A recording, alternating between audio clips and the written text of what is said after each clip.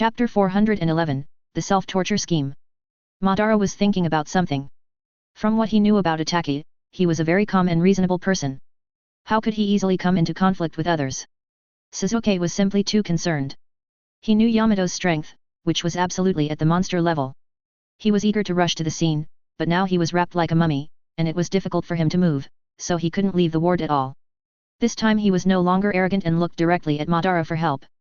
Madara didn't waste any time, he just grabbed Sasuke, put him on his shoulder, opened the window and rushed out.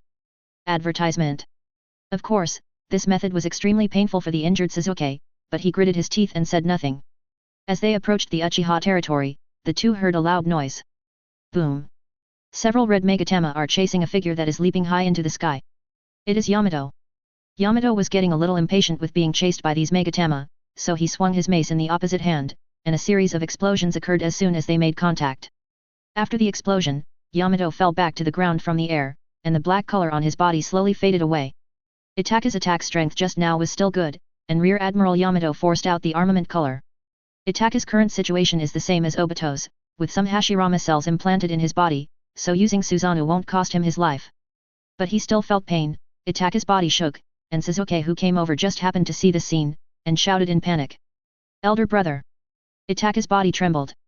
He felt his whole body soften when he was called brother, and even Susanoo's body felt illusory for a moment. When Sasuke saw this, he thought Itachi had reached his limit, and he anxiously shouted to Madara. "Hurry up and save Itachi, he can't hold on any longer." Madara brought him to the ground, folded her arms and said. "Why should I listen to you? Besides, this is Itachi's own battle, I won't interfere." Madara said this, but his eyes remained fixed on Itachi in the field. Just now, when Sasuke was talking to him, Itachi shook his head at him implicitly, and he immediately understood that this must be the so-called self-torture trick, the purpose of which was to stimulate Sasuke to open his eyes. In order to verify this idea, Madara even rushed into the field and shouted. Advertisement. "Why isn't Chijia here? Does he know about this?" Yamato also roughly knew the purpose of this battle before coming, and she responded. "Don't try to scare me with the master. He's not here." "Humph. As an elder brother, you want to help your younger brother get back his face, right? That depends on whether you have the ability to do so." As he spoke, Yamato swung the mace and smashed it hard at Susanoo's abdomen, leaving dense red cracks on it. Hearing that Chijia was not there and Madara refused to help, Sasuke suddenly became anxious like an ant on a hot pan, especially after seeing Itachi's Susanoo being cracked by Yamato. He actually activated the Sharingan again despite his weak body. Of course, this was still useless. Bang! Yamato smashed down with another heavy blow of the mace. Susanoo could no longer hold on and turned into countless red light spots and dissipated. Itachi's body softened and he fell to one knee on the ground. But he still didn't give up, and said with gnashing teeth. "I won't let you go if you hurt Sasuke, Amaterasu." Itachi was afraid that Amaterasu would hurt Yamato, so he deliberately fainted, and an Amaterasu hit the ground next to Yamato. In fact, it would not be difficult for Yamato, who had the ability to observe, to avoid Amaterasu. She glanced at the black flames burning beside her, smacked her lips, and said. "Black flame? It looks quite intimidating. How about trying mine?" As he spoke, snow-white hair began to grow on Yamato's body, his hair became fluffy, his ears became long and pointed, and he entered a half-beast state. Seeing Yamato like this, not only Sasuke and Madara on the sidelines, but even Itachi was stunned. This was the first time they had seen such a ninjutsu. Sasuke muttered. "She is indeed a monster." Yamato put down her mace, and a stream of white cold air came out of her mouth. She opened her mouth and sprayed it at Itachi. "No servant Binja. Call." A beam of almost materialized frost burst out from Yamato's mouth, instantly covering Itachi completely. After the attack, Itachi had turned into an ice sculpture, with a look of shock still on his face. "Elder brother." Seeing this, Sasuke's eyes were red with anger.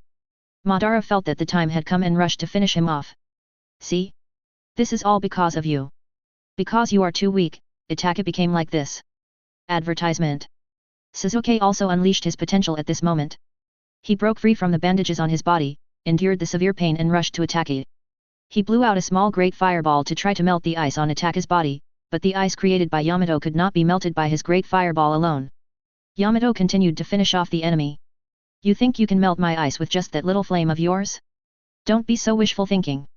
You might as well take your brother outside to bask in the sun. Maybe after 2 days of basking in the sun, your brother will be released." "Ha ha ha. Every word Madara said to Yamato was like a sharp knife stabbing deep into Sasuke's heart. He knelt in front of Itachi, shaking all over. They're right, I'm too weak. If I could release Amaterasu like Itachi, this level of ice would be nothing. A chilling aura emanated from him. Madara, who was not far away, narrowed his eyes and thought to himself. Are you finally going to open your eyes? It's really hard. I remember that Obito kid jumped directly from 2 Megatama to Manjiki back then, right? Madara complained silently in her mind. Sasuke suddenly raised his head, and now his eyes had taken on the shape of a 6-pointed star, which was his Manjiki. Amaterasu. The moment he opened his eyes, blood started flowing from Sasuke's left eye, and he used Amaterasu directly. Under the burning of the black flames, the ice on Itachi's body melted quickly. When it was about to burn Itachi's body, Sasuke used flame control in his right eye to extinguish Amaterasu. In fact, Itachi was not completely frozen. Yamato had just put water in the ice. Itachi witnessed Sasuke opening his eyes in the ice. The moment the ice melted, he rushed out and hugged Sasuke. Sasuke, you did it. Yamato came running over, she looked at Sasuke's Manjiki curiously and said. It really has changed, so magical, but Master's eyes are still the most beautiful. Madara flashed to Sasuke's side, he nodded and commented. Have you awakened Amaterasu like Itachi? Not bad, it's worth the drama Itachi put on for you. Sasuke was confused. He muttered. Acting? You mean all this is just acting? Yamato curled his lips and said. Otherwise, do you think you can be fine after being frozen by my ice? So, is that so? Sasuke smiled bitterly twice, then his eyes darkened and he fainted. Chapter 412 Minato's second child. Because Sasuke was too weak when he opened his eyes, and he used Amaterasu and flame control in succession, he fainted completely. No matter how Itachi shook him, he couldn't wake him up. In the end, Chijia arrived and helped him wake up. Sasuke woke up with blurry eyes and murmured. My eyes are opened. I finally opened my eyes. Yamato whispered to Chijia. Advertisement. Master, were you as stupid as him when you activated Manjiki? Chijia glanced at Yamato, and a golden light flashed in his eyes. Yamato was so scared that he immediately covered his mouth and stared at Chijia with his eyes wide open. When it came to opening the Manjiki Sharingan, Madara, Itachi and himself were all in an extremely desperate environment. Unlike Sasuke now, he has a few people acting with him.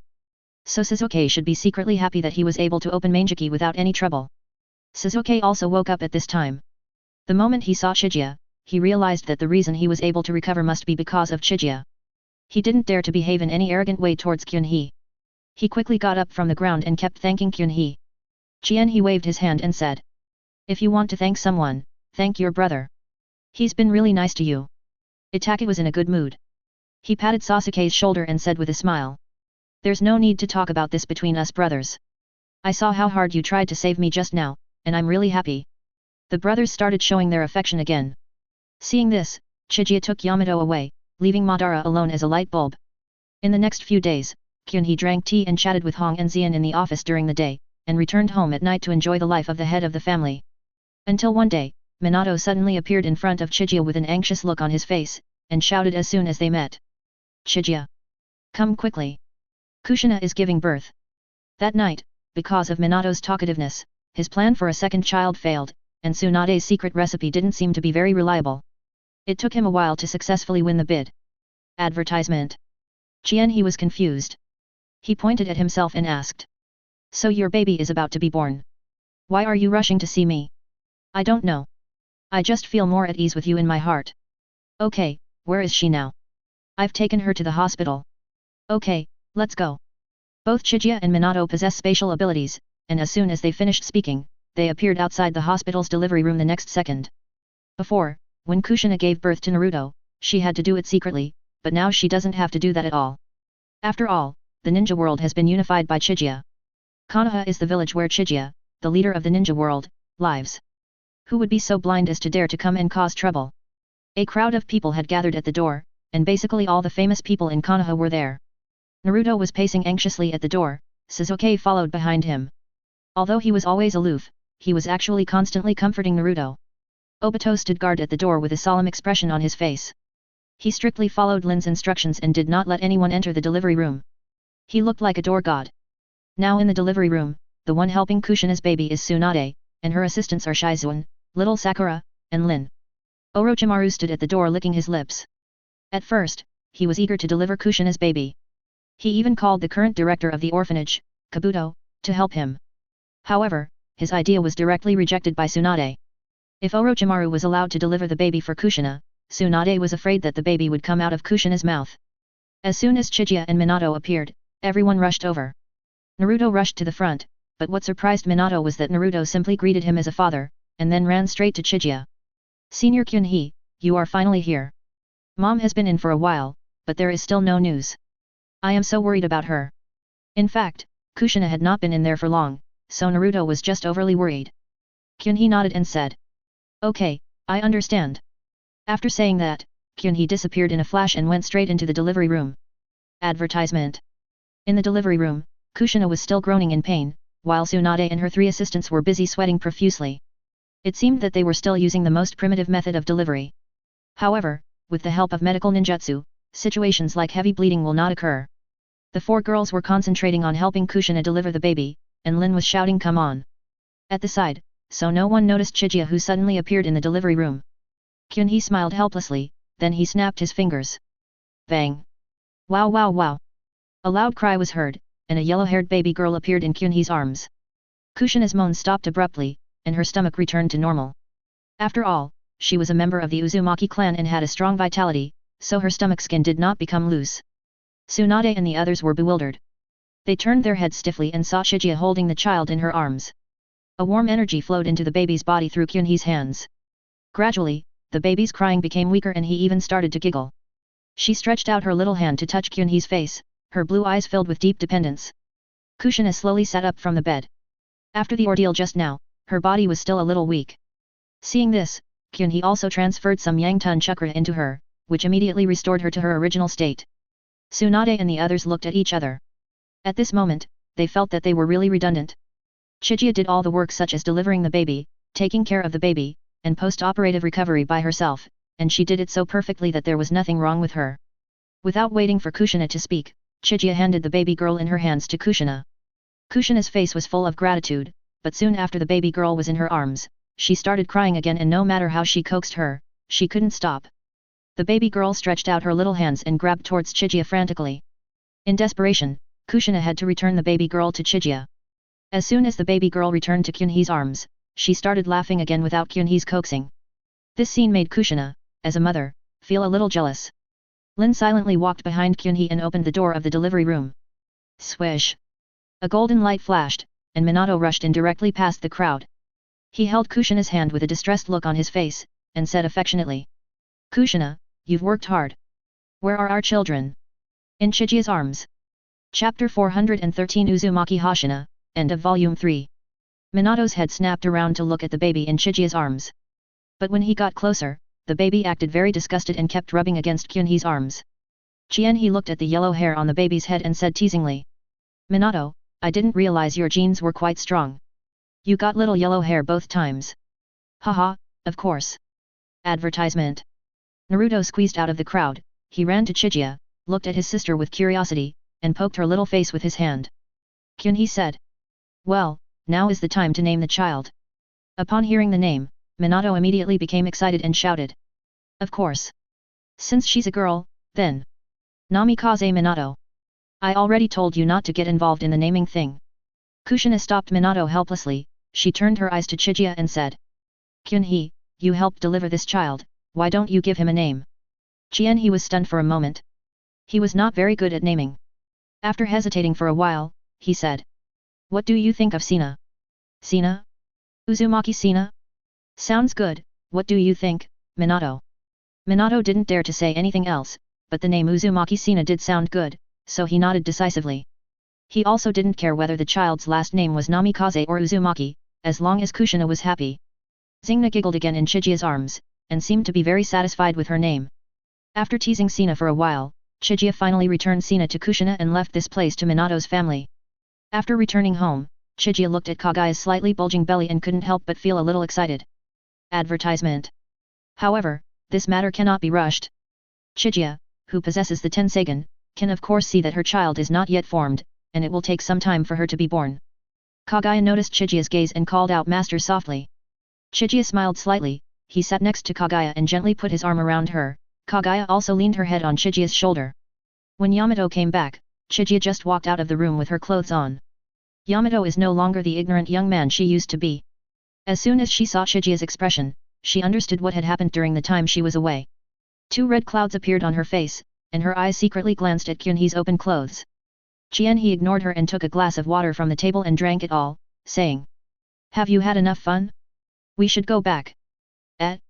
Master, are you talking about going back to Marineford? Well, I'll take you back first, and then I'll go out again. Where are you going, Master? Can you take me with you? Kyunhee shook his head.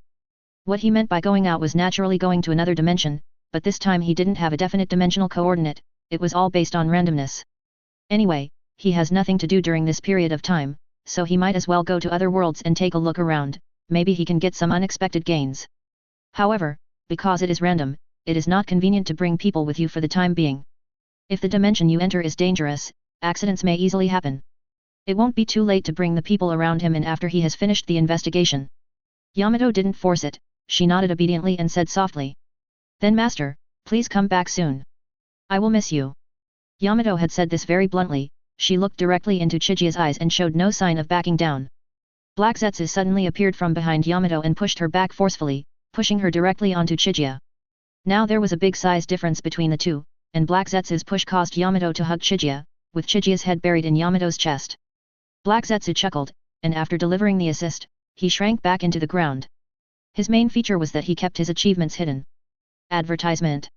Yamato did not waste Black Zetsu's assist, she simply held Chijia tightly and refused to let go. Kyunhee didn't mean to break free. He put his arm around Yamato's waist and said softly. Okay, I get it. How could I forget my only apprentice? Kindness. The next day, Chijia brought Yamato back to the pirates' world. After explaining things to Khalifa and others in the palace, Kyunhee opened the dimensional portal and prepared to go to a new world. This time, the reaction of Khalifa and others was much better than last time, at least it was not so sad. After walking out of the dimensional portal, what came into Kyunhee's sight was a prosperous modern city. If it weren't for those flying vehicles and some new technologies, Kyunhee would have really thought that he had returned to his original blue planet. It wasn't until he saw a company called the Universal Capsule Corporation that he realized he had arrived in the Dragon Ball world. After knowing what world he was in, Kyunhee immediately found a passerby and used the human way to read his memory. From the memories of passersby, we learned that 5 years have passed since the 23rd Martial Arts Tournament, when young Piccolo first appeared. This means that the Dragon Ball world is about to usher in a huge turning point, that is, the Scion Raditz is coming to Earth, and then the combat power of the Dragon Ball world will begin to expand exponentially. After stuffing the passerby's soul back into his pocket, Kyunhee settled the passerby down and left the city. After landing on a hill, Kyunhee began to think about what to do next. First of all, he is not clear about what level of strength he has in the Dragon Ball world, but based on his performance in the anime, as the new god of Satsuki, it should be no problem for him to kill Raditz, who has a combat power of 1500. Don't compare Chijia with the ordinary Hokage pirates. Since he completely absorbed the ultimate divine tree fruit, no one in those two worlds can survive a single move from him, so even Chijia himself doesn't know how strong he is. Comparing Chijia with Raditz alone may greatly underestimate his strength. Add in his various 8-gate abilities, and at this time, no one except Frisia may be able to control him. And if we take Starburst as an example, Chijia can now do it easily, and it is a fancy Starburst. The most buggy thing about Kyunhee is his immortality. He can transform himself into a pure energy body, so there is almost no possibility of death. To put it another way, even if he really encounters an enemy he cannot defeat, he can still use various spatial abilities to temporarily escape. Thinking of this, Kyunhee had a rough idea in his mind. What he had to wait for now was Raditz to come over, and then use his detector to roughly estimate his own combat power value. This thing was quite intuitive in the early stages. Chapter 414 Lazuli. Chijia-san. Let's go to physical education class together later. Haha, okay. In the corridor, Kyunhee, wearing a pair of black-framed glasses, smiled and walked downstairs surrounded by a group of classmates. He is currently a senior high school student, and the school is the one that Gohan will go to later. This was also a sudden idea of his, he wanted to experience school life before Raditz came. Advertisement. As for how he got into school, the process was very simple. It was not difficult for Kyunhee to control the minds of a few ordinary people. For example, the current principal of this school firmly believes that Kyunhee is his nephew. He has been in this school for almost 2 months. As the god of Satsuki, it is easy for him to learn some high school knowledge. Soon he was far ahead in academic performance and became the legendary child of other people's families. Moreover, Chijia's face is attractive to both men and women, and she caused quite a stir when she first came to school. Sakura Flower Kingdom is well known for its admiration for the strong.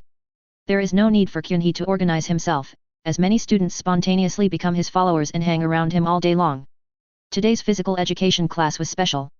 The school organized a basketball game, and Kyunhee, who had scored full marks in physical education, was naturally selected as the main player of the class without any controversy. When Kyunhee changed her clothes and went on stage, she immediately caused the girls outside the field to scream. Among the 5 people from the opposite class who came on stage, a muscular man with short blonde hair and a ruffian look curled his lips in disdain. His name is Lance. He has a western face and is considered a standard handsome guy. Before Chijia came, he was an absolute celebrity in this school.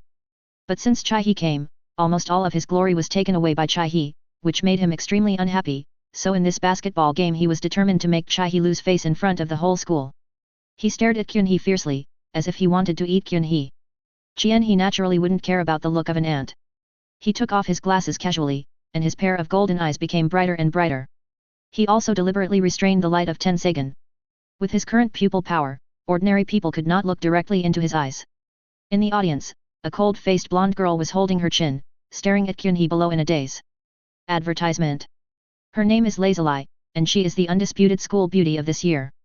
However, because she was so aloof, few boys dared to approach her, except for her twin brother Lapis who sat next to her.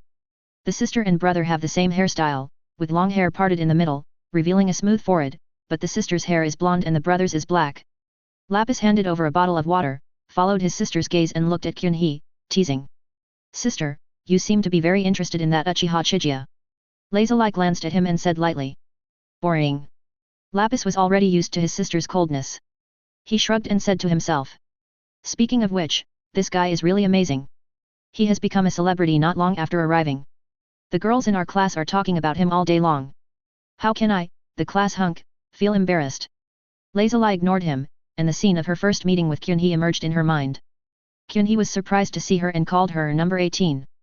However, he quickly shook his head, as if he had recognized the wrong person, and the two of them never had any contact again from then on. However, this also made Lazuli remember Kyunhee. In addition, Kyunhee's reputation is getting more and more famous, making it difficult for her to forget. So Lazuli, who had never had much interest in basketball, couldn't help but want to come over and take a look when she heard that Kyunhee was going to appear. Her arrival also made Lance on the field more excited. He had always wanted to pursue Lashley, but his type was obviously not Lashley's cup of tea, and he was rejected every time. But he was not discouraged. He felt that Lazuli must not have noticed his shining points, and basketball happened to be his best sport. Today was his chance to show off his Kamui skills. What Kyunhee was thinking about was to what extent he should reduce his strength so as not to appear so outrageous. Clang. With the ringing of a bell, the game begins. Advertisement. The referee threw the basketball up, and Lance immediately slapped the ball into the hands of his teammate. Kyunhee had no intention of attacking at all, because the distance just now was too close, and he was afraid that if he wasn't careful, he would be knocked into pieces by Lance. Halfway through the game, Kyunhee was always slacking off, which disappointed many people on the field, including Lazuli. But think about it, how could there be such a perfect person in this world? Maybe he just isn't good at basketball. At this time, the score on the field has reached 30-41, and Kyunhee's side is already at a great disadvantage. That Lance was indeed quite skilled. Chijia's teammates were unable to defend him at all, allowing him to show off his skills several times. Most of the points on this side were scored by Chijia's casual shots after receiving the ball. As the score continued to widen, Lance's expression became more and more cocky. He began to deliberately touch Kyunhee's body, but Kyunhee chose to avoid him every time and had no intention of paying any attention to him at all. However, it was okay once or twice, but after it happened too many times, Kyunhee began to get impatient. When Lance dribbled towards him with the ball again, Kyunhee just stood there and let him hit him. This scene also made everyone in the audience feel nervous. Judging from the appearance of the two men, Lance was indeed much stronger than Chijia.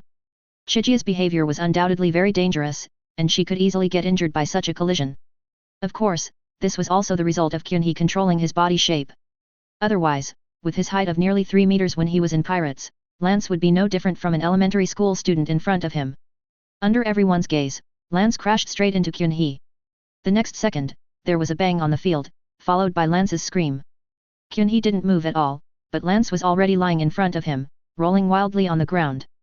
This scene stunned everyone. They all saw the speed of Lance's collision just now, but Kyunhee's body didn't even shake, and Lance felt like he had hit an iron plate. The ball bounced into Kyunhee's hands. He was still some distance away from the three-point line, so he shot it casually. The basketball drew a beautiful arc in the air and went into the frame perfectly. After the vote, Kyunhee looked down at Lance and asked, "Are you okay?" Lance endured the pain and slowly stood up from the ground. He stiffened his neck and said, "It's okay. I didn't expect you to have such a strong physique. It seems I have to be more serious." Oh. Chapter 415, Combat Power. Next, the whole scene became one-sided. Lance hasn't touched the ball since he fell, and this game became entirely a one-man show for Chijia. In fact, Kyunhee is not really good at playing basketball, but his physical fitness is so amazing that even if he has been suppressing it deliberately, others can only see his after-image. Lapis was completely dumbfounded. He murmured, "Is he still human? Was he asleep before?" Advertisement. Lazuli bit her lips lightly, and Kyunhee became more mysterious in her eyes. In the end, the game ended with a score of 100:41. When the bell rang, signaling the end of the game, Lance fell to his knees powerlessly and began to doubt his life. Kyunhee left amid the cheers of the crowd.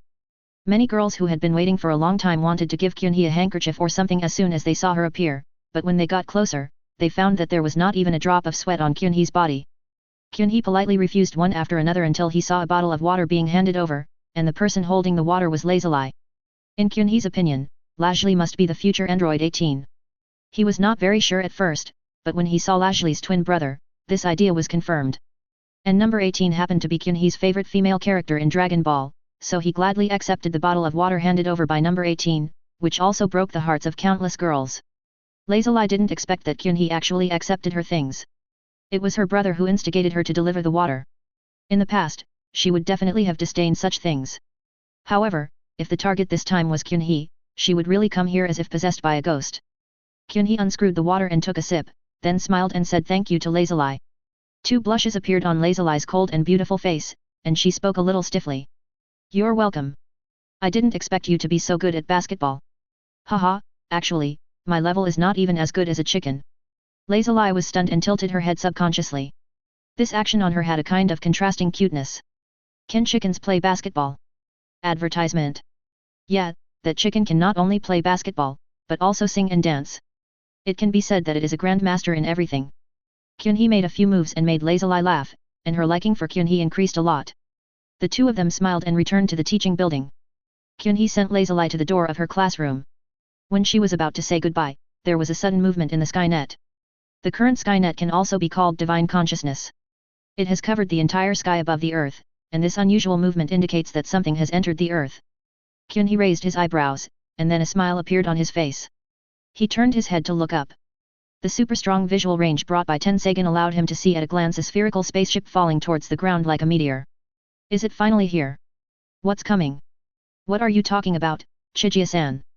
Lazuli followed Kyunhee's gaze, but she was just an ordinary person now and could see nothing but the blue sky. He smiled and said. Nothing, Lazuli-san. I'll just take you here. See you again if we're lucky. Having said that, Kyunhee was about to turn and leave, but he suddenly paused, then he took out a mini version of the golden flying thunder god like a magic trick and handed it to Lazuli. Lazuli is so beautiful, so you should be careful of bad people. I'm giving you this amulet. If you really encounter any special situation, hold it and silently say my name. I will protect you. Lazuli took the kunao and looked at it curiously. When she raised her head again, Kyunhee had disappeared from the spot. She took the kunao into her arms and murmured. What a weird person. As expected, the spherical spaceship landed on a suburban farm. Raditz had already flown out of the spaceship, holding a bullet and aiming it at a farmer. And this farmer is the famous loser. The farmer looked at Raditz in horror. He couldn't understand how someone could catch a bullet with his bare hands. Raditz smiled contemptuously, then he snapped his fingers and the bullet that popped out of his hand was much faster than when it was shot out of the farmer's gun barrel. Advertisement. However, at this critical moment, the bullet suddenly stopped in mid-air. Even Raditz was stunned by this weird scene. After he reacted, he immediately realized that a strong man had arrived, because it was impossible for that weakling to do such a thing. He quickly pressed the detector hanging on his ear, but the detector showed that there was no energy response around. But the bullet was still standing there. Just when Raditz was wondering if the detector was broken, Chijia, dressed in a student outfit, suddenly appeared in front of the farmer. It was obvious from the way he appeared that he was not an ordinary person. Raditz frowned and watched Chijia use the detector again.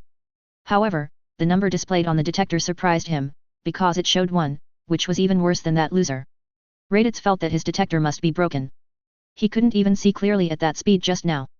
How could the combat power be only 1? Kyun-hee crossed his arms. He also saw the numbers on the detector and was not surprised by the results. According to Dragon Ball Super, his current state is the state of God. His aura is completely restrained, so it is normal that the detector cannot detect it. Facing an unknown enemy, Raditz also started to get nervous. He was just a guy who bullied the weak and feared the strong. With a combat power of only 1,500, he certainly knew that there were many people in the universe who could crush him to death. He said in a deep voice. Who are you? Are you from Earth? Chien-hee smiled slightly and said. Of course I am from Earth, otherwise why would my combat power be only 1? Haha, stop joking. Are you not even as good as the guy behind you? Kyun-hee didn't say anything else. He came to find Raditz just to roughly estimate the level of his own fighting ability. As his mind moved, his eyes suddenly burst into dazzling golden light, his long snow-white hair moved without wind, and the aura belonging to the god of Satsuki was continuously released.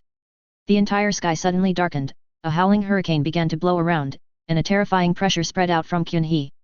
Raditz was shocked, a look of disbelief appeared on his face. Because his detector finally responded, and the numbers jumping wildly on it almost suffocated him. Finally, when the number reached 21,000, the detector could no longer hold on and exploded with a bang. Chapter 416 Raditz's Death. On a distant planet, Vegeta and Nappa looked at each other and saw shock in each other's eyes. Nappa threw away an alien corpse and said. There are people on Earth whose combat power has reached 21,000? How could such a strong person exist on such a low-level planet? Could it be Kakarot? Vegeta looked solemn. He shook his head slowly and said. I don't know, but Raditz's detector is an old one, and the detection limit is only about 20,000. This means that the enemy he is facing now is even more powerful than this. Advertisement. Then Raditz is dead? Should we go save him? Nappa swallowed his saliva. His own maximum combat power was only about 8,000. If he faced an enemy with 21,000, he might be killed instantly if he wasn't careful. However, Scions can transform into giant apes, which can increase their combat power by about 10 times, so it is not to say that they have no ability to fight. Vegeta snorted coldly and said. That jerk is not worth saving. You know what a combat power of more than 20,000 means. Even I. Vegeta stopped talking here. His current combat power is about 18,000. It is absolutely impossible for him to defeat his opponent without using some dirty tricks or transforming into a giant ape. Raditz alone is not worth the risk for a Scion prince like him. Hearing this, Nappa not only did not feel sad for Raditz, but instead breathed a sigh of relief. It was obvious that he thought so too. On Earth, all the Z warriors were shocked beyond words, especially the strongest ones, Goku and Piccolo. They were dumbfounded after feeling Chijia's energy. This was a power beyond their imagination, and it shocked the two people who had never left the novice village. In comparison, Raditz's aura doesn't seem that strong. Piccolo went directly to Master Roshi's residence to find Goku, and Goku was not surprised by Piccolo's arrival. Goku brought Gohan here for the party today. Piccolo glanced at little Gohan, and his green face scared Gohan so much that he shrank his head. Bulma quickly hugged Gohan in her arms. She stood behind Goku and yelled to Piccolo. Hey, hey! You're scaring the kids, you know that? Go away. You're not welcome here. Piccolo ignored Bulma. He just stared at Goku and asked. Advertisement. You felt it, right? That aura is so strong that it's terrifying. Wukong nodded, a thin layer of cold sweat appeared on his head, and he slowly spoke. It's very strange, this person seemed to appear out of nowhere. If he is an enemy, then the Earth is in danger. So do you want to come with me and take a look? Oh? Aren't you afraid? If he wants to attack, even if you and I are combined, I'm afraid we won't be his match. Humph. I've never felt such a strong aura before. It would be a shame if we don't go and take a look. What's more, if he is really an enemy, then it would be useless for us to run away. Ha ha ha. That's right, I'll go with you then. Goku turned around and touched Gohan's little head. Bulma asked with a worried look on her face. Wukong, has another enemy appeared? Even you are no match for them. Wukong nodded with a wry smile. He had to admit that in terms of energy, he could not compare to him at all. Then he turned to Krillin and said. Krillin, you stay and take care of this place. If anything happens to Piccolo and I, you take them away and don't look for us. Krillin also knew his own strengths and weaknesses. He said. Then you must be careful, Goku. After saying that, Goku summoned his somersault cloud and jumped up, while Piccolo rushed directly into the sky, and the two of them flew towards the location of Chigia and Raditz. When he returned to Chigia, Raditz was already trembling with fear. He kept backing away, looking at Chigia opposite him with a look of horror. He glanced at the broken detector on the ground, sighed helplessly, and said, "The quality is really not that good." Then, he turned his gaze to Raditz. A scion with a combat power of only 1,500 really did not arouse his interest. He spread out his hands, and the detector on the ground instantly appeared in his palms. He said to himself, "Advertisement. This thing is still somewhat useful. At least we have to lure that Vegeta guy over here. Otherwise, it won't be fun." Raditz is now in tears. He just wanted to come to Earth to find a younger brother, but he didn't expect to meet such a god tier. Now he couldn't escape or fight, and just when he was in a dilemma, Piccolo and Goku arrived here. Raditz knew at first sight that Goku was the younger brother he was looking for. There was nothing he could do about it because Goku and his father Bardock looked exactly like two peas in a pod, and it was difficult for him to admit his mistake. But at the moment he didn't care whether he was a younger brother or not. He just hoped that Kyunhee would be in a better mood and spare his life. Kyunhee turned to look at the two of them. Goku and Piccolo were both shocked when they were swept by the Golden Tensagen. They both felt a terrifying pressure. Fortunately, Kyunhee's gaze did not stay on the two of them for too long. He looked down and a grey Uzumaki suddenly appeared in his palm.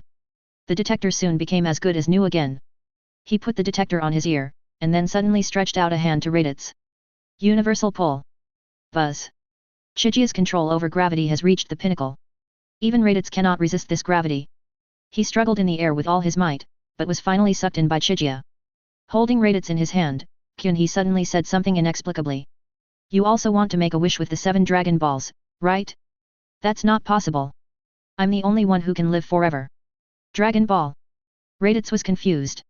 He had no idea what Chigia meant. But when he saw Piccolo on the other side, he exclaimed, "Namek." A smile appeared on Chigia's lips. The information in these 2 sentences was enough for Vegeta to think about it. Before Raditz could react, 2 beams of golden light pierced through his eyes. Scions have strong physiques, but when they suffer this kind of damage, they are no different from ordinary humans. His arms fell down weakly and he went to hell. Goku and Piccolo's nerves suddenly tensed up, and they already regarded Chigia as a dangerous person. Kyunhee threw away Raditz's body and turned off the detector. He turned around and looked at Goku and the others with a smile and said, "Don't be nervous. I'm not your enemy. It's this guy who is here to invade the Earth. What you should worry about next is people like him coming to Earth." Chapter 417 Dr. Gallo. Piccolo swallowed and asked, "How do we know if what you say is true?" Kyanga spread his hands, and the next second, he teleported in front of Goku and Piccolo. Before the two could react, Kyanga had already stretched out 2 fingers and tapped their foreheads respectively. All the information about the scions flooded into their minds. When the two came to their senses, Kyunhee was already wearing a pair of black-framed glasses, and his entire temperament changed as well, becoming harmless. Advertisement. No one would have thought that Kyunhee's body contained the power to destroy the planet. Goku was still immersed in the information about the scions. He murmured, "Fighting Nation? I'm a scion." He adjusted his glasses and said, "Don't just stand there, go and improve your strength.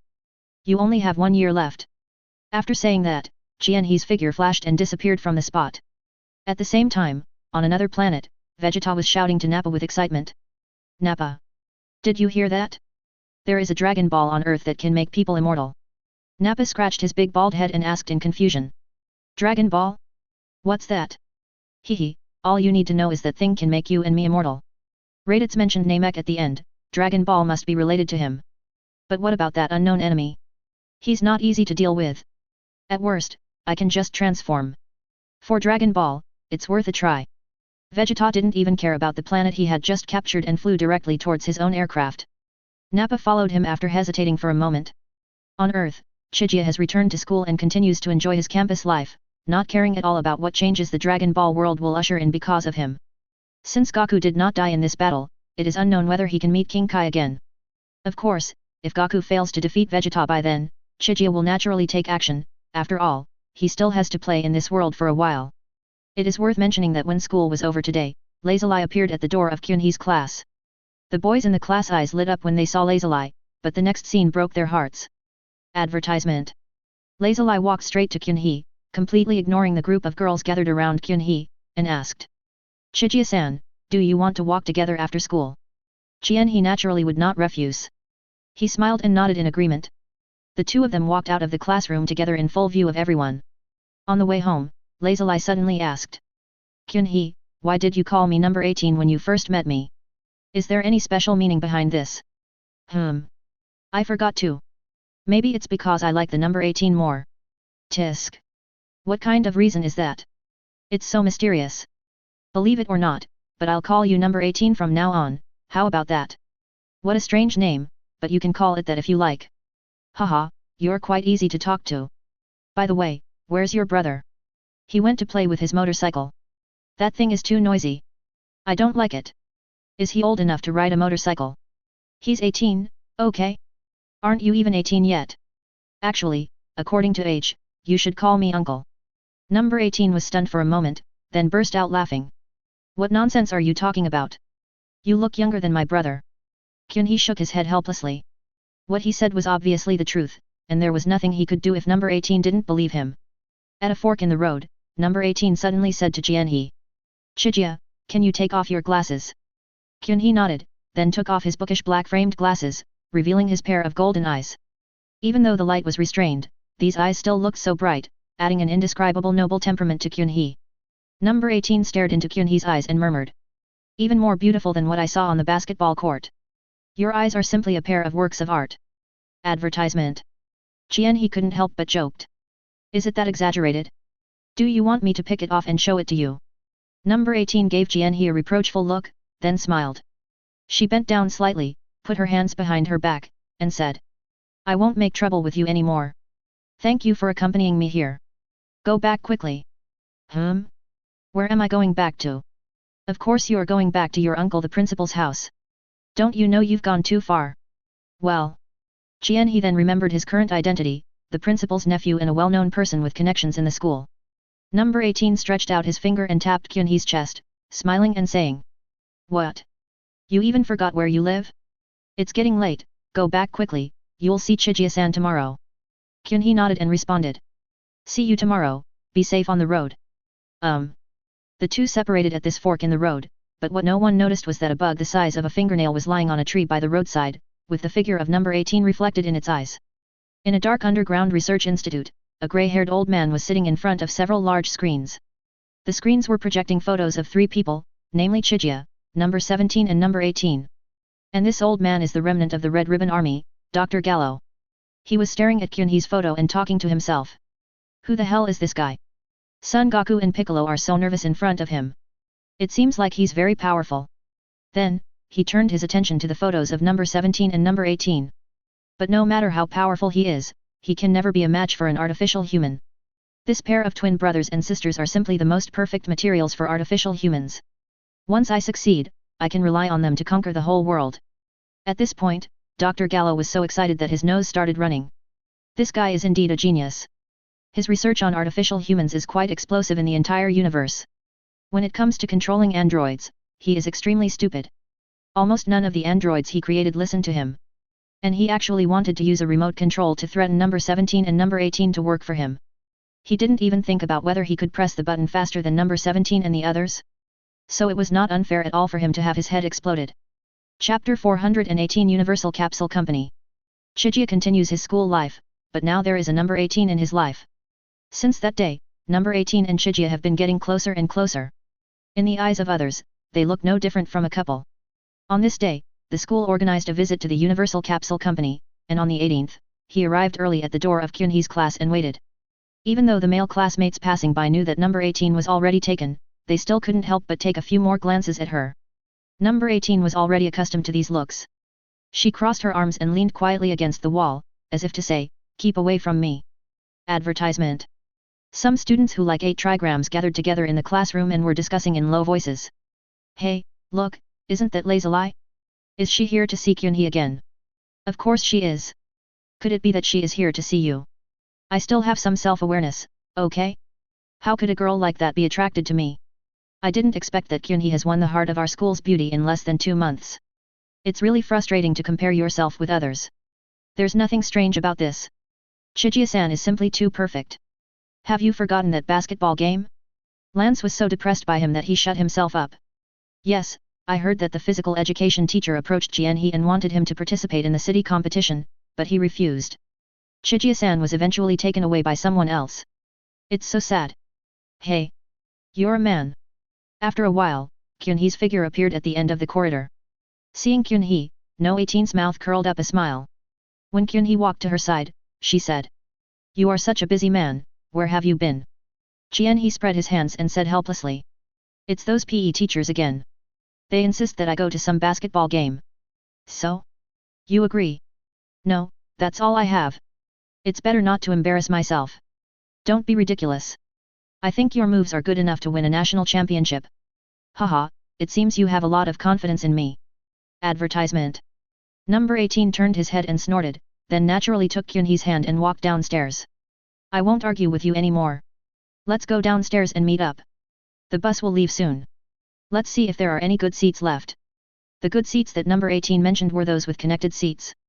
However, when the two of them got on the bus, they found that there were no so-called good seats on the bus and the only remaining seats were single seats. Kyunhee said casually. Looks like we have to sit separately. I'll go ahead. Don't sit. Let's stand. Number 18 interrupted Kyunhee directly. In the surprised eyes of everyone, she boldly hugged Kyunhee's arm and leaned on him. Kyunhee himself did not expect that number 18 would be so proactive. He looked down at number 18 and found that although her expression looked calm, her red face still exposed her inner emotions. When it comes to relationships, number 18 is still a novice, and it is still very challenging for her to perform such intimate actions in public. There was also some traffic jam on the road, and cars were stopping and starting. Number 18 bumped into Kyunhee's arm several times, which made her face redder and redder, and one could even vaguely see some white gas coming out of her head. Fortunately, the journey was not far, and the car quickly arrived at the destination, the gate of the Universal Adhesive Company.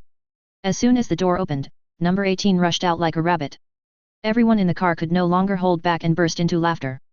Of course they had no ill intentions, they just thought the scene was very interesting. Kyunhee got out of the car and found number 18 next to a big tree. When Kyunhee approached, number 18 asked with a blushing face. Was I embarrassing myself just now? Jianhee reached out and touched No 18's forehead, and said with a smile. Where's that embarrassing? I actually think you're cute. Really? Of course it's true. Who dares to say you're shameful? I'll beat him up for you. Then there's no need for that. I'm afraid you might beat someone to death. Number 18 looked at Kyunhee seriously. She felt that Kyunhee really had the power to kill someone with one punch. Just as the two were talking, a woman with short blonde hair and fashionable clothes suddenly appeared. She smiled with narrowed eyes. Advertisement. Ah, what a handsome couple. Are you students here for a visit? Number 18 was startled. She subconsciously retreated behind Kyunhee and looked at the mimi eyes in front of her with a vigilant look. Jianhee felt that this person looked familiar, so he asked tentatively. Yes, are you Mrs. Brief? Hey? Does this guy know me? What's your name? My name is Uchiha Chijia, and she is Lazuli. Number 18 looked at Mrs. Brief in front of him in surprise. He didn't expect that she looked so young. You know, Dr. Brief is already over 60 years old this year. But think about it, rich men generally marry young and beautiful wives, so this is understandable. However, number 18 was really wrong. Mrs. Brief was not young at all, she just looked young. It's really outrageous that her face didn't change much even until her death. Mrs. Brief laughed, covering her mouth. Hehe, what are you two doing here? I see your classmates have already gone in. Well, it seems we are out of touch then. It doesn't matter. In that case, let me show you around. She had a good impression of Chijia, of course, Chijia's face was at least 80% of the credit. Number 18 immediately became alert. She reached out to grab Jianhee's arm, but Jianhee had already agreed. Then I'll trouble you. Mrs. Brief's squinting eyes seemed to be even more squinted, and she moved closer to Kyunhee. Seeing this, No 18's face fell, and he didn't care about being embarrassed anymore, and just hugged Kyunhee's arm tightly, as if he was declaring his sovereignty. She just hung on Kyunhee and followed Mrs. Brief into the company without saying a word. Mrs. Brief was indeed honest. She actually took Chai-hee and number 18 directly to Dr. Brief's workshop, without worrying that any important drawings inside would be leaked by Chai-hee. Before I went in, I heard crackling sounds of electric welding. Pushing open the door, a girl with a mask and a blue ponytail appeared inside. But for Chijia, this girl is not unfamiliar. She is the absolute #1 heroine in Dragon Ball, Bulma. Chapter 419 Bulma. Bulma was concentrating on fiddling with a small thing on the table and didn't notice Chijia and the other two coming in at all. Chijia glanced at the object on the table and found that it was Raditz detector. He just threw it away at that time, and it was probably picked up by Gaku and the others and given to Bulma. Bulma has completely inherited her father's excellent genes and can be called a genius girl. Even this kind of alien technology can be studied easily by her. Although Chijia had previously repaired the detector using the power of the God of Year, Bulma still disassembled it for research purposes, and now it is being reassembled. Advertisement. Kyunhee and the other two tacitly agreed not to disturb them. Bulma fiddled with the detector for a while, and after she restored it, she took off the mask on her face, raised her hand to wipe the sweat from her forehead, and said to herself. Finally done. This thing isn't that complicated. As she spoke, she stretched, turned, and headed towards the door, and finally saw Kyunhee and others. She was startled and subconsciously took a step back, but she tripped over a wrench on the ground and fell backwards. There was a table corner behind Bulma, and judging from the angle she fell from, it would be very dangerous if she touched it. Swish! Chijia instantly appeared behind Bulma and embraced Bulma, who was about to fall. This speed stunned everyone present. Bulma stared blankly at Chijia, who was so close to her, and became infatuated with her. So handsome. Kyunhee pretended not to hear and said to Bulma with a smile. I'm sorry to scare you, are you okay? Bulma then realized that she was still in Kyunhee's arms. She quickly stood up and said. It's okay, it's okay. Then, looking at Mrs. Brief, she asked.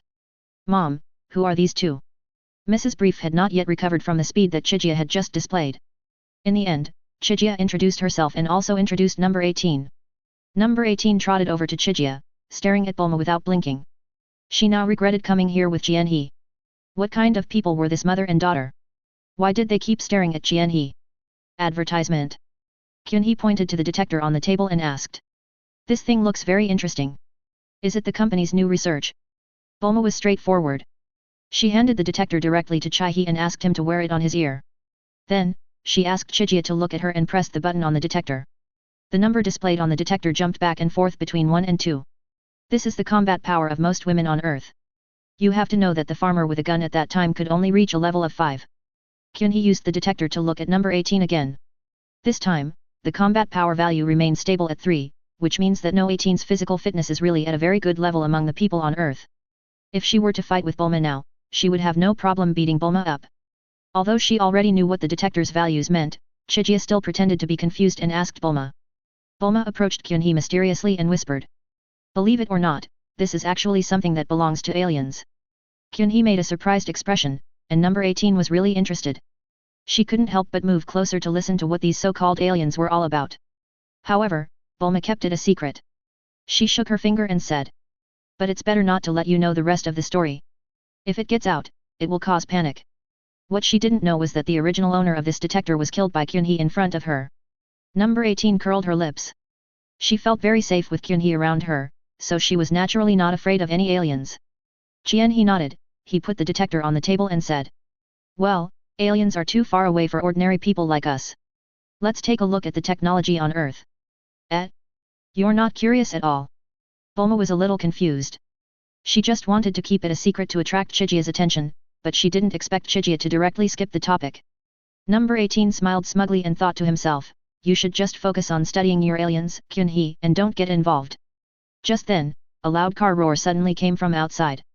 Hearing this voice, Bulma's expression suddenly fell and she seemed very angry. Advertisement. Mrs. Brief exclaimed. Hey, is this Yamcha coming back? Bulma snorted coldly and said unhappily. Who else could it be? He just drives around in a sports car all day long. Is he back to fooling around again? Then she looked at Kyunhee and number 18 who were standing close together, with a hint of envy in her eyes, and sighed in her heart. It's so beautiful. Bulma shook her head and then walked out the door. Mrs. Brief enthusiastically invited Kyunhee and number 18. You guys should come with me to have a look. We are all young people, and I believe you will have a lot in common. Having said that, she pulled Kyunhee and followed without saying a word.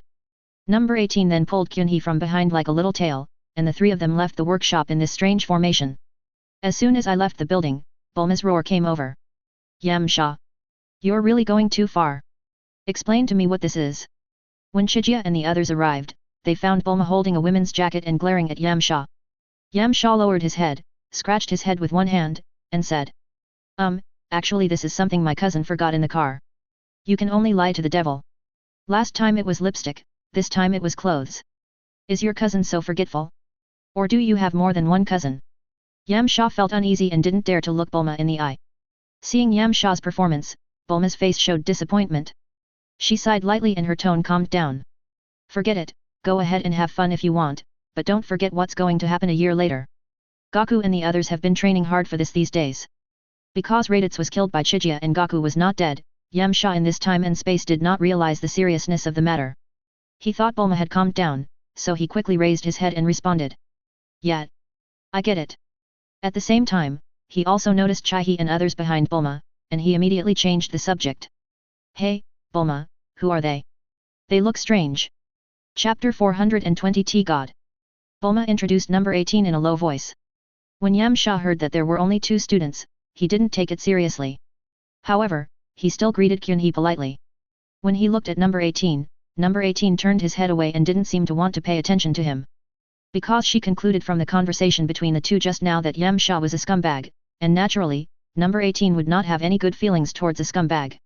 However, what she didn't know was that Chijia beside her was far more accomplished than Yamcha in this aspect, and the gap between them was even several times greater than the difference in their combat power. Of course, Kyunhee himself does not think of himself as a scumbag. As a king, isn't it normal for him to have several queens? Advertisement. Yamcha originally wanted to get close to the beautiful number 18, but ended up getting rejected. He could only touch his nose in disappointment, while Bulma sneered a few times on the side. The atmosphere became a little awkward for a moment, and even Mrs. Brief, who had a lively personality, became quiet. He stood up at this time, looking at Yamcha with a smile on his face, and asked. I heard that Mr. Yamcha is an outstanding martial artist and has participated in the world's #1 martial arts tournament more than once. Chijia just felt that Yamcha was a little pitiful, so she wanted to use this topic to make him feel better. Yamcha immediately became proud. He had always been proud of being a martial artist, and he became excited when he heard this. Haha. I didn't expect you've heard of me, too. Yes, I did participate in a martial arts tournament, but there's nothing to be proud of. After all, I never won first place, and I could only make it to the quarterfinals every time. Although he said this, Yamcha's head was almost raised to the sky. It was obvious that he was showing off his achievements. But this is understandable. Being able to enter the top 8 in a martial arts tournament is already amazing. After all, since the first time he participated, the top few were often not human. Bulma was already a little tired of listening to this. She was not really proud of Yamcha's achievement because she knew a man named Gaku. Number 18 was simply annoyed by Yamcha's smug look. She snorted disdainfully and said sarcastically. That's indeed a bit average. I think if Kyunhee goes, he might even make it to the semi-finals. Advertisement. As soon as these words were spoken, everyone present, except Jianhe, looked at number 18 with strange eyes. Although Bulma is extremely disappointed with Yamcha now, it is undeniable that, apart from Gaku and his friends, there is almost no ordinary person on Earth who can survive a move from Yamcha. Just the ability to fly and fire air bullets makes Yamcha a Superman. Of course, Yamcha's most powerful move is the Ki-Dan.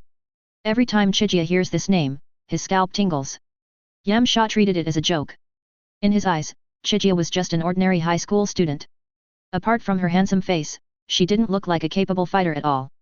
He couldn't help laughing, and gave number 18 a thumbs up, saying, maybe, this Kyunhee brother might even be able to take first place. Number 18 naturally heard that Yamcha was teasing her. She raised her eyebrows, then raised her head and looked at Chijia with expectant eyes. She had never seen any martial arts tournaments, but in her opinion, Kyunhee's physical fitness was absolutely monster level, and it was more than enough to beat an ordinary scumbag. She even automatically awakened a skill hidden in women's bones, that is, acting coquettishly. Kyunhee, look at him, let him see your strength, okay? Number 18, who always appears to be aloof, can act coquettishly without any sense of incongruity, and her lethality is strong enough. Yamcha on the opposite side was stunned by her gaze. The corners of Kyunhee's mouth twitched twice. He just wanted to help Yamcha out of the predicament, so why did he bring the trouble to himself again? However, in the eyes of others, Kyunhee's performance seemed like she was afraid of fighting.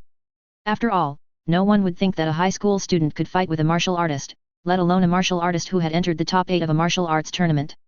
Bulma couldn't help but persuade him. Lajli, let me take you to continue to tour the company. Fighting will get you hurt. As she said this, she turned around and glared at Yamcha, who also cooperated and said. Advertisement. Yes, yes, students should focus on their studies. Fighting is not a good thing. Seeing that both of them said so, number 18 had no choice but to give up. She also felt that she had gone too far. After all, the scumbag belonged to Bulma, not hers. However, she still felt a little regretful that she didn't get to see Kyunhee beat up the scumbag, so she couldn't help but sigh. It was this sigh that made Kyun-hee change his mind. Number 18 was even acting coquettishly towards him.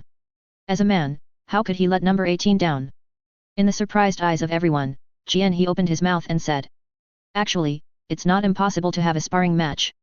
I've long wanted to see the demeanor of a martial artist. Bulma cursed inwardly at Chijia for being an idiot. She felt that she had tried her best to find a way out for Chijia. Even that annoying little goblin had let go. Then why did this guy come back on his own? Mrs. Brief clapped her hands and praised. Young people are full of energy.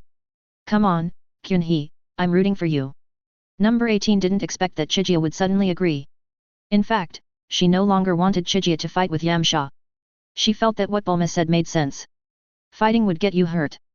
Although she thought Chijia would definitely win, the person on the opposite side, Yamcha, was a martial artist after all, and she was a little worried that Chijia would get hurt by accident. She quickly spoke up. Kyun-hee, forget it. I was too childish just now. Let's go back. Kyun-hee reached out and hooked No 18's nose, then leaned close to her ear and whispered. Okay, you actually want me to teach that scumbag a lesson, right? It's no big deal, just watch here. After saying that, Kyun-hee raised his head and kissed number 18 on the forehead, which made number 18 blush immediately and stand there stiffly like a porcelain doll. After admiring No 18's cute little expression, Chijia turned and walked towards Yamcha. On the way, Chijia took off the pair of black-framed glasses on her face, and a golden light flashed in her eyes. At this moment, Yamcha felt a terrifying pressure. He felt like a small boat drifting in the sea, in danger of being swallowed up at any time. Chapter 421 Chi. This pressure only lasted for a moment, but it made Yamcha stand there in a daze, unable to recover for a long time. Until Kyun-hee reminded. Mr. Yamcha, shall we begin? Yamcha woke up with a start and realized that he was soaked in sweat. Bulma frowned. She didn't know what Yamcha was doing. His behavior just now seemed like he was playing dumb. Advertisement. Yamcha did not connect that pressure with Chijia in front of him. In his opinion, how could such a powerful chi be reduced to almost disappearance in an instant? He shook his head and put the matter behind him for the time being. Yamcha posed casually and said. Chijia-san, you come over first. Jian-hee smiled slightly, responded, and then disappeared from the spot in an instant. Yamcha thought he was dazzled, but while he was distracted, Chijia had already appeared in front of him and punched him. Of course, with this punch, Chijia has reduced the power to a very low level. Yamcha's current combat power is only around 177, and he is afraid that one punch will cause Yamcha to fall into that classic posture. However, even so, Yamcha was knocked back by the punch, and he was only able to stop when his back hit a tree. This scene made Bulma cover her mouth in surprise, while number 18 clenched his fists and kept cheering for Chijia. Yamcha was really scared this time. He didn't expect that Chijia was actually so capable. The power of this punch showed that Chijia was not an ordinary human being. Because given Yamcha's current physical condition, he wouldn't be in such a mess even if he was hit by a speeding car. He brushed off the dust behind him, and his eyes suddenly became serious when he looked at Kyun-hee. Kyun-hee always has a smiling expression, but when he takes off his glasses, even when he smiles, people can feel an inexplicable sense of oppression. Yamcha, his opponent, felt this most strongly. He swallowed his saliva and complained in his heart. Are all high school students nowadays so talented? He steadied himself, squatted slightly, and then rushed towards Kyun-hee. Advertisement. While running, his fists left after images, and faintly one could see the shadow of a wolf looming over him. This is Yamcha's most skilled skill, the Wolf Fang Wind Fist. Kyun-hee kept his body motionless, stretched out one hand, and caught every punch thrown by Yamcha in his palm. Yamcha became more and more frightened as the fight went on. After many unsuccessful attempts, he kicked off with both feet and rushed high into the air. After doing a backflip, he distanced himself from Chijia. Kyun-hee withdrew his hand, and his long snow-white hair fluttered slowly in the breeze. He actually looked like a master, which made Yamcha feel dazed. There were stars in No 18's eyes. She had never seen Chijia like this before. Even if she didn't look at Chijia's face, her temperament alone was enough to fascinate her. Even Bulma was looking at Chijia in a daze, and the image of Chijia in her mind was gradually shrouded in a mist. Yamcha couldn't help but ask. Who are you? Jian-hee spread his hands and said casually. I'm really just a high school student. He was telling the truth because in the Dragon Ball world, his identity was just a high school student, without any adulteration. Yamcha naturally didn't believe it. He shook his head and said. Impossible, you must have a master, right? It's definitely not Master Wu Tian, could it be Master He? Well, speaking of masters, I only have one master, and that's Zephyr. Zephyr. Yamcha was stunned. Zephyr? Who was this person? How come he had never heard of this person before? Chijia had no intention of continuing this topic. He had another purpose in fighting with Yamsha, which was to experience the unique feature of the Dragon Ball world, Chi. Especially the energy ball formed by releasing the energy. I forgot about it when I killed Raditz last time too quickly. He looked at Yamsha and said. Mr. Yamsha, I saw you use a flying ball of light at the martial arts tournament before. I'm very interested in it. Can you let me see it for myself? A flying ball of light? You mean a gas bomb? Advertisement. So it's called the Air Force Bullet? That's a really hacky name. Haha, really? I'm quite satisfied with this name too. Yamsha was immediately overwhelmed when he heard the praise, and the Ki-Dam was indeed his most proud move. After the fight just now, he also knew that Kyun-hee was not an ordinary person. Using ordinary moves would only be a waste of effort. It would be better to use his ultimate move to determine the outcome. But if you want to use your special moves, you must pull your force to its fullest. So Yamsha took a horse stance and spread out his palms. He began to hold his breath and concentrate, letting the energy flow into his hands, and gradually, a shining blue ball of light emerged from his palms. Number 18 opened her eyes wide. This magic trick was beyond her understanding. It was the first time she saw Chi. Kyun-hee narrowed his eyes. He could feel the energy in that ball of light. Let's put it this way, no matter whether it is the pirates world or the Hokage world, there are very few people who can take on this move using conventional means. Yamsha looked at the ball of light in his hand proudly and said. This is my special trick, the air bomb. How is it? Do you want to try its power? I have to tell you in advance that its explosive power is much more terrifying than that of a bomb. He smiled on the surface, but complained in his heart. It's really powerful. As far as I can remember, it seems like it has never killed anyone before, right? After hearing what Yamsha said, number 18 showed a look of worry on his face. That ball of light looked really intimidating. If the power was really as Yamsha said, could Chijia withstand it? However, when she saw Kyun-hee's face, which was still smiling, most of the uneasiness in her heart immediately dissipated. Kyun-hee responded with a smile. Come on, I'm ready. Yamsha nodded. He put his fingers together and threw the energy ball towards Chijia. The moment the energy ball left his hands, he had already got into position, ready to control the energy ball to chase Chijia. This is also the true essence of the Kaoki bomb. The main feature is the word Cao, one sound. However, the next scene surprised him, because Kyun-hee had no intention of dodging at all. He actually stretched out his hand and pressed on the flying energy ball. And the energy ball was actually held in his hand, just like an ordinary rubber ball. What happened next was even more outrageous. When Yamsha saw that the energy ball was blocked, he wanted to detonate it remotely. As a result, the energy ball suddenly deflated and turned into a ball of irregular energy that flowed into Chijia's palm. What? Chapter 422 Number 18. He looked at his palm which was gleaming with light and said to himself. Sure enough, just as I thought, Qi can also be absorbed. In his opinion, Qi is the life energy produced by the human body, and the sacred tree has the function of absorbing life energy. It's just that the lower level sacred trees can only sow the chakra seeds into the human body first, and then recycle them after people have refined the chakra to become more powerful. But Kyun-hee is the one who ate the fruit of the ultimate sacred tree. Any life energy is a great tonic for him. Advertisement. With a thought, a blue ball of light appeared on Kyun-hee's palm. Yamsha widened his eyes and exclaimed. How is that possible? That's my Fuku bullet. Chijia pointed her finger at Yamsha, and a ball of light burst out, finally stopping when it was still a little distance from Yamsha's face. Yamsha was so frightened that he broke out in a cold sweat. He remembered that the speed of his energy bomb was not that fast. He also knew that if he had been hit by the gas bullet just now, he would have been lying on the ground by now. While he was stunned, the ball of light suddenly turned into a spot of light and disappeared, and what appeared next was a smiling Kyun-hee. Mr. Yamsha, the battle is over. As he said that, Kyun-hee snapped his fingers at Yamsha's forehead. There was a snap, and Yamsha rolled his eyes and fell at Kyun-hee's feet. This scene happened too suddenly. Bulma and the others had no intention of going up to see Yamsha. They all stared at Chijia. Number 18 cheered and rushed directly to Kyun-hee. She stood on tiptoes and kissed Kyun-hee on the cheek. Her face was red, and it was unclear whether she was excited or shy. Kyun-hee, you are so amazing. Kyun-hee smiled and patted No 18's head, then turned to Bulma and said. Ms. Bulma, Mr. Yamsha has fainted. Should we take him to the hospital? Bulma came back to her senses. She looked at Kyun-hee with complicated eyes, then shook her head and said. No need, I'll send someone to take him to the hospital later. I never thought that Kyun-hee-san would be so amazing. Mrs. Brief also said in amazement. Are you really just a student, Kyun-hee? With such strength, I've never seen you participate in a martial arts tournament. Qianhe smiled slightly, put on the black-framed glasses again, and said. Haha, compared to fighting, I still prefer to study. Knowledge can change destiny. Advertisement. Qianhe added in his heart. You mean it, right? Gohan. Bulma, as a genius female scientist, immediately became more fond of Qianhe after hearing this.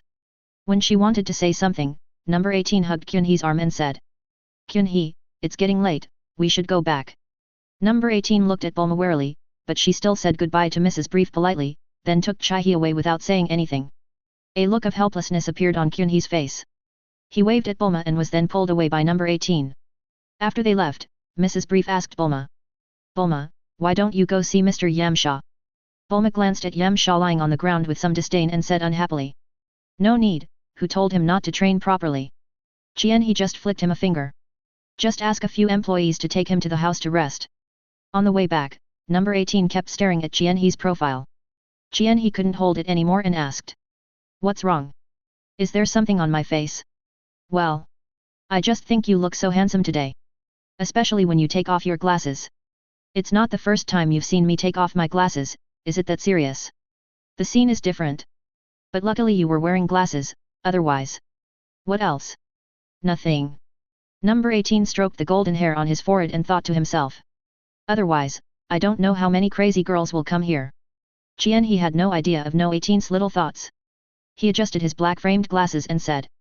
Actually, it doesn't really matter whether you wear these glasses or not. If you don't want to see, I won't wear them. As Qianhe was about to take off her glasses, number 18 got anxious when she saw this. She grabbed Qianhe's hand and shouted. Don't pick it, don't pick it. I like you both ways. Oh. Advertisement. Qianhe paused, a playful expression appeared on his face, and asked. What did you say you liked? Well. No 18's pretty face turned red instantly. Although in the eyes of others, the relationship between the two was that of a couple, of course she herself thought so too. It's just that until now no one has made it clear between her and Qianhe. And the words she said in a hurry just now were no different from a confession. Seeing that No 18's face was so red, Qianhe did not continue to embarrass her and changed the subject. Speaking of your brother Lapis. However, number 18 suddenly raised his head, looked at Qianhe seriously and said. Chijia-san, I like you. She is not the type to be fussy. In just a short while, she figured it out. If she likes someone, then she likes him. There is no need to hide it. Faced with No 18's sudden confession, Qianhe was stunned for a moment, but when he reacted, he did not hesitate and directly took number 18 into his arms and said softly. Then please take good care of me from now on, my classmate No 18. After number 18 said that, he seemed to have lost all his strength. If Qianhe's hearing was not beyond ordinary people, he might not have been able to hear the hum. He patted No 18's back gently a few times to help her calm her turbulent emotions. The two looked at each other and kissed in the afterglow of the sunset. After confirming the relationship, number 18 became even bolder. She stuck directly to Qianhe's arm, completely ignoring the gazes of passers-by, and returned to her doorstep. She looked at the door of her house with some indignation, complaining in her heart why the road was so short. When she saw a motorcycle parked at the door, she secretly made up her mind that she must give Lapis a good beating at night to vent her anger. After all, he was her younger brother. Number 18 turned around, looked at Qianhe reluctantly, and said. That's all. I have to go home now. I'll meet you in class tomorrow. Qianhe nodded and said with a smile. Then I'm really looking forward to tomorrow. See you tomorrow, No 18. Yeah. See you tomorrow. This time Qianhe didn't hide anything. He flashed and disappeared from the spot. Chapter 423 Attack. Number 18 waited for Qianhe to disappear for a while before turning around and entering the room. But as soon as she entered the house, she found that something was wrong at home today. She had clearly seen Lapis's motorcycle at the door just now, which meant that Lapis had returned home, but none of the lights in the house were on. Lapis doesn't like darkness. As soon as it gets dark, he has to turn on the lights. Number 18 tentatively called out Lapis's name twice, but after waiting for a long time, no one responded. Advertisement. Did he fall asleep? She turned on the light in the entrance hall and shouted while changing her shoes. Lapis. Don't sleep. It's time to eat. Seeing that still no one responded, number 18 shook her head helplessly. She went upstairs to Lapis's room and found that his door was not closed. When she entered, she saw Lapis lying on the bed at a glance. Number 18 walked to Lapis's bed, patted him hard, and said unhappily. Hey. How long are you going to sleep? Get up now. No matter how number 18 tapped Lapis, he didn't react at all. She finally realized something was wrong and hurriedly helped Lapis up. Lapis' head drooped weakly and didn't look like he was asleep at all. Number 18 also panicked. She shook Lapis vigorously and shouted. Brother! What's wrong with you? As she shook him, Lapis finally opened his eyes. He spoke very weakly. Sister, run! Number 18 was stunned and asked. Run? What happened? Bang! Number 18 lay weakly on the bed. A woman with short purple hair and military uniform appeared behind her. There was a red ribbon pattern on the left chest of her dress with 2 white letters R on it. Lapis tried to stand up and protect his sister, but the purple-haired woman snorted coldly and stabbed him with a knife, causing Lapis to faint again. Seeing that both the brother and sister had fainted on the bed, she stepped forward and grabbed one of them with her arms, kicked the glass to pieces, jumped out, and disappeared into the night in a few flashes. After an unknown amount of time, number 18 woke up groggily. She wanted to move her body, but found that her body had been tied tightly to a cold test bench with several belts, and Lapis was lying next to her. Advertisement. In front of the test bench was the purple-haired woman who had knocked both of them unconscious. Standing opposite her was an old man in a white coat with a very ferocious look on his face. This old man was naturally Dr. Gallo. He was smiling sinisterly at the woman opposite him and said. Well done, Colonel Violet. You really did a great job this time. Haha, this is all as I should. I also want to thank Dr. Gallo for giving me such powerful strength. Now I like the name number 12 more. She was a remnant of the Red Ribbon Army and was found by Dr. Gallo and transformed into Android 12. Of course, her model cannot be compared with any android that appeared later, but it is definitely much stronger than the previous android number 8. Dr. Gallo was still very satisfied with android number 12 because she was obedient and not resistant to fighting. Judging from the artificial humans he created later, it can be said that there is not a single one that can meet both of these requirements. Number 18 struggled hard for a few times and shouted. Who are you? What do you want to do to us? Dr. Gallo turned to look at number 18 and said with a smile. Little girl, we are the Red Ribbon Army. Have you heard of this name? The Red Ribbon Army? That terrorist organization? Haven't you been eliminated? Dr. Gallo's heart was suddenly filled with rage. He clenched his fists tightly and said hatefully. Humph. If it weren't for that damn guy Sun Wukong, our Red Ribbon Army would have conquered the world long ago. Speaking of conquering the world, Dr. Gallo's eyes were full of enthusiasm. He stared at number 18 and Lapis and said. Now that I have you, I will give you eternal life and unimaginable power. Don't you feel lucky? What do you mean? What do you want to do? Dr. Gallo chuckled and glanced at Android 12. Android 12 immediately understood, and in front of Android 18's shocked gaze, she actually pried open one of her wrists, revealing the black barrel of a cannon underneath. Number 18 shouted in horror. You are a robot. Robot. A look of disdain appeared on No 12's face. She snapped her wrist back on and said. Little sister, you'd better not compare me with those scraps of metal. Advertisement. Dr. Gallo said with his hands behind his back, looking very proud. This is the artificial human that I developed. It is the greatest invention in the world. You want to turn us into that? No. I don't want to become some artificial human. Number 18 felt sick when he thought about his whole body being transformed into metal. Lapis beside him also woke up at this time. Before he could figure out the situation, he heard Dr. Gallo's voice. You must have misunderstood something. You won't be transformed into someone like number 12, don't worry. As he spoke, Dr. Gallo turned around and pressed a button. 2 glass containers slowly rose up, each containing a metal ball the size of a baseball. Dr. Gallo looked at the 2 energy balls with fascination and said. These are the eternal energy furnaces I created. Look how beautiful they are. You should be happy because they will be implanted into your bodies soon. No. After all, number 18 was still a little girl who had just reached adulthood. She shook her head wildly, and Rubbies next to her also roughly understood what had happened to her and her sister. They were captured by a pervert scientist for experiments. But he was also tough and cursed directly. You disgusting old man, let me and my sister go quickly, otherwise. Dr. Gallo raised his eyebrows and asked. Otherwise what? Lapis held it in for a long time, and finally said. Otherwise the police won't let you go. Ha ha ha ha ha ha. Dr. Gallo laughed out loud, thinking it was the funniest thing he had ever heard. Police? You're so cute. I thought you were going to say Uchiha Chijia. Lapis was stunned for a moment and thought. Chijia? Your sister's boyfriend. Number 18 also remembered the golden flying thunder god that she had made into a necklace and hidden in her chest. She bit her lip and began to call out Kyunhee's name in her heart. Chapter 424 Qianhee arrives. Dr. Gallo couldn't wait any longer. He opened the glass container that stored the eternal energy furnaces and carefully took out the 2 energy furnaces. He approached number 18 step by step with a grin on his face. Just when number 18 was in despair, a familiar figure appeared in front of number 18. The person who came had long snow-white hair spread out, and it was Qianhe who had rushed over. With a wave of his hand, the belts that bound number 18 and Lapis broke instantly. While Lapis was still in a daze, number 18 had already hugged Qianhe from behind. For an 18-year-old girl, being captured by Dr. Pervert for experiments was indeed too terrifying. Advertisement. She hugged Qianhe tightly and cried. Qianhe, you're finally here. I was so scared. Qianhe patted No 18's hand a few times and said. Don't be afraid, I'm here, right? Dr. Gallo's face darkened. He turned to look at number 12 and said in a deep voice. What's going on? How did Uchiha Chijia find this place? Are you being followed? Number 12 was confused. She responded. That's impossible. I waited until he left completely before I took action. Dr. Gallo cursed in his heart that he was a waste. He began to move backwards and gave orders to number 12. Kill him. Be careful not to destroy the lab.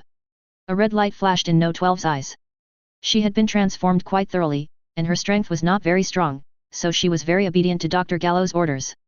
She broke her wrists again and aimed the cannon barrel at Qianhe.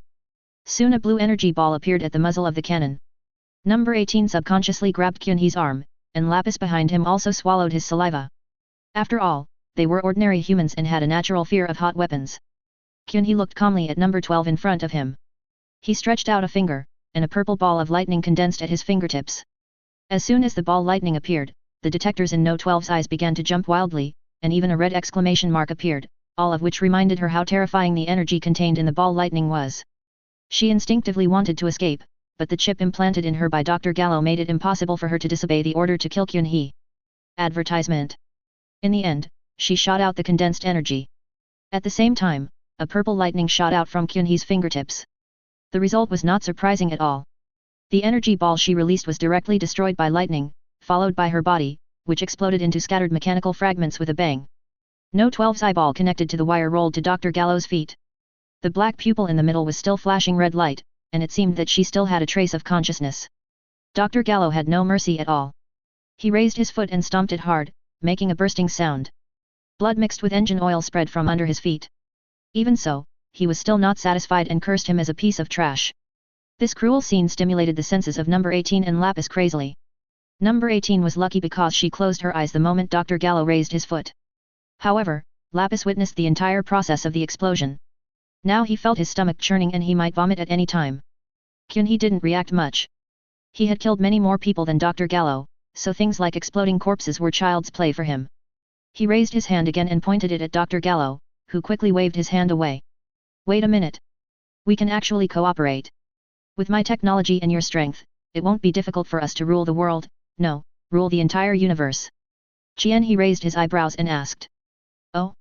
I've been wanting to ask you since a while ago. You seem to know me. Yes, when Raditz came to Earth, I sent a micro-reconnaissance robot to the scene and saw you killing Raditz. Your power is so strong. Chijia then remembered that Dr. Gero did have a kind of micro-robot. The energy reaction of this thing was extremely small, and it was really not easy to be discovered. In the original work, it even followed Gaku and the others to Namek. When number 18 heard that Qianhe had killed someone before, he couldn't help but ask. Chijia, who is Raditz? Why did you want to kill him? Number 18 didn't think Chijia was cruel, she was simply worried that Chijia would be caught by the police. There is no way. As a citizen of the Earth, when it comes to matters involving human life, I still think about legal issues. An alien who wanted to destroy the Earth, I killed him. Is that so? Then Chijia, you are the hero who saved the world. Number 18 had no doubt about Qianhe's words and immediately started admiring her. Advertisement. Lapis in the back complained in his heart. You really believe everything I say? When did my sister become love-brained? However, when he thought about all the incredible things that happened today, he suddenly felt that this matter was not so outrageous. And just now Qianhe suddenly appeared here, and was able to release lightning from his fingertips. Do you know how attractive teleportation and discharge are for a boy? He shouted out something that seemed to be moving. Brother-in-law, you must not believe the nonsense of that stinky old man. He is not a good guy at first glance. The word brother-in-law stunned Qianhe for a moment, and number 18 blushed. She turned her head and glared at Lapis, but did not say a word in rebuttal. Lapis was not afraid of his sister this time. He jumped down from the test bench, ran to Kyunhee and said, "Brother-in-law, you were so handsome just now.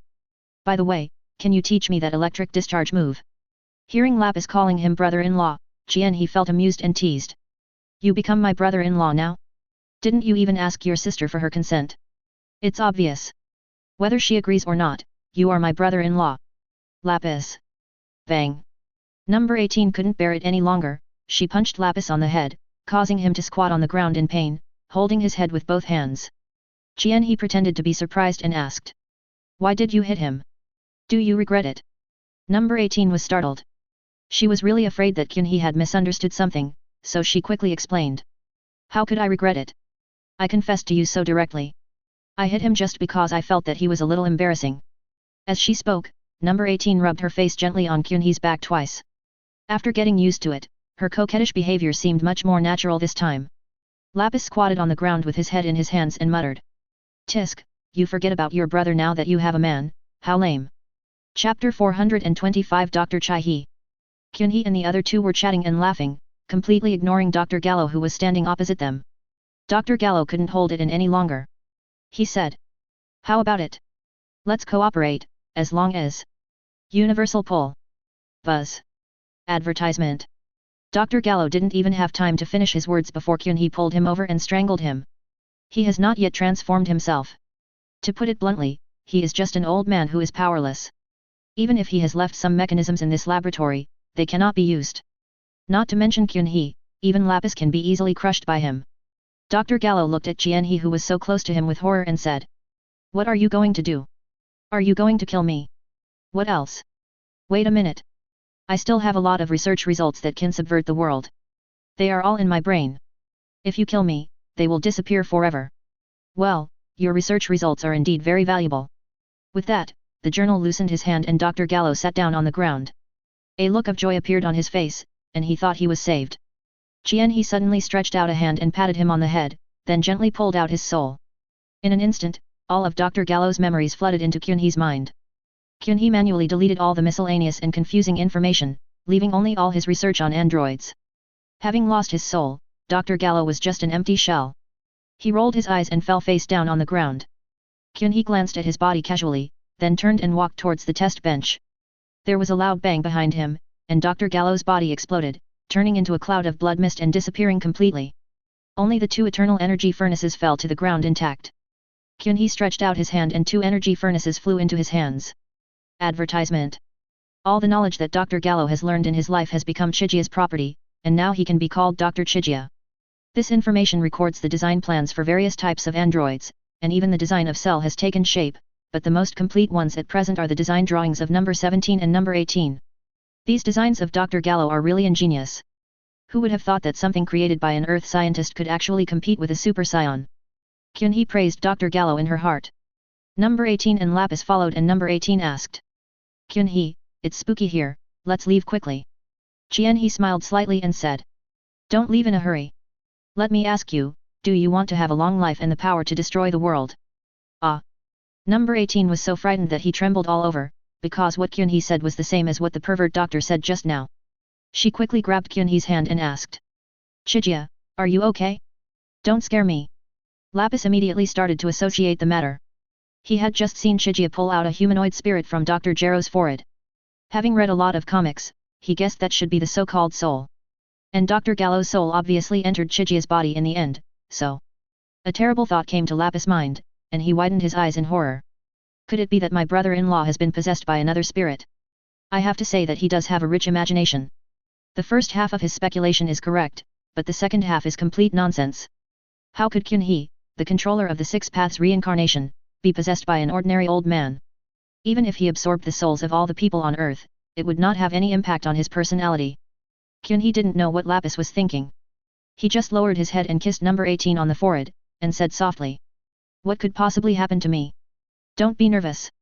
This really isn't a bad thing for you. Then, Kyunhee recounted the story of the artificial humans in detail. Lapis and number 18 nodded, not quite understanding. Number 18 suddenly asked. Advertisement. Kyunhee, are you, a god? If she could still understand Kyunhee as a powerful martial artist before, the abilities Kyunhee demonstrated today have completely transcended the scope of human beings. In her understanding, those methods can only be done by gods. He was stunned for a moment, he thought for a moment, and replied. I am indeed a god, but not a god on earth. He is the second Satsuki god after Satsuki Yam, and is the god of the universe in Hokage. He is not comparable to the gods on earth in Dragon Ball. To put it bluntly, the current god on earth is just a name Kian with a stronger power. The special thing about him is that he can create Dragon Ball. Of course, these are too far-fetched for number 18 and Lapis now, and it is difficult for them to understand even if you tell them. However, this was enough to shock number 18 and Lapis, because they actually met the legendary god. Number 18 suddenly felt a little inferior, and she continued to ask. As a god, you should also be able to live forever, right? Yes. Is that so? Then Chijia, please transform me into a cyborg. Number 18 looked at Kyunhee with a determined gaze. She didn't want to wait for decades to pass and then face Kyunhee, whose appearance had not changed, as an old lady. By then, even if Kyunhee didn't dislike her, she would choose to leave on her own. In fact, this is not a big problem for Chijia. After all, he knows how to perform the anti-aging surgery. As the god of Satsuki, it is very easy for him to perform this surgery. And it's not that artificial humans won't age and die, it's just that the aging rate of their cells has been greatly reduced. What Chijia values most is the power of the androids, which is definitely a step-by-step journey for ordinary people. You know, Krillin and the others have worked hard to practice for so many years, but when facing number 18 and the others, they are not much different from ants. Therefore, becoming an android is definitely a great opportunity for number 18 and Lapis, because this time the one who transformed them is not Dr. Gero, but Chijia. If they were transformed by Dr. Gallo, he would definitely install some bomb in number 18 and the others' bodies, and then tamper with their original memories as Earthlings. And the transformation process is absolutely horrific and bloody. After all, some of the original parts of the body still need to be replaced. But it wouldn't be like this at all if it was Chijia. With the power of the OPOP fruit, it would be a very easy thing for him to perform some human body modification. Chapter 426 Reconstruction. Following Dr. Gero's memory, Chika found the replacement parts he prepared for Lapis and number 18. There was also a chip used to modify memory and control actions, but it was directly destroyed by Kyunhee. Because he didn't know what would happen after the two chips were implanted into their bodies. If they turned into artificial humans with the personality of another time and space, it would be tantamount to creating two natives of the country. Number 18 became visibly nervous when she saw those parts. Chijia patted her shoulders gently a few times, then waved to Lapis. Lapis came over very obediently, and Kyunhee said to number 18. Advertisement. Relax, the transformation process won't be painful at all, just watch out. As he spoke, Kyunhee looked at the position of Lapis's arm, and a glimmer flashed in his eyes. Then a section of the power transmission device on the table was instantly transferred in, and a piece of Lapis's original skeleton appeared on the table. Lapis' eyes widened immediately, and he quickly moved the arm with the implanted device.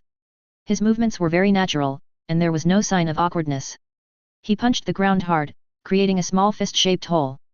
But then he let out a groan of pain, pulled out his fist, and found that the surface of his fist was red and swollen. Lapis looked at Kyunhee with tears in his eyes and asked. Brother-in-law, what's going on? Kyunhee shook his head helplessly and said. I just transformed a small part of you. You still need to soak in culture medium later. Why are you in such a hurry? And according to Dr. Gallo's memory, even if all these parts are implanted, it is only half done. The most important step is to soak in culture medium to greatly enhance the strength of human cells. Otherwise, it would be difficult for the human body to withstand the terrifying energy brought by the eternal energy furnace. Next, Kyunhee gave Lapis a command with one hand, and soon all the parts on the table were implanted and replaced in his body. Lapis tried to jump and almost inserted his head into the ceiling again, but this was enough to make him excited. In his opinion, he was now the legendary Superman. Advertisement. As a girl, No 18's pursuit of strength is not that strong. She is just simply afraid and nervous about human body modification. After witnessing how Lapis completed the transformation in a playful manner, the tension in her heart completely dissipated.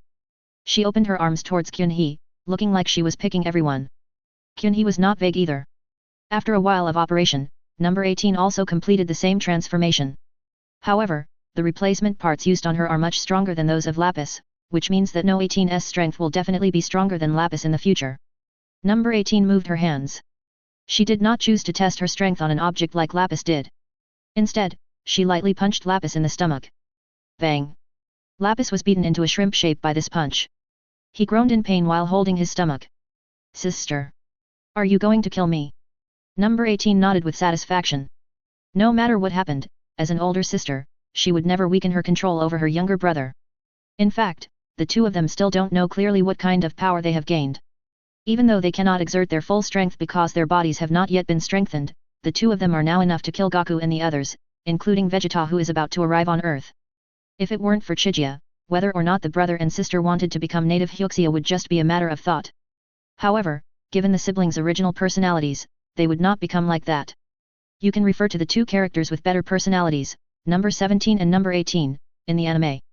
Because the two were released too early by Dr. Gallo, the computer did not modify them deeply enough and they retained some of their original personalities. The most outrageous thing they did afterwards was to steal some clothes. During this period, he didn't even kill an ordinary human being. What's more, Kyunhee didn't tamper with their memories at all, so they are still the same as before, but their strength has been greatly enhanced. After doing all this, Kyunhee brought the two of them to a hidden room with two glass covers, each of which was just big enough to hold a person. Kyunhee took a step and a dirt wall appeared, separating the two glass covers in the middle. Advertisement.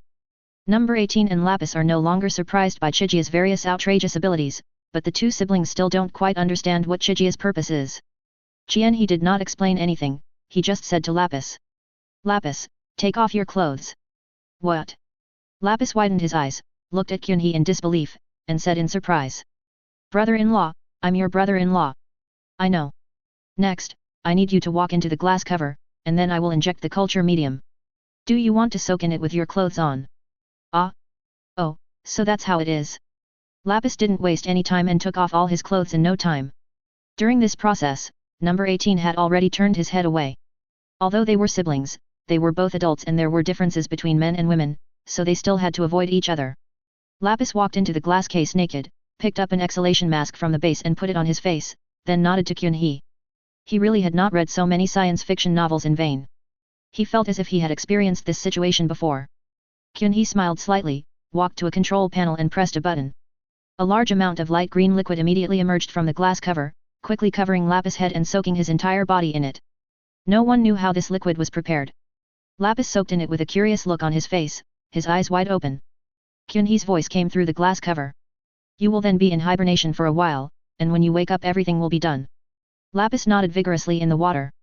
After two dripping sounds came from the top of the glass cover, he slowly closed his eyes and fell into a deep sleep. Kyunhee looked at number 18, and No 18's pretty face blushed. She didn't say anything to ask Kyunhee to turn around.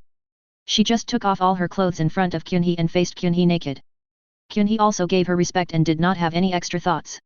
He hugged number 18 with an extremely pure heart and kissed her gently on the forehead. Go in, and when you wake up you will be the real No 18. Chapter 427, Shura Road. Watching number 18 walk into the glass cover, Kyunhee pressed the button and the culture fluid gushed out. When it covered her chest, she suddenly took off her breathing mask and blurted out. Kyunhee, while I'm asleep, don't let Bulma seduce you away. He smiled and responded. Don't worry, you're my only girlfriend here. Advertisement. Number 18 put on the mask again and fell into a deep sleep in the culture medium. With the earth wall between them, there would be no awkward situation when the brother and sister woke up. After doing all this, Kyunhee closed the room. He came to a password box, a gleam of light flashed in his eyes, and a larger eternal energy furnace appeared in his hand. This is the eternal energy furnace first created by Dr. Gallo. It originally belonged to Android 16. The appearance of number 16 was modeled after Dr. Gallo's dead son. Since his son was dead without leaving any trace, his original idea was to create a pure robot. The advantage of pure machinery is that it can withstand stronger energy output, which can be seen from this large eternal energy furnace. With this, number 16 was able to fight against the first form of Cell who had absorbed countless humans. If number 17 had not given away his life, maybe he could really destroy Cell. Of course, the purely mechanical type also has its disadvantages, which is that its combat effectiveness is fixed from the day it is completed, and it cannot use Qi. In the battle between number 16 and Cell, number 16 did not show any use of Qi. He just relied on physical strength or the thermal weapons installed on his body to attack, and even used a Gatling gun. The expression is indeed strong, but it also shows that his limit is here. You know, the eternal energy reactor plus the human body has infinite possibilities. After training, number 17 will be able to fight against Super Saiyan 3. But the purely mechanical type cannot do this. It cannot increase its strength through exercise like number 17 and the others. The only way is to upgrade the mechanical parts in the body. But this is nothing to Kyunhee. As soon as he thought about it, a series of crackling sounds came from Kyunhee's body. Now he had entered the Shura mode, and most of his body had turned into machinery. Advertisement. After taking off his shirt, Kyunhee's back opened, and the machinery inside separated on its own as if it had life, leaving a space that was just big enough to accommodate the eternal energy furnace. Several black lines burst out from it, like small black snakes, tightly wrapped around the eternal energy furnace and pulled it into Kyunhee's body. When the energy furnace entered his body, a dazzling golden light instantly burst out from Kyunhee's eyes, turning the entire laboratory into a golden ocean. Click! Click! Click! The mechanical parts in Kyunhee's body began to work frantically, and a terrifying energy wave rushed straight into the sky. Goku and Piccolo are conducting fighting training. Goku is condensing the Kamehameha wave, while Piccolo points 2 fingers at his forehead. However, the moment this energy fluctuation appeared, the two of them stopped charging their ultimate moves at the same time and looked in one direction. The 2 tentacles on Piccolo's head moved, and he said with a look of astonishment. What is this? Is it chi? This is too exaggerated. Wukong looked solemn and said in a deep voice. This aura is very familiar. It should be the mysterious man from before. It's so scary. I wonder if this is his full strength. Piccolo's face turned even greener, and he clenched his fists and said. If he is an enemy, then we. Wukong seemed much calmer. He was not the fool in the Super in the Z period. He said calmly.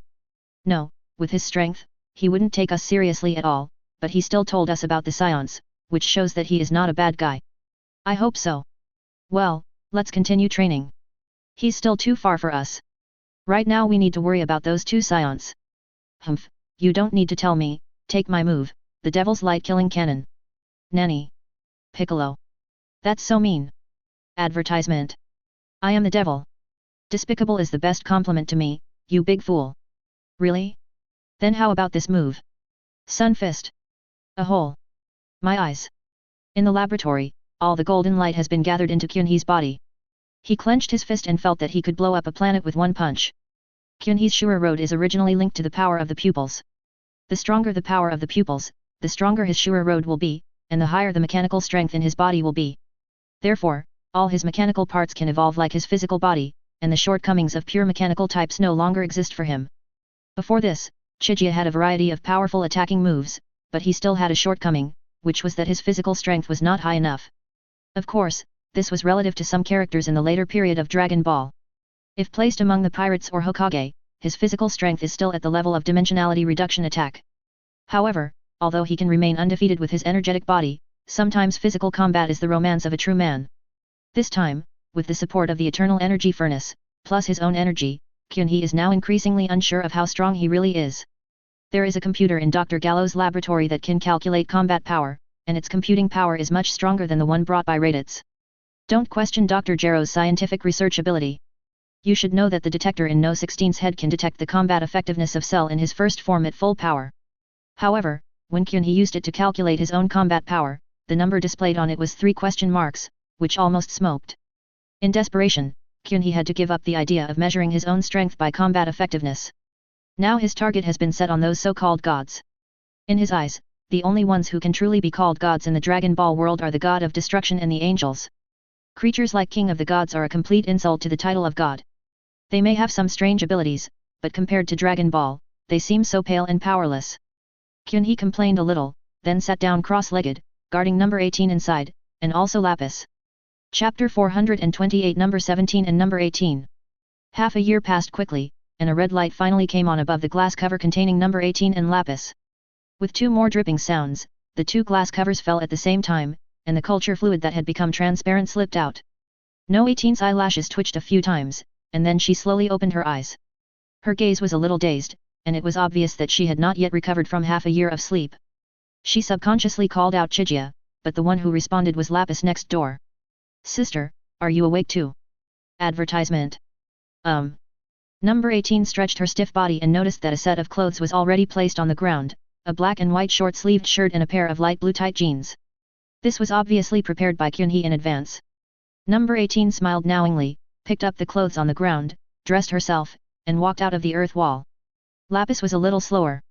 The first thing he said after seeing number 18 was, "Sister. I feel like I'm invincible right now."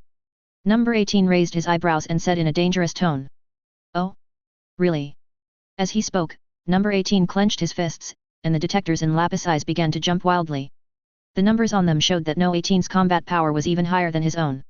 Of course, even if No 18's combat power is lower than Lapis, he would instinctively give in due to the sister's natural suppression of her brother. Shrinking his head, Lapis said weakly. Except for my sister and brother-in-law, I should be invincible. Snort. Number 18 rolled his eyes and gave Lapis an order. Go find the switch and open this door. Oh. Lapis found the door switch next to the gate, but when he tried it he discovered that the switch actually used facial recognition. No one except Dr. Gallo himself can open this door. Advertisement. If it were the former number 18 and Lapis, they would definitely panic when encountering this situation, but now they will not be blocked by a mere door. Number 18 gave Lapis a look, and Lapis immediately understood. A hint of excitement appeared on his face. He raised his hand and pointed it at the gate. A blue energy ball burst out from his palm and directly smashed the gate made of special materials into pieces.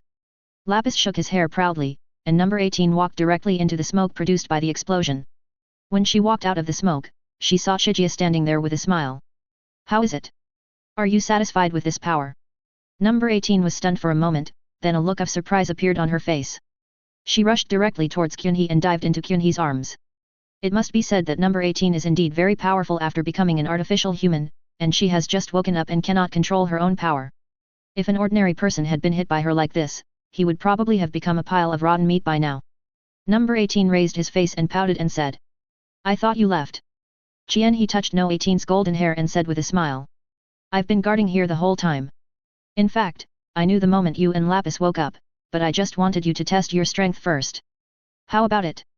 Do you feel like you have become a Superman? It's okay. It was Lapis who destroyed the gate just now.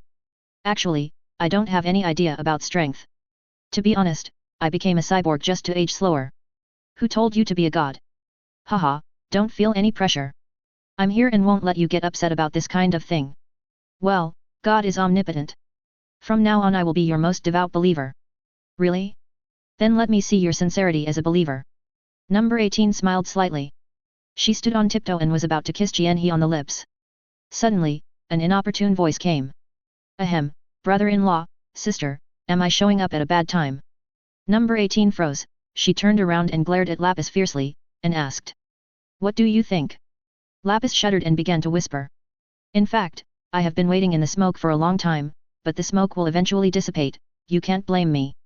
As he spoke, a trace of grievance appeared on his face. Seeing this, Jianhe immediately entered the role of his brother-in-law and said. Advertisement. Well, number 17 is not an outsider, there is nothing to be shy about. This time, Kyunhee obviously said it smoothly and directly called Lapis number 17. Lapis also noticed this, and asked with a puzzled look on his face. Brother-in-law, did you just call me number 17? Number 18 pouted and said.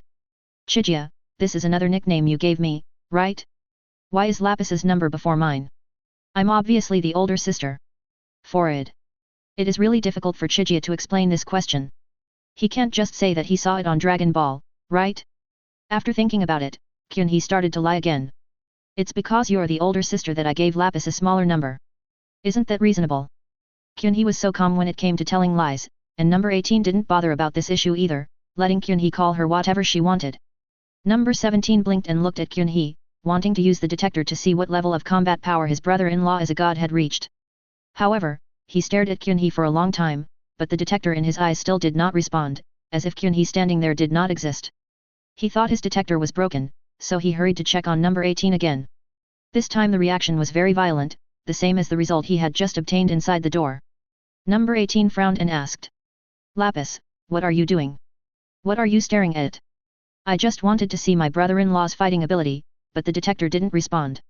Number 18 was stunned for a moment, then she turned on the detector and looked at Kyunhee, but in the end she still couldn't figure out what was going on. Jianhe smiled slightly and said. Don't look. God's aura is usually restrained. If you can detect it, then it can't be called God.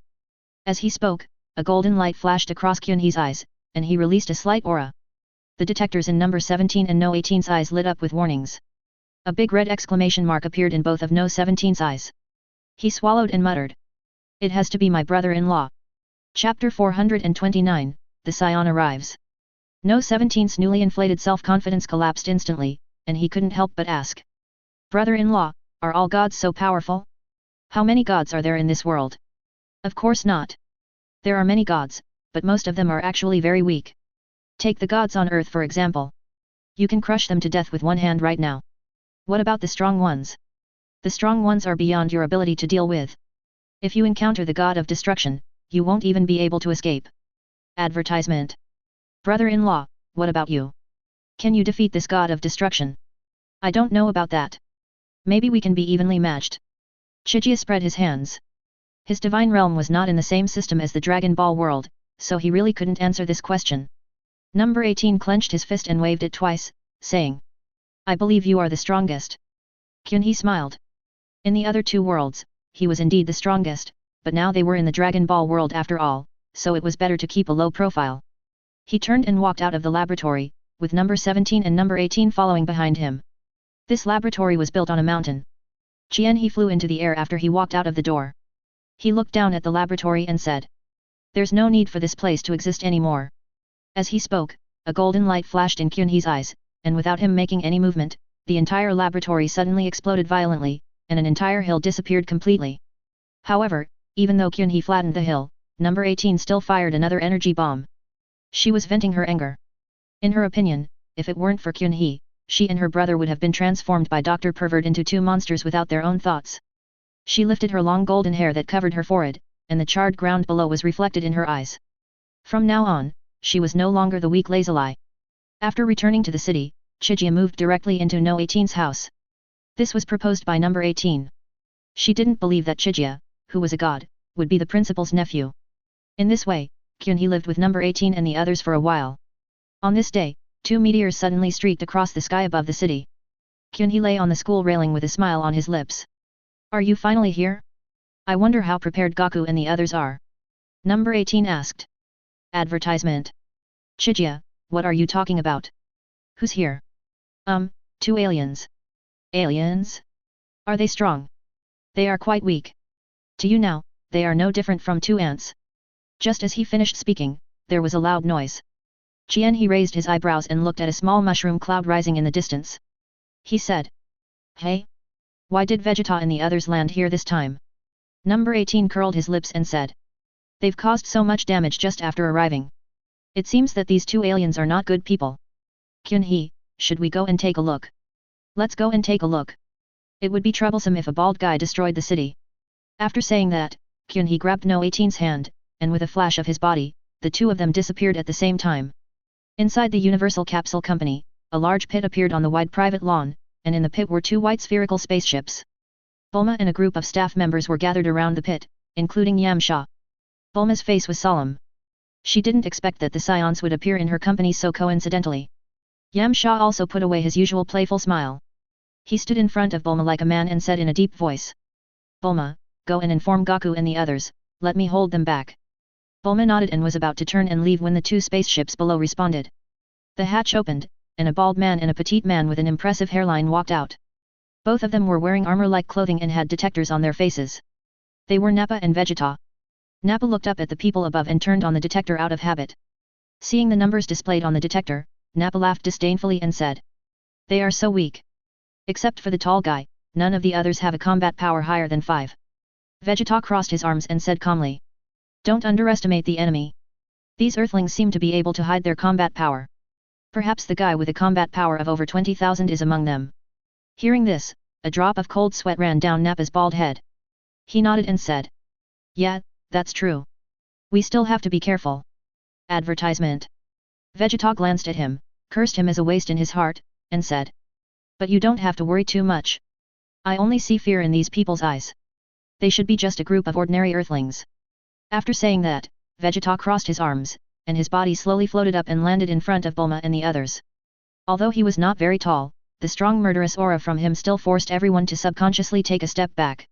After seeing this scene, Vegeta was convinced that the people in front of him were indeed a bunch of weaklings. He looked at Yamcha and thought to himself, This guy is quite powerful. Maybe he has some connection with Kakarot. Nappa also flew out of the pit. He landed next to Vegeta and asked, Vegeta, what should we do now? Should we go find Kakarot first? Vegeta nodded, pointed at Yamcha, and said casually, Leave that man behind and kill the others. As soon as these words came out, Bulma and the others showed expressions of fear on their faces. Yamcha's nerves suddenly tensed up. He stepped forward, blocking everyone and shouted, Bulma, go quickly. Leave this to me. As he spoke, he clenched his fists, and white jet-like gas burst out of his body, and he entered an explosive state. The detectors on Vegeta and Nappa's faces responded immediately, and the number on them finally showed 1000. Yamcha has indeed been a little out of exercise. Normally speaking, his combat power should be at least 200 higher. Oh. Vegeta immediately became interested. He turned to Nappa and said. He's really good at hiding his fighting ability. This guy must know Kakarot. Nappa showed a cruel smile on his face, shook his head and said. It doesn't matter. His combat power is only 1000. I'm really afraid that I might accidentally destroy him. Vegeta found a tree to lean against, closed his eyes and said. Then you should be careful. If you kill him by mistake, you know the consequences. Nappa's whole body trembled, and the arrogance on his face disappeared without a trace. Yes, yes. I will definitely pay attention. Chapter 430 Confused Scion. Nappa walked straight towards Yamcha. He flexed his fists, making a crackling sound. He couldn't hide his energy, and the aura emanating from him almost suffocated Yamcha, but he had no way out now. Once he fell, not only the Universal Capsule Company, but even this city would be completely destroyed by this scion. Yamcha swallowed his saliva, suppressed the fear in his heart, roared and rushed towards Nappa. Bulma took this opportunity to lead a group of ordinary people to evacuate to the rear. On the way, she took out her phone and called Chi-Chi. Neither Goku nor Piccolo normally carry their cell phones with them, so she could only inform Chi-Chi over the phone. The call was connected, and Kikai's voice came out. Advertisement. Hello, who is this? I'm Bulma. Chi-Chi, where is Goku now? It's Bulma. Goku is taking Gohan to practice. Oh. Gohan is just a little boy, and he already. Stop talking. Go find Goku. The Scions are landing on me. Ah. Oh okay, I'll go right away. Kikai was not as angry as she would be later. She also knew the seriousness of the matter. After hanging up the phone, she immediately rushed out the door. As a result, as soon as she went out, she was almost blown down by a gust of wind. It turned out that Goku and Piccolo had sensed the breath of Vegeta and the others and were rushing towards where Bulma was. This strong wind was caused by the high-speed flight of Goku and his companions. Back to the Universal Capsule Company. Nappa had already stepped on Yamcha's head with his 50-yard-long foot. He grinned and rubbed Yamcha's head with his foot. Pool was held tightly by Bulma, shouting. Master Yamcha. Yamcha's whole body was soaked in blood, and the severe pain from his head made him struggle frantically, but this struggle only made Nappa more excited. Nappa leaned over and grabbed Yamcha's hair and lifted him up, then asked. You still won't tell me where Kakarot is? If you don't, I'll break your arm. Yamcha glared at Nappa and said through gritted teeth. You disgusting bald head, I won't tell you anything. The word bald head directly broke Nappa's defense. What he hated most was being called bald head. When he was on planet Vegeta, he often fought with others because of this. There was no way around it. Among the hairy scions, his bald head was indeed very eye-catching, making it hard to ignore. The veins on Nappa's head were throbbing wildly. If Vegeta hadn't given the order, he would have crushed Yamcha's head by now. Advertisement. He grabbed Yamcha's head and slammed it hard on the ground, creating a large human-shaped hole in the ground. Seeing this scene, tears welled up in Bulma's eyes uncontrollably and she covered her mouth tightly. At this moment, she truly experienced the cruelty of the scions. Vegeta, who had been dozing off, suddenly lost his patience. He opened his eyes and said. Okay, this guy is pretty tough. I don't think we can get any useful information from him. Let's just get rid of him. Okay. I've had enough fun. A cruel smile appeared on Nappa's face. He raised his foot and aimed at Yamcha's head, about to step on it. Bulma couldn't bear it anymore, she cried out. Don't want. Swish. A petite figure suddenly appeared above Nappa. She flicked her finger at Nappa's bald head and sent him flying. Bulma was stunned when she saw the person's face and exclaimed. Lazuli. Number 18 landed on the ground, turned his head and glanced at Bulma, seeming to have no interest in talking to Bulma. While Bulma was stunned, a hand was placed on her shoulder. She turned around and saw Chihei who was smiling. He shook his head helplessly and said. I was planning on letting Goku and the others handle this themselves, but I didn't expect the scions to end up in your company. What a coincidence. Chijia, do you know Goku? I guess we know each other. We met once when Raditz came here. Bulma's eyes widened and she shouted. What? Are you the mysterious young man that Goku was talking about? That should be me. Have you notified Goku and the others? I've notified them. They should be on their way now. Oh, come on, but they'll have made a wasted trip this time. Advertisement. He looked at number 18 and said. Number 18, let's deal with that bald guy first. You were too gentle just now. It's not good to deal with the enemy like this. Number 18 still hasn't completely transformed from an ordinary person. She was afraid that if she used too much force, she would be killed by Nappa. She nodded, and at the same time glanced vaguely at Kyunhee's hand on Bulma's shoulder, feeling a little depressed. A huge bump appeared on Nappa's bald head. He stood up from the ground and felt like his head was about to explode. Vegeta frowned and looked at number 18 and Chijia. He walked to Nappa, stared at number 18 opposite him, raised his hand and pressed the detector on his face. Beep beep beep, bang. Number 18 cannot hide her breath, and the eternal energy furnace in her body makes it difficult for her to do so. Vegeta's detector beeped for a while, and as expected, it exploded when the number reached 21,000. Looking at the detector on the ground emitting black smoke, Vegeta and Nappa fell into silence. After a while, Nappa raised his head, looked at number 18 in disbelief, and said, "How is it possible? Could this woman be the one Raditz met?" Vegeta shook his head with a heavy face. He glanced at Kyunhee and said, "No, that voice should be the man who came with her. This is not good. I didn't expect that there are two people on Earth with such fighting power." Nappa quickly used the detector to look at Chijia, but found nothing. Vegeta snorted coldly and said, "I told you a long time ago that these Earthlings are able to hide their auras. I think that guy's power is far greater than that woman's." Hearing this, Nappa began to feel like retreating. Facing two opponents with a combat power of over 20,000, he just felt his scalp tingling. Then what should we do? Should we consider withdrawing? Idiot! Are you kidding me? Do you think they'll give us that chance? After Vegeta finished cursing, the tail wrapped around his waist slowly unwound, and he whispered, "Calm down. Have you forgotten our Scion transformations?" As he spoke, he looked up at the big sun in the sky and snorted coldly.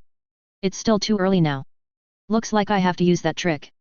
Chapter 431 Tail Decapitation. Vegeta narrowed his eyes and said, "Nappa, you will create the moon. Creating the moon consumes a lot of physical energy. Since he has Nappa as a labor force, he will definitely make use of it." Nappa didn't dare to disobey Vegeta's order. He immediately stretched out his hand, and after a constipated expression, a ball of energy emitting dazzling white light floated up from his palm. "This is the so-called artificial moon." Advertisement. Nappa roared and threw the artificial moon high into the sky.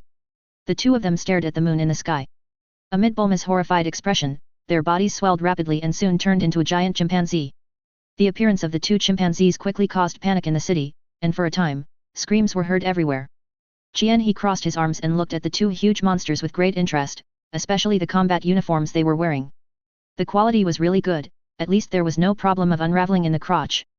Number 18 frowned. She just thought that the two gorillas were too ugly and very noisy. Nappa and Vegeta, who are of pure blood, will naturally not lose their minds like Goku did when they turn into gorillas, but they still need to vent their animal nature after the transformation. The two men pounded their chests hard and roared to the sky. Number 18 couldn't bear it anymore. She flashed and appeared above Nappa's head in an instant. In fact, you don't need to look at the combat suit to know that this gorilla is Nappa's transformation, because the hair on his head is extremely sparse. Nappa stretched out his two huge hands and wanted to slap number 18, but number 18 had no intention of dodging. The detectors in her eyes had already told her that these two gorillas were trash to her. She raised a small hand and aimed it at Nappa's forehead, fired a golden energy bullet, and then returned to Chijia's side. Boom! Nappa's head was blown up by the air bomb like a rotten watermelon. His huge body suddenly knelt on the ground, and then began to shrink until he turned into a headless corpse. He clapped his hands and praised. "That's right, this is the right way to deal with the enemy, number 18, you are very talented." Number 18 felt a little embarrassed by what she said. She just wanted to use the air bullet to penetrate Nappa's brain, but she didn't expect to blow his head off directly. Vegeta was dumbfounded. The speed and destructive power displayed by number 18 just now made him feel uneasy. If Nappa was replaced by him, the result would not have changed much. He is arrogant, but still becomes fearful when facing an enemy much stronger than himself, and will completely lose the will to fight. Advertisement. In this respect, he is different from Goku. Even if Goku encounters a strong enemy, he will not be afraid and will still rush forward to fight. Seeing number 18 looking at him, Vegeta waved his hand and said, "Wait a moment." No 18's movements did not pause at all. She raised her little hand again and aimed it at Vegeta. An energy ball began to appear in front of her palm. Suddenly, several energy bombs flew from the sky and all hit Vegeta's back. However, the power of these energy bombs was really not enough. Vegeta's body just tilted slightly and then stabilized. Oink oink. Several figures appeared in the sky, they were Wukong and others who had arrived. Goku glanced at the headless body on the ground, wondering who had taken down a Scion. When he saw Qianhe, his eyes widened again and he exclaimed.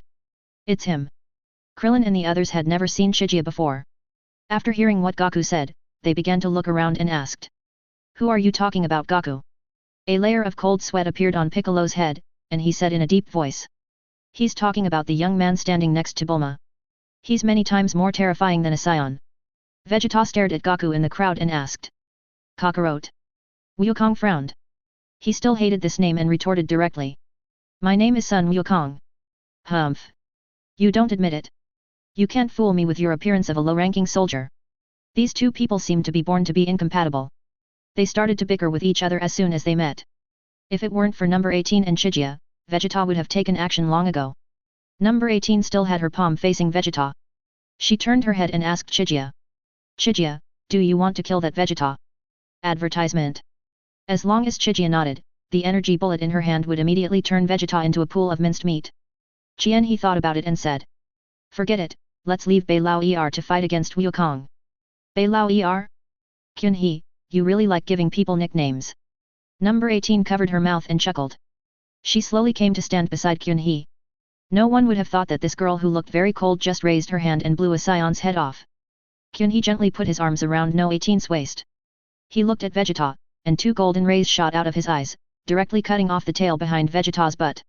Ah!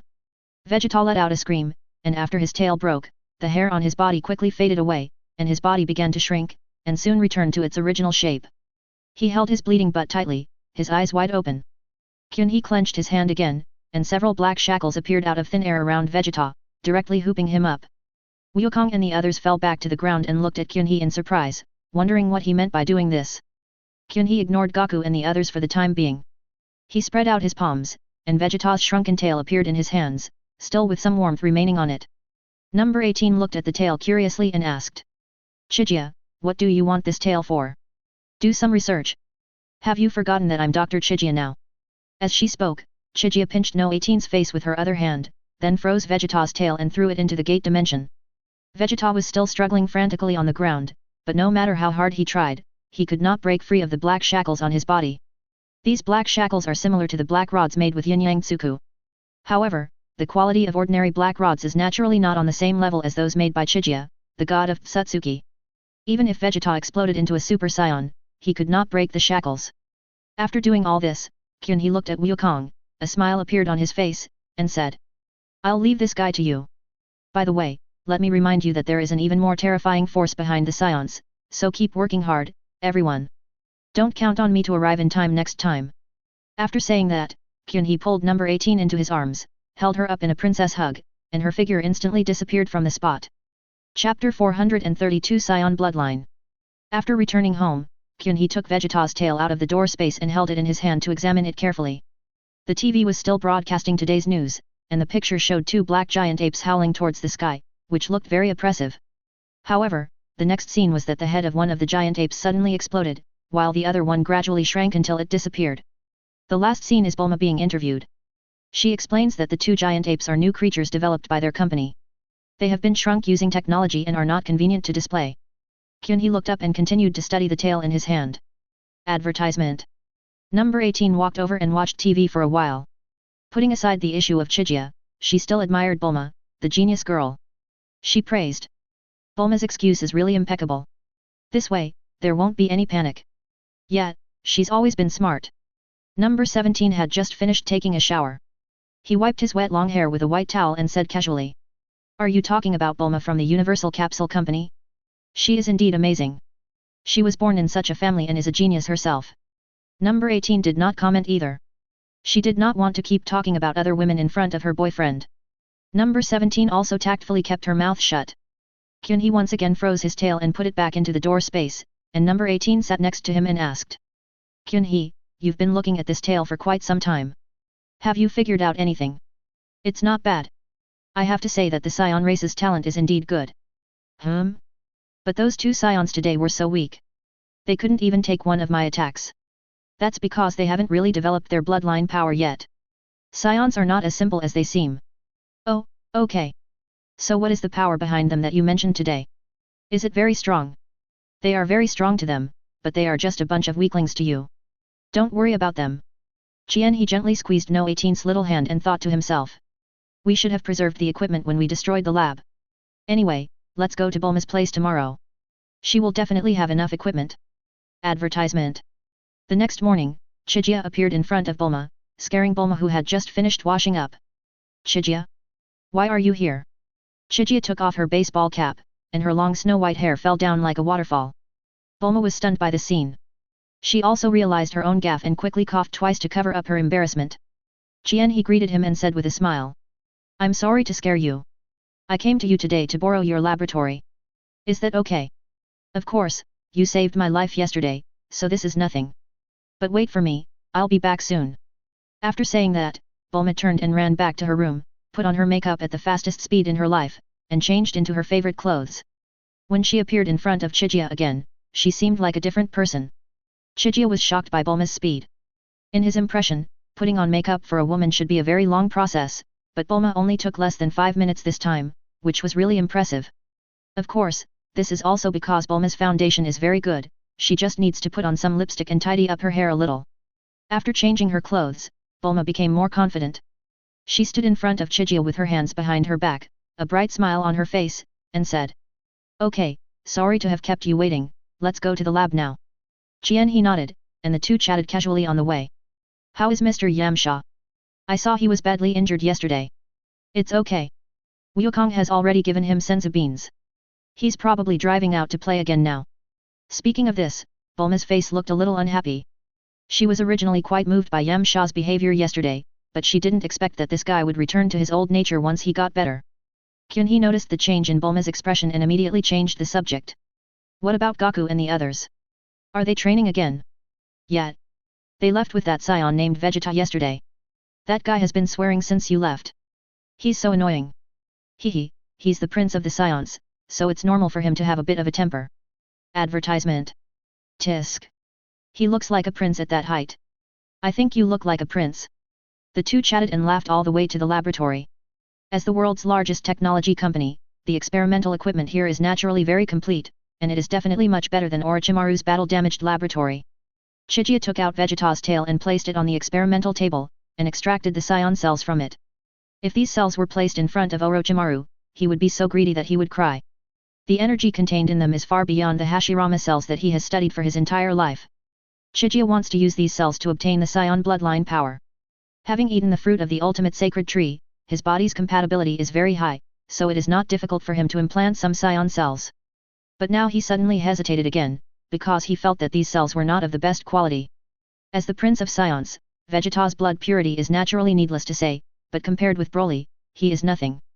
The old version of Broly completely defeated 4 Super Scions, and the new version of Broly even suppressed the god like Goku and Vegeta. He is definitely the son of this version. His Super Scion has to have a legend in front of it, which really makes him look very cool. Thinking of the super bloodline, he suddenly felt that the Vegeta cells in his hand were no longer useful. A ball of golden flame appeared from Chijia's hand, burning Vegeta's tail to ashes. Bulma leaned forward curiously and asked. He, why do you want to burn this tail? Haven't you been studying this tail? He shook his head and said. It has lost its value because I found something better. Better? Chijia clapped her hands and began to recall the information about Broly in her mind. He also didn't know which Broly existed in this universe. One was on Summer Planet and the other was on Wampa Planet. He didn't know which planet it was. But this does not pose a problem for him, because there is a cheat in this world, and that is Dragon Ball. In fact, this thing is relatively useless to Chijia, because he can do things like resurrection or immortality. For him now, the biggest use of Dragon Ball is just to find someone. Chapter 433, Collecting Dragon Balls. For ordinary people, collecting all 7 Dragon Balls may be something that is difficult to accomplish in their entire lives, but for Goku and his friends, it is extremely easy. When they need them, they can take them out and make a wish, and they just need to pay attention to the CD for a year. This is all thanks to Bulma's genius invention, the Dragon Ball radar. Thinking of this, he spoke directly to Bulma. Bulma, I still need to borrow your Dragon Ball radar. Bulma was stunned for a moment and said. Advertisement. Are you going to look for Dragon Ball too? Yes, I need Shenlong to help me find someone. In exchange, I will help the Earth when it encounters a crisis again in the future. No need to exchange anything. I've already said that you are my savior. Compared to this, these small favors are nothing. Aren't you afraid that I will use Dragon Ball to do bad things? How could that be? With your strength, you would have done the bad things long ago. Do you still need to use Dragon Ball? Bulma stretched out her finger and tapped Chijia's chest, then she went to get the Dragon Ball radar and put it in Chijia's hand. She also very considerately explained to Chijia how to use the radar. The method of use was also very simple, and Chijia quickly learned how to operate the Dragon Ball radar. Kyunhee thanked him and thought about leaving now, but Bulma suddenly said, Chijia, can you take me out for a walk? I haven't been away from home for a long time. I really miss the time when we first went out to look for Dragon Ball. Of course. Bulma didn't expect Kyunhee to agree so readily. Her eyes lit up and she said happily. That's great. I'll go get some things ready for the trip, it'll be quick. She turned around to pack her luggage. Kyunhee held her shoulders and said. That's not necessary. It won't take that long. It's still early today. Maybe we can find everything by the afternoon. Are you kidding? Even though we have Dragon Ball radar, those Dragon Balls are scattered all over the world. It would take a long time just to get there, even with Goku's somersault cloud. It's not as troublesome as you think. You just need to stand beside me. Chijia pressed the Dragon Ball radar and saw the location of a Dragon Ball. Bulma glanced at it and said. This one looks to be about 8,000 kilometers away from us. Let me go and prepare first. Haha, as long as you know the location, this distance is not a problem. After saying that, a black hole appeared under Kyunhee's feet. He pulled Bulma and walked in. The next second, they appeared in a desert. Bulma looked at the endless desert around her in confusion, until the yellow sand blew into her eyes. She realized that she was not dreaming. Advertisement. She quickly checked the Dragon Ball radar, which showed that she was very close to a Dragon Ball. In other words, she appeared 8,000 miles away in an instant. This completely overturned Bulma's perception. She calmed down, stared at Kyunhee and asked. Chijia, who the hell are you? Stop telling me you're an ordinary high school student. Kyunhee asked back with a smile. Do you believe me when I say I am God? Believe. But isn't God the guy who looks a lot like Piccolo and is covered in green? Well, I can only say that there are differences between gods. I think God should be like you. Hey, don't discriminate based on appearance. Although the Earth's God is not very powerful, he is still a good and hard-working God. I'm just complaining a little bit, hee. Bulma stuck out her tongue, with no trace of fear of God on her face. On the contrary, she became more and more relaxed in front of Kyunhee. Bulma went straight to Chijia, grabbed his hand holding the Dragon Ball radar and placed it in front of her, and said seriously. Although we are very close to this Dragon Ball, it is still a bit difficult to find a small Dragon Ball in this desert. Fortunately, I brought a universal capsule with a house in it. We can. However, Kyunhee interrupted her in a very unromantic way. No, I have my own way. He snapped his fingers and whispered. Room scan. An invisible wave instantly swept across the desert, and then, Kyunhee flipped his wrist, and a Dragon Ball appeared in his hand. There were 6 stars on it, it was a 6-star star. Bulma. She looked at Kyunhee with resentment, then leaned on him resignedly.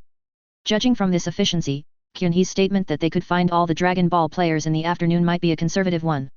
Next, Chijia took Bulma to various places including volcanoes, oceans, villages, and cities, and soon, Chijia collected 6 Dragon Balls. After taking inventory, Kyunhee discovered that the missing one was a 4-star star.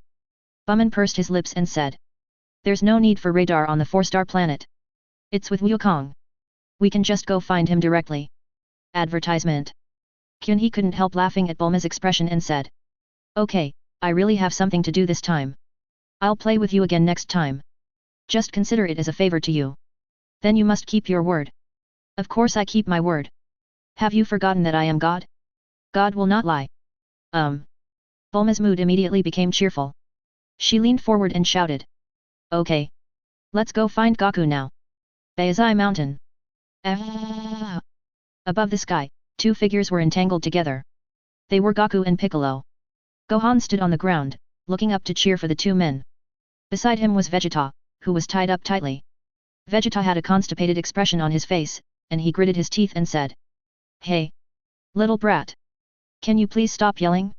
It's really noisy. Gohan was startled. He quickly turned around and bowed to Vegeta, saying. I'm sorry, Uncle Vegeta, for disturbing you. Vegeta snorted disdainfully and said. Humph! You little brat, if it weren't for that tail, I really would find it hard to believe that you are actually a scion. I'm not a scion, I'm from Earth. What an idiotic father and son. I get angry when I see you two. Get out of here. I'm so sorry, Dad asked me to keep an eye on you and not let me run around. Then just sit still and stop bothering me. Oh well. Gohan actually sat down obediently, keeping his mouth shut and not saying a word. Just as Vegeta breathed a sigh of relief, a creepy voice sounded from behind him. Vegeta, is it fun to bully a little kid? Chapter 434 Summoning the Dragon. Vegeta startled and turned around to see Chijia standing behind him. At the same time, Goku and Piccolo in the sky also noticed the movement below. They immediately stopped fighting and fell back to the ground together. Once as new, twice as familiar.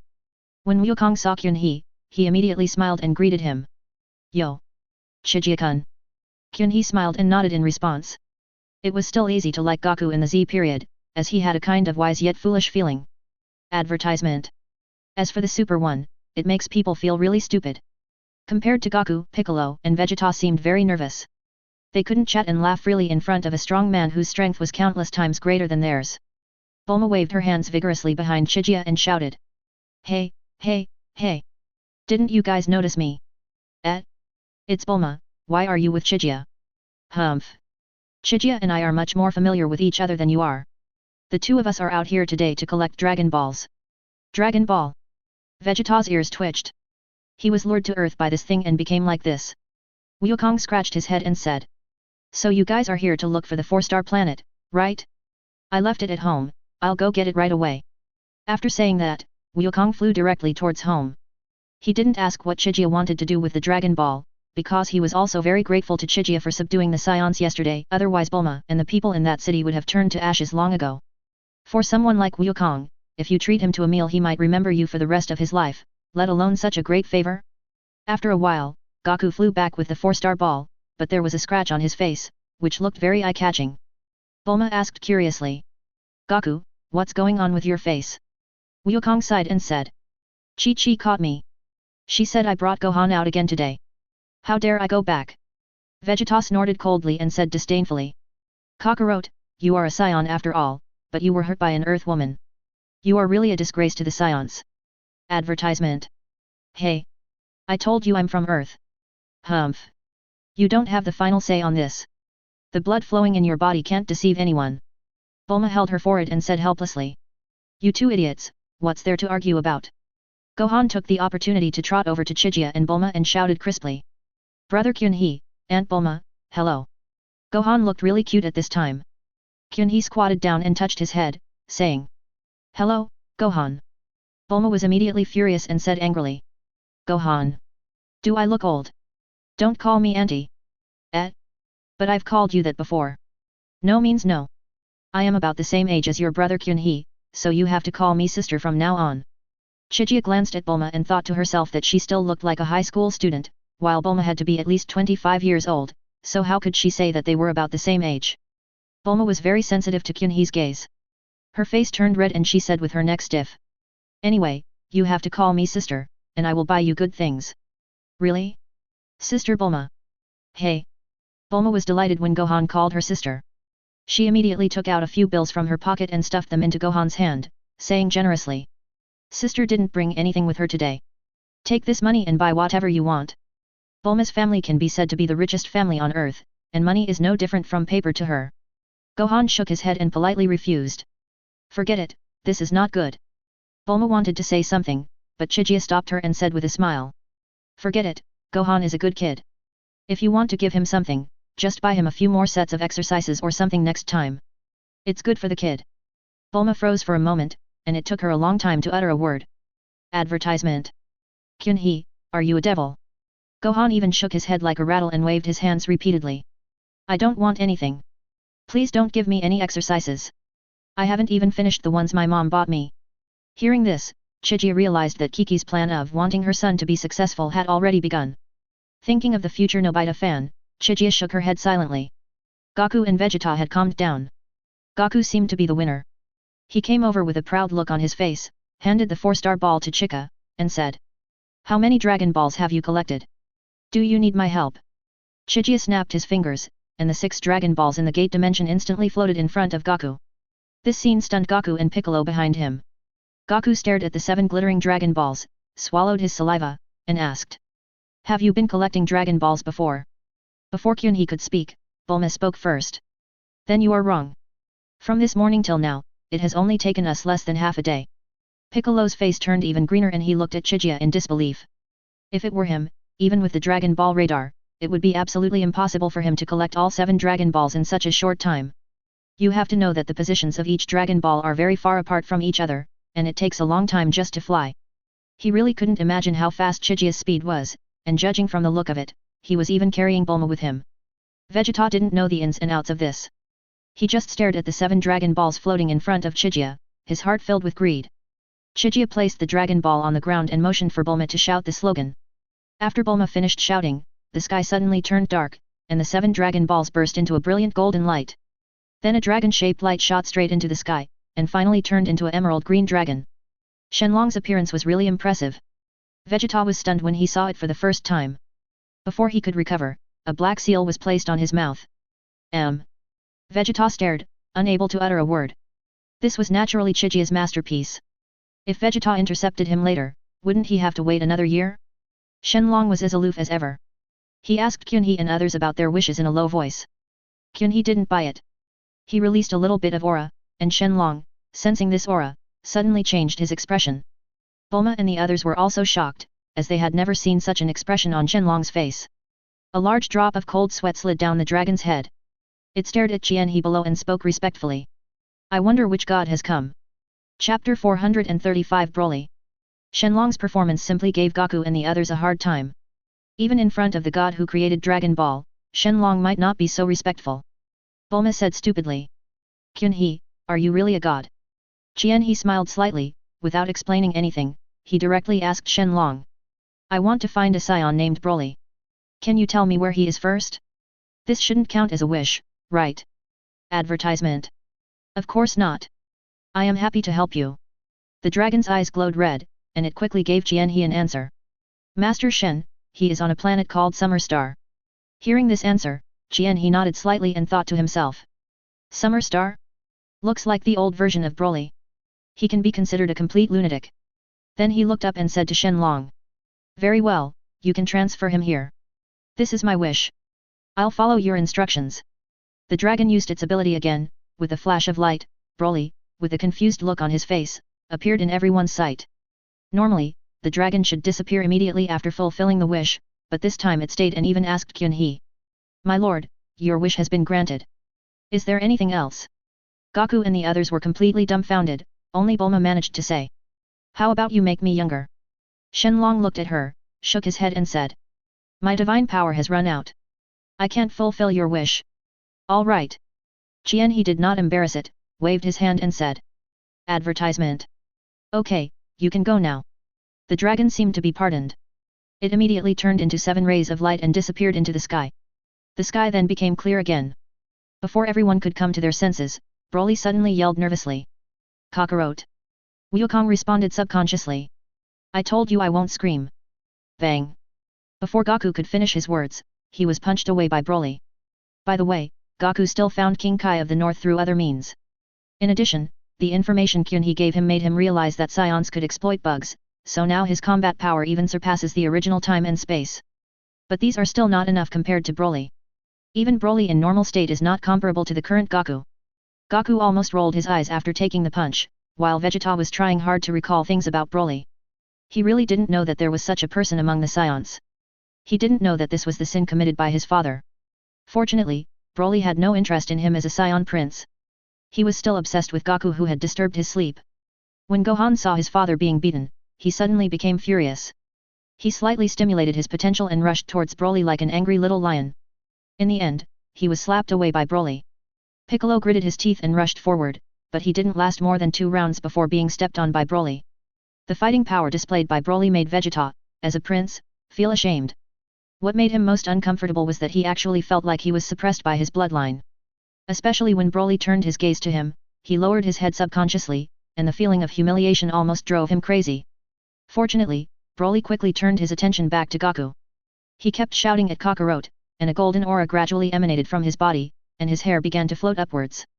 After another roar, his hair completely turned golden and his whole body floated up. Vegeta looked on with a dull expression. His concept of Scion transformation was only at the gorilla level. Although he knew of the existence of Super Scions, he had no idea what they looked like. Just as Broly was getting closer to Goku, a burst of applause made him stop. Chijia clapped her hands and walked towards Broly, praising him. As expected of you, you are the legendary Super Saiyan. It's worth my time working so hard just for you. Advertisement. The 5 words Super Saiyan exploded in Vegeta's mind like thunder. What happened today was completely beyond his cognition. Broly looked at Chijia coldly, raised his hand and threw a golden energy bullet at her, but the energy bullet was completely absorbed by a transparent barrier before it hit Chijia. He put away his smile and said calmly. But you're a little impolite. After saying that, 2 beams of golden light burst out from Chijia's eyes, and Broly subconsciously crossed his arms in front of his chest to protect it. The golden light passed through the golden aura on Broly's body and hit his arm, making a sizzling sound. Broly let out a scream, and 2 holes glowing golden appeared on his arms, almost piercing through his arms. You have to know that Broly's body is very strong and can withstand magma. He had never suffered such a degree of injury before, and the pain in his arm made him even more violent. He roared, and his muscles began to swell rapidly, and his hair and the aura around his body gradually turned a layer of emerald green. This is Broly's unique super form. Now he has completely transformed into a mad beast. The energy bursting out from him even caused strange phenomena in heaven and earth. From time to time, several pale lightning flashed across the dark space, as if the end of the world had come. Chijia's eyes seemed even brighter in the darkness. Bulma was completely frightened, but when she saw Chijia's eyes, most of the fear in her heart instantly dissipated. She summoned up the courage to call out Jianhe, who turned around, smiled at her, and said softly. Don't be afraid, I'm here. Broly looked at Jianhe with his eyes that were only white, his arrogance swelled again, he roared like a beast, and then rushed in front of Jianhe. Die! He punched at Qunhe's face, but Qunhe easily blocked it with one hand. At the same time, a mechanical clicking sound was heard from Qunhe's body. 2 arms sprouted from Chijia's shoulders, one of which pointed its palm at Broly, with a thick beam of light bursting out from it. Broly was pushed away in an instant, and Chijia followed closely, punching Broly several times in the air. Finally, all 4 arms exerted force together and smashed Broly heavily to the ground. Before Broly, who was sinking deep into the ground, could catch his breath, Chijia fell from the air again and stomped on his chest. He screamed and spit out a mouthful of blood and fell into a brief faint. Qunhe bent down and grabbed Broly's neck, narrowing her eyes and saying, I accept Juan Xiao's life energy. Chapter 436 Bloodline Fusion. The aura surrounding Broly flowed into his body through Chijia's palm. The muscles on Broly's body were shrinking at a speed visible to the naked eye, and soon returned to his original appearance. After Chijia extracted a small part of Broly's flesh and blood, he began to absorb it again. After a while, Broly was sucked into a mummy. Feeling the energy filling his body, Chijia nodded with satisfaction, and then completely destroyed Broly's body. Qunhe flew out of the pit. He first healed the injured Goku and others, and then said to Bulma. Advertisement. We're done, let's go back. Bulma nodded blankly, she walked to Chijia, and then the 2 of them disappeared on the spot. After the 2 left, Vegeta suddenly pounced with all his strength, and then crawled like a caterpillar towards the big pit where Broly was just now. When he got closer to the edge of the pit and looked inside, he saw the black human-shaped mark left by Broly at the bottom of the pit. Seeing this scene, he murmured. A Super Saiyan just died like that. Vegeta has always regarded Super Saiyan as a spiritual belief, but this belief was wiped out so easily by Chijia today, which made him unable to accept it for a while. Goku and Piccolo also came to the edge of the pit and looked down silently. Although Broly's performance in the battle just now was a bit disappointing, the aura of the Super Saiyan burst really shocked those present. Based on today's experience, I'm afraid everyone present will not be able to sleep. Chijia has brought Bulma back to the laboratory. He took out Broly's flesh and blood and placed them on the experimental table, and extracted his cells. The cells can be seen glowing emerald green through the computer screen. Bulma exclaimed beside him. What an amazing activity! Isn't he a Saiyan like Vegeta? Why is there such a big difference between them? Advertisement. Jianhe smiled slightly and said. Some people are born with talent, while others are as mediocre as a dog's tail. You should be very clear about this. Your IQ is not comparable to that of ordinary people. Chijia was definitely not deliberately complimenting Bulma, he was just speaking from the heart. Who would have thought that a 16-year-old girl would invent the Dragon Ball radar? You know, most people at this age haven't even finished high school. Moreover, Bulma later built a time machine, and she did so in an era when materials were scarce. This achievement would be quite explosive no matter where it happened. Bulma was a little embarrassed by Chijia's sudden praise. She pretended not to care and said. Oh, I'm not like what you said, haha. Jianhe shook his head, stared at her seriously and said. I'm not exaggerating. You are indeed a genius among geniuses. I have no doubt about that. After saying that, Chijia turned around and started studying the Broly cells on the stage, leaving Bulma alone in a daze. Kyunhee's words just now touched her heart deeply. It was not that no one had ever praised her for this since she was a child, but this time Kyunhee's words made her feel unusually satisfied. She wondered why this was happening. Was she feeling complacent about receiving the praise from the gods? Bulma couldn't help but change Chijia's image into Piccolo's, and the result was a layer of cold sweat on her head. While she was in a daze, Chijia had already implanted Broly's cells into his chest. Once the cells entered the body, they were devoured and transformed madly, and the blood power belonging to Chuanchao began to merge into his body. Boom! The floor of the laboratory suddenly cracked, startling Bulma, who was still in a daze. She exclaimed. "What's wrong? Chijia." I saw that Chijia's long snow-white hair was all fluttering at this moment, stained with a layer of faint emerald green light, just like Broly at that time. A circle of emerald green flame emerged from around Chijia's body, but it was not in the jet-like shape of Broly. This ball of flame burned like a flame. The violent aura of a Super Saiyan and Chijia's unique divine aura mixed together, achieving a strange balance. Advertisement. A loose white robe appeared on Kyunhee, and the pair of iconic horns of the Tsutsuki clan grew on his head, and the golden wave god appeared behind him. Chijia's eyes have transformed into the Kinshagen, and he is now in his strongest form, the god of Tsutsuki. The pressure from God emanated from this small laboratory and enveloped the entire earth. This kind of pressure is far beyond what Bulma, as an ordinary person, can bear. Even though Chijia tried her best to control it, Bulma was still inevitably seriously injured. She screamed and spat out a large mouthful of blood, and her body fell limply to the ground. He wanted to rescue him, but now he could hardly control the power surging in his body. He didn't expect Chuanchao's bloodline power to have reached such a level. He closed his eyes and tried to calm the violent power in his body. Gradually, the white robe on his upper body split in the middle, revealing his chest, and then began to gather again and again. The originally wide white robe finally turned into a style similar to a tight windbreaker. He retracted all his arrogance into his body, and his horns disappeared again. He slowly exhaled, and the suffocating pressure finally dissipated. He didn't care about the changes in his own body, and hurried to help Bulma, who was lying on the ground, up, and transferred a stream of yang release chakra into her, which made her pale face rosy again. Bulma, who had recovered, patted her chest with lingering fear and said. "That's horrible, Chijia, is that what you really are like?" "Well, I'm really sorry, I was a little too impatient and didn't expect that my power would get out of control. Don't worry about it. I'm fine. By the way, you looked so majestic just now. That's what a god should look like. Thank you for opening my eyes." Bulma smiled and poked Chihee's chest with her finger. Chihee was relieved to see her like this. She was really afraid that Bulma would be scared silly, which would really lead to a big mistake.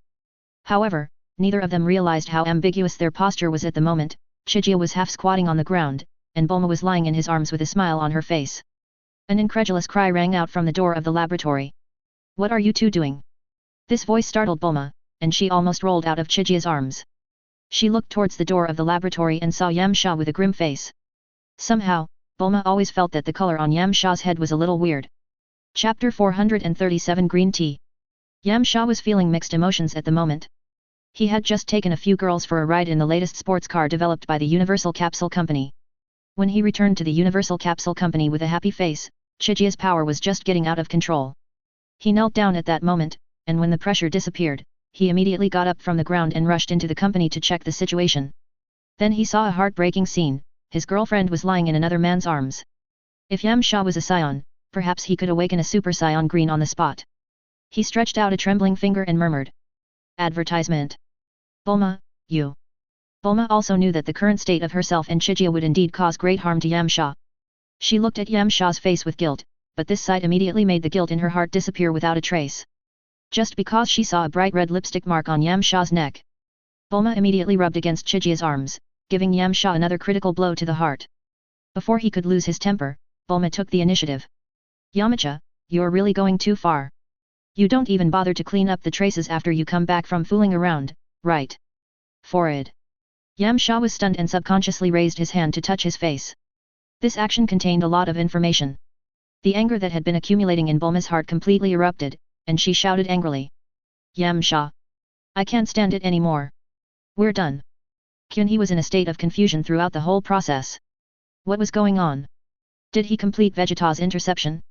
Doesn't that mean Trunks died in the womb? Ugh, I'm overthinking it. Yamcha was shocked all over. He didn't expect Bulma to break up directly. If it were before, he might have just smiled and got away with it, but today he was also very angry. He clenched his fists, said you said it. And turned and left.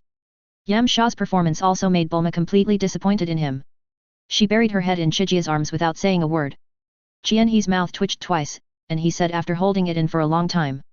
Bulma, I'm sorry this happened, don't be too sad. Bulma was originally quite sad, but she was amused by what Chijia said and burst out laughing. She suddenly raised her head, and Kyunhee saw that there were 2 obvious tear marks on her face, but she was smiling. Advertisement. What are you talking about? It's just a breakup, just like someone died. And it has nothing to do with you. Even without you, my relationship with Yam Sha would have ended long ago. After saying that, she wiped her eyes and left Kyunhee's arms. She bent her waist, with a nonchalant expression on her face. How can I be sad about breaking up? If I want to find someone, I can find someone better than him in a minute. After saying that, she glanced at the dilapidated laboratory, turned her back to Jianhe and said. Okay, now I have to clean up this place. It's so shabby. Kyunhee looked at Bulma's back quietly for a while, then he took out a mini flying thunder god and put it on the table, saying. Then I'll leave first. I'll give this to you. If you need anything, you can contact me through it. Just call my name. Chijia walked up and patted Bulma's shoulder, then flashed away and left the laboratory. Bulma did not tidy up the lab as she said. She sat down slowly, hugged her knees with both hands and muttered. Am I single now? Number 18 had already returned from school. She was lying on her side on the sofa, constantly switching programs on TV with the remote control in her hand. Swish. Jianhe suddenly appeared beside her and said with a smile. What are you doing? There are so many TV shows and you don't have a favorite one. Number 18 was startled, but when she saw Jianhe, a bright smile suddenly appeared on her face. She naturally moved closer to Jianhe's arms and said. They are all so boring, but you are still the prettiest. Number 17 showed up at the right time again, pouting and saying. Brother-in-law, if you don't come back soon, I'm going to press the remote control until it smokes. Bang. A pink slipper was accurately stuck on No 17's face. Number 17 sat down on the ground, and the slipper slowly slid down his face, leaving a deep shoe print on it. Number 18 glanced at him and said. Advertisement. I'm sorry. Seeing how concerned you were about the remote control, I wanted to give it to you, but I threw it to the wrong person. Could you please return my slippers to me, my lovely brother? Number 17 was angry but dared not say anything. He looked to Kyunhee for help, but Kyunhee pretended not to see it and it was obvious that she wanted to laugh at him. Seeing that the most reliable brother-in-law in her heart had also abandoned her, Number 17 had no choice but to pick up her slippers with a look of grief and indignation, and then held them in both hands and placed them next to the sofa. Number 18 nodded with satisfaction and praised. You are worthy of being my good brother. Your brother-in-law must be hungry after going out for a day. Could you please make today's meal? Sister, we can actually order takeout. The takeaway food is not clean. What if you get sick? Your brother-in-law and I don't mind, but you are still growing. Number 17 really wants to give himself a big slap in the face. Why is he so idle and talking so mean? Has he forgotten his position as the youngest of the younger brothers? With a heavy sigh, Number 17 turned around and walked towards the kitchen. Jianhe looked at No 17's tragic back and couldn't help but say. Number 18, why don't you let Number 17 cook? I think it's not easy for him. Before Number 17 even walked into the kitchen, his hearing had been modified to be very sensitive.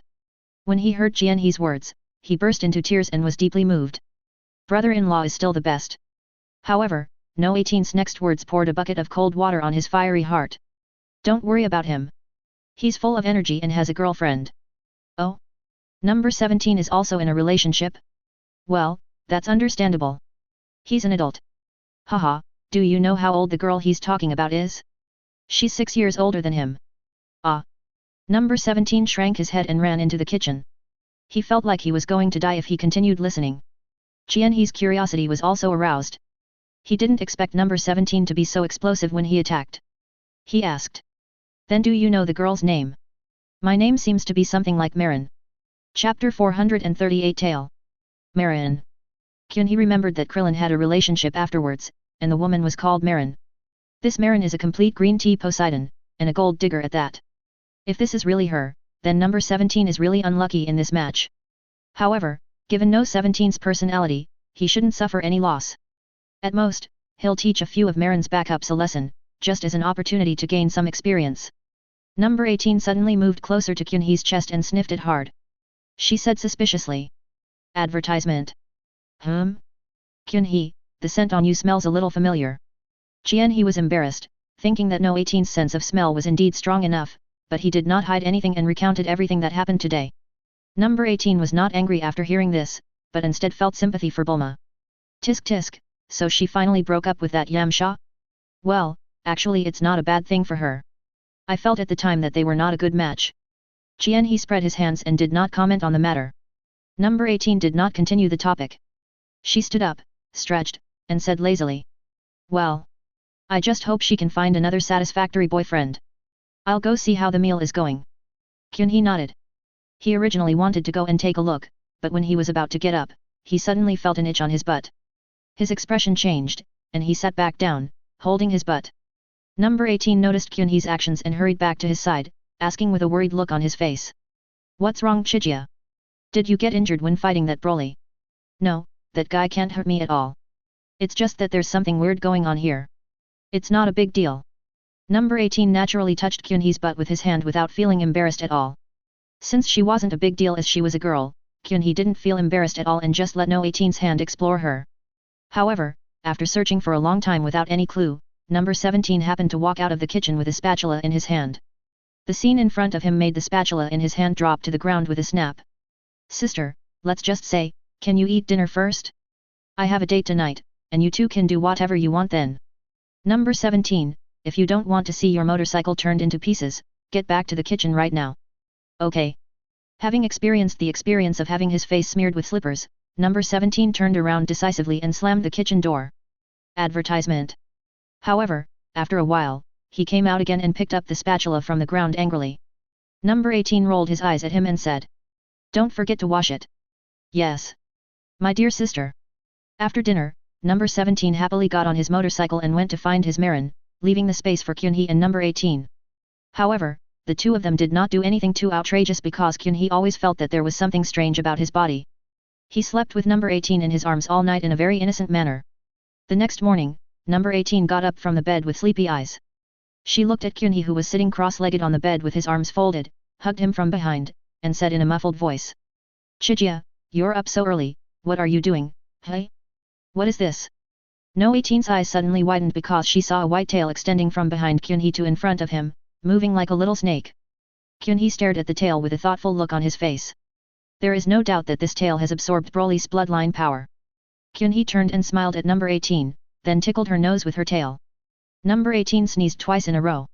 She looked at Kyun-hee with a reproachful look, then grabbed the mischievous tail. As a legendary Scion bloodline that is even more powerful than Vegeta's Scion bloodline, Chijia's tail will naturally not be his weakness. He can even use his tail to attack if necessary. Kyun-hee got out of bed, and a white tight windbreaker instantly appeared on his body, with a pair of black pants on the lower body, and the tail was wrapped around his waist, acting as a belt. Since a tail has grown, Chijia would not say to cut it off, because the Scion's tail has a hidden function, which is the key to unlock the Super Scion 4 form. Judging from the evolutionary route, Kyun-hee's favorite is the Wild Super Scion 4 form, which is also very consistent with the traditional Super Scion 4. Moreover, he is a god and has the aura of god. Once he becomes Super Scion 4, his combat power will reach an immeasurable level. Now, all he lacked was a moon. Although the Dragon Ball's moon has been destroyed by Piccolo, this is not a problem for Chijia. He could use the planetary devastation to create a new moon, or at worst let Vegeta use his special skill of creating an artificial moon. He only had to look at the moon once anyway. Advertisement. Thinking of this, Jian-hee said to number 18. Number 18, how about watching the moon with me tonight? Of course you can, but I haven't seen the moon for a long time. It seems to have disappeared. Don't worry about that. If we don't have it, we can make it ourselves. Ah. You'll know when the time comes. Well, then I'll look forward to the evening. The two went downstairs together to prepare for breakfast. Although food was no longer important to Kyun-hee, the sense of ritual was still necessary. Halfway through the meal, there was a noise coming from the entrance. It was number 17 who had been out all night and came back. Number 17 had a gloomy face and seemed to be in a bad mood. Throwing his helmet aside, he came to the living room and sat down on the sofa without eating, cursing something. Kyun-hee and number 18 looked at each other. Number 18 put down his chopsticks and asked. Number 17, what happened? Why are you so angry?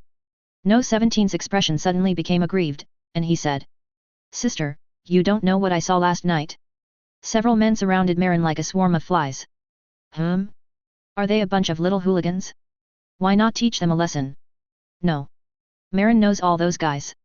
And seeing how they are chatting and laughing, they seem to have a very good relationship. Don't they know you're her boyfriend? Hee. Number 17 seemed to be mocking himself. He said weakly. I found out after asking around that those people were all her ex-boyfriends. What? You're still so close to your ex-boyfriend? What does she think of you? Number 18 put his chopsticks on the table with a bang, an angry look on his face. Chapter 439 New Form. You can bully your younger brother, but you cannot let others bully him. No 18's anger value is now at its maximum. If Marin were in front of her, she would definitely crush him to pieces with one punch.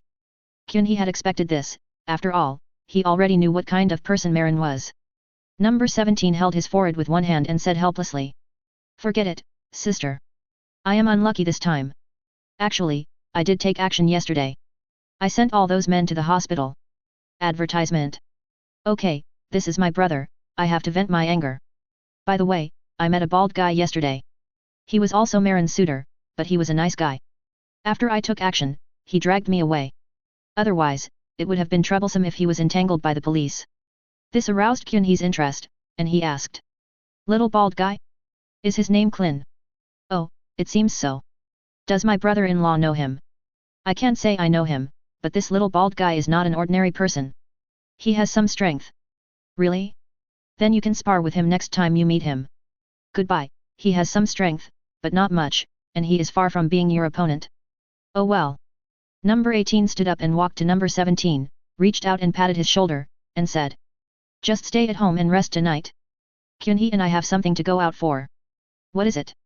Watch the moon. Number 17 ran back to his room in tears. At night, with no 17's eyes full of resentment, number 18 hugged Kyunhee's arm and went out happily. Kyunhee brought number 18 to a deserted place, but the environment was not bad. Number 18 found a place to sit down, looking at Kyunhee with his big eyes without blinking, as if saying please start your performance. Kyunhee smiled slightly, raised his hand and clenched it, and the ground made a loud bang, which scared number 18. Advertisement. However, what happened next made her stand up straight away. I saw several high mountains in the distance constantly collapsing, and countless pieces of rubble rising into the sky. This scene also happened in uninhabited areas all over the world. A sphere that blocked out the sun appeared high in the sky. Its volume continued to expand, and finally it gradually disappeared into the horizon. After a while, a brand new bright moon was hanging high in the sky. Number 18 stared blankly at the moon in the sky. Tonight she witnessed another miracle with her own eyes. Destroying a moon is easy for her now, but creating a moon is as difficult as ascending to heaven. Creation is God's prerogative. The white tail wrapped around Kyunhee's waist has unfurled, and he opened his arms, letting his whole body bathe in the moonlight. Plop, plop. A heartbeat like a war drum sounded, silver hair began to grow on Kyunhee's body, and his body size expanded rapidly. Ouch! After a roar that shook the heavens and the earth, Kyunhee completely turned into a giant silver ape. Since the white robe on his body was an illusion, it did not crack due to the expansion of his body and was still intact on his body. Number 18 was dumbfounded. She flew to the giant Chijia and called Chijia's name. Kyunhee's giant ape-like eyes were all covered in gold. He suddenly stretched out a big hand and held number 18. Number 18 was shocked, but did not resist. She just patted Kyunhee's hand gently and said softly. Don't scare me, Kyunhee, change back soon. A smile appeared on Kyunhee's giant ape face. He gently placed number 18 on the ground, then raised his arms and roared to the sky. Silver flames rose from his body, then wrapped around him and gradually shrank. He was still wearing the same white windbreaker, but you could see silver hair around his exposed chest. A circle of silver eyeshadow also appeared around Kyunhee's eyes, and a flame seemed to be burning in her golden pupils. His hair color was still silver, with 2 strands of silver hair draped over his chest, making his overall hairstyle look a lot wilder. He bathed quietly in the moonlight, the 2 contradictory temperaments of wildness and divinity intertwined in Kyunhee, yet indescribably harmonious. This posture is more like Super 5, but it is a Super 5 with legendary super bloodline and divine aura. Advertisement. Number 18 was already staring in a daze, and she only came to her senses when Kyunhee held her in his arms. Kyunhee had a devilish smile on his face, and number 18 felt her heart skip a beat. She murmured. Kyunhee, are you going to let me admire the moon or admire you tonight? What's the difference? Don't both of them belong to you? Number 18 nodded stiffly, rested her face on Kyunhee's chest and stopped talking. She needed to calm down. What happened tonight was really too dreamy. God realm. In a giant tree, Beerus, who had been sleeping for more than 30 years, suddenly opened his eyes, and a deep purple light flashed in his eyes. He walked out of the giant tree with his hands behind his back. Outside the tree was Weiss, who had been waiting there in advance. Weiss's face was rarely solemn, and he slowly spoke. Lord Beerus, you should have noticed it too, right? Beerus nodded and said in a deep voice. That's why I woke up early. This is the breath of a god, and it's terrifyingly strong. Who could it be? Weiss raised the staff in his hand and gently smashed it on the ground, and the shape of the earth appeared in the crystal ball on the top of the staff.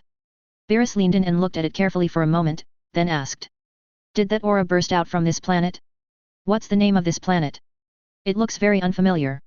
It's Earth, and it's in a remote location. Do you want to go take a look, Lord Beerus? Go. I didn't expect such a strong man to appear in my universe. I can finally stretch my muscles. Weiss didn't say anything. As an angel, his power was greater than Beerus's, but that aura even made him feel palpitations, which meant that Beerus might not be a match for that unknown strong man. Beerus saw that Weiss had not made any move yet, and said with an unhappy look on his face. Hey! What are you thinking about, Weiss? Take me to Earth. In the end, Weiss did not disobey Beerus. He used his ability and turned into a stream of light and flew out of the god realm with Beerus. However, there were more than just the two of them visiting the Earth. In a huge spaceship, Frisia was sitting in his baby stroller-like aircraft with a half-smile on his face. Someone just reported to him that Vegeta and Nappa went to Earth and have lost contact. But what interested him more than this was something called Dragon Ball. Chapter 440 Vegeta and Gohan. Frisia didn't think there was anything strange about Vegeta's loss of contact. He had long known that Vegeta was not loyal to him at all, and he kept Vegeta only to humiliate the Scions and make Vegeta serve as a more useful laborer for him. Once fundamental interests are involved, such as Dragon Ball, which can make people immortal, it is normal to fall out. Frisia flew out of the aircraft and looked at the dark universe outside through the glass. A subordinate immediately handed him a glass of bright red liquid. He shook the cup gracefully and said softly. Advertisement. It seems that there are two pretty strong guys on Earth. Their combat power exceeds the upper limit of Vegeta and his old detectors. That's quite interesting. Behind him, Dodoria and Sabo looked at each other and saw a hint of surprise in each other's eyes. They can also do things like blowing up old-fashioned detectors, but it's a bit difficult. It would be easier if Sabo could transform.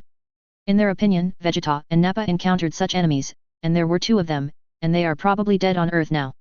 Thinking of this, the two of them even felt a little gloating. Frisia suddenly turned around and said calmly. Let's go to Earth and have some fun, and see how my lovely Vegeta is doing. On Earth. Today Bulma held a dinner party at her home. In addition to Goku and others, Chica's family of 3 also attended. Wukong was holding a large bowl of noodles and eating them madly. Halfway through, he suddenly asked. Bulma, where's Yamcha? Why didn't I see him today? Bulma was very upset. She stared at Goku and said unhappily. Enjoy your meal. Why are you asking so many questions? Wukong swallowed the food in his mouth and was about to speak when Krillin nudged him with his elbow and whispered. Okay, they're obviously having a quarrel, so just stop talking. Wukong tilted his head, then continued to concentrate on eating. Kyunhee and number 18 sat at a stall, while number 17, wearing an apron, was grilling meat on the stove opposite them, sighing from time to time. Number 18 frowned and said. Why are you sighing? You're almost burning the meat. Advertisement. Sister, can you please understand me who just broke up? I'm already miserable. Tisk, what do you mean by heartbreak? It would be a good thing for you to see clearly what kind of person Marin is as soon as possible. Keep your eyes open and be more careful next time. You are lucky that the first person you meet is your brother-in-law. When number 18 heard this, he immediately raised his little face, hugged Jianhee's arm with a proud look, and said. You are right, I am just lucky, so what? The corners of No 17's mouth twitched. He lowered his head and slapped the barbecue on the stove with a spatula, as if he had a grudge against the meat. On the other side, Gohan was standing in front of Vegeta holding a small cream cake and asked. Uncle Vegeta, you should eat something too. This cake is delicious. Vegeta still had an expression that said everyone owed him money, and he shouted fiercely. You little brat! Who wants to eat this? Get out of here! I don't want to see you. However, just as he finished shouting, his stomach started growling very uncontrollably, with a sound that could be described as like a loud bell. Puff! Gohan couldn't help laughing, but quickly covered his mouth with his hands. He looked at Vegeta, blinking his eyes again and again. However, his behavior was tantamount to giving Vegeta a slap in the face. Vegeta now wished he could find a hole in the ground to crawl into. This was also caused by his tsundere. It was not that the Monkey King family ignored his meals, but he only took one bite each time and then closed his eyes and pretended to be a god. Of course, the rest was not wasted and it all went into Goku's own stomach. With the Scion's appetite, how could he eat only one bite at a time? Now Vegeta's retribution has come, and his defense is easily broken by a small cake. He swallowed and said in a low voice. Girl, bring that cake over here. Gohan immediately pushed the cake in front of Vegeta, who looked at the cake and fell silent. He was still bound by the black shackles made by Kyunhee, and he couldn't free his hands to take such a small piece of cake, unless he was willing to lie on the ground and eat it directly with his mouth. Obviously his princely burden would not allow him to make such a move. So he could only ask Gohan, the brat, for help again. Advertisement. Kid, your name is Gohan, right? Do me a favor and bring that cake closer. As you can see, my current state is a little inconvenient. Gohan also realized this, and he quickly brought the cake to Vegeta's mouth, saying. I'm so sorry Uncle Vegeta, it was my negligence. Vegeta looked at Gohan like this. Although his expression still looked fierce, there was an imperceptible curve at the corner of his mouth. This was the first time for Gohan to experience the feeling of being cared for since he had been living with Frieza. The innocence of little Gohan finally touched the proud Scion Prince. He said thank you, quietly enough to be inaudible, but Gohan heard it all the same. Gohan's face was filled with a bright smile, and he shouted happily. You're welcome, Uncle Vegeta. Come on and eat. This cake is really delicious. No need to shout so loudly, it tastes really good. Vegeta chewed the cake and gave a sincere comment. After all, the cake was indeed much more delicious than the alien arm he was chewing. Gohan immediately said he wanted to get a few more pieces, and Vegeta didn't stop him, and even added. Give me some meat, I can't hold it with just cake. Gohan nodded and was about to turn around to get his food when suddenly, a large shadow appeared on the ground. Everyone couldn't help but look up, and saw a huge round spaceship that had broken through the clouds and was landing here. Gohan stopped and asked curiously. What is this? It has a very unique shape. Vegeta's eyes widened and he exclaimed. It's Frieza's spaceship. He's here too. Frieza? Uncle Vegeta, is he a Scion too? No. He is our Scion enemy. Don't think I don't know, he was the one who destroyed planet Vegeta. Vegeta's eyes were filled with hatred, but also with a hint of fear that was hard to conceal. But when he looked at Kyunhee, his heart suddenly calmed down, and he even felt a little gloating. Frieza, I'm going to appreciate the expression on your face later. Chapter 441 Frieza arrives. Number 18 looked at the spaceship in the sky with an unhappy expression and said. What is this thing? It blocks out the sunlight. He took a bite of the barbecue and said with a smile. That's the spaceship of the Emperor of the Universe, so we have to play it to the fullest. The Emperor of the Universe? Is he very strong? Advertisement. It's okay. It's considered to be quite capable. Number 17 immediately became interested. He patted the apron around his waist and said. Brother-in-law, can I go meet him later? I haven't had a proper fight yet. Whatever you want, don't hold back. That guy isn't here to attend a party. He's an enemy. Clear. Number 17 pulled open her apron, shook her neck, and looked eager to try. I have to say, Bulma's house is really big, more than big enough to park a spaceship. After the spaceship landed, a group of soldiers in combat uniforms poured out from the open hatch. They lined up in two teams facing each other, forming a passage. Under the gaze of everyone, Frieza slowly flew out of the spaceship in his baby carriage, with Sabo and Dodoria following on both sides of him. Frieza held his face with one hand and glanced at the tied-up Vegeta, a hint of surprise in his eyes. He originally thought that Vegeta either ran away with the Dragon Ball or was killed by the two unknown strong men on Earth. He never expected that Vegeta would be captured. Vegeta was also staring at Frieza. He said coldly. Frieza, you've come to Earth too. Let me guess, you're here for Dragon Ball, right? Vegeta's tone made Frieza unable to react for a moment.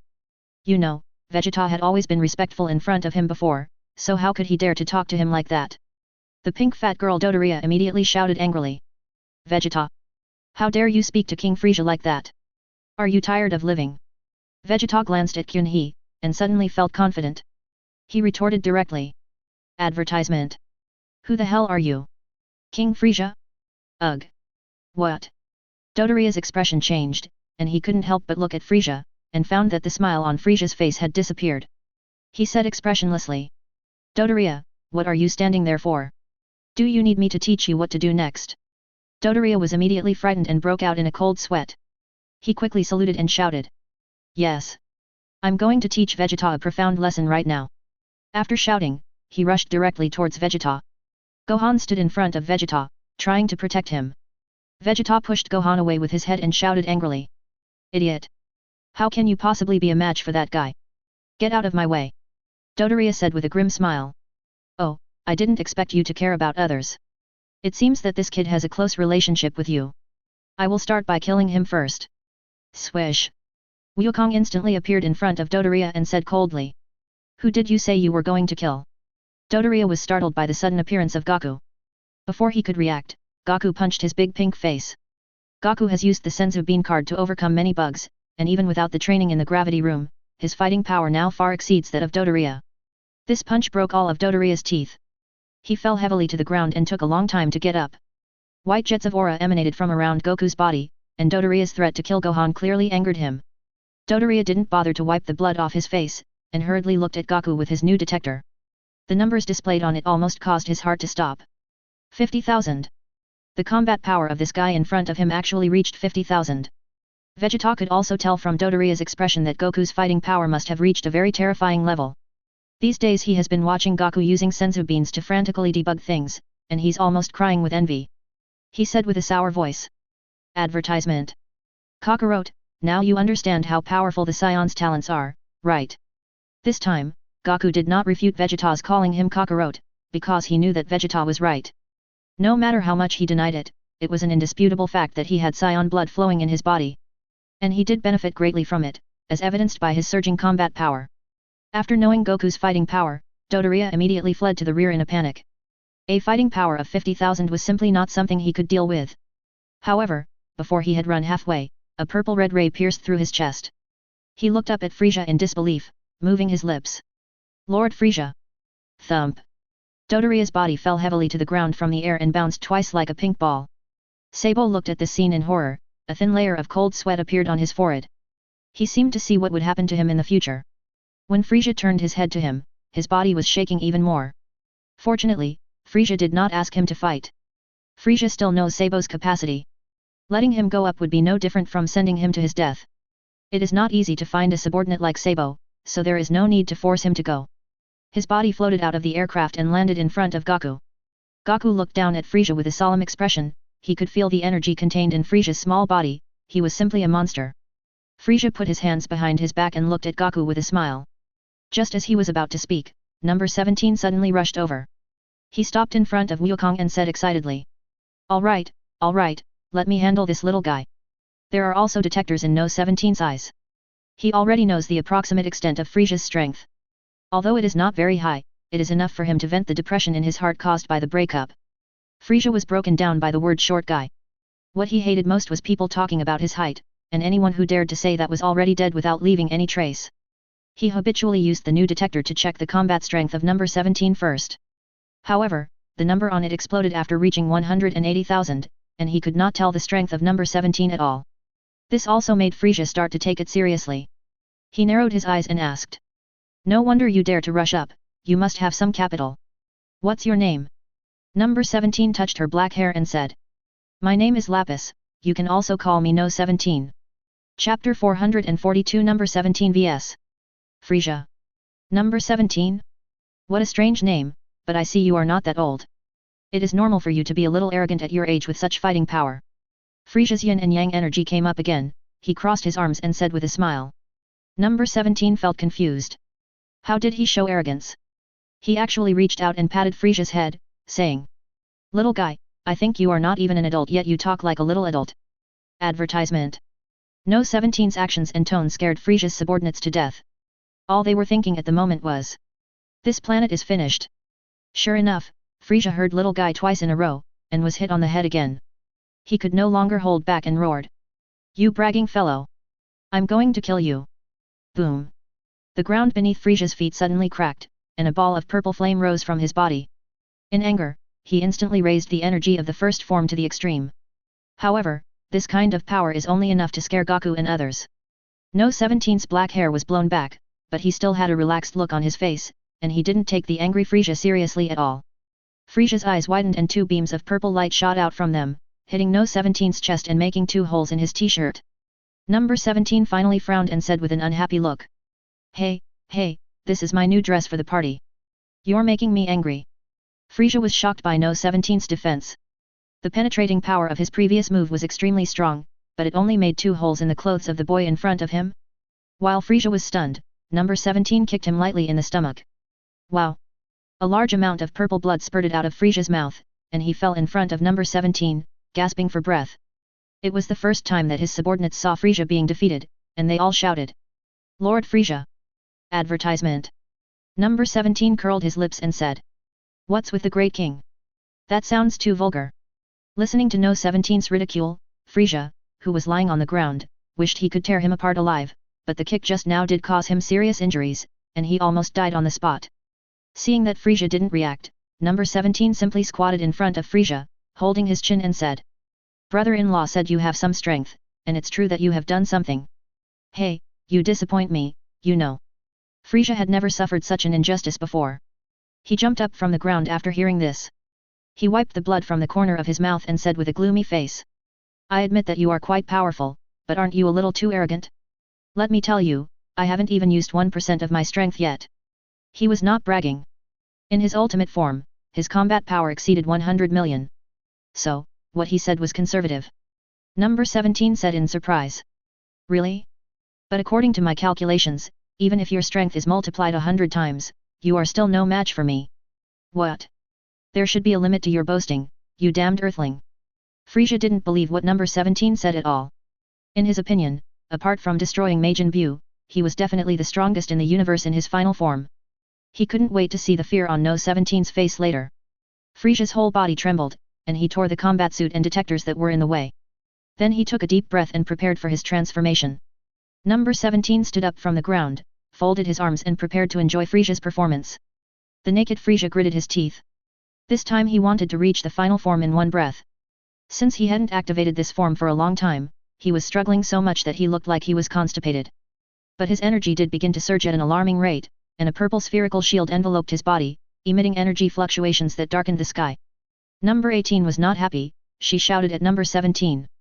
"Number 17! What are you doing? Hurry up and take care of that guy. He has ruined the nice weather."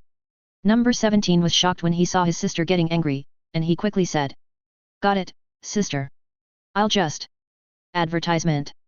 Snap. A crisp cracking sound was heard, and dense cracks appeared on the purple shield that wrapped Frisia. Then, the shield broke into countless pieces and fell off, revealing Frisia inside. He has entered the final form, and the expression on his face is so calm that he gives people a feeling that he is sure to win. However, a sentence from number 17 broke his defense again. "I didn't realize you could transform, but your height doesn't seem to have changed at all, you're still so mini and cute." Frisia looked up at number 17 and said word by word, "You will pay for what you said." Number 17 spread his hands and said, "Then I'll wait and see." After a brief silence, Frisia suddenly jumped up and threw a purple energy bomb directly at number 17. Number 17 just waved his hand and threw the energy bomb into the sky. The explosion sound coming from the sky made Frisia's face even uglier. He didn't believe in evil and threw several energy bombs at number 17. As a result, without exception, all of them were hit high into the sky by number 17. For a moment, the entire sky was dyed purple, and the confused people in the city immediately thought of this. The Universal Capsule Company is really rich. They set off fireworks in broad daylight. However, what they didn't know was that any firework falling to the ground could raise the city to the ground in an instant. Seeing that the energy bomb had no effect, Frisia simply rushed directly to number 17 and wanted to engage him in close combat. However, in order not to affect his sister's mood, number 17 did not respond to the attack immediately, but directly avoided it and flew high into the sky. Frisia followed closely behind, and the two of them were soon drawn into the clouds, followed by the roar of collisions. The Z warriors looked up at the sky with solemn expressions, while number 18 carefully placed a piece of barbecue next to Chijia's mouth and asked softly, "Kyun-hee, how about trying what I baked? It may not be as delicious as the one baked on number 17. Kyun-hee took a big bite and gave number 18 a big thumbs up. "Not bad. The doneness is just right. My number 18 is really great." No 18's pretty face turned red, and just as she was about to speak, a petite figure suddenly fell from the air and landed heavily on the ground. It was Frisia. Chapter 443 Beerus. Frisia fell face down, his body covered with purple blood, his tail had disappeared from the root, and the scar as big as a bowl was still spurting blood, looking extremely miserable. His subordinates looked at the scene in disbelief, and they were all silent. Some of the smarter ones had already started moving towards the spaceship, preparing to escape. While eating barbecue, Kyun-hee glanced in the direction of the spaceship, and a golden light flashed in his eyes. Boom! An explosion sounded, and the spaceship and a group of soldiers disappeared instantly, turning into ashes.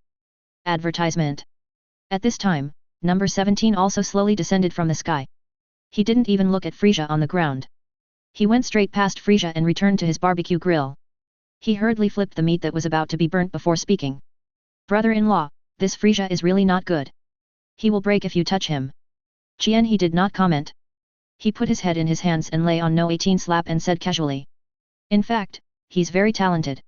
If he did a few push-ups before coming here, you probably wouldn't be able to beat him. Ah? Brother-in-law, are you kidding me? No, he does have this talent. On the other side, Vegeta looked at Frisia, who was lying motionless on the ground, with a look of satisfaction on his face, and wanted to get closer to appreciate Frisia's miserable condition from a closer distance. He no longer cared about his image and simply fell to the ground, moving towards Frisia in a wriggling manner. Seeing this, Gohan hurried forward to help Vegeta up and said. Uncle Vegeta, do you want to go over there? I can take you there. After saying that, without waiting for Vegeta to object, he carried Vegeta to Frisia. Frisia was already breathing out more than breathing in. Now he couldn't even move a finger. Vegeta spat at him fiercely and said.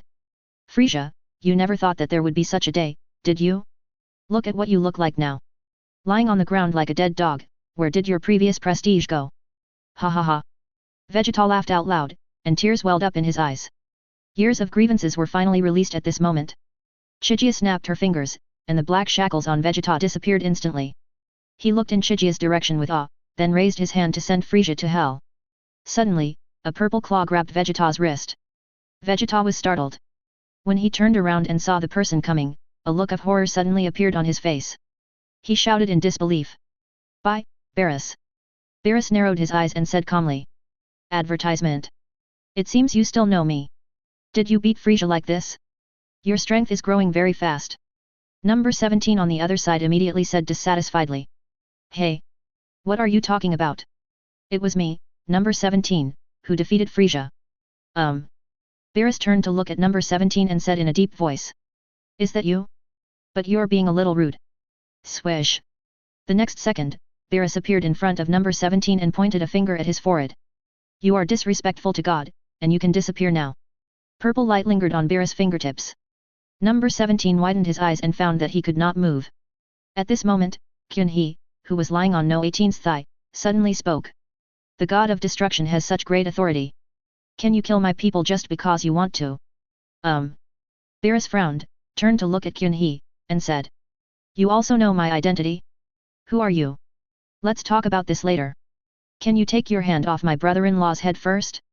Otherwise I will be angry. Beerus narrowed his eyes and said calmly. Then let me see if you are qualified. As he spoke, purple ripples appeared at Beerus' fingertips, and a breath of destruction spread. Buzz. Two beams of golden light burst out from Kyun-hee's eyes. Beerus was startled and instinctively withdrew his hand. Golden light flashed across his and No 17's fingertips, and the remaining breath made Beerus feel a little palpitated. He exclaimed. This aura. I know, the strong man on earth is you. Advertisement. Whis came to Beerus and looked at Chijia's unfamiliar face with an unusually solemn expression. Under the gaze of the two, Chien-hee slowly stood up. Number 17 hurriedly came behind Chien-hee and said with lingering fear. Brother-in-law, that guy who looks like a rabbit is so powerful. I am no match for him at all. Kyun-hee said with a smile. Of course, he is the god of destruction I told you about. He is the most powerful god in the universe. Ah? Is this what the god of destruction looks like? It's true that you can't judge a person by his appearance. Number 18 held Kyun-hee's arm and asked with a worried look on his face. The strongest god? If that's the case, then even you, Chijia, can't be his opponent. Kyun-hee gave number 18 a reassuring smile and said. Didn't I just say that he is the most powerful god in this universe? There is more than one in the universe. Number 18 tilted her head, as this already touched upon her blind spots in knowledge. Beerus and Whis looked at each other, and Whis couldn't help but speak. Which universe are you from? It is impossible for a being of your level to be unknown. This was also a point that puzzled everyone present. For Bulma and others, Chijia's appearance was extremely abrupt, and no one knew where he came from. Chien-hee spread his hands and said. I'm not a god from any universe you know of. Never mind. It's too much trouble to explain. Let me first tell you why you are here. Beerus took a step forward and said. Of course I came to see the power of you, the unknown god. How about it? Do you want to fight with me? Sure, I also want to see the strength of the strongest god of destruction, but this place is not suitable for fighting, you and I should go to another place. Beerus nodded, for him it didn't matter where he fought, he didn't care how many planets he destroyed when fighting, his duty was to destroy. Whis, however, seemed a little hesitant, because he could feel that Chijia's power was at least at the level of a god of destruction. If he and Beerus went to war, the entire universe would be in danger. But Beerus was obviously impatient, he shouted at Whis. Weiss, take me and him to a faraway place. I want to have a good fight this time. Weiss was silent for a moment, but finally agreed. However, he made up his mind that if the situation got out of hand, he, as an angel, would immediately take action to stop it. Chapter 444 God and God. The staff in Wiss's hand burst into colorful light, wrapping up Chijia and Beerus and rushing straight into the sky. After the three people disappeared, everyone dared to breathe a sigh of relief. The pressure from Beerus and Chijia just now was so strong that it almost suffocated them. Number 18 was still a little worried, so number 17 stepped forward, patted her on the shoulder, and said, "Don't worry, sister. My brother-in-law is the strongest. I believe he can beat that god of destruction to a pulp." Number 18 glared at him, reached out and grabbed number 17's ear, and said angrily, "Advertisement. It's all your fault." Hey, sister, it's not my fault. It's because that guy is too irritable and wants people to disappear at the slightest provocation. Number 18 was also worried and confused. She let go of his hand, and walked silently to lean against a big tree. She wanted to wait there for Kyunhee to come back. At the junction of the 6th and 7th universes, a colorful light appeared out of nowhere. The light gradually dissipated, and Kyunhee and the other two emerged from it. Weiss frowned and said to Beerus, "Lord Beerus, isn't this place too close to Universe 6? If we start a fight, it might affect that place as well." Beerus chuckled and said, "I came here specifically to fight. If Xiongpa is unhappy, just come find me. It just so happens that I haven't beaten him up in a long time." Weiss shook his head helplessly. This pair of brothers were like two children who never grew up. It was really a headache. Beerus rubbed his hands together, and said to Chijia excitedly, "All right. Let's have a fight. It's rare to meet such an interesting opponent like you. Don't worry, I won't destroy you even if you lose." Qianhe smiled slightly and said, "Just because of what you said, I won't kill you later." Beerus didn't take this sentence to heart. As the strongest god of destruction, he really didn't think that anyone could defeat him except the angels. He gave Whis a look, and Whis immediately understood. He placed his staff between Chijia and Beerus and said in a deep voice, "You two, are you ready?" Advertisement. Chijia and Beerus nodded at the same time, and the staff in Wiss's hand flashed, which was the signal for the battle to begin. Buzz. Two forces of pressure from the superior gods erupted at the same time. Several planets around them began to tremble constantly, with faint signs of collapse. Beerus was emitting purple light. He stretched out a finger, condensed a huge golden ball of light and threw it at Chijia. Kyunhee had no intention of dodging and simply knocked the ball of light to pieces with one punch. The moment the light ball disappeared, Beerus had already rushed in front of Chijia and kicked her in the abdomen. However, an ultimate repulsive force suddenly burst out from Chijia's body, and Beerus was caught off guard and was directly bounced away. When Beerus stabilized his body, two beams of golden light burst out from Chijia's eyes again. This kind of golden light could not be absorbed by the flesh, so Beerus hurriedly used the energy of destruction to condense a black and purple light ball, which collided with the incoming golden light. The two energies collided with each other, but there was no earth-shattering explosion. They were offset silently. Beerus couldn't help but ask, "Are you also the god of destruction from some world?" There was still a hint of golden light in the corners of Kyunhee's eyes. He shook his head and said, "There is no god of destruction there. I am the only god." After saying that, Chijia flashed directly in front of Beerus and punched him in the chin. Beerus was enraged by the punch, and he retaliated with a punch but was easily dodged by Chijia. Neither of them chose to separate, but instead fought directly with each other. The waves generated by each collision would take away a planet. When the two stopped, there was no longer any planet around them, only endless darkness. Beerus grinned and said, "You really didn't disappoint me, but the warm-up should be over. I have to get serious from now on." Next, Beerus did not explode as if he was constipated. He just took a deep breath and his whole body showed a relaxed posture. Gradually, a layer of silver light covered the surface of his body, and outside was his unique purple glow. There was no earth-shattering momentum, and Beerus seemed to have become quiet. However, Chijia, his opponent, knew that the current Beerus was completely different from before. Chijia's expression also became serious. He looked at Beerus and said, Advertisement. This should be Ultra Instinct. As expected of the strongest god of destruction, he even mastered this. Beerus showed a look of surprise. You know the ultimate freedom? Do you know it too? Don't get me wrong, I just know that. Since you've even used this, I have to come up with something decent. Chijia's silver tail wrapped around her waist stretched out. Beerus was stunned for a moment, and said. Silver tail?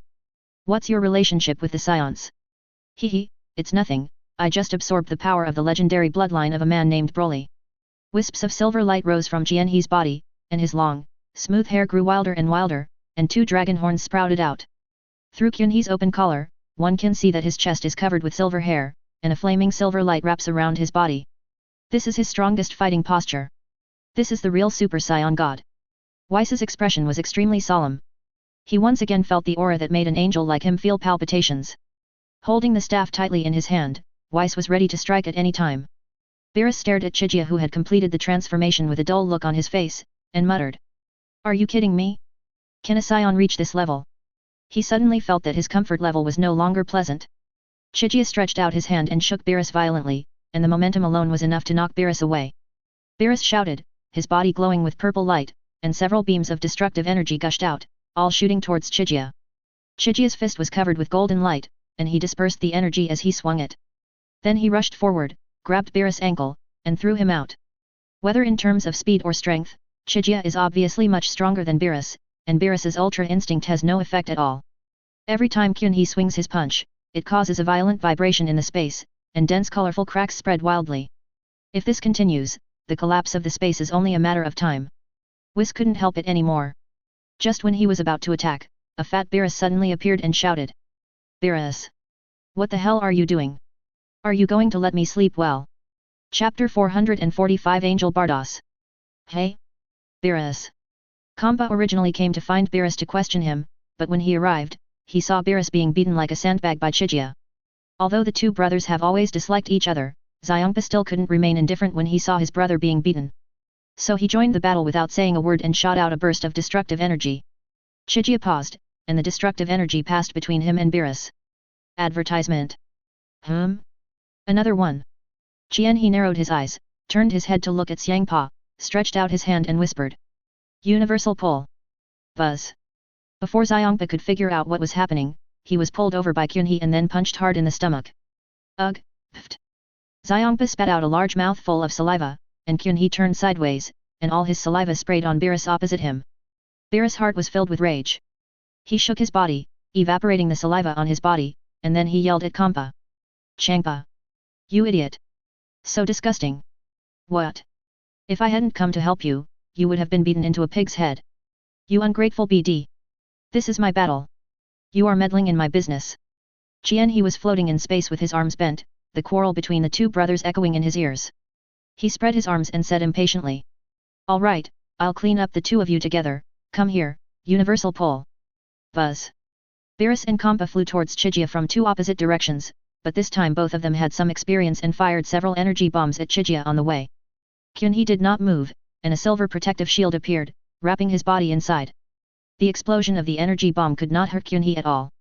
This is Broly's innate skill, a protective shield that can even withstand planetary explosions. When Xiongpa and Beerus got close, Chijia grabbed their heads with one hand each and slammed them together hard, making both of them dizzy. Beerus was better, but Kampa's eyes turned into Uzumaki shape and he didn't wake up for a long time. Advertisement. When Xiongpadu came over, the angel in charge of him, Bados, naturally came as well. She watched the battle between Qunhe and the two gods of destruction with great interest, and exclaimed in amazement. How interesting! When did such a strong man appear in your universe? Is he the candidate for the god of destruction that you selected? Weiss smiled bitterly and said. I don't know either. He just seemed to appear out of nowhere and claimed that he didn't belong to any universe. Oh? But no matter what, he appeared in your universe, which means you are responsible for this matter. Oh, I know, so now I have to stop them. Why should we stop them? Why not just let them decide the winner? I never thought that besides our angel clan, there would be someone who could deal with two gods of destruction at the same time. Bardos stared at Qunhe in the distance without blinking, and the expression on his face was very intriguing. However, with Bardos present, Whis was not so anxious. There was nothing in the universe that could not be resolved by two angels combined. However, when Chijia showed her Super Saiyan God status, the outcome of the battle was already decided. After a while, Xiangpa and Beerus were grabbed by the ears by Chijia and lifted into the air with one hand each. Kampa was already rolling his eyes, Beerus was still relatively conscious but not far from coma. Kyunhee brought them both to Weiss and said with a smile. These two are a little tired, so please take them back. Weiss looked at the two drowsy gods of destruction with a twitching mouth, not knowing what to say for a moment. What happened today is quite explosive even in the 12 universes. Someone can actually defeat two gods of destruction at the same time, and one of them is the strongest god of destruction, Beerus. Of course, he had also heard that there was an existence in a certain universe that surpassed the god of destruction, but that was just a rumor. Chijia in front of him was a living example. Weiss waved his hand, and Kampa and Beerus separated from Chijia and floated behind him. Beerus, who was still somewhat conscious, gave Chijia a thumbs up. He was really convinced today. Kyunhee smiled back, turned around and was about to leave. With the coordinates of the earth, it would only take him a thought to go back. Bardos, who had been silent the whole time, suddenly called out to Kyunhee. Wait a moment. Qianhee looked at the female angel with a high ponytail and asked. What can I do for you? Advertisement. Bardos stretched out his hands behind his back towards Kyunhee and said with a smile. Nice to meet you. I'm Bardos, the angel from the 6th universe. Can you tell me your name? Qianhee paused for a moment, then stretched out his hand and shook it with Bardos, and responded. My name is Uchiha Chijia. Uchiha? Weird last name, just as weird as you are. Strange? What do you mean? Bardos smiled and said. You just defeated two gods of destruction. Isn't that strange? Kyunhee glanced at the two gods of destruction behind Weiss and said. That was a bit too heavy-handed, but there's nothing strange about that. Gods are just creatures with stronger powers, not invincible. The smile on Bardos's face grew wider, and she floated towards Kyunhee, stopping only when she was about to stick to him. Kyunhee just looked at her face to face. He wanted to see what this female angel was going to do. Bardos admired Kyunhee's golden eyes for a while, then said. Chijia, are you interested in becoming my candidate god of destruction for Universe 6? I believe it will be fun to be your angel. Facing Bardos' invitation, Qianhee did not hesitate for even a second and spoke directly. I'm sorry, I refuse. Bardos kept smiling and asked. Oh? Can you tell me why? There are many benefits to becoming a candidate god of destruction. Qianhee still shook his head and said calmly. I am just a passerby in this world. I am not interested in these gods. There are two other reasons that Kyunhee didn't mention, that is, he doesn't want to tie his life to a weak Kaishin. And once he becomes the god of destruction, it means that he will be bound by the rules of this world, and even be restricted by the Omni King who looks like a blue-boiled egg. Chijia is not afraid of the so-called elimination of the Omni King, because he was not born from the universe controlled by the Omni King at all. But if he becomes the god of destruction, it will be different, which means that he has established a connection with a universe. There was no need for him to give himself these two weaknesses. Chapter 446, Bardos's Thoughts. Ah, that's a pity. Bardos shook her head, and the staff in her hand flickered, just like her thoughts that were hard to read. Then she snapped her fingers, and Xiangpa slowly floated behind her. After checking Xiangpa's injuries, she said. Well, it looks like he just fainted. Let him sleep like this for a while. Weiss looked at the big swelling on Xiangpa's head and the corners of his mouth twitched. Advertisement. However, the life of the god of destruction is indeed not that fragile, and Xiangpa is not the god of destruction he is responsible for, so he did not say much. Bardos smiled at Kyunhee again and said. We will meet again. I will remember you, Uchiha Chijia. After saying this, she and Xiangpa turned into streams of light and disappeared into the vast universe. Bardos came and went quickly. Weiss held Beerus with one arm, and his expression looked a little confused. Kyunhee did not stay for long. He first returned to his normal state, then waved to Weiss, said goodbye and disappeared from the spot. Beerus raised his head listlessly and said weakly. Weiss, he's really strong.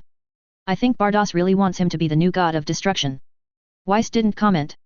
He looked at the place where Kyunhee disappeared and whispered. I don't know what she's thinking, but I always feel like something is going to happen. In the 6th universe. Bardos brought Xiangpa back to the temple, and after placing Xiangpa in a safe place, he went outside the temple alone and stared blankly. Suddenly, the space above the temple twisted, and a figure with twin ponytails appeared above the temple. She has the appearance of an angel, and her identity is the angel of the 11th universe, Makarita. According to the ranking, Makarita should be her and Weiss's sister, but she has no awareness of being a sister at all. As soon as she saw Bardos, she immediately started to act sarcastic. Bardos, why are you standing here alone? Where is your god of destruction? Bardos said calmly. He's asleep. But you, what's the matter with coming to my 6th universe today? Margarita obviously didn't believe it. She stood next to Bardos and said with a squint. Advertisement. Is he really asleep? Why do I feel his breath is a little weak? Bardos was obviously too lazy to pay attention to her and turned to leave, but Margarita suddenly said. Father said that the Omni King has mentioned recently that there are too many universes. I think some of the weaker universes may have to be eliminated. Bardos paused and spoke slowly. How can we resist the will of the Lord of all Kings? We will talk about it when the day comes. Margarita spread her hands and said indifferently. That's true, but if we really want to eliminate them, it won't be the turn of our 11th universe. After all, the strength of our universe is obvious to all. When she said this, the word proud was almost written on her face, but to her disappointment, Bardos's face was still as calm as water, and she did not have any strange emotions at all because of her words. Bardos smiled faintly and said. I think you should go to the 7th universe when you have time. The universe is so big, there will always be some unexpected situations, don't you think? Universe 7? The one where Whis is? Yeah, I just came back from there, it really opened my eyes. What? Barris broke through again. Haha, it has nothing to do with him, you should go and see it yourself. After saying that, Bardos left without looking back, leaving Margarita with a suspicious look on her face. She muttered. Tisk, you're so mysterious. I don't believe there's a mortal who's stronger than Jiren. Without the success of Yin and Yang, Margarita finally went back somewhat disappointed. However, the 7th universe still managed to make her remember it, and she secretly thought that she must go and take a look when she has time. When Bados returned to the temple, he found that Xiongpa, who was lying on the platform, was really asleep with snot bubbles coming out of his nose. She sighed helplessly. She was tired of this long career as an angel. It would be a blessing for anyone to take care of a cat for so many years without going crazy. Seeing Xiongpa sleeping so soundly, an idea suddenly occurred to her mind. Why don't we go to Universe 7 now? There's nothing to do anyway. Once this thought appeared, it became increasingly uncontrollable. She now regretted why she didn't ask Kyunhee which planet he lived on. But this is not a problem for her. She can just go back and ask Weiss. Advertisement. Thinking of this, a green light emerged from Bados's staff and spread over Xiongpa's body. Xiongpa turned over and his snoring became louder. Bardos smiled and murmured. Just get some more sleep. I'm going to take a good vacation. After saying this, her body turned into a stream of light and rushed out of the temple. Earth. Kyunhee's battle with the two gods of destruction lasted for a while. It was already dusk. As soon as he appeared on the lawn of Bulma's house, he was surrounded by a group of people. He asked in confusion. You guys haven't left yet? Bulma shook her head and said. We have to wait for you to come back. That god of destruction looks scary. Gaku said he's terribly strong. Wukong raised his hands and shouted. Kyunhee, what was the result of the battle? Did you win? Just as Kyunhee was about to speak, a soft body suddenly crashed into his arms. It was number 18 who had been waiting for a long time. Number 18 hugged Kyunhee tightly and said. Kyunhee, you're finally back. You scared me to death. Kyunhee patted number 18 on the back and said softly. I'm sorry to have made you worry, but you see, I'm not injured at all. I won. Yet. My Chijia is indeed the strongest. Brother-in-law is so awesome. What a bullshit god of destruction. Brother-in-law is the only true god. Number 17 was shouting excitedly at the side, and number 18 looked up and gave him a death stare. He immediately wilted and dared not say a word. Vegeta's expression was very interesting. He seemed to be possessed by a demon and was talking to himself. He actually defeated the god of destruction. How strong is he? There was still purple bloodline on the glove on his right hand, which was Frisia's blood. As soon as Chijia and the others left, he was determined to kill Frisia. However, the embarrassing thing was that even if Frisia was in a coma, he still couldn't break Frisia's defense. In the end, it was number 17 who helped him, and then he hit the wound a few more times, which could be considered as revenge. Frisia, the great emperor of the universe, went to hell while unconscious. Now he is probably being hung up by the little devils in hell. Chapter 447, Confused Trunks.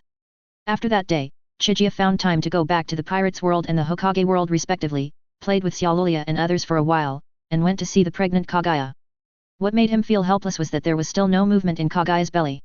If he hadn't used X-ray vision to see that the fetus had just taken shape, he really wanted to use the power of the OPOP fruit to perform an artificial birth.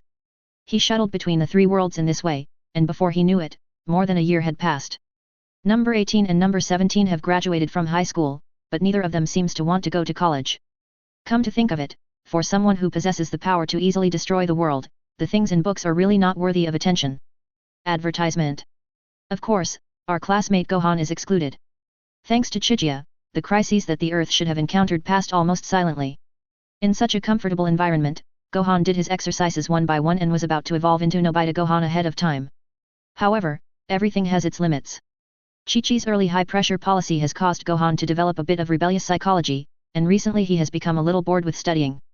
However, Goku had little say with Chi-Chi, so even if he wanted to go out and train with her, he couldn't until the day King Cold arrived on Earth. That's right, it's Frisia's father, King Cold. Frisia has completely lost contact with Earth since he went to Earth. As a father, he naturally has to come to Earth to take a look.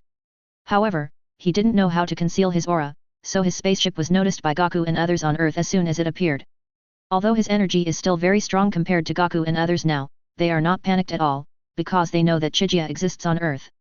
Chijia's existence is just like Reeves and Beerus in Dragon Ball Super. As long as the two of them are there, people can feel that no matter how big the problem is, it won't be that big. So Goku immediately asked Bulma to inform Chijia, and he took Gohan, Krillin, and others to the place where King Cold landed. In fact, Chijia had already noticed the arrival of King Cold. When Bulma arrived at No 18's house, Chijia was already sitting on the sofa waiting for her with a smile. Number 18 sat next to him, blinking his big eyes at the flustered Bulma. Before Bulma could say anything, Chijia already knew what she meant. She walked up to her, pressed her shoulders, and disappeared into the room with number 18. On the other side, the Kurdish king's spaceship has landed. He fell in love with the environment of the Earth at first sight. As the former chairman of a cosmic real estate developer, the first thing he thought of was that the Earth must be able to be sold at a good price. Advertisement. However, he did not forget his first purpose of coming here, to find his son Frisia. He has asked his subordinates to use detectors to look for Frisia's life reactions, but the grass on Frisia's grave is now almost 2 meters high, so how could there be any life reactions? But since he was already here, he had to find some clues. Just when he was about to send his men to do something weird, Chijia appeared in front of him with Bulma and number 18. Kurd was startled by the sudden appearance of Kyunhee and others. He frowned and asked, "You are?" Before he could finish his words, a golden gas bullet shot out from Kyunhee's palm, a violent explosion sounded, and Kurd and his men were completely turned into dust. The corners of Bulma's mouth twitched twice, she turned her head to look at Kyunhee's profile and said, "He just died like that." Kyunhee shook his hands and said with a smile, "Otherwise, why waste time talking to this guy? After all, it's really hard for him to run all the way here to get killed." Bulma held it in for a long time, and finally said, "Kyunhee, it's great to have you on Earth." Kyunhee didn't say anything, but number 18 raised his face proudly and hugged Kyunhee's arms tightly as if to show off. Bulma curled her lips and was about to say something when a young voice suddenly came from above. I think I'm late." Bulma looked up and saw a young man wearing a blue vest and with hair color similar to Bulma slowly descending from the sky. It was Trunks who traveled from the future. In Z, his hair was white, but it was changed later. But this makes more sense, since he is Bulma's future child after all. After landing, Trunks glanced at the big black pit not far away, and his expression looked a little confused. Because this was different from the future he knew. He had already felt strange when he saw Kurd coming out alone, but what happened next made him dumbfounded. Advertisement. A mysterious young man standing next to his mother actually killed Kurd instantly with a single blow. He turned his head to look at Kyunhee, and this sight made the hairs on his body stand up.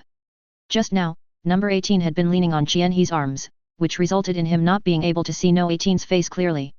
This time, he saw it clearly. He drew the long sword behind him without hesitation and said in a trembling voice, "Number 18. You actually came out early?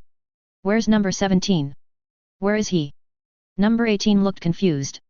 She had no idea what was wrong with the boy in front of her with a middle-parted hairstyle.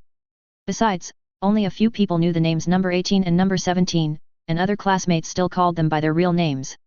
How did this guy who suddenly appeared know this? She frowned at Trunks and said, "What's wrong with you? I don't think I know you." Trunks wiped the cold sweat from his head and said in a deep voice, "What on earth do you want to do by approaching my mother? Where are Mr. Goku and the others?" Number 18 was getting a little impatient. She broke away from Kyunhee's arms, leaned on her waist and said, "What nonsense have you been talking about? Do you know that it is rude to point a sword at someone? If you don't take it back, I will be rude." Call. Trunks was in a state of tension. As soon as number 18 moved slightly, he immediately entered the Super Saiyan state and rushed forward with the sword in hand. "I won't let you androids destroy another world. Prepare to die." Well, Chijia, who behaved intimately with number 18, was automatically classified by Trunks as an unknown android. Number 18 dodged Trunks' attack by simply turning sideways, and then she punched Trunks in the stomach. Snap! Trunks' sword fell to the ground. He held his stomach in pain, his steps unsteady. No 18's punch almost made him drop out of the Super Saiyan state. Chapter 448 Bardoss appears. A feeling of despair surged in Trunks' heart. He felt that his appearance must have changed history. Not only did it allow number 18 to escape early, but it also created an unknown and powerful android. Bulma would never have thought that the mother Trunks mentioned just now was referring to her. She now only thought that Trunks was a problem teenager. Number 18 snorted coldly, put one hand on his waist and said, "You're crazy, brandishing swords and knives right away. If you do it again, I won't hold back." Trunks was shocked, raised his head and said in disbelief. Advertisement. "You won't kill me? Why would I kill someone for no reason? Where on earth did you come from? It's inexplicable." A look of disgust appeared on No 18's face, and she retreated to Chijia's side, ignoring Trunks. Trunks swallowed, confused about the situation for a moment. At this moment, several sounds of breaking through the air were heard. It was Goku and his friends who had arrived here, including Vegeta. Frisia's spaceship had been blown into pieces by Chijia, and Nappa's spherical spaceship was also damaged in that battle, which meant that he was unable to leave the Earth at all. Due to Chijia's existence, Vegeta didn't dare to make trouble. He had no choice but to live in Baizai Mountain and became a savage for a while. Goku and Gohan, the father and son, are both kind-hearted. Seeing that Vegeta eats raw meat and drinks blood all day long, they warmly invite Vegeta to live in their house.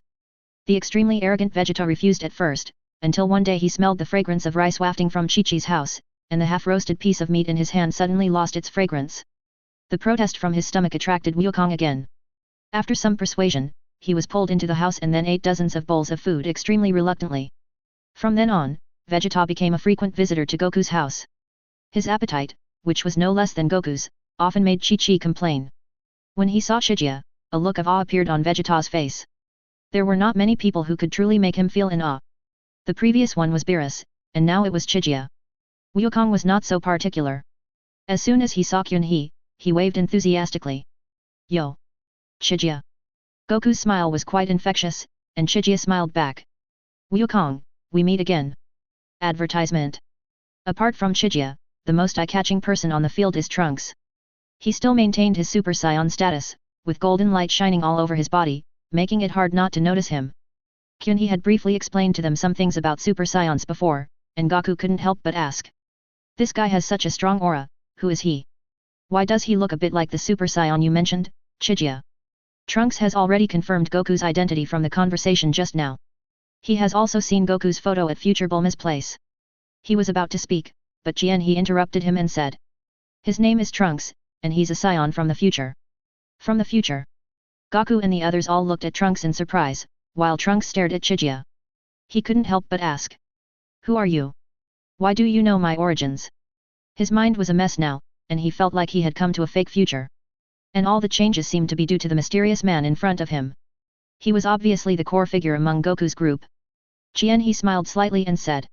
"I know much more than you think." Jian-He paused and suddenly said something that puzzled everyone. "Come out, how long are you going to hide?" Wukong and the others looked at each other, then began to sense, but still found nothing. Seeing no one responded, Jian-He raised his hand and shot an energy bomb at a huge rock not far away. Boom! The boulder turned into powder in an instant, and a tall figure was looming in the smoke. The smoke cleared, and Bardoss, holding a magic wand, appeared in everyone's sight. Advertisement. Bulma pointed at Bardoss and said in surprise. "Hey, this person looks like the one standing next to the god of destruction that day. Is she also a god?" Jian-He did not respond. He squinted his eyes and looked at Bardoss, then said. "I wonder what the angels from the 6th universe want to do when they come to Earth." Bardoss kept smiling, shrugged her shoulders and said. "We know each other after all, but you greet me this way right away. Are you saying you don't welcome me?" Number 18 raised his eyebrows, wondering where this vixen came from. But she also saw that Bardoss was extraordinary. The fact that she was dressed in the same style as Weiss said a lot. So she suppressed her unhappiness, and stayed quietly beside Kyun-hee, observing Bardoss, wanting to see what this guy was trying to do. Kyun-hee didn't expect that Bardoss would come to Earth. The angels have reached the pinnacle in hiding their aura, and he didn't notice Bardoss hiding there.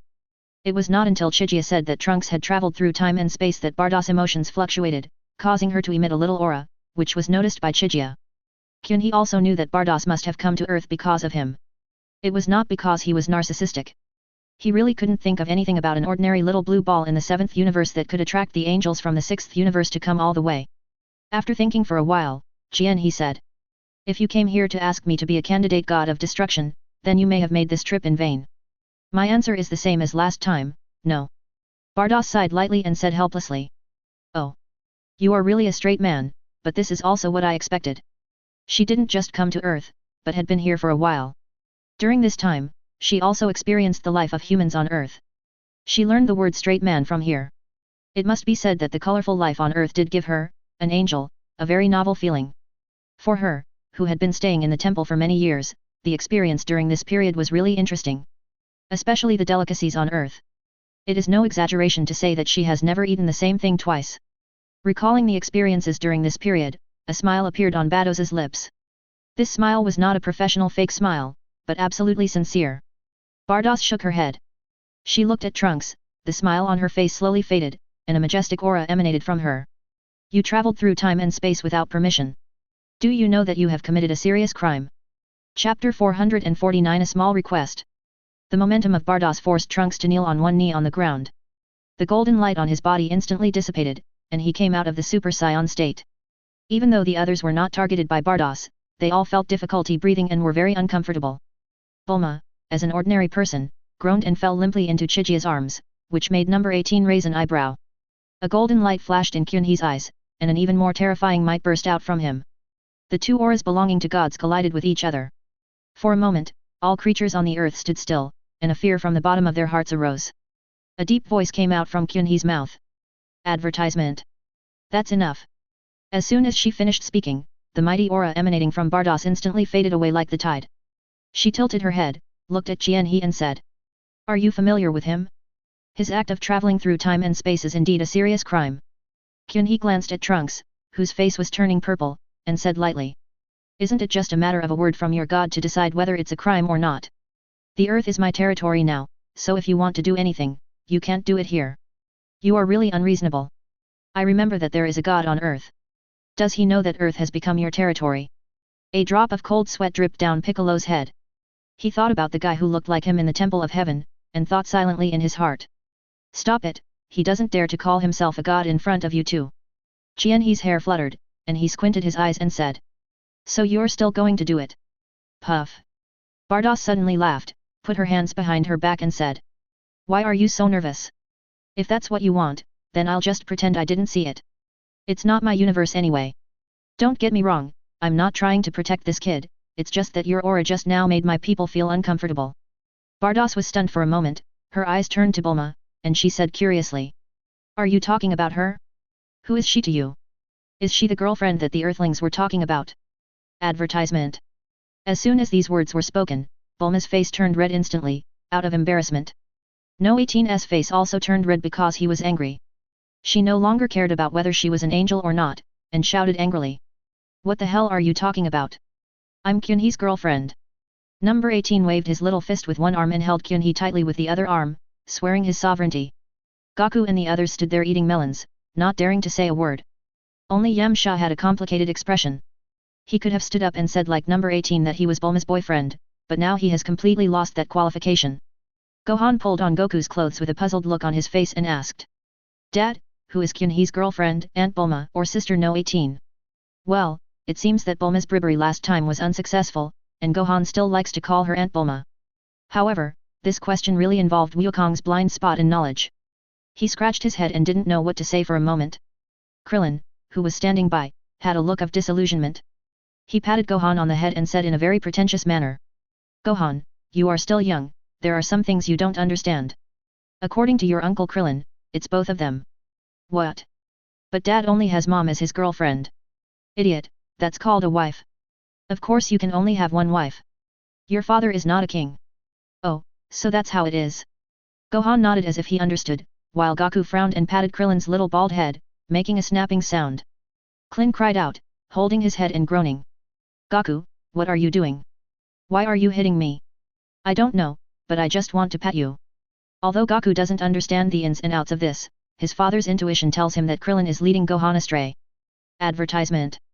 Vegeta crossed his arms and snorted. This kind of question seemed very simple to him. Except for a few scions, most of them did not take women seriously. Women were just a tool for reproduction to them. The powerful scions naturally have more power to dominate these women. In his opinion, there is nothing to say even if Chijia really takes both Bulma and number 18. What Vegeta didn't know was that in a certain time and space, he had become a wife-protecting maniac who dared to fight the god of destruction for a woman. However, judging from the current time and space, he is unlikely to evolve in this direction, and even if he does, it won't be to Bulma. Take a reassurance. Bardos didn't think too much about it. She just thought she had misunderstood, so she immediately said politely. Oh, I'm so sorry, please don't take it to heart. Number 18 was not an unreasonable person. Seeing that Bardos had apologized, she snorted coldly, turned her head and said nothing. Trunks got up from the ground. Although he was raised by the future Bulma alone, he had good family education and of course he knew the principle of repaying kindness. It was obviously Jianhe who saved him just now, and he had spoken rudely to Jianhe before. Thinking of this, he bowed deeply to Jianhe and said very sincerely. Thank you so much for saving me. I'm sorry for what I said just now.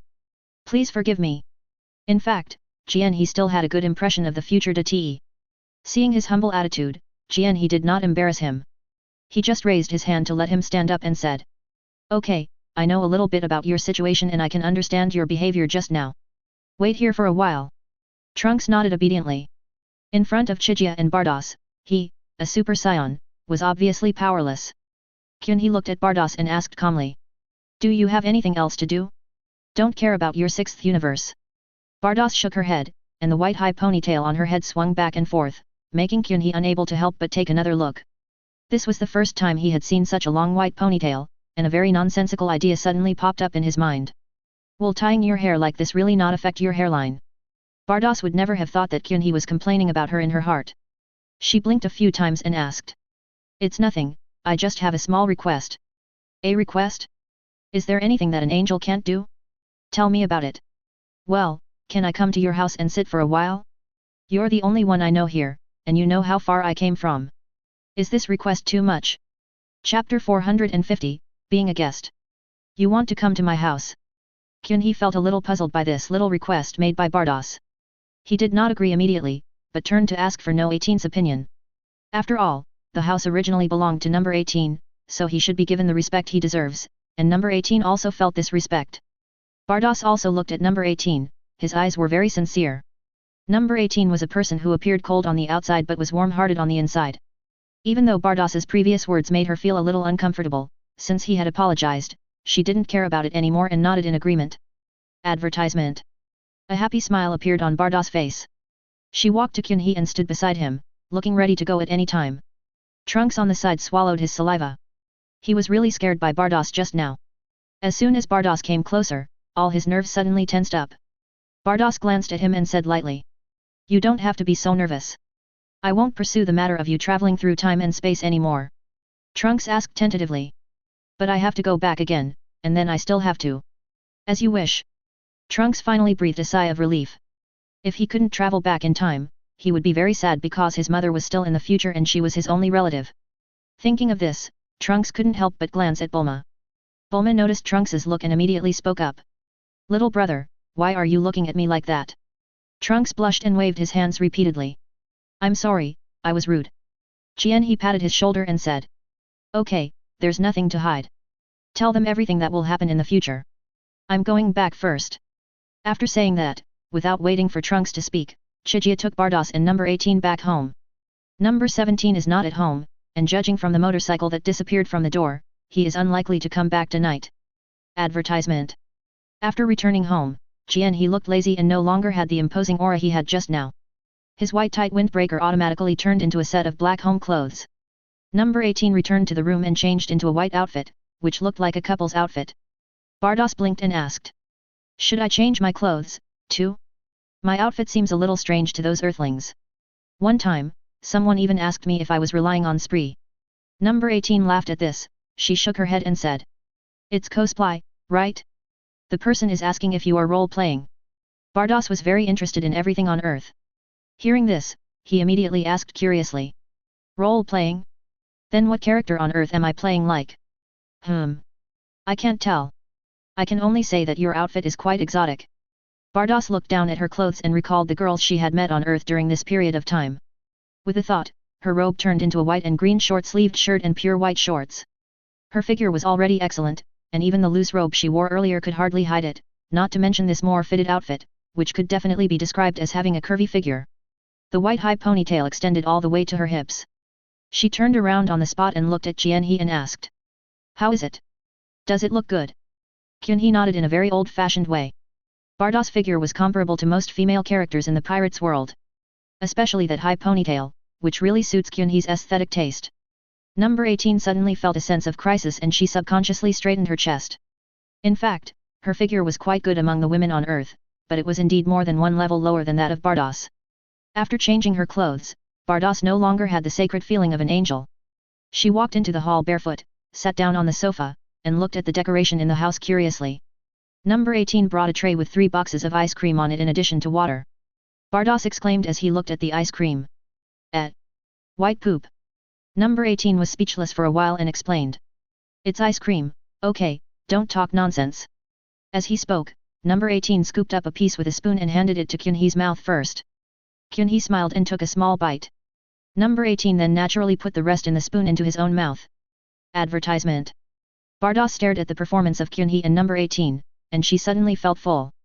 She also scooped a piece of ice cream with a spoon and put it into her mouth and took a sip. It was very sweet. After a while, she finished showing off the big box of ice cream. She put the empty box on the table and said very politely, "Thank you for the treat, this ice cream is delicious."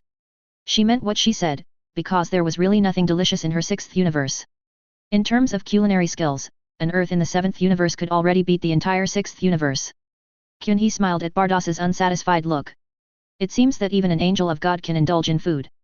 After thinking for a while, Jianhe suddenly said, "You can stay tonight and I'll cook." Number 18 was stunned for a moment and couldn't help asking, "Jianhe, can you cook?" "I know a little bit, but I haven't done it for a long time." Chijia was an orphan both when he was on Blue Star and when he first traveled to the Hokage world. It can be said that he had mastered the skill of cooking since he was a child. When he said "I know a little bit," he was just being modest. He was in a good mood today, so he showed off his cooking skills from Blue Star to open the eyes of the unworldly angel. When she heard Jianhe was going to cook, number 18 was even more excited than Bardas. She jumped off the sofa and volunteered. "I'll go get you some ingredients, you can enjoy yourself tonight." Number 18 simply changed her clothes and went out. When she left, only Chijia and Bardas were left in the room.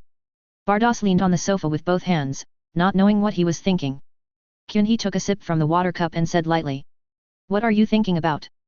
Bardas suddenly came up to Jianhe, looked into his eyes seriously, and said, "Jianga, if someone wants to make this universe disappear, what would you do?" Jianhe's expression remained unchanged.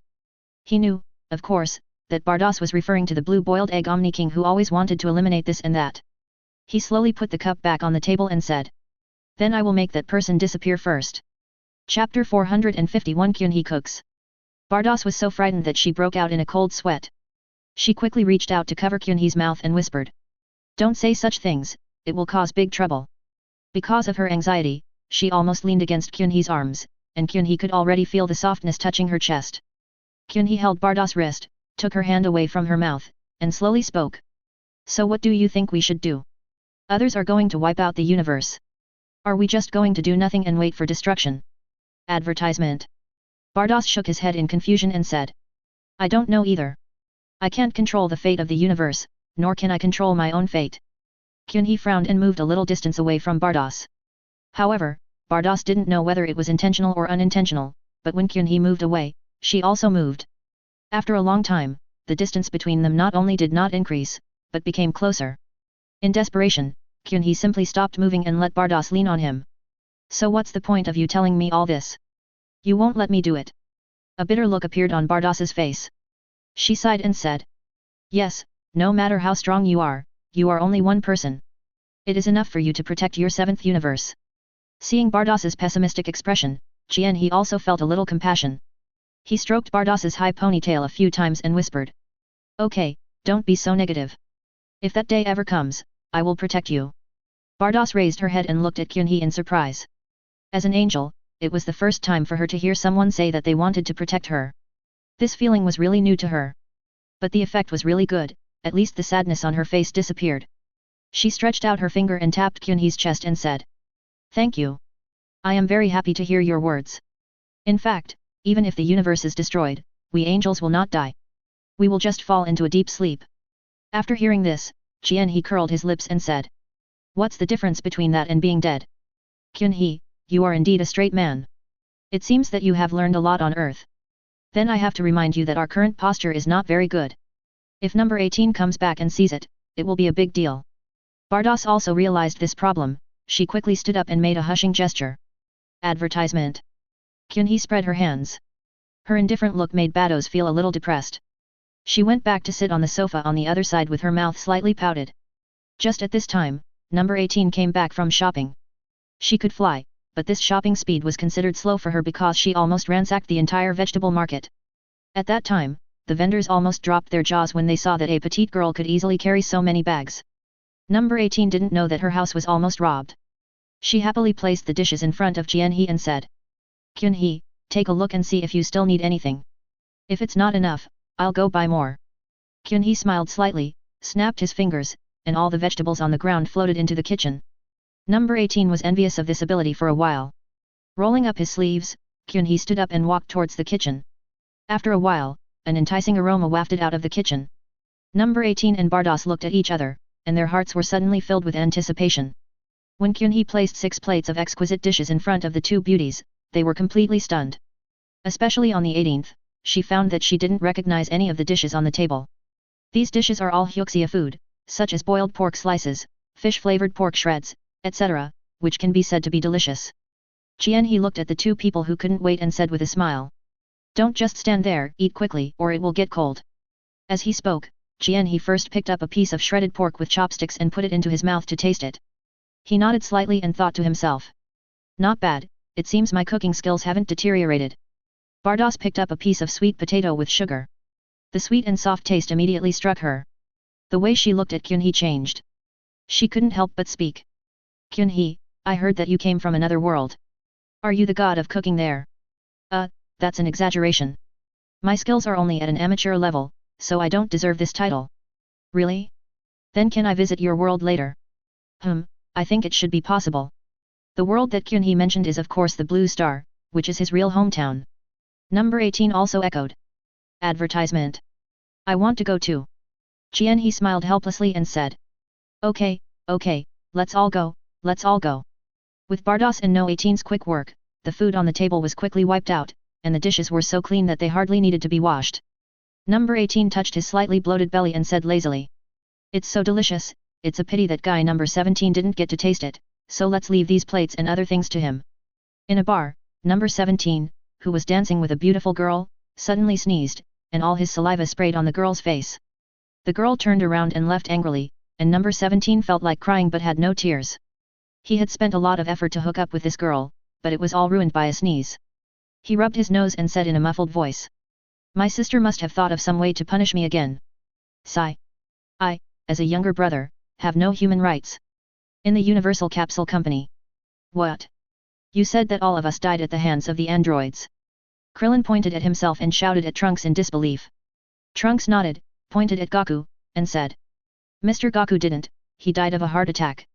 Anyway, this time and space are completely messed up, so he simply told everything that will happen in the future. But he didn't say a word about his parents. Because he saw that Vegeta and Bulma in this time and space were complete strangers and would never have any intersection with each other." His eyes scanned the people in front of him, finally stopping on Gohan. Looking at little Gohan, whose height was only up to his waist, Trunks had a very complicated expression. He would never forget the despair he felt in the heavy rain. The image of Gohan lying in his arms was still vivid in his mind. If Gohan saw him being carefree in this time and space, he would probably be very happy. Thinking of the dead Gohan, tears welled up in Trunks' eyes. Little Gohan quickly handed him a tissue and whispered, "Don't be sad, is there anything I can help with?" Chapter 452 Go and invite Jianhe. Trunks took the tissue and wiped it simply. He opened his mouth and subconsciously wanted to call Gohan brother Gohan, but looking at the childish face of little Gohan in front of him, he was unable to say it in the end. He had just found out that Goku couldn't even transform into a Super Saiyan, so he didn't expect Goku and the others to help him. What's more, his time machine could only carry one person. However, according to Goku and the others, number 17 and number 18 in this time and space are two good people.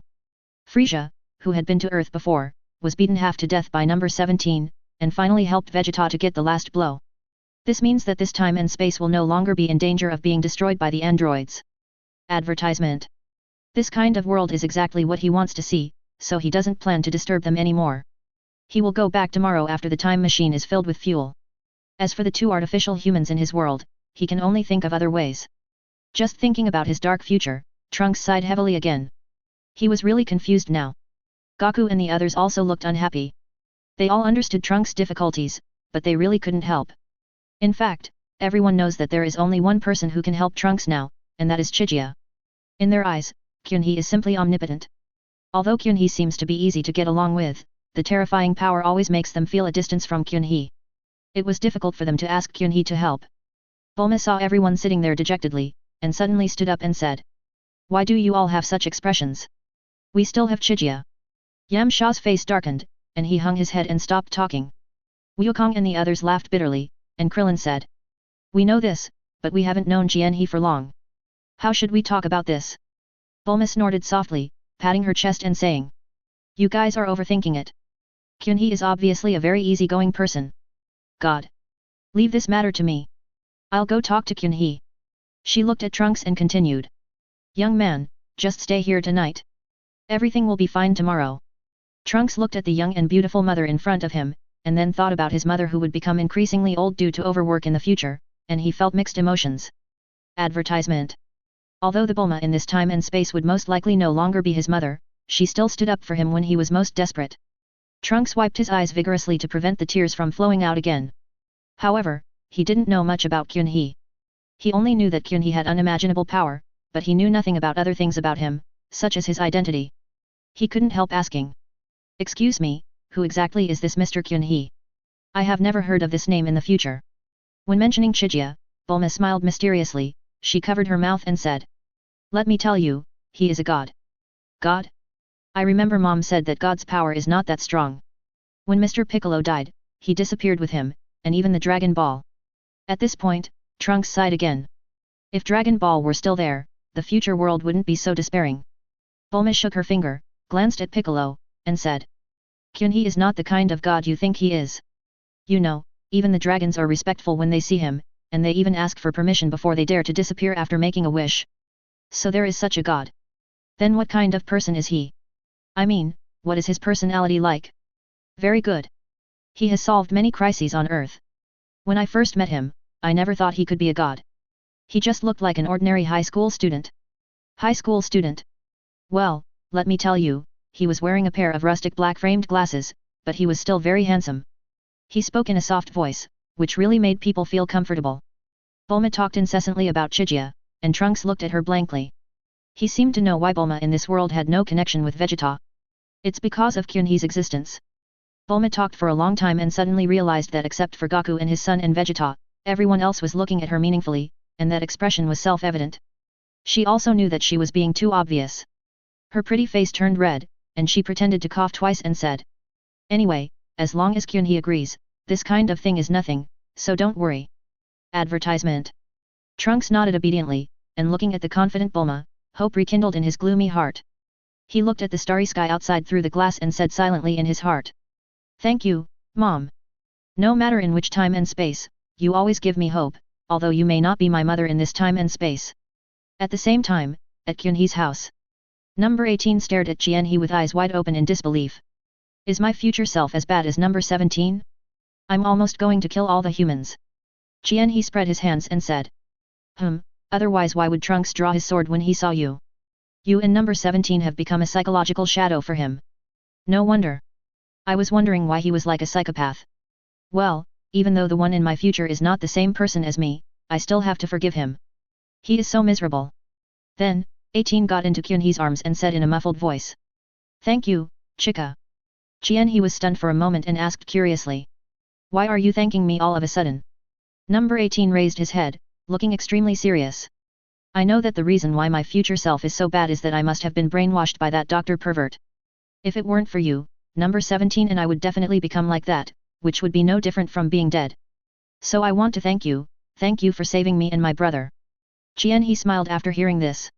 He gently touched No 18's head and said, So that's what you're talking about. It's nothing. There's no need to talk about thank you between us. Don't think too much about it. What happened in that time and space has nothing to do with you.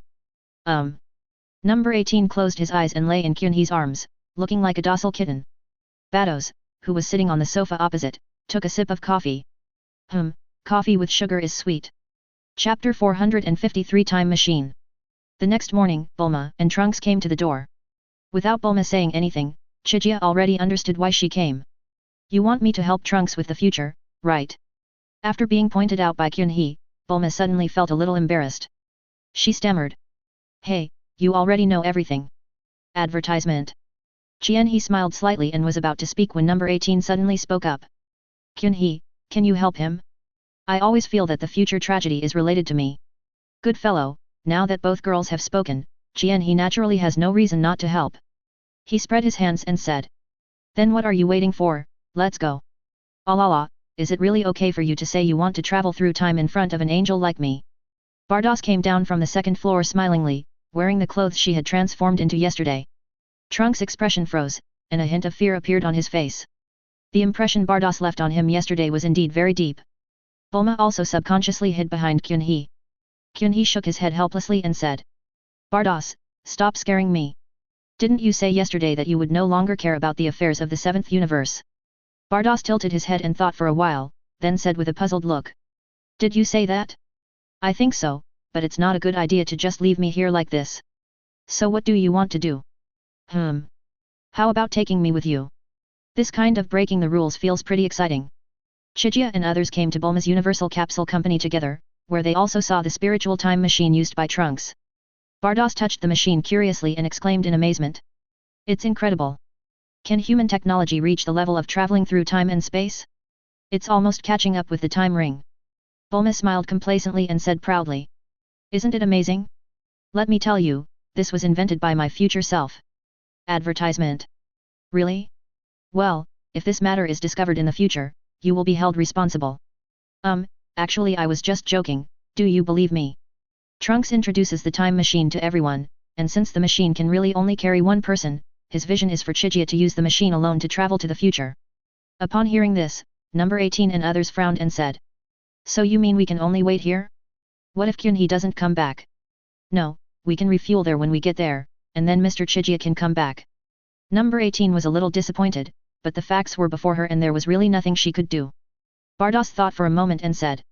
How about I ask King Kai for the time ring? That can carry people. Kyunhee glanced at Bardos and thought to himself, you are really going all out, you keep saying that people are not allowed to time travel without permission, but now you are going to blackmail God Kai. Alas, as expected, whether it is a sin or not is just a word from the gods. However, Kyunhee does not mind this kind of behavior, because he is also a god and has the power to control the rules. Sometimes double standards are so cool. Bardos summoned his staff and said. I'll go now and I'll be back soon. Kyunhee stopped her and said casually. Don't bother. If the machine is small, just make it bigger. Bulma was stunned for a moment, then shook her head in embarrassment and said. Are you talking about expanding the size of the machine? It's not that easy. I can't build this machine right now. Besides, the raw materials needed to build this machine are extremely rare. I can't get them all in a short time. Bardos didn't say anything, she just looked at Kyunhee quietly. Her intuition told her that Kyunhee must have his own way. Kyunhee did not respond to Bulma immediately. He first asked everyone to move away. Then, a golden halo suddenly appeared in his right eye. He whispered.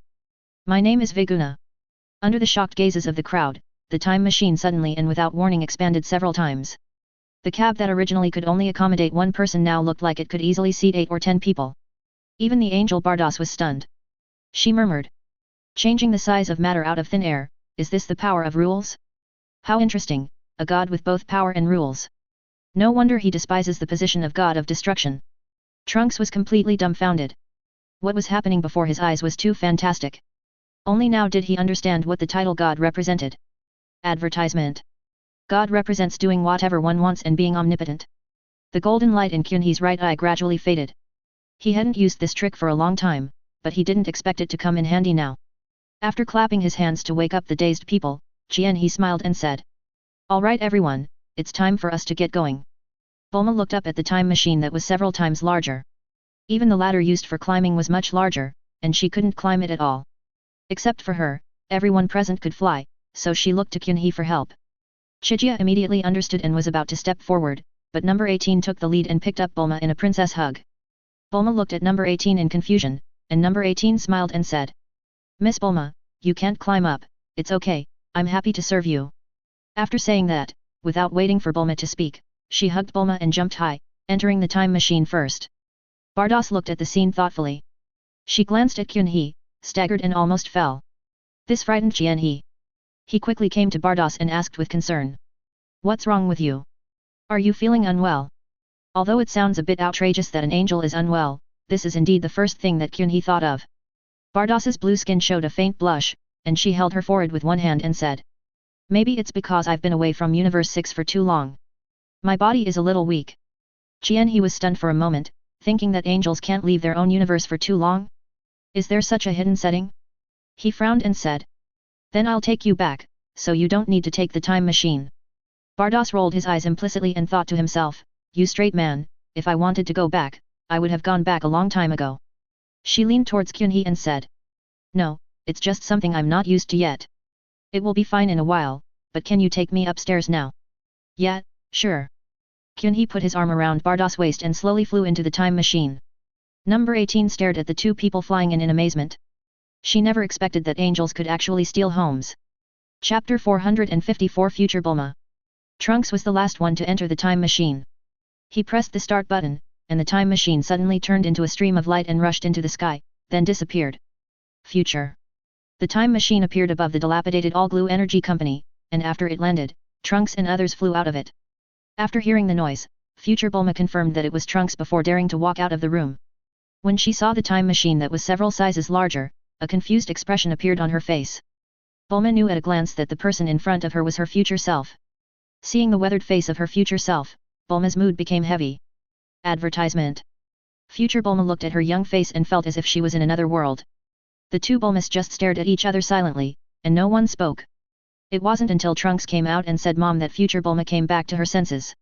She secretly wiped the tears from the corners of her eyes and said with a smile, "It's Trunks who's back, and he brought some guests with him." Mother. Bulma was stunned for a moment. Trunks had never said who his parents were, but she was smart enough to guess something vaguely, and now it was confirmed. Trunks walked over and hugged Future Bulma, then introduced Chijia and others to her. The first person he wanted to introduce was Bulma, but when the words came to his lips, he suddenly didn't know how to start. Future Bulma saw Trunks's embarrassment, she smiled and said, "There's no need to introduce this person. Of course I know my past self." Bulma suddenly asked, "So your final choice was Goku? Chosen, Goku? Why do you ask?" "Because Trunks is a scion. If that's the case, then who else could his father be other than Goku?" Future Bulma didn't understand the situation for a while, because at the time point she set for Trunks, her past self should have already known Vegeta and had a little affection for him. Advertisement. But why is it that when I mentioned science, my past self only thought of Goku? Trunks hurriedly leaned over to Future Bulma's ear and whispered something. After hearing it, Future Bulma looked at Chijia who was standing there in surprise. She didn't expect that a new character would appear in the time and space where Trunks went, and history would actually change because of him. However, what shocked her even more was yet to come. She saw number 18 slowly walking out from behind Kyunhee.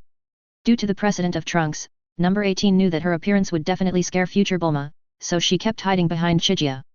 But hiding all the time is not a good idea. She thinks she should come out first to let the Future Bulma see her so that she can be mentally prepared in advance.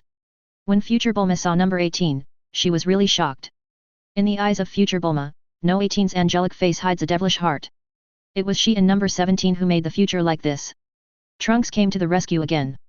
It took him a while to explain to Future Bulma that she calmed down a little.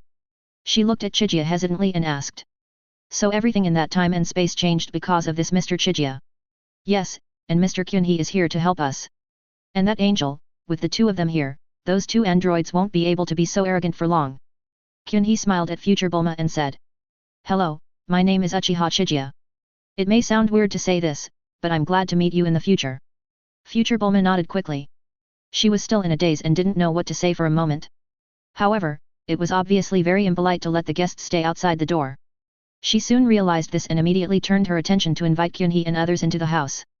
The Universal Capsule Company of the future has been much smaller than in the past, and the briefs have passed away. Except for one laboratory that is still relatively intact, the rest of the company has been almost destroyed by the androids. Bulma felt a little sad when she looked at the current state of her family.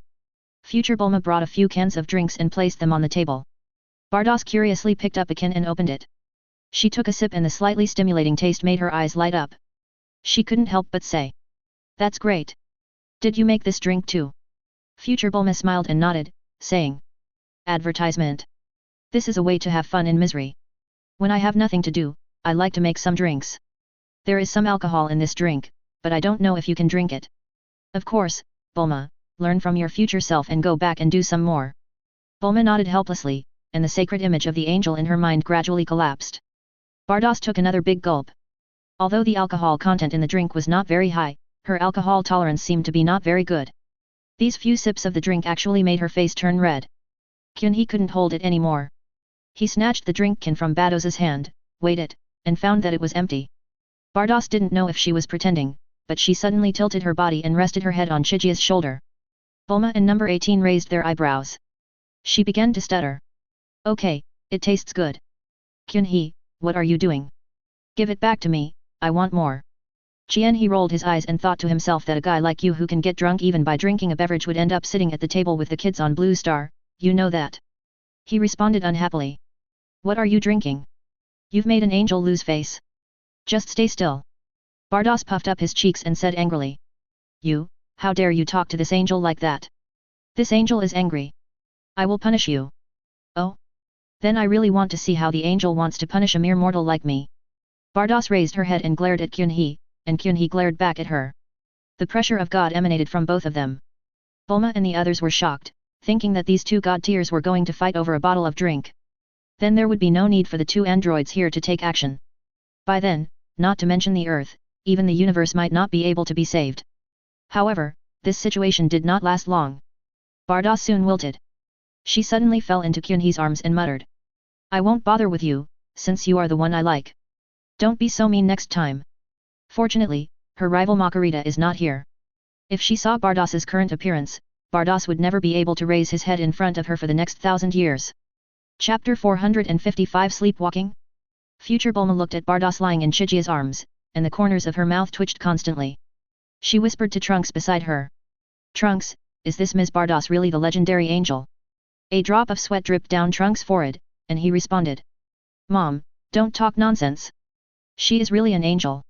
She is just a little more casual in front of Mr. Kyun-hee. She is usually very serious. I don't even dare to look at her." Advertisement. So what is her relationship with Mr. Chijia? And my past self, A&D? That no 18. Trunks shook his head, indicating that he didn't know either. The future time and space have become like this, and he has hardly ever talked to girls. He really doesn't understand anything. Otherwise, he wouldn't have been so infatuated with Xiao Wu, who was decades older than him. Number 18 walked up to Kyun-hee with his waist bent, glaring at Bardos who seemed to be asleep with his big eyes. Kyun-hee wanted to push Bardos away, but it was as if this guy was stuck to Kyun-hee and could not be pushed away without some great force. Helplessly, Kyun-hee could only look at the future Bulma and ask. "Excuse me, is there any extra room here? I think she is drunk, let her go in to sober up first." When Bardos heard this, she immediately opened her eyes. She raised her body and her face was almost touching Kyun-hee's. The breath that came out of her mouth was cool, with a hint of sweetness from the drink. "Who are you saying is drunk? Angels can't get drunk." After saying that, she sat next to Kyun-hee with her arms folded, looking serious. But the more this happened, the more people felt that she was a little abnormal, and other people looked at her in a strange way. Future Bulma said apologetically. "I'm so sorry, next time I'll try to prepare some non-alcoholic drinks." Bardo refused immediately, she shouted. "No. I want it with alcohol. It's more potent this way." Advertisement. Bang. Kyun-hee slammed his head on Bardos's forehead and said unhappily. "Come on. Can you please be more aware of your alcohol tolerance? You're almost drinking like Xiaolulia. It hurts, hey? Who is Xiaolulia? A lovely fool. Are you calling me cute? It's a weird word to describe an angel, but I'll just accept it with reluctance." So the idiot behind you didn't hear it. Bardos snorted lightly, turned his head and stopped talking, and he seemed to have calmed down. Number 18 suddenly sat on Kyun-hee's thighs, as if in protest. Bulma sat in the only remaining seat next to Chijia. 3 women in one drama, and now Kyun-hee has become their stage. "Chijia, who was at the center, looked calm. He looked at Trunks and asked. Are we going to deal with those two androids now? Trunks woke up from his daze. He looked out the window at the darkening sky, shook his head and said. Let's forget about it today. It's getting late. Those two androids don't like to move around at night. Let's just rest here tonight. In fact, with Kyunhee's current perception ability, it is very easy to find the location of the two androids. However, looking at Bardas's current condition, he also thinks it is better to rest for a night first. In the evening, Chijia and the others assigned rooms. Future Bulma lived with her past self. The two Bulmas still had a lot to talk about. Number 18 is going to live with Bardas. She always feels that Bardas is very dangerous. Of course, this danger refers to another aspect. She has to keep a close eye on Bardas. The remaining room was naturally occupied by Chijia and Trunks, but Trunks thought that Chijia's status was too noble and she was here to save the future world. He wanted Chijia to sleep more comfortably, so he decided to sleep on the sofa himself. Even though Kyunhee told him that it was not necessary to do so, and emphasized that she did not have to sleep. But Trunks was surprisingly insistent about this, and seeing as how he was doing it, Chijia ended up having a room to herself. The peaceful night passed quickly. Advertisement. The next morning, Kyunhee looked at Bardas sleeping beside her and fell into deep thought. Since Trunks gave him the room, he really had a good sleep last night. Who knew that when he woke up in the morning he would see Bardas? This guy was hiding his aura so normally he couldn't detect it at all, so he didn't know when Bardas got on his bed. Bardas was wearing a light green silk nightgown, one of the straps of which had already hung down to her elbow, and if it went any lower she would be exposed. Kyunhee held her forehead with one hand and pushed Bardas back with the other. Bardas's long eyelashes trembled, and then she slowly opened her eyes and made eye contact with Kyunhee for a brief moment. Her expression was so calm.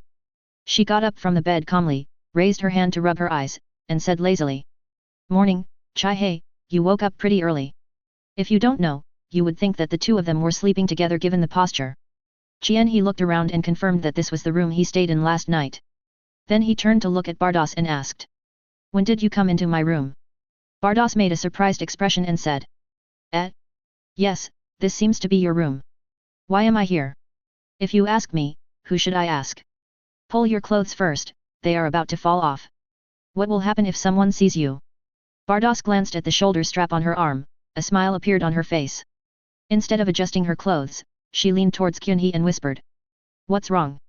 Is our Lord Kyunhee embarrassed? Kyunhee raised his eyebrows and immediately looked at Bardas from top to bottom. After being swept by Kyunhee's golden eyes, Batuo suddenly felt a little overwhelmed. She was just satisfying her desire to talk. As long as Kyunhee got serious, she would be defeated immediately. She quickly straightened her clothes and put on a calm look, but the blush on her face revealed that she was not at peace at the moment. Bardas pretended to cough twice, and then she said seriously. I haven't slept for a long time. Once I fell asleep, I didn't know what I did. Maybe it was your aura that attracted me, and my body came over unconsciously. This is called perfect freedom. Do you understand the ultimate freedom? Chien-hee crossed his arms and listened to Bardas' nonsense, and said with a playful look on his face. So it's ultra freedom. So the so-called perfection refers to sleepwalking. This really opens my eyes. Chapter 456 to number 18. It's good that you know. Because ultra instinct is too powerful, it is sometimes difficult to control. Oh, really? Can you control it now? If you can, go back first. Bardas felt uncomfortable with Kyunhee's gaze. When he heard this, he nodded immediately and left as if escaping. After a while, everyone got up and went to the living room to have a simple breakfast.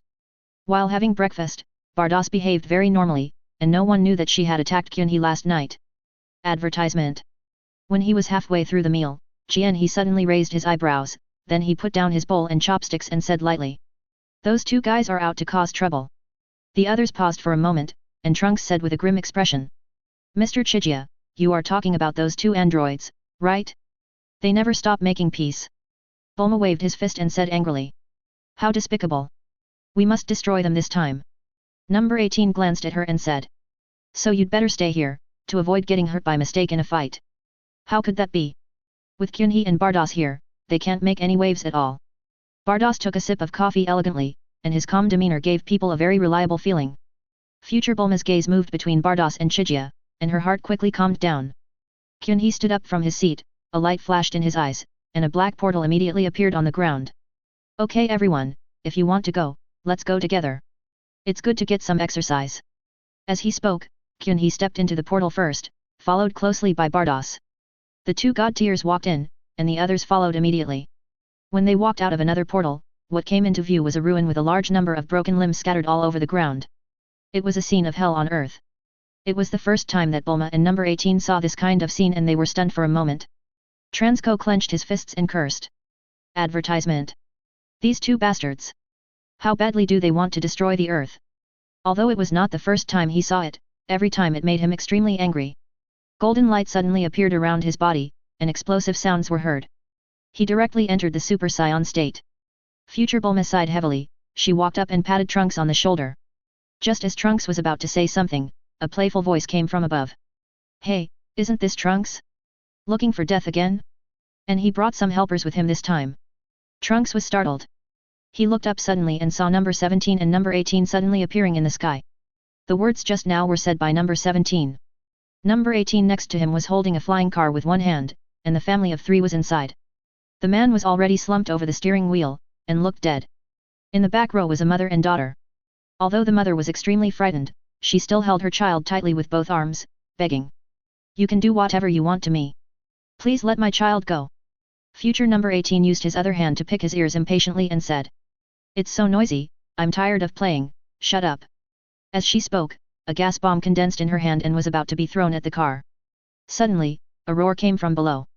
Stop it, you disgusting creature. Call.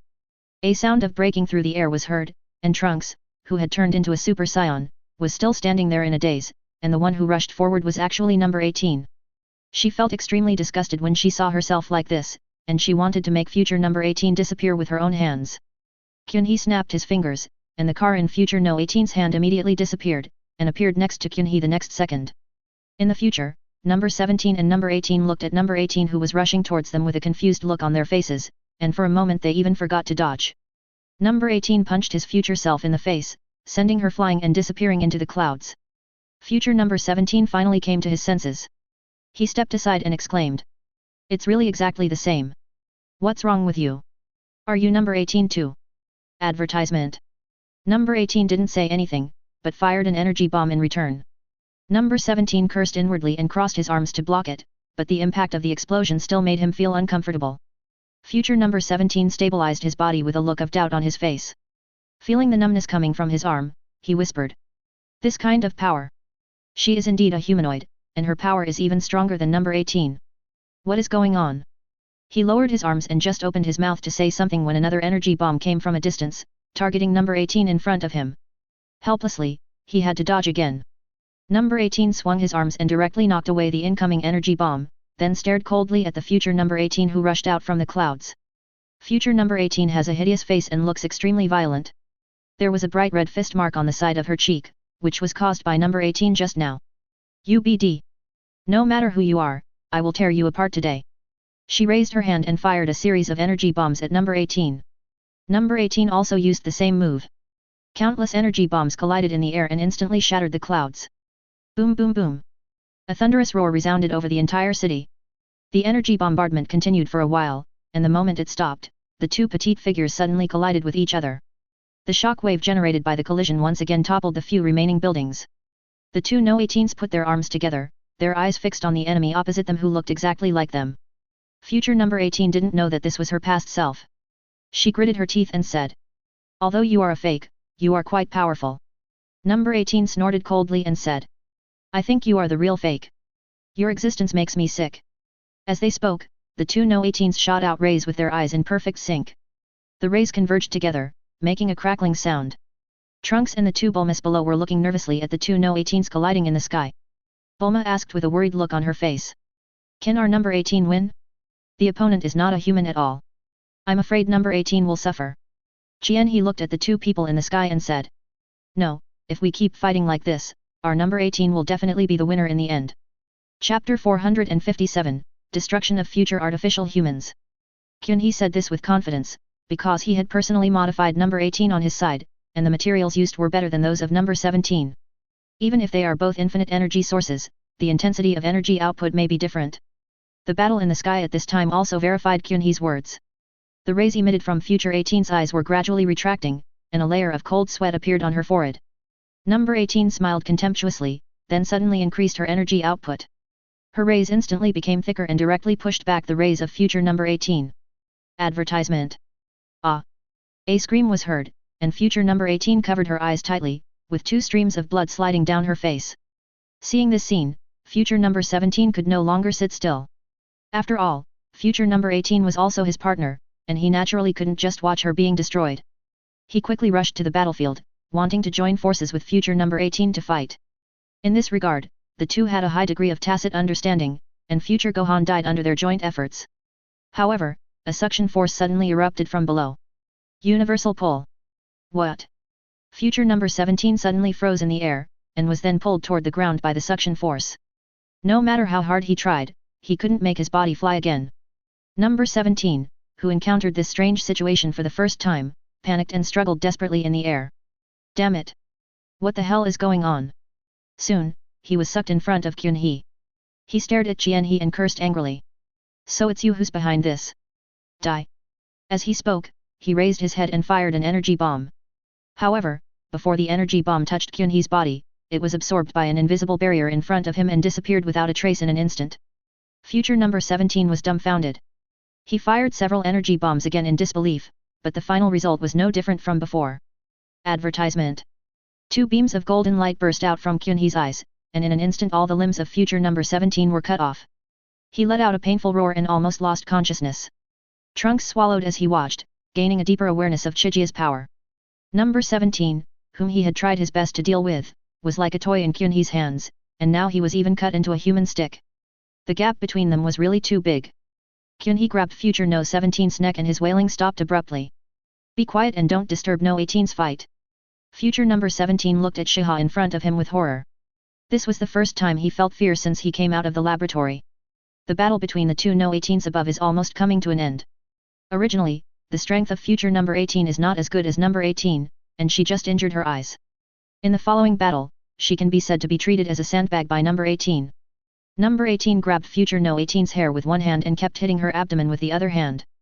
Muffled sounds came from the air, and Bulma and Trunks were frightened when they heard them. Future number 18 had been beaten so badly that he couldn't speak.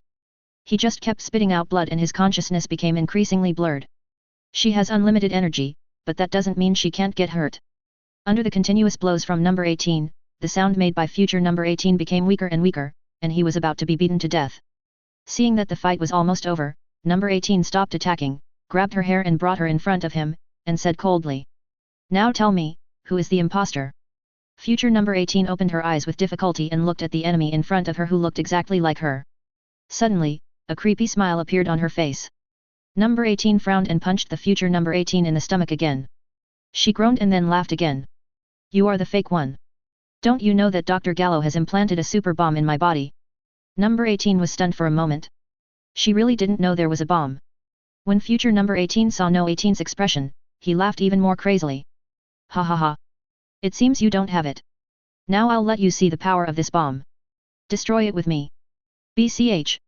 She raised her hand tremblingly and pressed it on her chest, and a dazzling white light burst out from her chest. No 18's pupil shrank. The detectors in her eyes had detected a terrifying energy reaction, but it was obviously too late for her to avoid it. Advertisement. Future No 18's body expanded rapidly, and her manic laughter continued. At this moment, a golden light flashed in Kyun-hee's eyes below, and the white light on future number 18 quickly converged, and her body returned to its original state. She looked down at her chest in confusion. She could feel that the bomb in her body was still in a state of exploding, but it just couldn't. Bardos below glanced at Kyun-hee and chuckled. Kyun-hee, you asked number 17 not to disturb their fight, but why can't you help yourself? Chien-hee strangled future No 17's neck and threw it to the ground like trash. He said calmly. The right to interpret that sentence belongs to me. Tisk, then you are really domineering. Stop it, isn't it overbearing for the god of destruction to make a planet disappear at will? Forward. Bardos was choked by this sentence, and for a moment he couldn't find any other words to refute. Number 18 in the sky was so frightened that she broke out in a cold sweat. If number 18 in the future had really self-destructed just now, she would be in big trouble. At least, she would definitely not be able to escape after such a long time. Future number 18 is still trying to activate the bomb, but no matter how hard she tries, it is in vain. All explosions can be controlled by Chijia who possesses the Baku Baku fruit. He has the final say on whether this bomb can explode or not. Number 18 did not dare to hesitate any longer. She threw the almost defenseless future number 18 into the air, then aimed her hands, and streams of energy continued to gather between her two palms. Finally, a huge energy ball appeared. A cold light flashed in No 18's eyes. She shouted, "Go to hell!" The energy ball shot out instantly and hit future number 18, who was in free fall. Accompanied by an explosion that shook the heavens and the earth, a mushroom cloud rose, and the scene looked extremely spectacular. The detector in No 18's eyes flashed a few times, and the number on it finally reached 0, which meant that number 18 had completely turned into ashes in the future. She gently stroked the messy blonde hair on her forehead and slowly fell to the ground. Chapter 458 Aftermath. Number 18 fell back to Kyunhee's side, hugged Kyunhee's arm, and didn't speak for a long time. This was her first serious battle, and she nearly died in future No 18's self-explosion. Now she is still in a state of shock. Kyunhee gently stroked No 18's back and said softly, "Thank you for your hard work. You're really great. That fake guy is no match for you." Number 18 rested his head on Kyunhee's arm and said in a muffled voice, "Advertisement. I was almost scared to death. Fortunately, you were here, otherwise I would. It's okay. You are now a hero who saved the world. I don't want to be a hero. I'm just an ordinary girl by your side." Bulma's mouth twitched, she complained in her heart. What an ordinary girl who can shatter a mountain with one punch. Trunks watched the two future androids being destroyed, and suddenly fell to his knees with tears dripping from his eyes. He clenched his fists, looked up to the sky and shouted, "Brother Gohan, did you see that? All the androids have been destroyed. Our world will finally be at peace." Everyone looked at him silently. Kyunhee sighed lightly. Compared to the time and space he went to, the Earth in this time and space was indeed too miserable. After thinking for a while, Kyunhee turned to look at Bardos and asked, "Bardos, I remember that there are Namekians in the 6th universe, right? Well, what's wrong? Then can you find the location of the Namekians in this universe?" "Of course, it's not that difficult." Bardos smiled slightly, then summoned his staff. The crystal ball on top of the staff emitted a ray of light, and then the Namekian's face appeared on it. Future Bulma was startled and quickly stepped forward and said, "It's really them. They are the Namekians we sent away back then." Trunks took a curious look and said, "Advertisement. These people look a lot like Uncle Piccolo. What can we do with them?" Future Bulma looked very excited. She turned her head sharply and put her hands on Trunks' shoulders. "Finding them means finding Dragon Ball. It's Dragon Ball. Don't you know what that means? Dragon, Pearl." Trunks stared at Future Bulma blankly. Gradually, his expression became excited and he shouted, "Mom, are you saying that Mr. Goku and the others still have the Earth?" Future Bulma nodded vigorously, but then shook her head and said softly, "The Shenlong of Namek is more powerful and can do more things, but Goku died of illness, so it's probably difficult to revive him. Sure enough, the person Bulma in this time and space misses most is Goku. But at the moment, being able to find the Dragon Ball is already something worth being happy about." Future Bulma quickly adjusted her mentality. She gently wiped the tears from the corners of her eyes and said with a smile, "Everyone, I really don't know how to thank you. I have made some achievements in my research over the years. If you need anything, just let me know." Number 18 shook her head. She came here just to get rid of her evil self with her own hands. Now she just wanted to return to her own world. Kyunhee also said that he didn't need anything. What he was most interested in was the time machine, but that thing was only necessary to do once. He didn't want to travel through time and space frequently, as that would make him feel very confused. Bardos' eyes lit up, she looked at Future Bulma and said, "Forget about the research results. Do you still have those drinks you brewed? I want to bring some back." Future Bulma was stunned. She didn't expect that the request made by an angel would be so simple. Her company still has a beverage production line with a very high level of automation. She only needs to provide the formula and raw materials. The amount of drinks she had produced over the years was quite high, and it was impossible for her and Trunks to finish them all by themselves. Seeing that Future Bulma had not responded yet, he frowned and asked, Looks like it's gone? That's such a pity." Future Bulma finally came to her senses and shouted, No. Yes, I have a lot more. You can take as much as you can. It doesn't matter even if you empty it. My goodness, the reward for saving the world is just a drink." Future Bulma is too tired to complain. Advertisement. She then asked Bardos about the location of the planet where the Namekians were, and she decided to immediately start building a spaceship and go there to find the Dragon Ball. Bardos was in a good mood and said directly, "Don't bother, I can take you there right now, it will be quick." Really? That would be troublesome. Don't be so polite, I'm very satisfied with this trip, so I'll do you a small favor. Bardos glanced at Kyunhee and a smile appeared on the corner of her mouth. Then she asked the future Bulma to put her hand on her shoulder, and the two of them instantly turned into a stream of light and rushed into the sky. Trunks looked up at the place where Bulma disappeared in the future, his expression looking a little worried. Kyunhee stepped forward and patted him, then said with a smile. Don't look at them. They will be back soon. And with Bardos here, no one in this universe can hurt your mother. Trunks nodded vigorously. Now he respected Chijia to the extreme, and he was almost about to kowtow to her on the spot. Number 18 followed and asked. Kyunhee, when are we going back? Let's wait for Bardos to come back. Before that, there's still a small tale that needs to be dealt with. Otherwise, there won't be peace here after we leave. Are there any other evil androids out there? I guess so. This is a disgusting guy. After saying that, Kyunhee disappeared in a flash. In a shabby laboratory located halfway up a mountain, several computers are still beeping non-stop. Several tubes are connected to a culture dish. Through the glass of the dish, you can see a bug the size of a football floating in the culture fluid. Swish! Kyunhee appeared in the laboratory.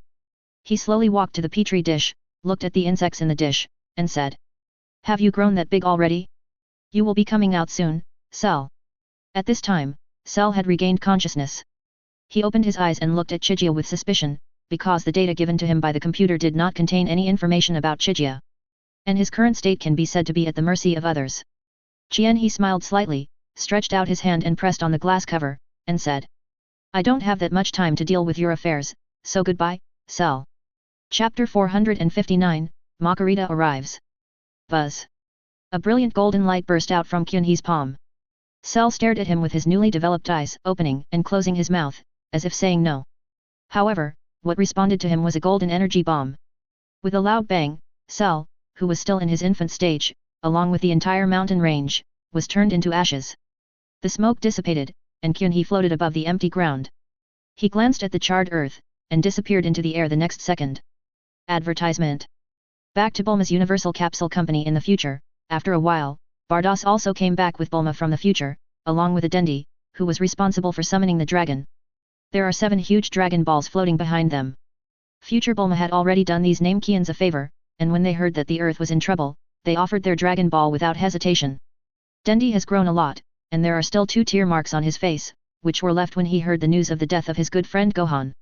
Now everything is ready, all that's left is to summon the dragon and make a wish. Chijia did not wait for Trunks to make a wish. Many people might be resurrected later, and he did not want to get too entangled with the future time and space. So they used a large time machine to return to their original time and space. However, after getting off the time machine, the surroundings were surprisingly quiet. You have to know that this is the lawn of the Universal Capsule Company, and there are usually 1 or 2 servants cleaning it. Kyunhee and Bados looked in the same direction almost at the same time, and saw a figure with a similar appearance to Bados, with twin ponytails, standing in the center of the lawn.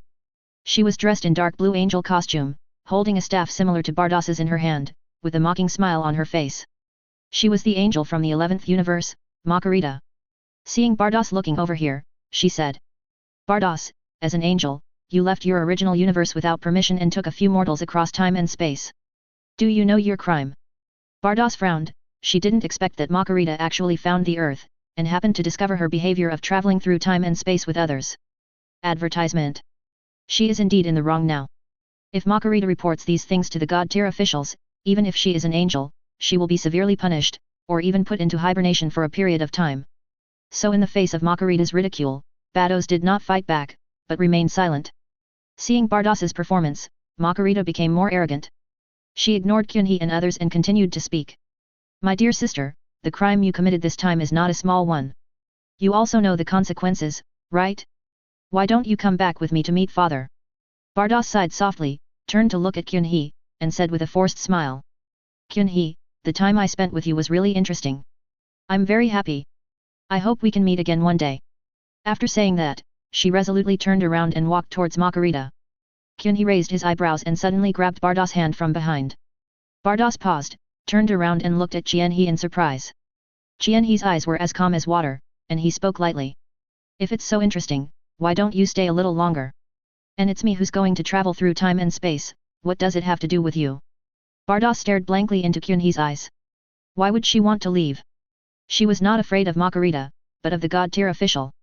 Once the God tier official got angry, everything on earth would be destroyed. By then, even Kyunhee might be destroyed by the god-tier officials, which was the last thing she wanted to see. So even though she was reluctant, she still shook her head and said softly. Forget it. If I hadn't come to Earth without permission, Makarita wouldn't have been attracted here. You are a god who is not bound by anything. Don't get into trouble because of me. It's not up to you to decide whether this is troublesome or not. Come here. No one can take you away today. As he spoke, Kyunhee exerted force on his hands, pulled Bado's back, and put his arms around her waist. Number 18, who was standing by, didn't say much when she saw this scene, because she also disliked Makarita on the opposite side, who was giving orders in a condescending manner. In comparison, number 18 had a very good impression of Bardos. They had slept together for one night. She didn't know that Bardos had run away in the middle of the night, so naturally she didn't want to see her being bullied. She put one hand on her waist and shouted to Makarita in front of her. Advertisement. What's wrong with you? Bardos is a guest of my house, it's not your turn to say anything. Makarita's face suddenly darkened. As an angel worshipped by thousands of people in the 11th universe, this was the first time she was scolded by Yamato. She pointed the staff in her hand at number 18 and said coldly. Human, I didn't want to argue with you, but you are so ungrateful. This planet will disappear because of your disrespect to me. She gently smashed her staff against the ground, and circles of light blue ripples spread out. For a moment, the entire earth began to tremble. The originally clear sky was instantly covered with dark clouds, and several lightning bolts flashed across the sky. At this moment, every corner of the earth presents a doomsday scene. Makarita's power is enough to turn the earth into dust in the universe in an instant, but she wants this mortal who dares to contradict her to slowly taste the fear of gradually moving towards destruction. She looked at Kyunhee who was hugging Bados, and then looked at Bados who didn't struggle at all, and a look of surprise appeared on her face. Then she seemed to have thought of something and said teasingly. Bardos, it seems that you have some other thoughts about this human being. How interesting. Can angels also be tempted by human desires? Bardos bit her lips lightly. She couldn't refute this statement, so she could only secretly glance at Kyunhee. Kyunhee's eyes were narrowed, and his pair of golden pupils flashed a captivating golden light in the darkness. He released his arm around Bardos and walked towards Makarita step by step. In the process, his long snow-white hair grew longer again and gradually became wilder. He was wearing a white tight windbreaker, with silver hair growing on his chest and silver eyeshadow around his eyes, which added a touch of mystery to his whole person. Silver flames rose from his body into the sky, instantly dispersing the darkness that enveloped the entire sky. Looking at the changed appearance of Chijia, Makarita's pupil shrank. As an angel, she could naturally feel the terrifying energy in Chijia's body after the transformation. She exclaimed. With this kind of power, you can't be immortal, who are you? Chapter 460, First Battle with Angels. Bardos looked at Kyunhee's back and felt extremely shocked. Because in her perception, Kyunhee's aura at this moment was even stronger than the last time he faced the two gods of destruction. This is the horror of the legendary super bloodline. The power of scions who possess this bloodline is growing all the time. Ordinary scions need to be seriously injured and dying to achieve a significant increase in strength, and the increase in strength is limited. The super bloodline completely avoids these and is completely at the level of a plug-in. Feeling the terrifying aura emanating from Kyunhee, Makarita did not dare to be careless. She took a light breath, and a layer of bright white light covered her body. Advertisement. As an angel, she has naturally mastered the perfect ultra instinct.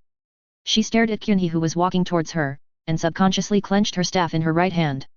Kyunhee's figure gradually became illusory, and when she reacted, Kyunhee had appeared behind her.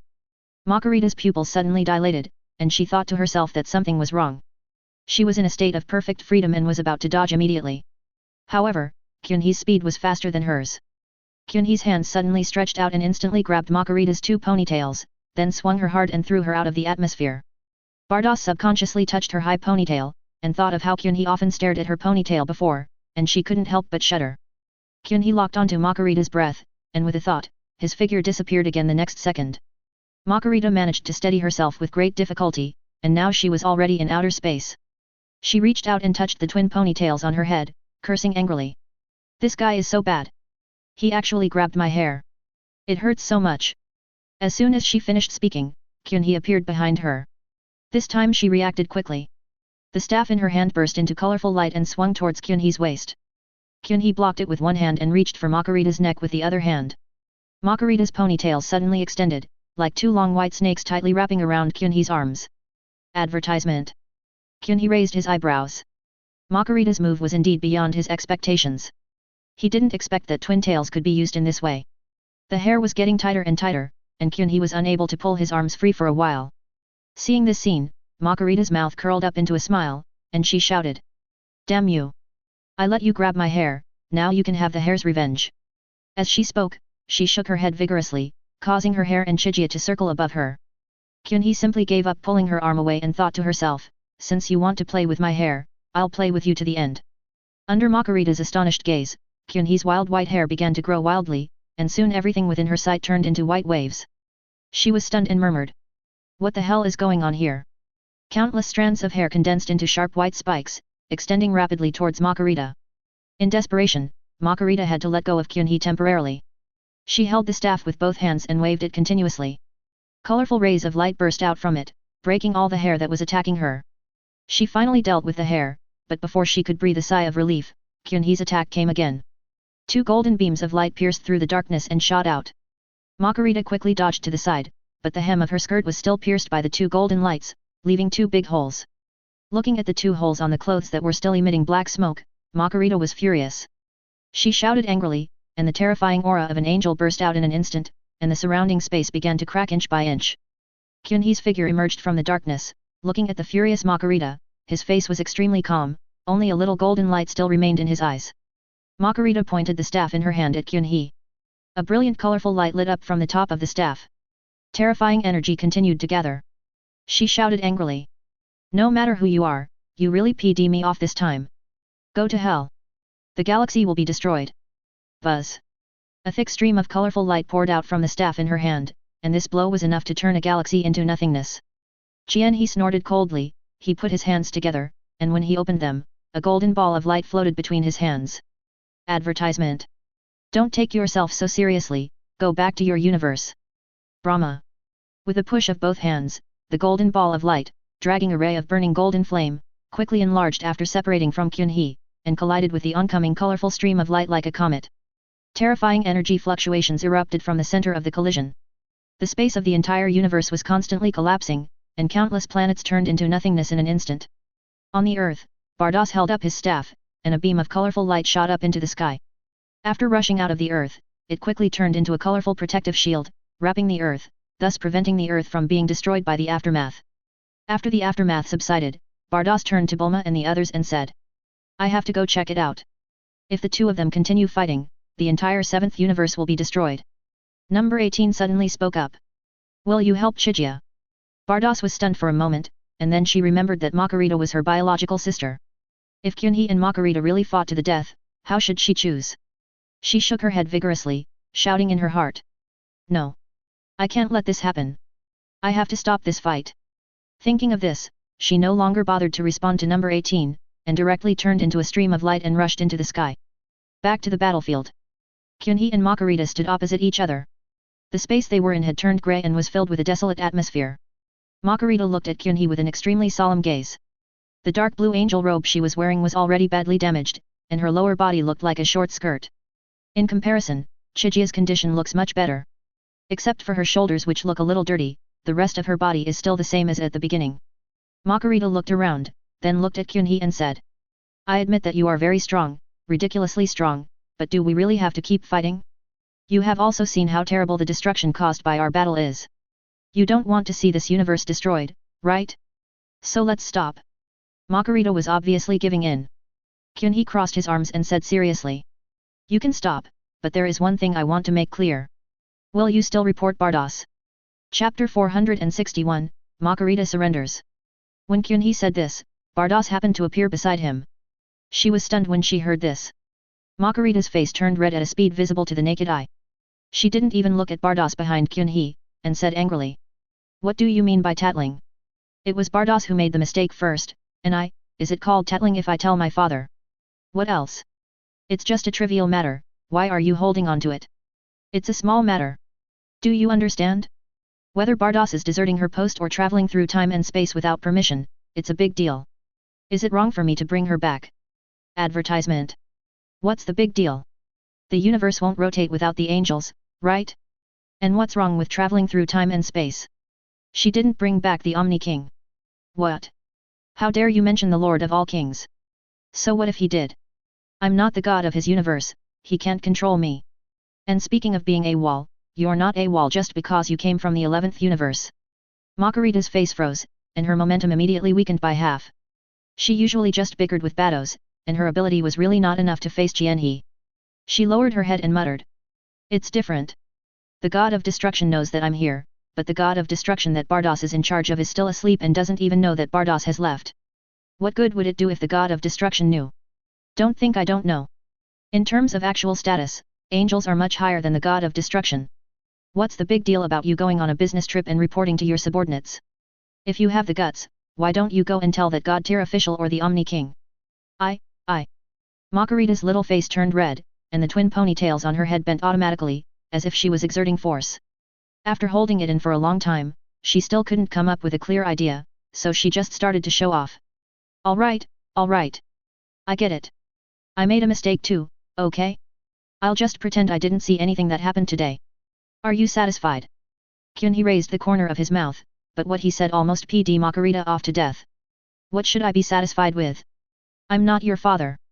Makarita's eyes widened. She pointed a trembling finger at Kyunhee and said tremblingly. You. What do you mean by I? Why are you stuttering? Bardos is your sister, right? You really pd her off just now. You should ask her if she has forgiven you. You don't even understand this. You are such a bad sister. This sentence was a fatal blow. Makarita was struck by lightning and her whole body seemed to be petrified and frozen in mid-air. Advertisement. Bados couldn't help laughing. It was the first time she saw Makarita suffer such a big loss. At the same time, she was extremely moved.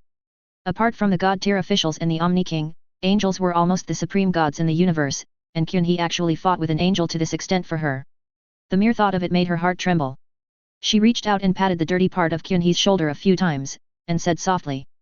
Thank you so much for standing up for me this time. Are you not hurt? Jianhe smiled slightly and said. I'm fine, but then again, you're not afraid of this guy at all, are you? What are you thanking me for? Bardos shook his head and said softly. Anyway, I just want to thank you. Oh. I wish you could appear in my universe. Chijia spread his hands. If he really appeared in the 6th universe at that time, it would probably take him a while to realize that he had come to the Dragon Ball world. Makarita came back to her senses. She looked at the intimate posture of Chijia and Bardos across from her and said while biting her lip. What a sweet picture. Bardos, why don't you apply to replace the god of destruction? Wouldn't it be better to live with this guy? Bardos's pretty face turned red, and she did not refute Makarita because she did have such an idea. Kyunhee turned around and glared at Makarita, then said. What? Do you want to fight again or continue talking to me? Makarita shrank her head subconsciously. She was really a little afraid of Kyunhee now. After all, she couldn't beat him, and she couldn't win the argument either. She just wanted to satisfy her verbal abuse on Bardos. She pretended to be calm and fiddled with the staff in her hand, but her eyes kept glancing at Kyunhee. Jianhe was a little confused by her look and asked unhappily. Hey! What are you looking at? This is none of your business. Go back to your universe. Makarita's body trembled, and her expression looked a little aggrieved. She muttered. But you haven't answered my question yet. What's the question? Why don't I remember what you asked me? Advertisement. Makarita shook her ponytails vigorously and said. I asked you at the beginning. I asked you who you are, but you still haven't told me your name. Don't you think that's rude? Oh? You even know the word politeness? When you first appeared, you had nothing to do with this word. I thought you always looked down on people. Makarita was no match for Kyunhee in bickering. She rolled her eyes and looked directly at Bardos, saying in a delicate voice. Sister, look at him. The corners of Bardos' mouth twitched a few times. Today's Makarita really opened her eyes. She couldn't help but ask. Where did you learn all this? Of course I learned it on Earth. Well, it seems you have been on Earth for a while, too. Forehead. Makarita blushed. She had indeed played on Earth for a while and had a lot of fun. If the space-time fluctuations caused by the activation of the time machine had not caught her attention, she would not have come here at all. Now that the matter has been dismantled, she simply gave up and said with her neck stiff. Okay, I admit it. That planet called Earth is really interesting. I was just a little too playful this time. You are quite honest. So, tell me what you think is fun. Speaking of this, Makarita suddenly became excited. She raised her hand and said. That's too much. But I still like those TV shows. I can watch them for days. Jianhe listened from the side and complained in his heart. Well, after these two angels came to Earth, one became a foodie girl, and the other became a drama-watching girl. Will they still have the energy to take care of their universe in the future? The conversation over there is still going on. TV series are really interesting. Which one do you like best? Well, my brother-in-law is in love with me. No more watching this kind of TV series. Chapter 462 God and Angels. Margarita looked at Bardos in confusion, not understanding what was wrong with the show she was watching. Just as Bardos was about to speak, another stream of colorful light flashed by. It was Weiss who had arrived late. When he saw Bardos and Margarita, he was stunned. He asked with a look of doubt. Why are you here? Advertisement. Bardos and Margarita looked at each other and answered in unison. We are all brothers and sisters, so what's wrong with visiting you? The two of them spoke with such confidence that even Weiss couldn't do anything about it. He glanced at the grey space around him, then at Margarita's tattered clothes, and his doubts grew even more. Bardos changed the subject and said. Why did you come here alone? Where's your god of destruction? Speaking of this, Weiss glanced at Kyunhee and said. The last battle consumed a lot of his energy, and he is still sleeping now. Margarita asked curiously. Barris is also sleeping? Is he fighting with Kampa again? It seems that their fight is very intense this time. Weiss shook his head and looked at Kyunhee and said. This time, they are not fighting each other. On the contrary, they have joined forces to fight against this Kyunhee brother. You again? Margarita looked at Chijia with wide eyes. Wow, after defeating the god of destruction, he now defeats the angel. This Chijia is really one of a kind. Kyunhee looked calm, as if he was not the one who put the two gods of destruction into a deep sleep. Margarita thought of Jiren in her own universe. She originally thought that Jiren, who was as powerful as the god of destruction, was already the strongest mortal, but now Chijia appeared. Margarita has personally experienced how outrageous Chijia's fighting power is. Judging from the battle just now, if the fight continues, she, the angel, will definitely be defeated. Advertisement. Moreover, she felt that Chijia didn't seem to be using her full strength. If it weren't for the existence of God-tier officials and the Omni King, Chijia would definitely be the undisputed number one in the 12 universes. But why would someone with such power remain unknown? Margarita now wanted to know where Kyunhee came from. Kyunhee had no intention of paying attention to her. He naturally took Bardos's hand and raised his eyebrows to Weiss. Bardos was a little shy in front of her brothers and sisters. She asked in a low voice. What are you doing? Weiss and Margarita are still here. He said nonchalantly. That's it, now that your troublesome sister has calmed down, let's go back. Margarita was immediately unhappy when she heard this. She yelled. Hey! Who are you calling troublesome? This is called slander. Do you understand slander? He raised his hand to pick his ears and said casually. It's so annoying, no wonder she has twin ponytails, like a little kid. Boom. Kyunhee's words passed through Margarita's heart like a thunder. She was an angel who had lived for who knows how many years, but she was actually described by others as a little brat.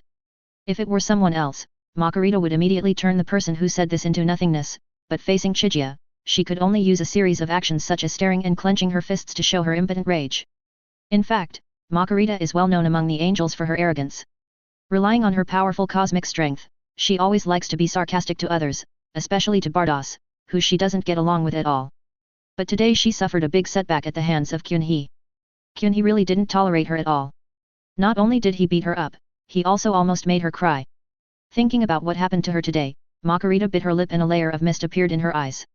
Weiss looked at Margarita in surprise. In his opinion, Chijia was attacking her in the face. According to convention, Margarita would be furious and even start a fight. But now Margarita looks like a little girl who has been wronged, making people feel a little pitiful. As an older brother, Weiss felt that he should care about his sister, so he asked. Margarita, you don't look very well. Do you want to sit with me for a while? We haven't had a chat together for a long time, right? It would be fine if he didn't say anything, but as soon as he started talking he immediately became Margarita's punching bag. Margarita turned her head sharply and looked over, startling Weiss. What nonsense are you talking about? I'm in great shape. And what's so fun about your place? I don't want to go. Advertisement. Weiss scratched his head and said. You can't say that. I can sing a song for you. Are you kidding me? Who doesn't know how good you are at singing? You'd better stop talking.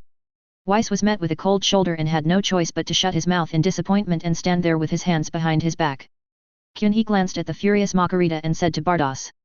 Your sister is so different from you. How can there be such a big difference between us? Both of us are angels. A gentle smile appeared on Bardos's face, and her voice sounded extremely gentle. So do you like me? The question was so blunt that Kyunhee was stunned for a moment, and Margarita almost dropped her jaw in shock. The anger in her heart disappeared without a trace in an instant. Although Bardos looked smiling on the surface, she was actually extremely nervous. Kyunhee could feel that her palms had begun to sweat. After a moment of silence, Jianhee slowly spoke. Like. Hearing these two simple words, Bardos' smile became even brighter. She leaned closer to Kyunhee and whispered. That's good, let's go back, the girls on the 18th are going to be waiting anxiously. Chijia opened the portal and flew in with Bardos, leaving Margarita dumbfounded and Weiss who didn't know the truth.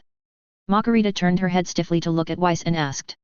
Weiss, didn't you hear what they just said? Weiss tilted his head and responded. I heard it, what's wrong? Are you stupid? That's a confession. According to what I learned on Earth, the next step is for them to get married. Ah? Is it that exaggerated? I remember that Bardos was very interested in Mr. Chijia before. At most, she wanted Mr. Chijia to become her god of destruction, right? What do you know? An angel and a mortal are in love. This is too exciting. No. I have to go over and take a look. Mr. Kyunhee is not a mortal, he is also a god. Oh, these are not important anymore. This is a good show that has just appeared. Go back first. Don't disturb me while I am watching the show. Chapter 463 God-tier Officer. As Weiss looked confused, Margarita turned into a stream of light and shot towards the earth. When Weiss came to his senses, he was the only one left in this space, and there was not even a planet around him. He glanced at the staff in his hand and muttered. So there are two angels, one is in love, and the other is watching the fun. Is it really okay for the 6th and 11th universes to be without angels to watch over them? Aren't they really afraid of being discovered by the god-tier officials? Advertisement. Shaking his head helplessly, Weiss thought it would be better for him not to get involved in these matters. He should go back to pet the cat, take care of his own god of destruction. Alas! It is so rare to find an angel as dedicated as me. While Weiss was intoxicated, on Earth. Seeing Chijia and Bardos returning, Bulma and number 18 immediately cheered and rushed over together. Number 18 looked Kyunhee up and down carefully, and only breathed a sigh of relief after confirming that Kyunhee was not injured. Bulma waved her fist and shouted. Kyunhee, have you taken care of that arrogant guy? I knew you were the strongest. Jianhee smiled and nodded, and responded. She should have calmed down and won't cause trouble again. As soon as the voice fell, Margarita's voice suddenly sounded. You're talking bad about me behind my back again. Why am I causing trouble? When everyone turned around, they saw Margarita standing there with her waist bent, with a look of indignation on her face. Kyunhee frowned and asked. Why are you here? Don't you have your own universe? Margarita was immediately furious. She pointed at Bardos and shouted. If Bardos can come, why can't I? She's not an angel of this universe, right? Advertisement. I asked Bardos to come, but you came uninvited, okay? Can you be a little more reasonable? You. Humph. I don't care. I can come and go in any universe I want. I'm going to stay here. Margarita crossed her arms, looking like she was asking, what can you do to me? Kyunhee raised his eyebrows, flexed his wrist, and was about to walk towards Margarita. Seeing this, Bardos quickly grabbed Kyunhee and said softly. Well, that's just Margarita's character. She's not a bad person by nature. Let's just ignore her. As long as she doesn't cause any trouble, let her play on Earth by herself. After hearing this, Margarita stuck out her tongue and muttered. I'm not causing trouble, I'm here to watch the show. Bardos immediately thought of the title of the play mentioned by this guy before, Kitheo. What kind of drama do you watch? Didn't I tell you not to watch that kind of stuff anymore? Just watch it. The leading actor this time is extraordinary, the only one in the 12 universes.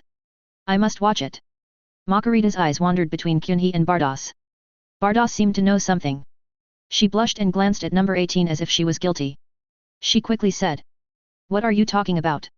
If you keep going like this, Chijia and I will drive you out of the earth. These words really scared Margarita. Chijia alone was enough to make her lose her temper, let alone Bardos who was also an angel. Unless she calls the god-tier officer, she alone won't be able to handle the combined forces of these two. Now she is so weak, pitiful, and helpless. Under pressure, she has to shut up and be a quiet angel with twin ponytails. Jianhee stretched his waist, stopped paying attention to Margarita, and said. Okay, let's go home. I just stretched my muscles a little and it feels good. Everyone couldn't help but look at Margarita's tattered angel costume. Margarita hurriedly pulled up the hem of her skirt, which had been shortened a lot. With a thought, the clothes on her body immediately returned to their original state. But this behavior was obviously an attempt to cover up one's mistake, and seeing everyone's raised lips, Margarita could no longer hold back the grievance in her heart. She pursed her lips and looked like she was about to cry. As the elder sister, Bados immediately softened her heart. She hurried forward and hugged Margarita in her arms, saying softly, "What happened? It was fine just now." Advertisement. This time, Margarita remembered that Bardos was her sister. She hugged Bardos and shouted, "Sister! They bullied me. Especially that Kyunhee, I couldn't even beat him. It pd me off. You are an angel, who can bully you? You are the one who is being hard on yourself. Well, play on earth for 2 days and then go back. Your god of destruction is not in deep sleep yet." "Humph. I have to play for 2 more days. Why May knows where I've been. He's quite honest, so there shouldn't be any trouble." "Okay, then you better not cause any trouble." "Well, it's really boring over there. I have to stay on earth for 2 more days this time." Temple of the Omni King. The god-tier officer stood in front of the palace door with his hands behind his back, looking in the direction of the 7th universe with a thoughtful expression on his face. It seems that a great battle has taken place in the 7th universe. One of the auras is very familiar. It should be Margarita, but what about the other aura? Why is it so strange? Thinking of this, he stretched out one hand and a staff similar to the ones used by Bardos and the others emerged, the only difference being that the crystal ball on top was black. The god-tier officer held the staff tightly, his eyes fixed on the crystal ball on the top of the staff. A faint light flickered, and the scene of Margarita's previous battle appeared on the crystal ball, but Kyunhee's figure was always shrouded in a layer of fog, and his face could not be seen at all. The god-tier officer frowned. "You know, the staff in his hand is much more powerful than those of Bardos and the others. He can know what happened in any universe through this staff. This is the first time a situation like today has happened." He had just seen Bardos' figure in the crystal ball, which made him even more puzzled. A small 7th universe actually attracted 2 angels from other universes, and also a mysterious powerful man.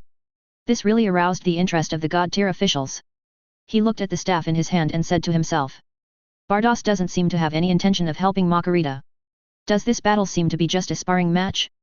Weiss is coming over too. What is the relationship between the 3 of them and that mysterious man?" The god-tier officer used his staff to check the location of Bardos and the others, and found that among the 3 of them, only Weiss was staying obediently beside the god of destruction he was in charge of, and the other 2 were on a planet called Earth. He immediately deduced that the mysterious strong man who fought with Margarita must also be on Earth. He thought about it and decided to find Weiss to ask about the situation first. He put the staff to his lips and said, "Did you hear that, Weiss? I'm a god-tier officer. Come to my place right now. I have something to ask you." Chapter 464 Father and Son Conversation. When Weiss arrived at the Omni King's palace and met the god-tier officer, the god-tier officer got straight to the point. "Weiss, your universe has been very busy lately. What were Bardos and Margarita doing there? Don't say you were having a sibling reunion." Weiss wiped the cold sweat from his head, thinking that the truth could not be hidden after all.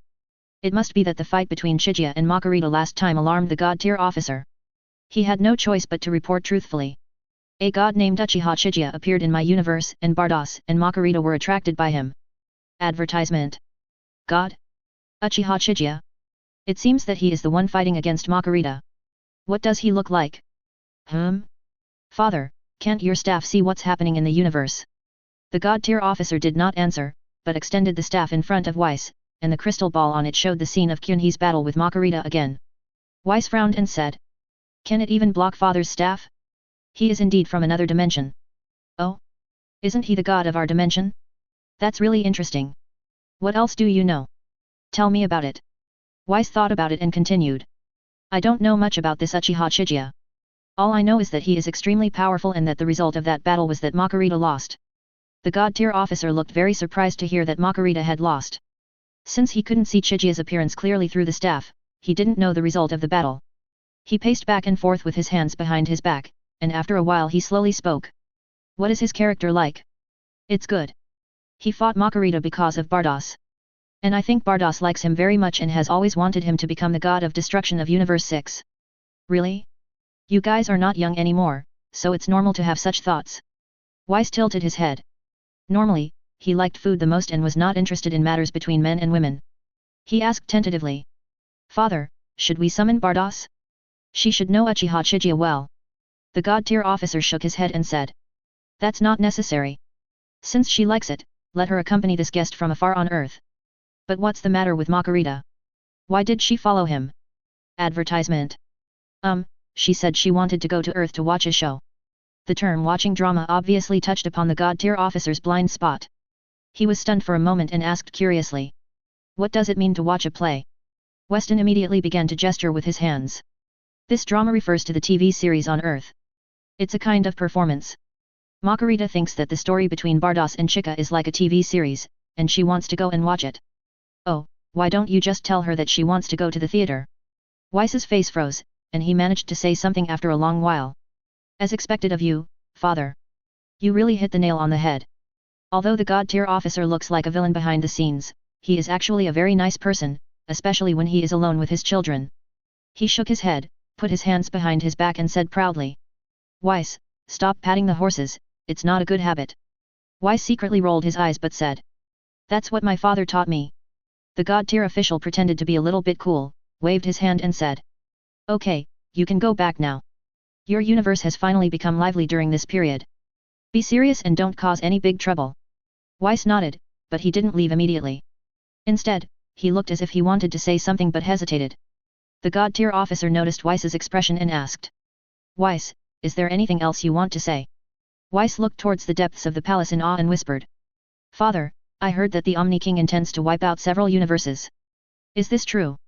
When the Omni King was mentioned, the God-tier officer's expression became serious. He narrowed his eyes and asked. Where did you hear this? It came from the 11th universe. Advertisement. The universe of Margarita? No wonder, the god of destruction in that universe has always been a little restless. The staff in the God-tier officer's hand flashed, revealing a clown's face, which was the god of destruction, Wei Meidei. He looked at the verm in the crystal ball and said to himself. You smartass, how can a god of destruction like you guess what the king of all is thinking? As he spoke, the God-tier officer looked up at Weiss, who was keeping his head down and not speaking, and said. Lord Omni King did have similar ideas, but he didn't just want to eliminate a few universes. This time, all universes might be eliminated. It would be good enough if only one could be left. What? Why is this happening? Is it some universe that has made the Omni King unhappy? The God-tier officer shook his head and said calmly. All universes are originally controlled by the Omni King. The survival of the universe is only in his mind. Perhaps the Omni King is tired of the current universe and wants to cleanse it and rebuild it. Weiss's face became solemn as he thought of the 6 universes that had been wiped out due to their previous crimes. The God-tier officer slowly floated in front of Weiss, reached out and patted his shoulder, and said. Weiss, you don't have to worry too much about this. Even if the universe is cleared, you brothers and sisters will not disappear. At most, you will just fall into a deep sleep. When the universe restarts, you will wake up. That being said, the 6 erased universes have shown no signs of being restarted yet. Thinking of this, Weiss couldn't feel at ease. At this moment, Weiss, as an angel, felt an unprecedented sense of powerlessness. The God-tier officer sighed and said. Well, if you like your current universe very much, I will do my best to deal with it when that day comes. The man who said this is no longer a God-tier official, but now he is just a father who cares about his children. Weiss' heart was also touched. He understood that it was already the limit for the God-tier officer who always obeyed the Omni King to say this. He looked at the God-tier officer and said softly. Father. The God-tier officer tilted his head and smiled, jokingly saying.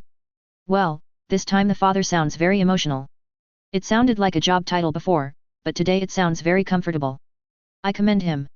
Weiss rubbed the back of his head and chuckled a few times, and the haze that shrouded his heart instantly dissipated for the most part. Chapter 465 New Tenant. The God-tier officer was in a very good mood. He suddenly leaned close to Weiss's ear and whispered. Have you forgotten the existence of Super Dragon Ball? If things really reach a point of no return, use it to restore everything.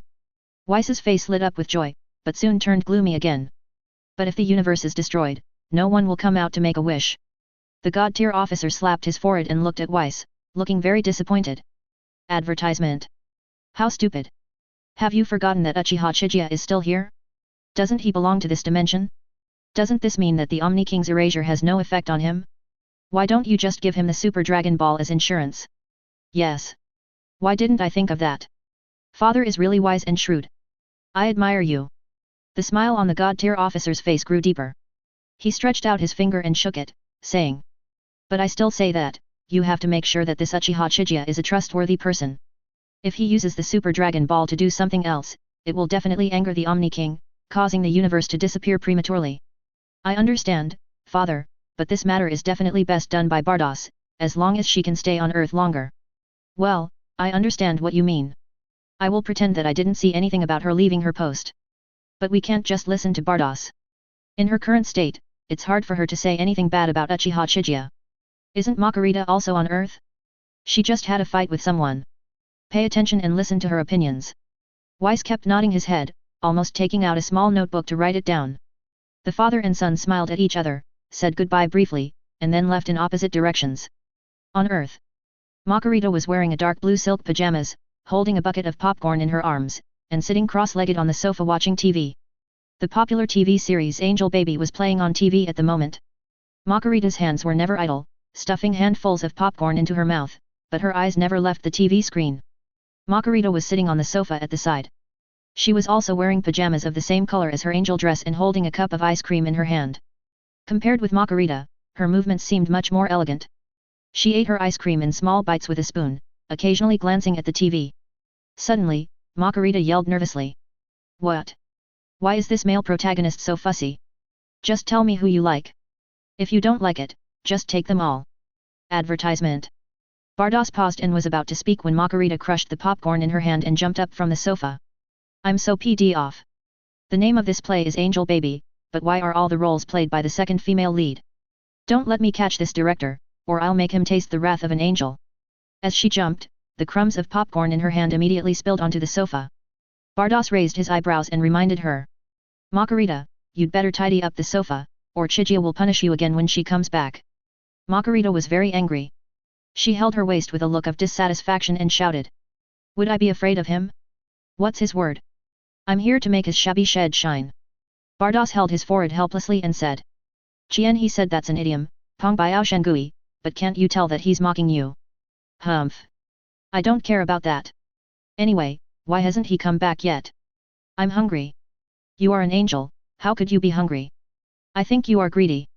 It doesn't matter. I'm not happy anyway. If he doesn't come back, I'll... Click. The door outside locked. Makarita's angel ears were naturally very sensitive. Her ears moved, and then, in Bardos's shocked gaze, she quickly cleared all the popcorn on the sofa and tidied her clothes. After doing all this, she sat on the sofa with her legs crossed, and replaced the popcorn in her hand with a cup of hot tea. She looked so elegant. Bardos's mouth twitched twice and asked. What are you doing? Makarita took a sip of hot tea and said lightly. Watch the show, isn't it obvious? I mean, what are you going to do with this look on your face? Where is the rebellious you just now? Makarita's face turned slightly red, she frowned and said. Advertisement. What are you talking about? We are guests in someone else's home. How can we be so rude? Bardos, your thoughts are very dangerous. Just as he finished speaking, Kyunhee walked in with a few bags of vegetables, and number 18 followed him with his arm around him. Kyunhee raised his eyebrows when he saw Makarita's attitude and said teasingly. Hey, whose lady is this? Makarita forced a smile and said. You're back. Thank you for your hard work. You bought so many vegetables. I'm so sorry. It's okay, you can buy it next time. Good. By the way, I just heard someone at the door say something like, what will happen to me if I don't come back? From the tone of voice, is she going to hit me? I'm a little scared. Makarita immediately pretended to be surprised, she turned to look at Bardos and asked. Really? Bardos, did you hear that just now? Bardos rolled her eyes but had no intention of exposing her. She scooped a spoonful of ice cream into her mouth and watched Makarita's performance quietly. Makarita secretly breathed a sigh of relief. She looked at Kyunhee and said. You must have heard wrongly. How could anyone on this planet dare to hit you? Who is tired of living? Tell me and I'll take care of her for you. Number 18 finally couldn't help it and burst out laughing. Makarita lowered her head in embarrassment and kept sipping the coffee in the cup. Kyunhee glanced at the TV, noticed the title of the drama in the lower right corner, and couldn't help shaking his head and laughing. By the way, number 17 has found a new girlfriend and has now moved out to live with his girlfriend. But Makarita insisted on living with Bardos. After all, she was Bardos' sister, and Bardos didn't want to let her wander around the earth alone, so he said a few good words to Chijia for her, and Chijia agreed. When this girl first came in, she still couldn't change her arrogant personality. It was not until Kyunhee ruffled her twin ponytails into a poop shape like lazy sheep that she completely behaved herself in front of Kyunhee. When Kyunhee came in just now, she had already tucked the tips of her twin ponytails under her buttocks when she was sitting. She was really afraid that Kyunhee would destroy her twin ponytails. Chapter 466 Weiss arrives. There are two main reasons why Kyunhee was able to subdue Margarita. One is her stronger strength than hers, and the other is her cooking skills. After eating something made by Chijia once, Margarita fell in love with it immediately. She didn't want to go back to her own universe until she had exhausted all of Chijia's recipes. Kyunhee is very efficient when cooking. All the ingredients are floating in the air, and everything from washing to cutting to putting into the pot is done almost simultaneously. His extraordinary mental strength enabled him to do several things at once, and he made no mistakes in the heat and placement of seasonings for each dish. In a short while, he had prepared a table full of dishes. Margarita looked at the dazzling array of dishes on the table with a nympho expression. She picked up the chopsticks and was about to pick up a piece of sweet and sour spare ribs that looked extremely tempting, but her chopsticks were slapped away by Bados. Advertisement. Bardos glanced at her and said calmly. Have you forgotten your manners again? What should you say before dinner? Margarita's face froze. She glanced at Kyunhee. Under the latter's playful gaze, she clasped her hands together and said very obediently. Thank you Mr. Kyunhee, you have worked hard. Kyunhee nodded with a smile, and Margarita chuckled. She grabbed the chopsticks again and shouted. I'm going to start. However, just when she had stretched out her chopsticks halfway, there was a knock on the door. Bardos patted her head again and said. Wait, there are guests coming. Margarita suddenly felt like crying but had no tears. She thought to herself that she just wanted to eat a piece of pork ribs, why was it so difficult? She put down her chopsticks indignantly and said angrily. I'll go open the door. I want to see who has the nerve to come here at dinner time. After saying that, she turned and walked out, her twin ponytails swinging back and forth. Number 18 pulled Jianhee's sleeve and said. Could it be that number 17 has returned? Jianhee shook his head, looked at Bardos opposite him, and said. It's not him. This guest is not simple. His aura is hidden very well. As she spoke, Margarita's voice came from the other side of the door. Weiss? Why are you here again? Weiss looked at Margarita speechlessly and said. Advertisement. Why can't I come? This is my universe. Margarita was much more resolute when facing Weiss. She answered confidently. What do you mean by your universe? I can go to any universe I want, no matter which one it is. Okay, okay. Can you please move aside first? I came here today because I have something important to say. Can you come back later? Weiss was stunned and asked. Why? What's in there that I can't see? He would never have thought that Margarita simply didn't want to have an extra pair of chopsticks on the table. Before she could speak, Bardos's voice came from inside the house. It's Weiss, come in, we're just about to eat. Weiss is a big foodie. When he heard that he was going to eat, he immediately became excited and walked straight past Margarita into the house. I was wondering why it smells so good. Let's talk while we eat. Margarita rolled her eyes, then immediately turned around and ran into the house, only to find that her seat had been taken by Weiss as soon as she entered. Kyunhee was very considerate and got a small stool. Even though Margarita was reluctant, she finally sat down obediently and looked at the dishes on the table eagerly. Weiss saw Chijia's cooking skills for the first time. He rubbed his hands and said. It looks so rich, did Mr. Chijia make all this? Bardos smiled and said. I was also shocked when I saw it for the first time. Stop looking at it and try it. Weiss was still very polite. He looked at Chijia first, and after getting Chijia's permission, he immediately started eating eagerly. Margarita saw this and couldn't hold it back any longer, so she joined the battle. After the few people devoured the meal, the plates on the table looked cleaner than Margarita's face. Weiss touched his stomach and burped, then said with a satisfied look. It's so delicious. I didn't expect Mr. Kyunhee to have such a skill. Margarita moved her small stool and said. Advertisement. Weiss, stop eating. Didn't you just say you had something important to say? Weiss's face froze.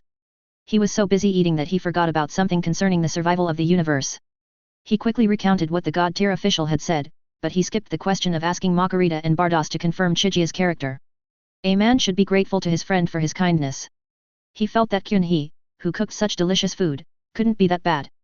That's what he thought anyway. Hearing that the universe was going to be wiped out, Bardos and the others looked solemn. Number 18 looked at Jianhee with some concern and asked. Kyunhee, what kind of god is this Omni King? He wants to wipe out the universe at every turn. He's even worse than the god who looked like a rabbit last time. When the three angels heard this, they immediately waved their hands in panic. Margarita, who was closer to number 18, was so scared that she covered her mouth and said carefully. Don't talk nonsense. It will be the end if the Omni King hears us. We won't even have the chance to use the Super Dragon Ball. Chijia frowned. This matter was indeed a bit tricky. He was not afraid of the elimination of the Omni King, but number 18 and the others were not. They were the natives who were born and raised in the Dragon Ball universe.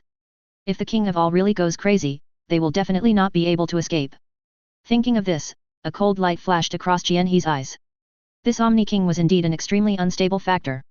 He had already begun to consider whether or not to kill him in advance. But he didn't know the Omni King's strength, and if he acted rashly and failed, it would be troublesome. For now, it would be best to follow what Whis said and collect all the Super Dragon Balls as a safety precaution. Whis didn't know that Chijia in front of him was already thinking about killing the Omni King, and he continued to talk about Super Dragon Ball. Bardos suddenly interrupted. Okay, I already have 6 Super Dragon Balls. I can get them now if you need them. Makarita looked at Bardos in surprise and said. You actually collected so much in advance? That's impressive. It seems you have been on guard against this for a long time. No wonder you are so calm every time I talk to you about it. Bardos glanced at her and said lightly. Who told us that our universe is not as strong as yours? Naturally, I have to make some preparations in advance. Moreover, there is the precedent of those 6 universes. That's true. The strength of our universe is definitely the strongest. If it were in the past, Bardos would not be able to refute it, but it is different now. She glanced at Jianhe and said. Really? Then tell me, if your universe is the strongest, what about the 7th universe with Chijia? Chapter 467 Dragon God Kyunhee. Makarita's face froze and she was speechless. Whis was a little confused. My goodness, the most powerful universe is actually me? You have to know that Chijia is stronger than an angel. Even if you call Jiren over, he will get 2 slaps in the face. So whichever universe Chijia is in is the most powerful universe. And Chijia really does consider herself as a member of the 7th universe, so there is nothing wrong in saying that the 7th universe is the strongest. Advertisement. Makarita pursed her lips and looked at Kyunhee, saying. Chijia, if my universe is erased, will you make a wish to the Super Shenron to restore my universe? Kyunhee looked at Makarita's pitiful appearance and said with a smile. Why are you suddenly scared? Even if the universe really disappears, you, as an angel, will not disappear with it. But I don't want to fall asleep. That's too painful. Okay, then it depends on your performance. Upon hearing this, Makarita immediately patted her chest and expressed her opinion. I will listen to you from now on. I will do whatever you tell me to do. Oh. Kyunhee raised his eyebrows, and then a wicked smile appeared on his face. Makarita shuddered subconsciously. You wouldn't want to do that to me, would you? What kind of thing? It's what you did with number 18 that night. Makarita. No 18's face turned red. She stared at Makarita in shame and anger, and the chopsticks in her hand were broken into 2 pieces. Makarita stuck out her tongue. Last time, she just happened to pass by the door and accidentally saw a scene that couldn't be broadcast on the TV series. It's not her fault. Jianhe was also a little embarrassed. He pretended to cough twice and said seriously. Advertisement. Okay. Let's get down to business. Since Bardos already has 6, we just need to find the last one. It shouldn't be difficult. Bardos shook his head and said. Chijia, finding the Super Dragon Ball may not be as easy as you think. I have been looking for this last one for a long time, so long that I don't even know how many years have passed, but I still haven't found any clues. Although the size of Super Dragon Ball is large enough to rival a planet, it is dwarfed by a universe, not to mention that its search range is only 2 universes. In fact, Chijia knew the clue about this last Super Dragon Ball. It was covered with a layer of rock and looked like an ordinary planet. It is not difficult to find its location. You can ask Bulma to make a Dragon Ball radar for Super Dragon Ball. Anyway, there are already 6 samples, so it is not difficult for Bulma to make a radar. Thinking of this, Kyunhee said to Bardos. Bardos, let me go to Universe 6 with you and get those 6 Super Dragon Balls. Bardos didn't show any reluctance, and immediately let Kyunhee put his hand on her back, and the 2 of them instantly turned into streams of light and disappeared. On the way to the 6th universe, Bardos suddenly spoke. Kyunhee, you should change your position. This is a bit, well, unfamiliar. Jianhe was stunned for a moment and asked. But I remember you were always like this when you led the God of Destruction. It's different. It's rare that we're alone now. Can't you be a little bolder? Bardos turned his head and looked directly into Kyunhee's golden eyes. Kyunhee didn't expect Bardos to be so bold suddenly, but he was also a veteran, so he just put his arm around his waist and let Bardos stick to his chest. How about this? Bardos smiled, closed her eyes and lay in Kyunhee's arms, but a drop of cold sweat ran down Kyunhee's forehead. Now Bardos is still in the driving state, and the speed of the 2 even exceeds the speed of light. Is it really okay to close their eyes like this? Fortunately, Bardos was also an experienced driver, and the two finally landed smoothly and came to the temple where the god of destruction, Ganesha, lived. At this time, Xiangpa was still sleeping, and he was sleeping very soundly, with a big snot bubble hanging out of his nostrils. Qianhe's mouth twitched. He looked at Bardos and asked. Has he been sleeping since the battle? Advertisement. Bardos blinked her big eyes and nodded gently. Did I hit him that hard? Why hasn't the swelling on his head gone down yet? Bardos didn't say anything either, just nodded. Qianhe looked at her suspiciously. He always felt that it was Bardos who had done something to Xiangpa, perhaps hypnosis in the physical sense. Bardos touched the crystal ball on his staff, a faint light flashed across the crystal ball, and 6 huge dragon balls instantly appeared around the temple. I have to say, compared to Super Dragon Ball, the one on Earth isn't even the youth version. Any one of them is almost the same size as the Earth. Through the Tensagan, Chijia can clearly see the rule power inside the Super Dragon Ball that is like the blazing sun. As he watched, he suddenly felt a burning sensation in his eyes, which made him cover his eyes subconsciously. Bardos was shocked by Qianhe's reaction. She quickly helped Qianhe up and asked anxiously. Chijia, what's wrong with you? Qianhe slowly let go of his hands, and a sun-like pattern appeared in his eyes, and there seemed to be flames burning around him. These eyes are the symbol of the god Satsuki, the golden wheel eye. Chijia raised her head and stared at the 6 super dragon balls in the sky. The sun patterns in her eyes began to spin violently. With the help of the powerful power of the golden wheel eye, Qianhe used the skill called Viguna. An invisible wave emanated, and the 6 planet-sized super dragon balls all began to shrink. After a while, they became the same size as ordinary dragon balls. Golden flames burned on each dragon ball. 6 burning dragon balls slowly floated behind Chijia, just like the truth-seeking ball. Qianhe's long snow-white hair also turned golden and spread out like a burning flame, and his original pair of horns turned red under the high temperature. On Qianhe's chest, a golden dragon tattoo was faintly visible, and from time to time, the sound of a dragon's roar could be heard. Bardos stood there in a daze. Chijia's current state was as if she had merged with the super dragon, and she had never heard of such a situation before. Call. Qianhe let out a hot breath. He looked down at the dragon tattoo on his chest. The shock in his heart was no less than that of Bardos. He just felt that he seemed to be omnipotent now, and the rise and fall of the universe depended on his own thoughts. From this moment on, he has truly attained godhood in the Dragon Ball world, and now he is the dragon god Chijia. Chapter 468 The Tragic Xiangpa. A sacred and solemn aura emanated from Qianhe, and even Bardos, an angel, lowered his head subconsciously. Xiangpa, who was sleeping soundly, smacked his lips and opened his eyes sleepily. When he saw Qianhe whose body was burning, his sleepiness disappeared without a trace. Uchiha Chijia. Xiangpa rolled over and stood up, but Qianhe just glanced at him and he fell to the ground with a thud. Beads of sweat slid down his forehead.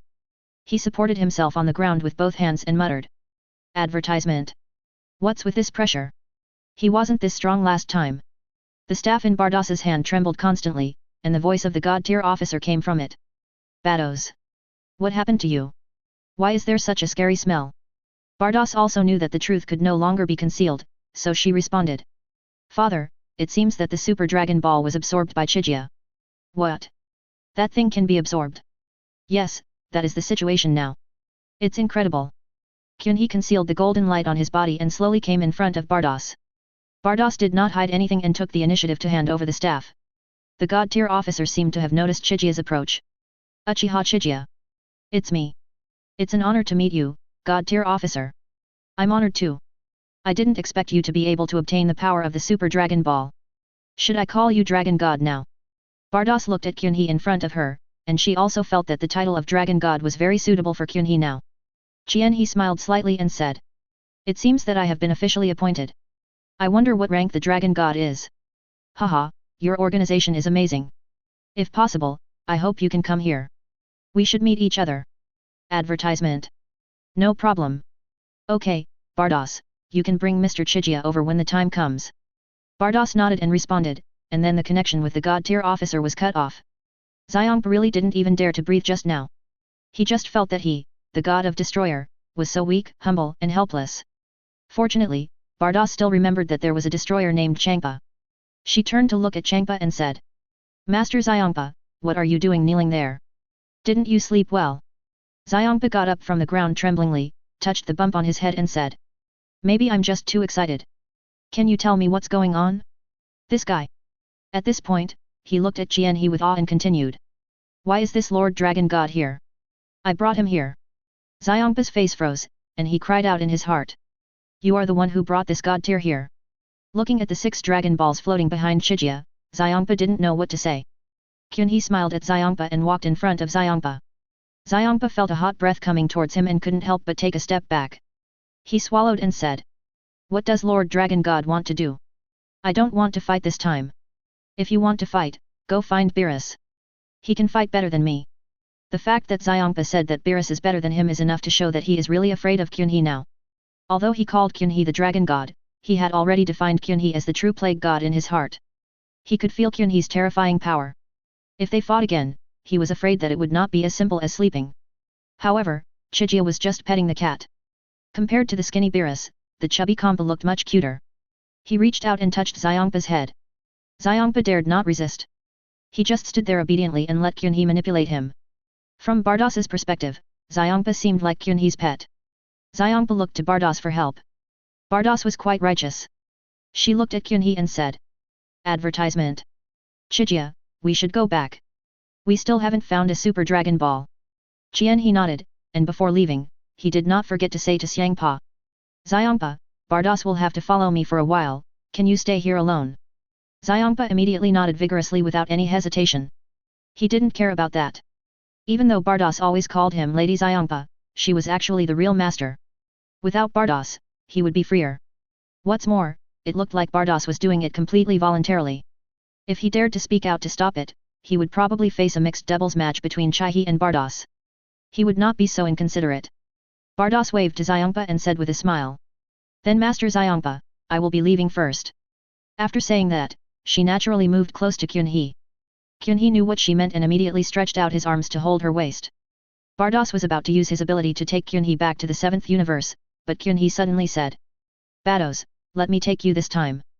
Bardos was stunned for a moment, and before she could react, Qunhe's body shook, and a pair of huge golden dragon wings spread out from behind him. Qunhe pulled Bardos into his arms and said softly, "Hold on tight, this might be a little too fast."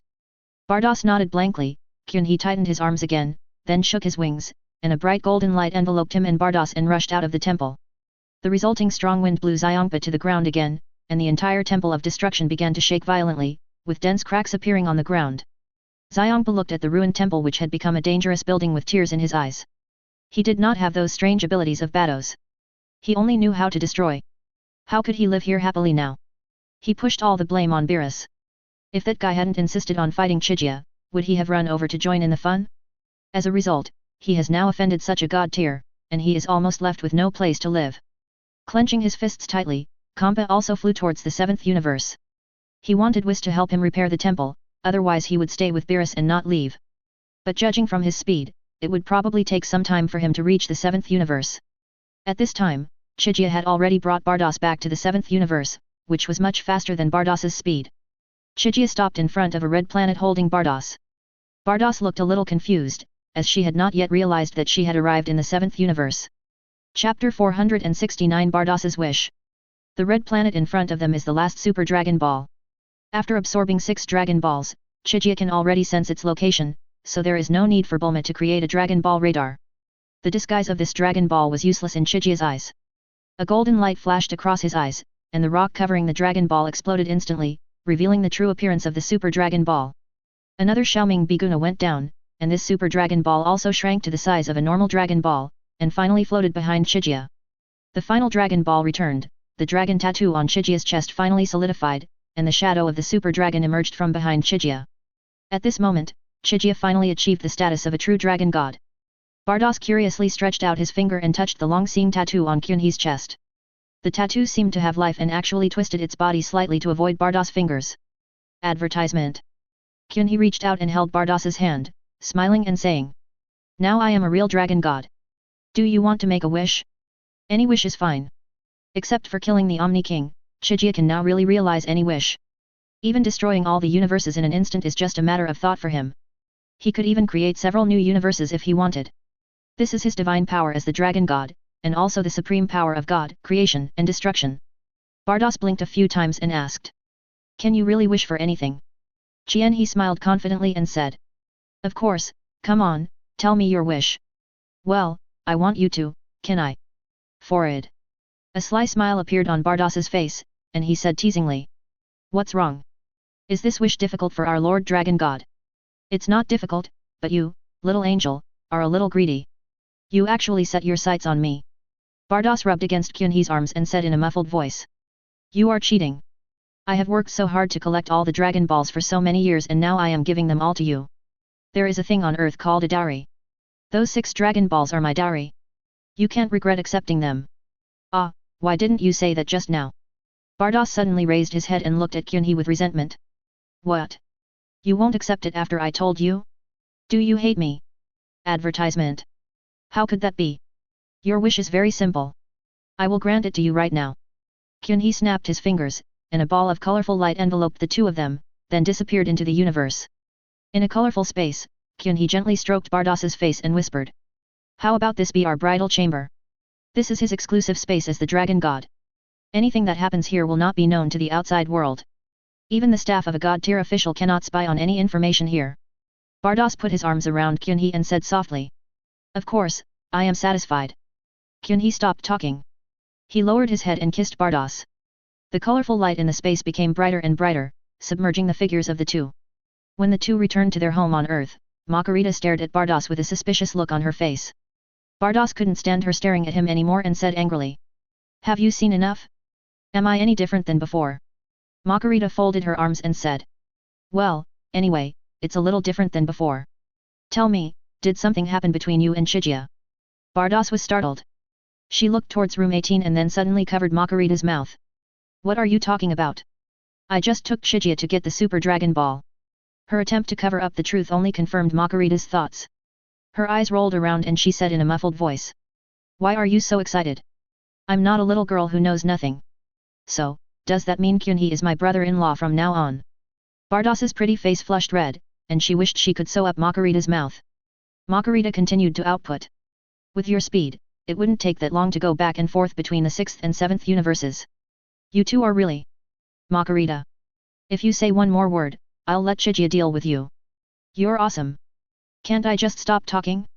But I still have one more thing I want to ask you. What's up? Did your brother-in-law pull your high ponytail? He seems to have a special liking for ponytails. Advertisement. White gas was coming out of Bardos's head.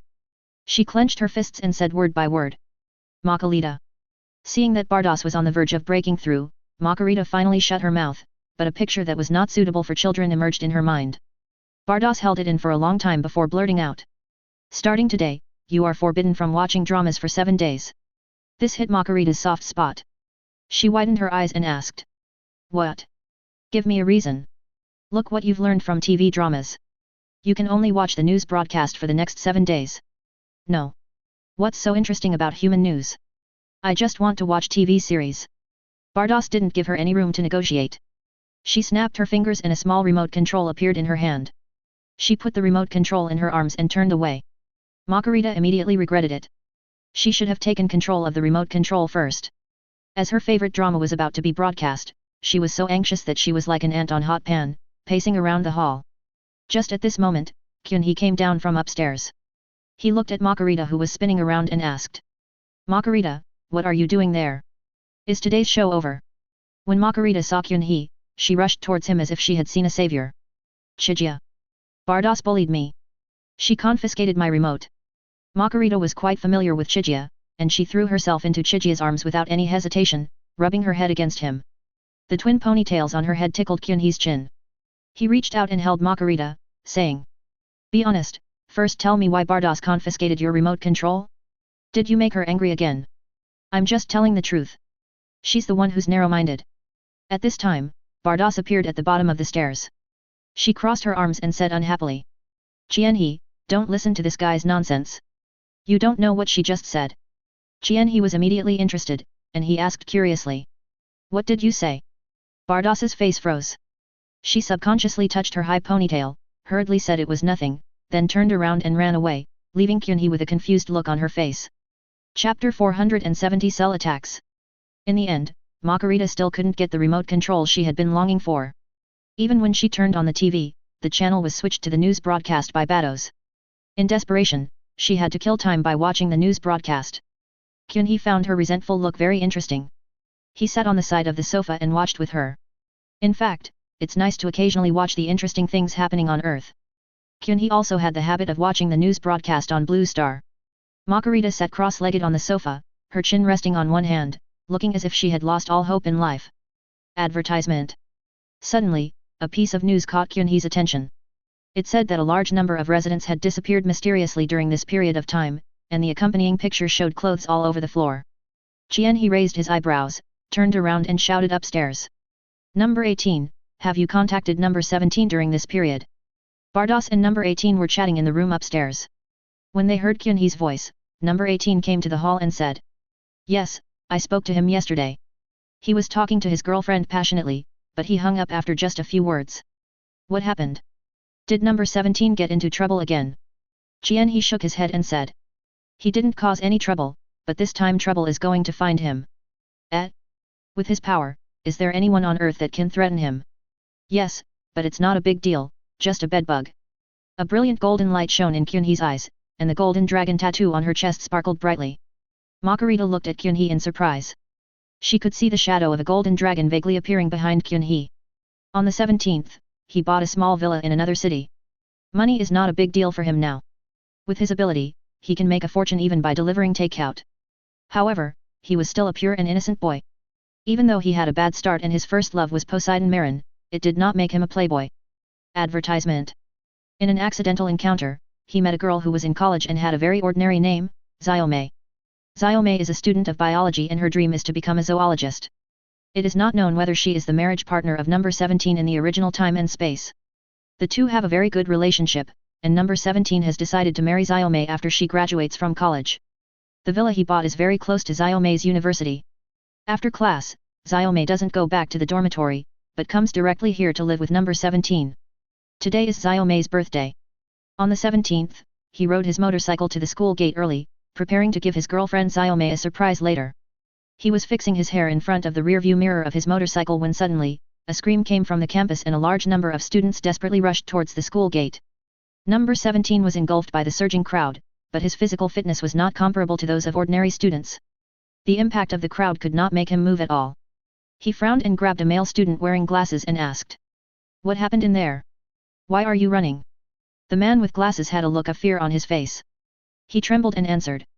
There's a green monster inside. It eats people with its tail. Monster. Number 17 was stunned for a moment. He turned on the detector in his eyes, which showed a number that made his heart palpitate, and the value was still increasing little by little. He realized that there was indeed a monster in the campus, and it was a monster that humans could not deal with. Number 17 quickly scanned the crowd, but did not see Xiaomei. Damn it! Xiaomei is still in there. As he said that, he pushed the man with glasses away and stomped his foot. The ground collapsed instantly, and with the impact, number 17 was shot into the campus like a cannonball. The students who were still running for their lives were all stunned. They looked at the cracked ground under their feet and had the same thought in their minds. Was that Superman just now? Inside a teaching building, the corridor is covered with all kinds of clothes. The styles of these clothes are very young, and it can be seen that their owners are not very old. Advertisement. At the end of the corridor, a green monster was holding up a fat man in a suit. The monster is tall, with green skin covered with black Madara dots and a thick needle-like tail behind it. It is the ultimate android Cell who came here from another time and space. The man in a suit held by Cell is the head of the biology department, and he had just been pulled out of the women's restroom by Cell. The man in the suit was so scared that he peed his pants. He struggled desperately and begged for mercy to Cell with a terrified look on his face. However, Cell seemed to be enjoying it very much. When the man in the suit shouted until his voice became hoarse, his tail suddenly stretched out from behind and pierced deeply into the man's waist. Accompanied by a creepy gurgling sound, the body of the man in the suit gradually shriveled up until it disappeared completely, leaving only a large suit hanging on Cell's tail. Cell smacked his lips and said to himself. This guy looks quite big, but his life energy is even less than that of a female student. He is such a loser. So far, it has absorbed humans from 4 cities, and the energy in its body has accumulated to a terrifying level. Now he can already suppress one of number 17 and number 18 alone. As long as he absorbs the humans in this city, he can easily defeat the combined forces of number 17 and number 18. By then, Cell will be able to evolve into the perfect form he has always dreamed of. Thinking of this, Cell opened his mouth and let out a strange laugh. Suddenly, a sound came from the classroom next to it. Cell paused, then a cruel smile appeared on his face. He slowly turned around and walked towards the classroom. The university classroom was very spacious, and 3 girls were hiding under the large podium. The one in the middle is a girl with short black hair and simple clothes. She is Xiaomei, the girlfriend of number 17. The other 2 girls are her friends. The sound just now was made by the girl on Xiaomei's left. Cell's laughter was so creepy that she shuddered violently and the phone in her trouser pocket fell to the ground, which attracted Cell's attention. The 3 of them could already hear Shiru's strange footsteps, which were getting closer and closer, like a death knell. The girl whose cell phone fell to the ground couldn't bear it anymore. She screamed and rushed out from under the podium. However, before she could take a few steps, she was caught by Cell. Another gurgling sound symbolizing the disappearance of life was heard. Cell threw off the JK uniform on his tail and walked towards the podium with a grin. At this moment, the wall of the classroom exploded and a roar was heard. Stop it! You damn monster! Chapter 471 Pure Love God of War Number 17. When Cell saw number 17 rushing in, he was shocked at first, and then he was ecstatic. To it, number 17 was simply a growth gift package delivered to its doorstep, and what surprised it the most was that number 17 actually came alone. The energy it absorbs now is more than enough to defeat a single number 17. When Xiaomei heard No 17's voice, she immediately pulled her only remaining friend and rushed behind number 17. Cell had no intention of stopping her. The value brought by absorbing number 17 is greater than that of all the human beings on the earth combined. Advertisement. And its purpose of absorbing humans is only to absorb number 17 and number 18 in the end. Cell's mouth opened and closed, and the sound he made was low and hoarse. Number 17, I didn't expect you to come to my door on your own. It's such a pleasant surprise. Number 17 had no time to pay attention to Cell. He was busy comforting his girlfriend. Are you okay, Mei? Are you hurt? Xiaomei shook her head vigorously and said in a crying voice. I'm fine, but Maya has been eaten by that monster. Let's run. Cell frowned at No 17's behavior. In his impression, number 17 would not care about the life and death of humans. However, judging from the appearance of the person in front of him and the speed at which he rushed in just now, there is no doubt that he is Android 17. Number 17 turned his head sharply and looked at Cell, saying angrily. Monster! I'm going to tear you into pieces. As he spoke, number 17 pulled his arm out of Xiaomei's arms, and the whole person turned into a shadow and disappeared on the spot. Without even blinking, Cell just casually swung his arm to block number 17 who appeared from the side.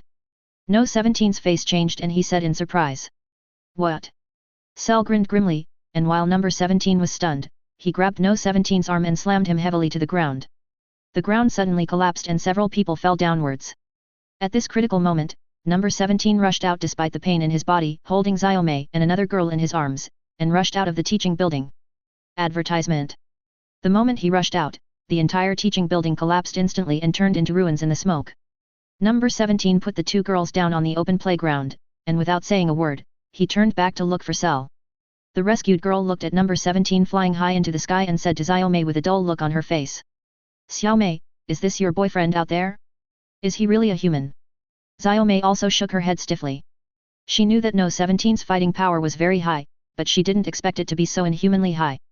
In their daily interactions, number 17 was afraid of scaring Xiaomei, so he never showed too much strength. But today, Cell's behavior completely angered him, and the murderous intent in his heart reached an unprecedented high. A thick beam of light burst out from the ruins of the teaching building, and Cell's figure flashed out from it. Number 17 immediately threw out several energy balls and bombarded Cell. Another cloud of smoke rose up, the ruins on the ground were completely turned into powder, and Cell's figure also disappeared in the smoke. However, according to the famous smoke, no harm law in Dragon Ball, Cell will definitely be fine. After a while, Cell rushed out of the smoke intact. It looked at number 17 as if he was looking at a delicious dish. Number 17 only felt a physical discomfort. He roared. Don't look at me like that. You disgusting monster. Several energy bombs were thrown out, but were slapped away by Cell like flies. Cell was already a little impatient, he clenched his fists and went straight into an explosive state. The detector in No 17's eyes responded immediately, and the skyrocketing numbers on it made number 17 calm down. This number 17 is not as arrogant as the one in the original time and space. When he saw the numbers displayed on the detector, he knew clearly that he was no match for Cell. A layer of cold sweat appeared on No 17's head, but thinking of his girlfriend, he did not retreat a single step. Today he will be a true god of pure love. He clenched his fist and shouted. I'll protect Xiaomei. Go to hell. He rushed forward against Cell's momentum, but Cell did not dodge or evade, allowing No 17's fist to fall on his face. With the protection of Qi, Cell's body remained motionless. Looking at number 17 in front of him with an expression of disbelief, he felt a sense of pleasure. It raised its hand, ready to make number 17 completely quiet down. Suddenly, a layer of brilliant golden light inexplicably enveloped Cell. Advertisement. This strange phenomenon stunned both Cell and number 17. Number 17 thought that Cell was going to take action, but Cell had no idea what was going on. But the next second, boo! The golden light and Cell's body disappeared instantly. Number 17 was still standing in the air in a daze. He looked around vigilantly, but after half a day he still couldn't find Cell. It seemed to have truly disappeared completely. Falling back to the ground, number 17 looked at his fist in confusion, thinking. What happened just now? Did I create that light? Do I still have this kind of potential? Just as he was daydreaming, Jianhe's voice came from all around. Don't let your imagination run wild. Cell has been wiped out by me. Go find your girlfriend. Number 17 was startled by Jianhe's voice and responded. Brother-in-law? Is that you? Where are you? I'm at home. You were very brave just now. I give you a thumbs up. Number 17 scratched his head embarrassedly and said. Hehe, my brother-in-law has seen it. I can't help it. My girlfriend Xiaomei is still here. I have to. Lapis. Number 17 paused, turned his head and saw Xiaomei running towards him. Xiaomei is also a love-brained person. Her friends had already run out of the playground, but she chose to stay because she was worried about number 17. If Chijia had not taken action, her fate would probably be to turn into ashes along with the city after Cell absorbed the wave after number 17. However, she did not rush over to disturb number 17. She ran over only when she heard that there was no movement. She rushed to number 17 and looked him up and down carefully. She only breathed a sigh of relief after confirming that number 17 was not injured. Number 17 gently embraced Xiaomei and kept saying. It's okay, the monster is dead. Really? Lapis, you are amazing. Well, actually it was my brother-in-law who killed it. Chapter 472 Angel Sisters. The light in Jianhe's eyes gradually extinguished, and he said casually. Okay, the trouble has been solved. Number 17 can continue to sleep with his girlfriend tonight. Number 18 didn't know that her brother was almost eaten by a monster just now, but she probably guessed that Jianhe had just helped number 17 solve a big problem. She came behind Jianhe, stretched out her hand to help him massage his shoulders, and said softly. Thank you for your hard work, Chai-he. Number 17 is still so worrying. Advertisement. Jianhe shook his head and said. It's not his fault this time. I was careless and forgot about this. Makarita couldn't help but ask. So what did you just do? It's just eradicating a bug. Then why does the shadow of the super dragon appear behind you? Because I have become the dragon god. By the way, what rank is the dragon god in your system? Am I your superior now? You are the dragon god? What the hell is going on? What did you and Bardos do in Universe 6? It's nothing, I just absorbed those 7 super dragon balls, that's all. If you have any wishes to fulfill in the future, you don't have to go through so much trouble, just come to me directly. Is it possible? Then show me a remote control. I'm sorry, this wish is too low level. I'm too lazy to fulfill it for you. What? You are such an incompetent dragon god. How can you just give up on something just because it's a small matter? I am happy to do so. Makarita looked at Jianhe's stubborn attitude angrily and said in a muffled voice. Humph. You only know how to bully me together with Bardos. I am the only outsider in this family, right? What else? I'm sad. Really? Number 18 looked at her helplessly. This was not the first time she had seen these two people quarreling. The loser was always Makarita, so there was no surprise this time. Makarita jumped off the sofa and rushed upstairs to complain to Bardos. However, after a while she became listless again. She seemed to have forgotten that since number 17 left, she was the one with the lowest human rights in the family. Advertisement. In the end, Jianhe felt sorry for her and got the remote control back from Bardos. As a result, when this guy saw the remote control, he got so excited that he kissed Jianhe on the face. This stunned both of them. 2 blushes appeared on Makarita's face, and her twin ponytails stood up. Jianhe touched his attacked face and said with a disgusted look. Really? I helped you out of kindness but you turned against me? How filthy. This helped Makarita ease the embarrassment. She coughed twice, turned her head and said. It's not dirty, it's an angel's kiss. And it's your first kiss. Just be happy about it. Jianhe curled her lips, waved her hand, and went upstairs. Makarita returned to the sofa with the remote control. She just stared blankly at the news broadcast on TV and had no intention of changing the channel. She looked upstairs from time to time, but always looked away like a thief. This went on and on. She scratched her head frantically and muttered to herself. Damn it! What happened to me just now? Why did I? Having said this, she suddenly covered her mouth, then pounded the sofa as if to vent her anger, making 2 bangs. However, this scene was seen by Bardas, who was pouring coffee downstairs. She looked at Margarita strangely and asked. Margarita, what are you crazy about? Didn't I return the remote control to you? Margarita jumped up from the sofa like a frightened rabbit. She was so distracted that she didn't even notice Bardas coming downstairs. Bardas took a cup of hot coffee, walked over and sat next to Margarita, first sipped the coffee elegantly, then said. You're so upset because I didn't watch the show for a while? Why are you reacting so strongly? Margarita tugged at the hem of her pajamas in panic and said with her neck stiff. This is all your fault. You are the elder sister, but you team up with others to bully your younger sister. Oh, now you remember that you are my sister. Margarita hung her head. She didn't know why, but she felt guilty when facing Bardas. Bardas gradually realized that something was wrong.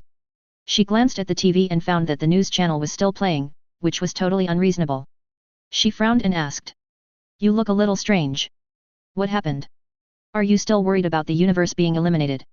Margarita immediately took advantage of the situation and nodded vigorously. Advertisement. Bardas smiled slightly, she reached out and touched Margarita's head, and said. Don't worry, you know what? Kyunhee is now the dragon god. With him in the universe will not be destroyed. Just don't make him angry. How dare I make him angry?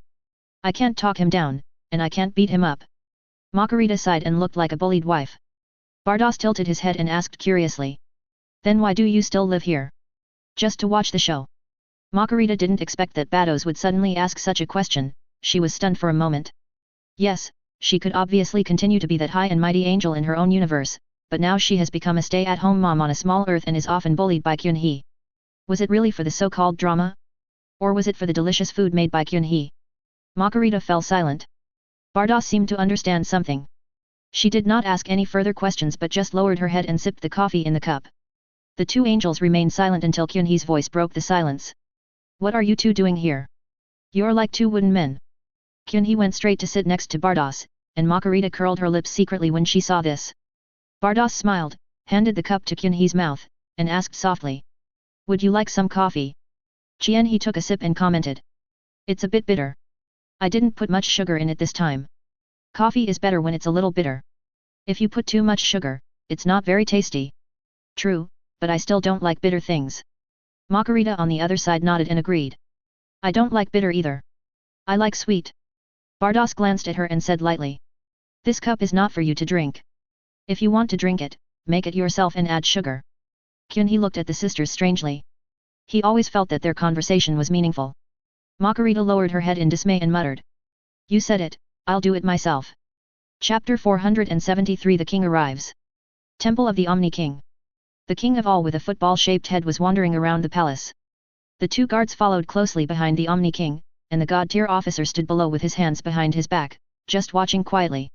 The Omni King turned around for a while and then stopped. He lowered his head and said to the god-tier officer. That aura has moved from the 6th universe to the 7th universe. Is that guy back again? Advertisement. The god-tier officer shook his head and responded respectfully. Lord Omni King, he and the 6 universes have completely disappeared into nothingness. You don't have to worry. The king still looked stupid. He shook his head and said. Is that really the case? Then why do those wishing balls he left behind still exist? The god-tier officer lowered his eyes and did not answer the question from the Omni King. The king did not ask any further questions. He said to himself. Well, if that doesn't work, just clear out the 6th and 7th universes. There are still too many universes. Upon hearing this, the god-tier officer immediately spoke up. Lord Omni King, why don't you come with me to Universe 7? According to Whis, there is an interesting planet called Earth there. The king blinked and said. Wanna go play there for a bit? Sure. The 2 guards looked at each other and saw surprise in each other's eyes. Because the god-tier officer's behavior today was really abnormal, he actually took the initiative to offer to take the king to the underworld. A smile appeared on the god-tier officer's face. He made a gesture of invitation and said. Lord Omni King, let's set off now. In the Destruction Temple of Universe 7. Whis woke Beerus up from his sleep. Beerus, who was still half asleep, rubbed his eyes. He glanced at the hourglass floating beside him and complained. Hey Weiss, why did you wake me up so early? I've only been sleeping for less than a year. Weiss's expression looked a little serious. He said in a deep voice. Don't sleep anymore. I just received a notice that the Lord of the Omni is coming to our 7th universe. Oh, come on then. Nanny? Lord Omni King. Advertisement. Upon hearing the Omni King, Beerus instantly woke up. He stood up suddenly and asked with his eyes wide open. Why would Lord Omni think of coming to our place? He hasn't been out for many years. It is said that the Omni King has thought of erasing our universe, and the God-tier officials are hoping to change the Omni King's mind in this way. What? Why are you targeting us and Universe 6? Who can know what the Omni King is thinking? Get ready, Lord Beerus. Are you ready to greet the Omni King in this manner? Beerus glanced down at his wrinkled pajamas, then hurriedly changed into his pharaoh-like clothes. When the Omni King and his entourage arrived, Whis and the other two immediately went to greet them. As the supreme god, the Omni King still has enough power. Beerus immediately bowed deeply to Akoku, and Whis also bowed respectfully. After a brief conversation, the king of all seemed to have little interest in this empty temple of destruction. He waved his hand and said. It's so boring, let's just go to Earth. Whis was shocked. The Bardos sisters were still on Earth. If they were seen by the Omni King, there would be trouble. He glanced secretly at the God-tier officer, who nodded slightly at him, as if telling him not to worry. The Omni King was already getting a little impatient, so Whis had to suppress his worries and fly towards the Earth with these God-tiers. At Kyunhee's house, Makarita looked quite decent in a maid outfit with her signature ponytails. She pulled the hem of her skirt and turned around in front of Kyunhee, saying proudly. How do you like this outfit of this angel? Jianhee raised his eyebrows. To be honest, Makarita looked pretty good in this outfit, but he did say that. What's wrong with you? You're wearing a maid outfit and not working, but you're cosplaying. Makarita's face froze, and she asked in disbelief. Don't you think I look pretty in this outfit? I saw online that twin tails look best with a maid outfit. Well, since watching the show, Makarita has become addicted to surfing the internet again. I don't know what website this guy has been browsing recently, but he always wears some weird clothes and hangs around in front of Kyunhee. Jianhee crossed his arms and said teasingly. You know how to use your strengths? What? Are you in an online relationship? Who is in an online relationship? How could an angel like me have an online relationship with a human? Who are you dressing up for? Advertisement. Makarita pursed her lips and muttered. What do you think? I don't know. By the way, now that you're wearing a maid outfit, why don't you do something a maid should do? How about cleaning the house? Makarita stomped her feet in anger at Kyunhee's words. She snapped her fingers, and the whole house became extremely tidy in an instant. Then she turned her head away and angrily, apparently not wanting to bother with Kyunhee anymore. Kyunhee spread his hands, walked to the sofa and sat down, then raised his hand to turn on the TV. Makarita followed immediately and sat down next to Kyunhee, pouting as if someone owed her money. Jianhee glanced at her and said casually. Which channel do you want to watch? Makarita snorted and said unhappily. Just watch channel 6. It should be broadcasting Angel Baby during this time slot. Oh. Jianhee responded calmly, then picked up the remote control and turned the channel to channel 7. Makarita was stunned for a moment and said. I said 6, did you hear me wrong? Kyunhee put on a puzzled expression and said. You heard me right. I was just asking. I didn't say I wanted to watch the channel you mentioned. You. Humph.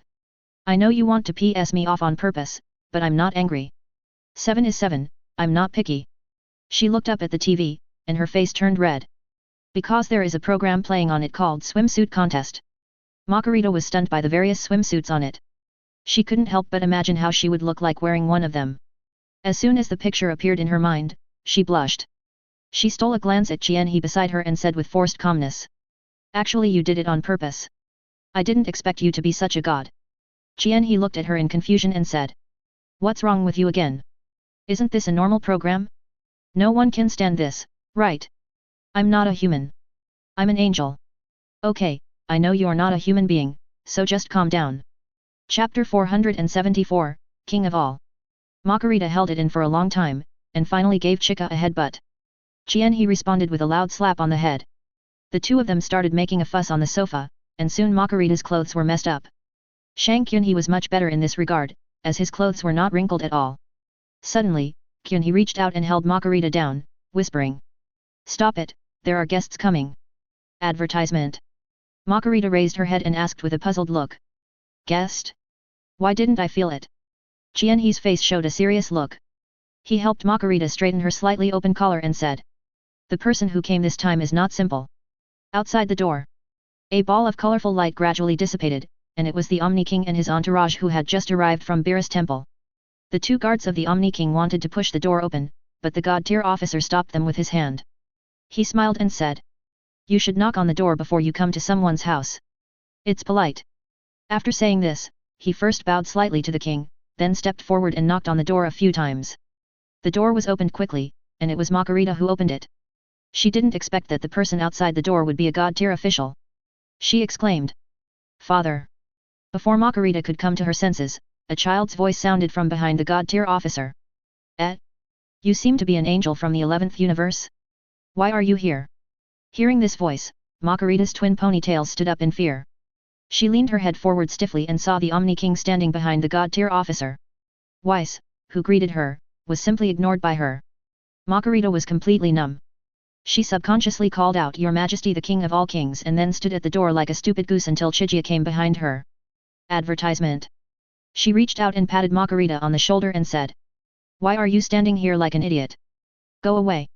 Kyunhee pulled Margarita, who was still in a daze, behind him and looked at the god-tier officer in front of him. The god-tier officer looked at Kyunhee carefully, with a smile on his face, and said, "This must be Mr. Uchiha Chijia, I heard about you from Weiss. It's our first meeting, please give me your guidance." The god-tier officer displayed a very humble attitude, without any of the arrogance of a higher god. "Here I would like to criticize a certain twin-tailed angel by name." Kyunhee responded with a smile. "I can't say I'm giving you advice. I wonder what the god-tier official wants to do here." Before the god-tier officer could speak, the Omni King behind him raised his hand and shouted, "Of course I came here to play. I heard there are a lot of interesting things on this planet." He took a look at the talking football and said, "Are you here to play? Then you are a guest. Don't stand here. Let's go inside and talk." After saying that, Kyunhee pulled Margarita aside and made a gesture of invitation. The king didn't hesitate and floated directly into the room, with the two guards following closely behind him. The god-tier officer said "Excuse me" politely, and then walked in with elegant steps. Beerus, who had been standing in the back and didn't dare to speak, looked at Weiss. Weiss came close to Chijia and whispered, "Kyunhee, you must be careful later. If you offend the Lord of the universe will."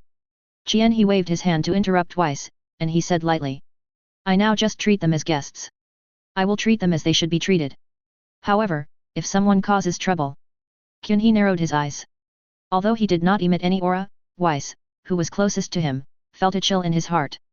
He swallowed and said, "You're not going to fight with Lord Omni King and the others, are you?" "I'm not that free, it's best if everyone lives in peace." Kyunhee ignored Weiss. He reached out and pinched Margarita's face and said, "Advertisement. Hey! You should wake up. Your dad is here, why don't you go and entertain him? Is there any daughter like you?" Margarita shook her head to sober herself up, then she suddenly grabbed Kyunhee's arm and asked in horror, "Kyunhee, is father here to take me away? Even the king of all is here, I'm a little scared." Margarita's body trembled slightly. He sighed helplessly. He gently took Margarita into his arms and was rarely gentle to her. "Don't be afraid, I'm here. I promise you, if you don't want to leave today, no one can take you away from here." Margarita stared at Kyunhee blankly. She had to admit that her heart was really touched by Kyunhee's words just now, so much so that her heartbeat speed soared. Weiss raised his hand and said hesitantly, "Can Lord Beerus and I go in?" Chijia nodded, and Weiss immediately dragged the confused Beerus towards the house. In fact, he is the most nervous person today. If anything goes wrong, his 7th universe will definitely be the first to be wiped out. To Weiss, neither Chijia nor the Omni King is an easy target. Bados and number 18 in the room heard the noise and came down from upstairs. When Bados saw the god-tier officer and others, he was also shocked. However, Bados's performance was much better than Margarita's. After a brief moment of daze, she quickly calmed down. She first signaled number 18 not to speak, and then saluted the Omni King and the god-tier officer in turn, showing the elegance that belonged to an angel. The god-tier officer looked at Bardos in front of him with satisfaction. Among all his children, Bardos was the one who looked most like him. But his most beloved child was Margarita, who was still standing at the door. When Kyunhee brought Margarita to the hall, the king and others were already sitting on the sofa, and cups of steaming coffee were placed on the table. Obviously this was all arranged by Bardos, and now she is completely acting like a hostess. Number 18 also learned the identities of the Omni King and others from Bardos. She still can't believe that the blue boiled egg sitting on the sofa is actually the supreme god who controls the entire universe. The king looked at the black liquid in the cup, held the cup with both hands and took a sip, then he said in surprise. What is this water called? It's bitter and sweet at the same time, so magical. Bardas smiled and responded. It's called coffee. It's a very popular drink on earth. It seems that the Omni King really likes drinking coffee. He drank the rest of the cup, and the god-tier officer watched with a smile on his face. The scene looked very harmonious. Chapter 475 Mutation. Whis, who had been in a tense state, gradually relaxed. According to the current situation, his seventh universe was temporarily saved. Number 18 said something to Kyunhee and went back to her room. She was still not used to being with this group of strange gods. Bardas and Makarita sat on either side of Kyunhee, watching Kyunhee chatting with the king of all and the others. The Omni King seemed to be very interested in Chijia. He was the one doing most of the talking, and the god-tier officer didn't even say a few words. Kyunhee just felt like she was dealing with a child. This Omni King was completely a curious baby, especially when he knew that he did not belong to any universe. Advertisement. Chijia. Is the fruit you just mentioned called devil fruit really that bad? He nodded helplessly and said. It tastes terrible. People who have eaten it say it tastes like feces. What does that shit smell like? The corners of Kyunhee's mouth twitched a few times. Come to think of it, an existence like the Omni King probably doesn't need to go to the toilet, so he couldn't deeply understand this description. He had to change his explanation. It's a taste that makes you want to destroy the universe after taking a bite. Do you understand me? The king of all nodded, not quite understanding, and remained silent for a while. The god-tier officer took this opportunity to put down the cup and said. Chijia, can you tell me about Dragon Ball? The Omni King seems to be very interested in your absorption of Dragon Ball. The king was stunned for a moment, he looked at the god-tier officer and said. Absorbing the Dragon Ball? In that case, the aura is coming from him. Kyunhee's mind moved, and 7 Dragon Balls burning with golden flames appeared behind him, and the shadow of the Super Shenlong was looming. Except for Bardas, all the gods present were seeing this situation for the first time. Even the usually calm god-tier official showed a surprised expression on his face. The Omni King suddenly stretched out a finger and pointed at the burning Dragon Ball. However, as soon as his finger touched the Dragon Ball, it made a sizzling sound. He groaned and quickly withdrew his finger. Advertisement. When he looked down at his fingers, he found burn marks on them. The king of all was injured. The 2 guards who had been standing behind him widened their eyes, and a silver-white light appeared on their bodies. They locked their gazes on Qianhe at the same time. The god-tier officer came forward to check the Omni King's fingers, and when he saw the obvious burn marks, his expression became solemn. The Omni King is the supreme god who controls all the universes. Even for him it is difficult to cause harm to the Omni King's body. The only one who can do that is the god who disappeared in ancient times. He is the dragon god Sarama. The 2 guards have completely entered a state of extreme freedom. As long as the king gives an order, they will immediately attack Kyunhee. This sudden change caught the 3 angels present off guard, but Bardas and Makarita reacted quickly. The 2 men stood up at the same time, with the same silver-white light emanating from their bodies, and confronted the 2 guards. Bardas looked at the Omni King who was still in a daze and said in a deep voice. Lord Omni King, Chijia had no intention of attacking you just now, please don't be angry about it. Makarita said nothing. She raised her hand and summoned the angel staff, staring coldly at the 2 guards opposite her. Weiss really wanted to cry but had no tears. Everything was fine just now, how did it suddenly turn out like this? And now there is a problem before him, which side should he help? The person with the lowest status in the room at the moment was the god of destruction Beerus. He didn't dare to say a word and could only watch. The god-tier officer frowned and said in a deep voice. Enough. What are you doing? Be quiet until the Lord of all Kings speaks. Buzz. A terrifying aura burst out from the god-tier officer. The expressions of Bardas and others changed, and the light on their bodies instantly faded. But this aura still enveloped this small room, and both the angels and the guards showed expressions of strain. Kyunhee, who had been silent all the time, suddenly raised his hand, and a brilliant golden light emanated from his palm, instantly dispelling the aura surrounding Bados and the other man. Advertisement. The 2 guards were not so comfortable. They still gritted their teeth and struggled to hold on under the momentum of the god-tier officer.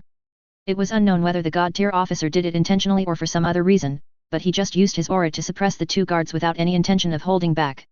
The 2 guards groaned inwardly. Why did the god-tier officer seem to be targeting them? They were clearly just doing their duty. Makarita fell into Kyunhee's arms and whispered. Kyunhee, father seems to be angry, you must hold back, if a fight breaks out, the earth will be lost. Qianhe gave her a reassuring look. With the existence of the dragon god space, he didn't have to worry about this at all. If he really had to take action, he would immediately pull everyone present into the dragon god space. However, judging from the god tier officer's performance, he did not seem to have any intention of taking action. Whether the fight can be won or not depends on the Omni King. He stood up and sat down next to the king. The two guards wanted to stop him, but the god tier officer gave them a cold look. They trembled and dared not move. The king was still staring at his finger. He stretched out his hand and waved it in front of him, saying, "Hey, have you seen enough? You're not going to cry over such a small injury, are you?" The king slowly raised his head and asked a strange question. "You really have nothing to do with Sarama?" "Sarama? Who is this?" He was stunned for a moment. He really didn't know who Sarama was. The god tier officer explained. "Salamar was the dragon god before you. He once controlled 6 universes, but he was not satisfied and wanted to fight for the control of the remaining 12 universes. In the end, he was wiped out by the Lord of All along with the 6 universes." The god tier officer paused for a moment, glanced at the 7 dragon balls behind Kyunhee, and continued. "His abilities are very strong. He created these dragon balls with his divine power at the last moment. Moreover, not even the Omni King could completely erase his body. Some of it is still missing." Chijia nodded slightly. No wonder the Omni King was so sensitive to his absorption of the dragon ball. It turned out to be something from his old rival. He glanced at the king's fingers and found that the burns on them had almost disappeared. The Omni King tilted his head, looking a little silly. Kyunhee couldn't help but wonder if the Omni King's head was hit hard by the dragon god Salama. Chapter 476 Angel Guard. Beerus sat there in confusion. He didn't understand why he had only slept for less than a year, but when he woke up, there was a new dragon god in his universe. Moreover, he did not know much about the dragon god Salama. These secrets were only known by the angels and the Omni King. It was not until now that he learned that a long time ago there was such a god tier who dared to challenge the Omni King. Although the final fate of the dragon god Salama sounds a bit unpleasant, it cannot deny his power. At least Beerus had no intention of resisting the Omni King at all. Even if the Omni King really wanted to wipe out the 7th universe today, he could only choose to obey obediently. Advertisement. So when he heard that Kyunhee was now also called the dragon god, the look he gave Kyunhee was different. My goodness, this is another god tier that he can't afford to offend. And I actually had a fight with him. This is really FG fantastic. Thinking of what happened today, Beerus couldn't help but feel a little scared. He turned his head and whispered to Whis. "Weiss, why didn't you wake me up in advance when so many things happened? Did you want me to sleep through it?" Weiss glanced at him and said calmly. "Lord Beerus, it was you who insisted on fighting with Lord Senior Ryujin, and ended up getting beaten into a deep sleep. It will take a while for us to wake you up." Chijia's position as the dragon god has been officially recognized today by the Omni King and the god tier officials. In terms of the system, the status of the dragon god is much higher than that of the angels, so he can no longer call Chijia by her name. Beerus's expression froze. He lowered his head angrily and muttered. His power wasn't that terrifying back then, so I still had the strength to fight him. Weiss didn't give him any face at all and continued. "Excuse me, Lord Beerus, but if it weren't for Compa's joining, you would probably still be asleep now. Weiss, you can be really annoying sometimes."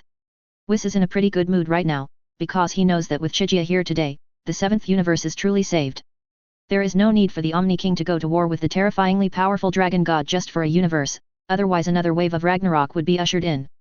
Advertisement. And if a fight really breaks out, Bardos and Makarita will clearly side with Chijia, and the god tier officials will not want their children to die in such a meaningless battle. The two guards wiped the cold sweat from their heads. They were naturally aware of how terrifying the dragon god was. After all, their predecessors had died in the war between gods at that time. If the two of them had really fought with Kyunhee just now, the outcome would have been horrific. Fortunately, Kyunhee had no intention of paying attention to them. In the past, these two guards were extremely powerful opponents for Kyunhee, but since the day he became the dragon god, the only ones who were qualified to fight with him were the god tier officers, and the only one who could be called his opponent was the Omni King. As for the Omni King himself, he actually didn't care about the sudden appearance of the uncontrollable Chijia. He had been around for who knows how many years and he just hated trouble.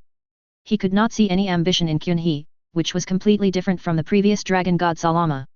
So he was still happy to live in peace with Kyunhee. The two supreme gods reached a consensus very tacitly.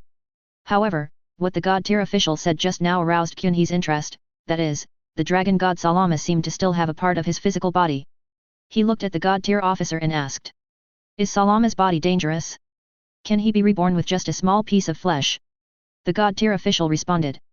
"It's hard to say. His most troublesome ability is devouring, and his body also has this characteristic. If his body is left alone, maybe one day he will really come back to life. Have you ever thought about trying to find it by making a wish with Dragon Ball? No, it seems to be able to block the detection of Dragon Ball. That time, a wish was wasted. Kyun-hee tried it with great interest, and the result was exactly as the God-tier officer said, there was no such meat. However, Kyun-hee did not take this matter too seriously. To put it bluntly, it was just a piece of meat. So what even if its so-called devouring ability was so powerful? How much would it have to devour before it could regain its original strength? And once it began to devour recklessly, it would be exposed, and by then, complete destruction would be waiting for it. Kyun-hee had a brief chat with the God-tier officer. The God-tier officer glanced at Bardos and Makarita standing on both sides of Kyun-hee, and suddenly said to Bardos. Bardos, do you and Makarita want to switch positions? Advertisement. No one knows a daughter better than her father. The God-tier official saw that his two daughters probably didn't want to return to their own universe at all.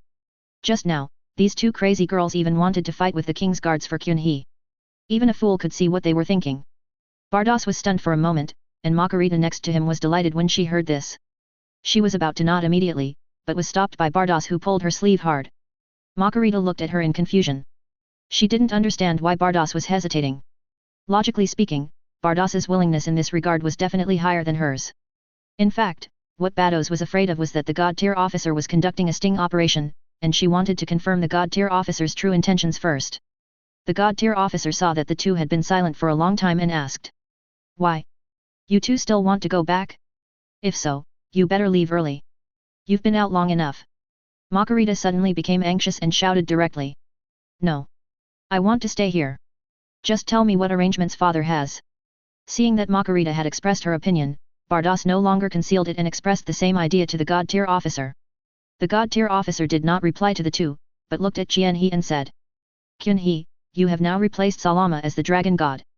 A god of your level should also have his own servants. Without waiting for Chien-hee to speak, he continued. Let Bardos and Makarita serve as your divine servants, just like the two guards around the Lord of the Omni. Chien-hee turned his head and glanced at the two guards. The two guards didn't dare to look at Chien-hee again.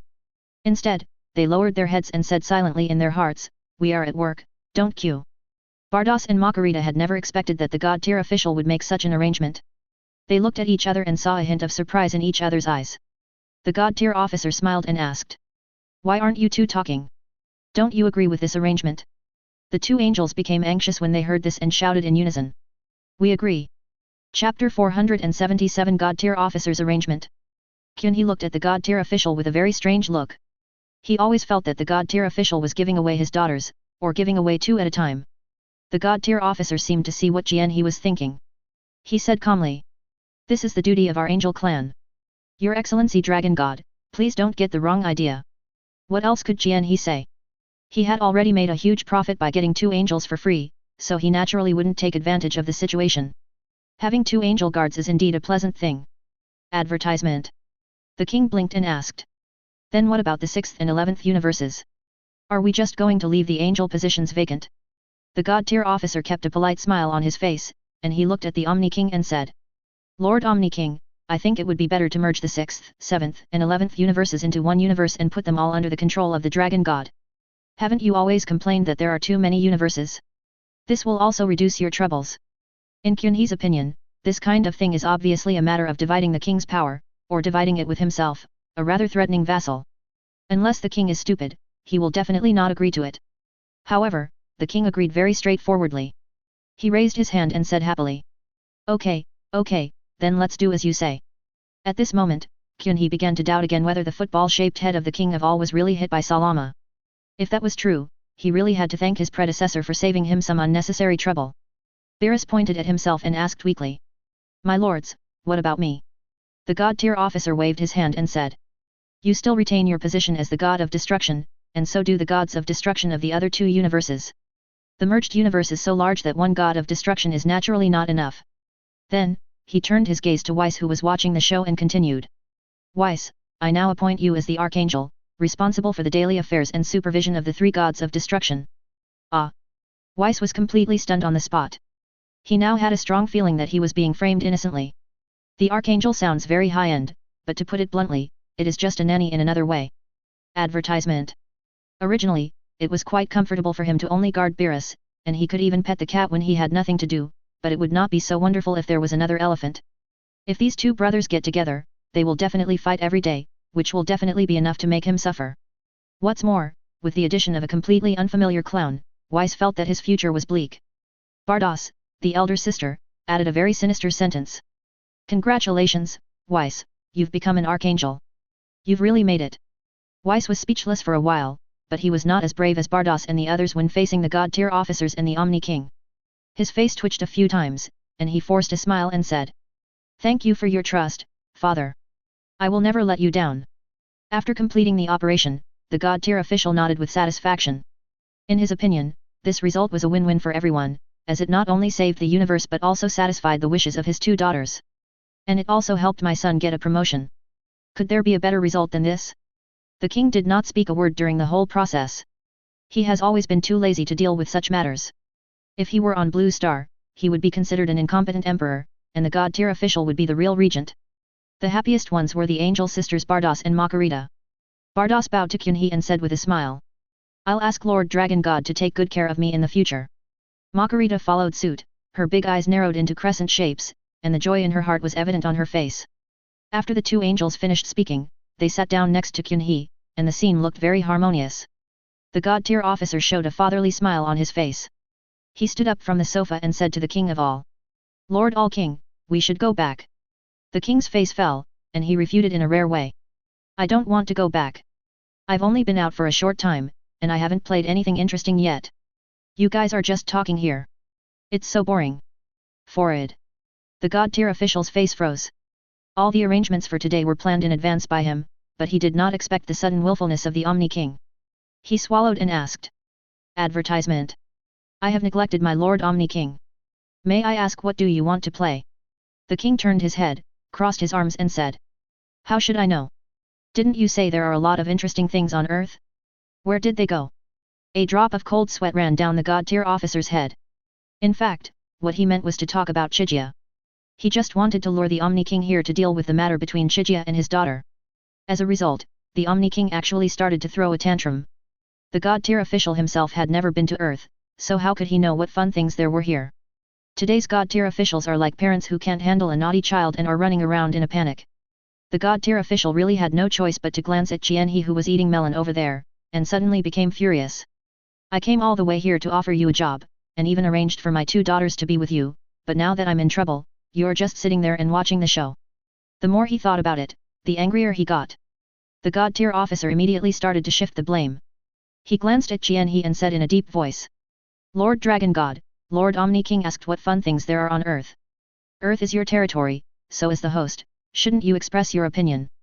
After hearing this, the king immediately turned his head and stared at Kyunhee with his small eyes full of wisdom. The corners of Chijia's mouth twitched twice. He had no experience in dealing with naughty children. So far, he had only dealt with one naughty child, and that was Momonosuke, whose ashes he had scattered. Of course, the Omni Prince looks much more pleasing to the eye than Momonosuke, he's just a bit crazy. Jianhe thought about it and uttered. "How about, let's go to the amusement park and have some fun?" The king of all looked like a curious baby. He put a finger on his mouth and asked. "Amusement park? What's fun there? Riding a horse? Fishing for goldfish? Have you ever tried these?" Kyunhee originally wanted to talk about a roller coaster or something, but then she thought that the Omni King would not be afraid of heights or anything like that, and a roller coaster would probably be no different from a rocking ride to him. The king of all floated up from the sofa, and after spinning a few times in the air, he dived into Jianhe's arms, raised his head and said. "It sounds interesting, let's go to the amusement park." Kyunhee and the god-tier officer looked at each other, and both of them looked helpless. Chapter 478, Trip to the Amusement Park. Today, a large amusement park welcomed the most distinguished guests since its establishment. Except for number 18 who was not familiar with the Omni King and the others, Chijia and the Omni King and the others all came. The two guards of the King of All Changes both changed into black suits and wore sunglasses. They followed the King of All Changes closely, looking like bodyguards. Beerus and Whis did not change their clothes and were still wearing their professional attire. The god-tier officer wore a light blue polo shirt and grey trousers, looking like a veteran cotter. Advertisement. Bardas and Makarita wore emerald green and indigo dresses respectively. Both angels had excellent figures, with perfect curves set off by the dresses. Coupled with that exotic face, she quickly attracted a lot of attention. Chijia was dressed very simply, in a black short-sleeved shirt and long pants, with his long snow-white hair tied up casually, but even such a simple outfit could not hide his incredibly handsome face. That's right, it is extremely cruel. After becoming a god, Kyunhee has reached the ultimate in appearance. Coupled with her extraordinary temperament, it is no exaggeration to say that she can have a substantial killing power on some girls with weak resistance. In just a short while, countless people came up to ask for contact information. Of course, Kyunhee politely declined with a smile. Margarita curled her lips and muttered. These humans are so boring, it's endless and annoying. Bardos smiled and said. They didn't come to see you, why are you angry? Who is angry? I'm not angry anyway. Margarita swung her twin ponytails with an indignant look on her face, and anyone could tell that she was unhappy. Kyunhee snapped his fingers, and 8 more tickets appeared in his hand as if by magic. Of course, he still paid for them, and the money for 8 more tickets automatically appeared in the ticket seller's drawer.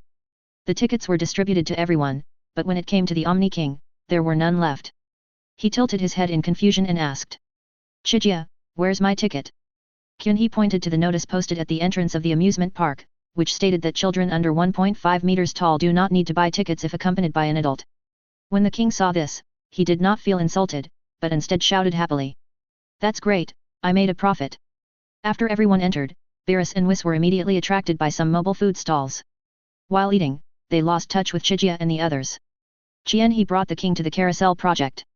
He pointed at the spinning horses and said to the king. Advertisement. This is what I mean by riding a big horse. Do you want to go up and give it a try? The king of all's football head was floating up and down with the wooden horse, and an eager expression appeared on his face. However, at this moment, a staff member came over and said to Jianhe very politely. Sir, please don't let the children ride the merry-go-round alone. It's too dangerous. Kyunhee was stunned. He looked into the Trojan horse area and found that the children inside were indeed being held by adults. The 2 guards took a step forward at the same time and said in unison. We are willing to serve the Lord. The staff was frightened by the 2 men in sunglasses and wondered which wealthy family's children these were, that they brought 2 bodyguards with them to an amusement park. The king shook his head, looking reluctant. The god-tier officer stepped forward and saluted, saying. Let me do it. Is the Omni King willing to share a horse with me? The Omni King then nodded in agreement, and the god-tier officer immediately took the Omni King's hand and walked in. To be honest, if the god-tier officer hadn't been dressed more maturely today, with his height not much taller than the Omni King and his baby face, people who didn't know him would have thought he was Bardos's child. The god-tier officer held the Omni King in his arms, picked out a white pony, and jumped on it. As melodious music sounded, the carousel started to move slowly, and the 2 gods at the top of the universe started playing on the carousel in public. The Omni King waved his little hands in the god-tier officer's arms and greeted the children next to him from time to time. The god-tier officer kept smiling on his face.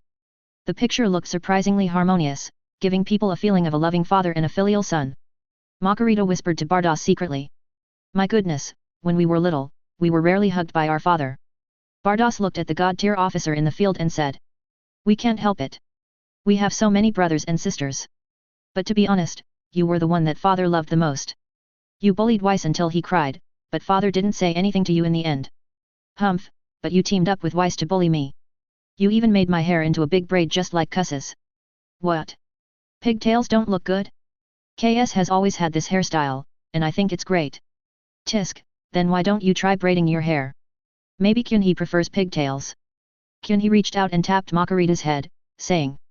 Advertisement. Don't give me any blind advice. Bardos is still best suited for high ponytails. Margarita rolled her eyes and said in a muffled voice. You really have a soft spot for ponytails. Bardos smiled, put her hands behind her back and approached Kyunhee, and said softly. Kyunhee, what do you think it feels like to have a child? How could Kyunhee not know what Bardos was thinking? He put his arm around Bardos' waist and said teasingly. Why don't you try it yourself and know? I think it should feel good. How can I try it by myself? You are the only one who can help me with this. Margarita, who was closest to the 2, heard everything clearly.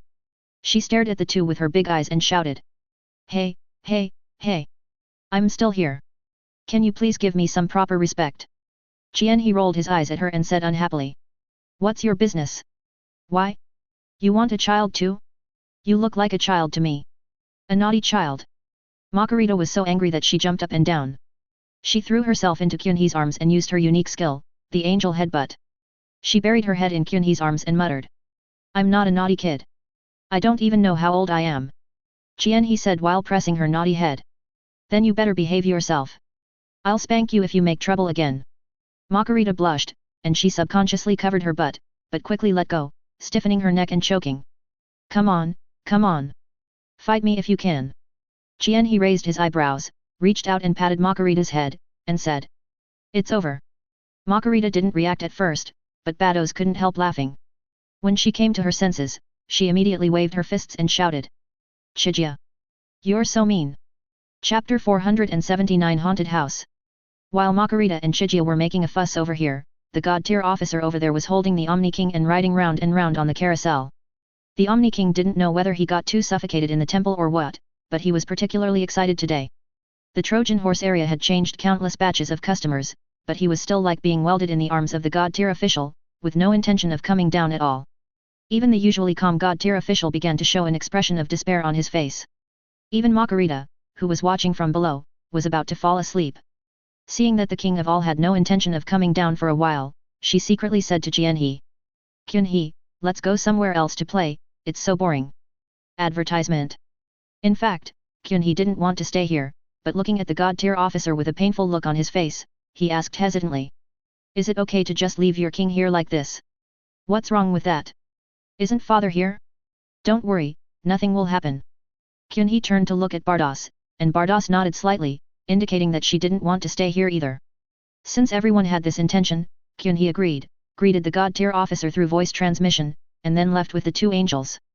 The god-tier official groaned in his heart, looking at the enthusiastic Omni King in his arms. He thought pessimistically, considering the Omni King's concept of time, he would not really sit on this wooden horse until the end of time. Compared to the miserable god-tier officer, Qianhe is feeling much more comfortable. After leaving the carousel area, the two angels, Bados and Margarita, completely let go and experienced all the delicious and fun things. Margarita took a lick of the strawberry-flavored ice cream, with a satisfied expression on her face. She put the ice cream to Qianhe's mouth and yelled. This ice cream tastes really good, Qianhe, try it. Qianhe had a wicked smile on his face, and he took the ice cream into his mouth in one gulp, not forgetting to comment. Yeah, it tastes really good. Margarita stared blankly at the lonely cone in her hand and murmured. Qianhe, are you still a human being? Bardos held back his laughter and finished off the enemy.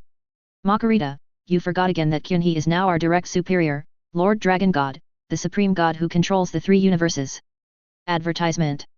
Margarita's lips pursed, she stuffed the cone into her mouth and chewed it hard, as if she had a grudge against ice cream cones. Qianhe glanced at her, flipped his hand, and like magic, a large strawberry ice cream appeared in his hand, which made Margarita's eyes widen. He looked at Margarita with a smirk on his face and waved the ice cream in front of her. You want it? Margarita nodded vigorously and reached out to take it. Qianhe dodged it and said. If you want, just call me Qianhe brother. To Qianhe's surprise, Margarita screamed out almost without even thinking, and even sucked hard on his face, leaving a strawberry-flavored mark. Her actions confused Qianhe, and he let her take the ice cream. Bardos showed a helpless expression on his face and said. I take it you are rewarding her. Margarita ate the ice cream in small bites, her big eyes curved into crescent shapes as she looked at Qianhe with a smile, as if she had won some kind of victory. After eating something, the three of them continued to wander around the amusement park. They were not very interested in the activities in the amusement park. Projects like roller coasters are no big deal to Chijia and the others. There is no way around it. The essence of a roller coaster is to experience the thrill created by speed and weightlessness. However, Qianhe and the others are gods who can fly faster than the speed of light, so they will probably never feel this kind of thrill again. The three of them wandered around like this until they came to a haunted house. Margarita asked curiously. Qianhe, what is a ghost? Are humans afraid of ghosts? Qianhe thought for a moment and explained. They are pretty much the spirits from the underworld. Most people are afraid of ghosts. Eh? I don't understand. What's so scary about those spirits?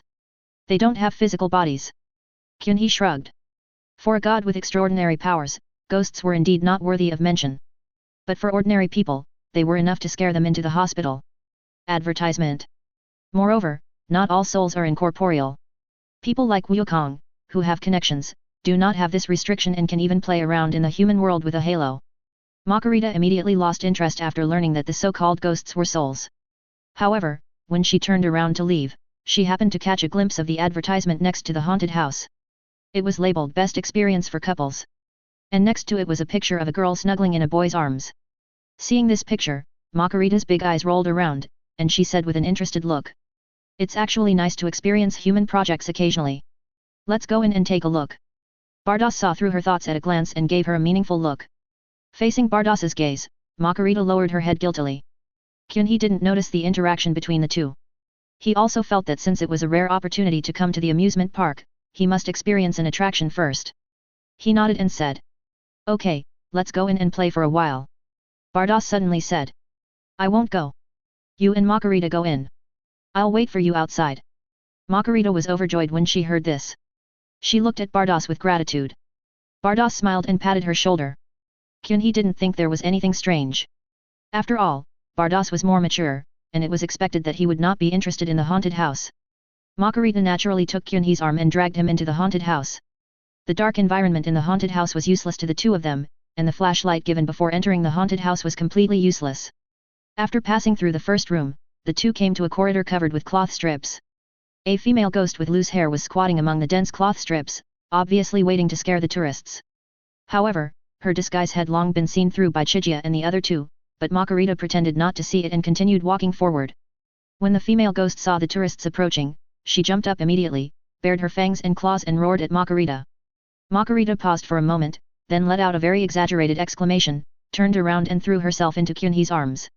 Kyunhee said helplessly, "Didn't you say at the door just now that you weren't afraid of this? Why are you performing here?" Chapter 480 Nanny God Tier Officer. Margarita also felt that her acting was a bit exaggerated, but the show had already begun, so she had to go on with it. She grabbed the clothes on Kyunhee's chest and said in a muffled voice, "I was just distracted just now, and she suddenly appeared and scared me."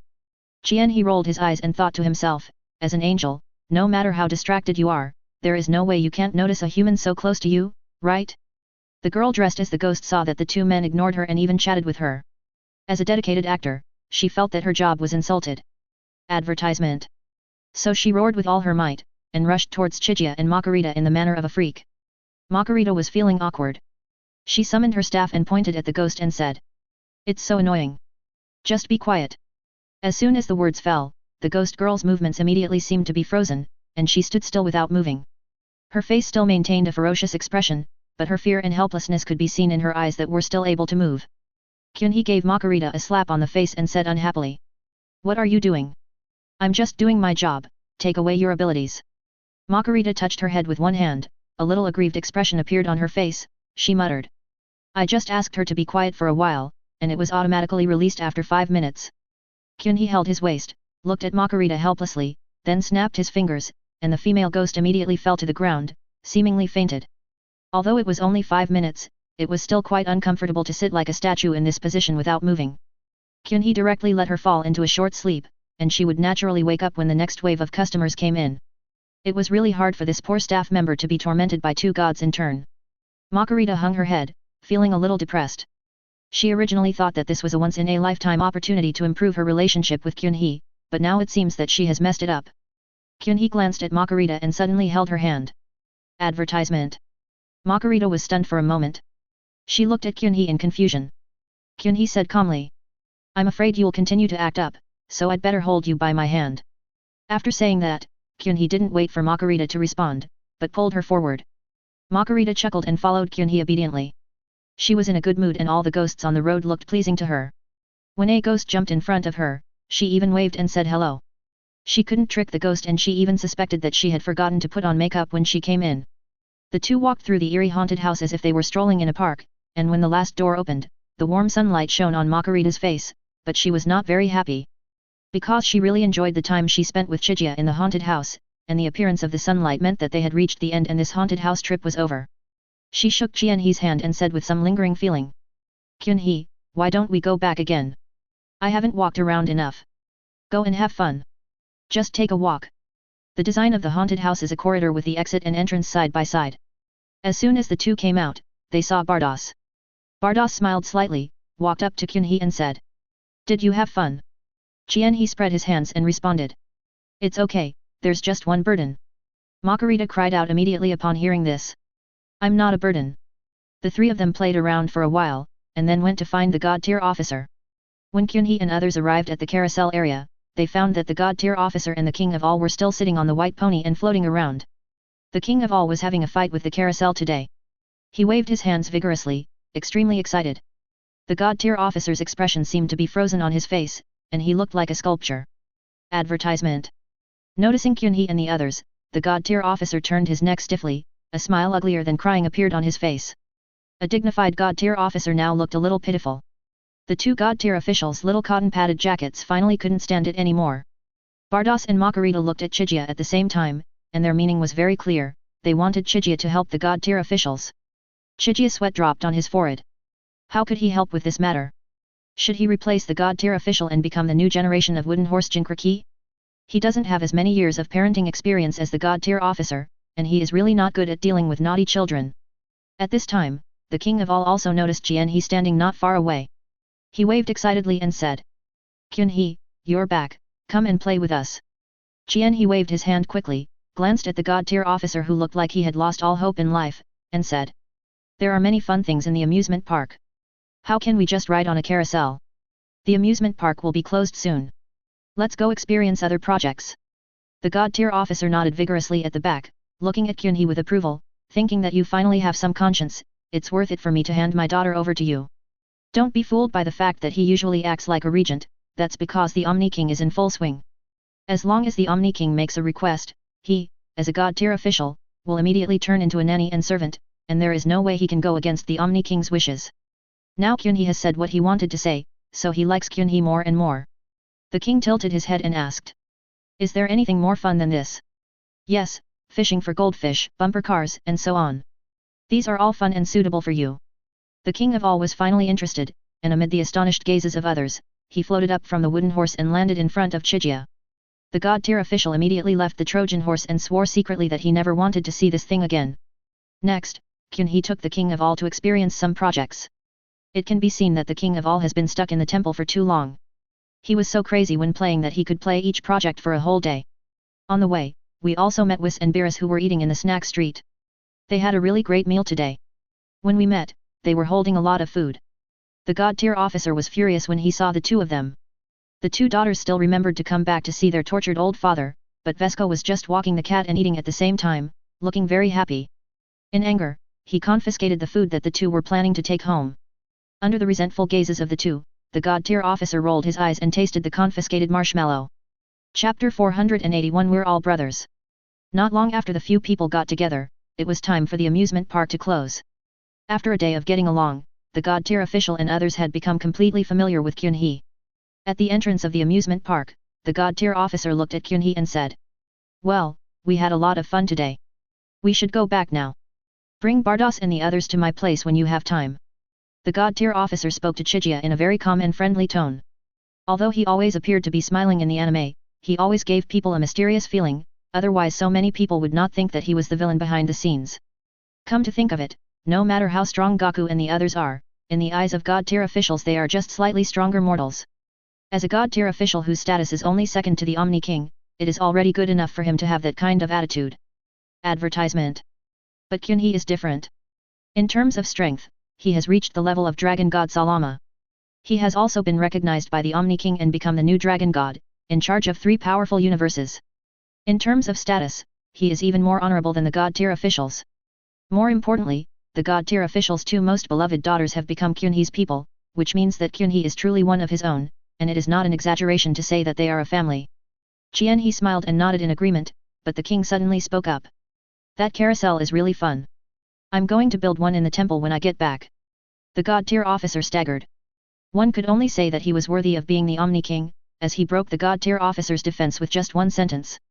He took out a white handkerchief from his bosom and wiped the cold sweat from his head, forcing a smile on his face and said, "Follow the wishes of the Lord."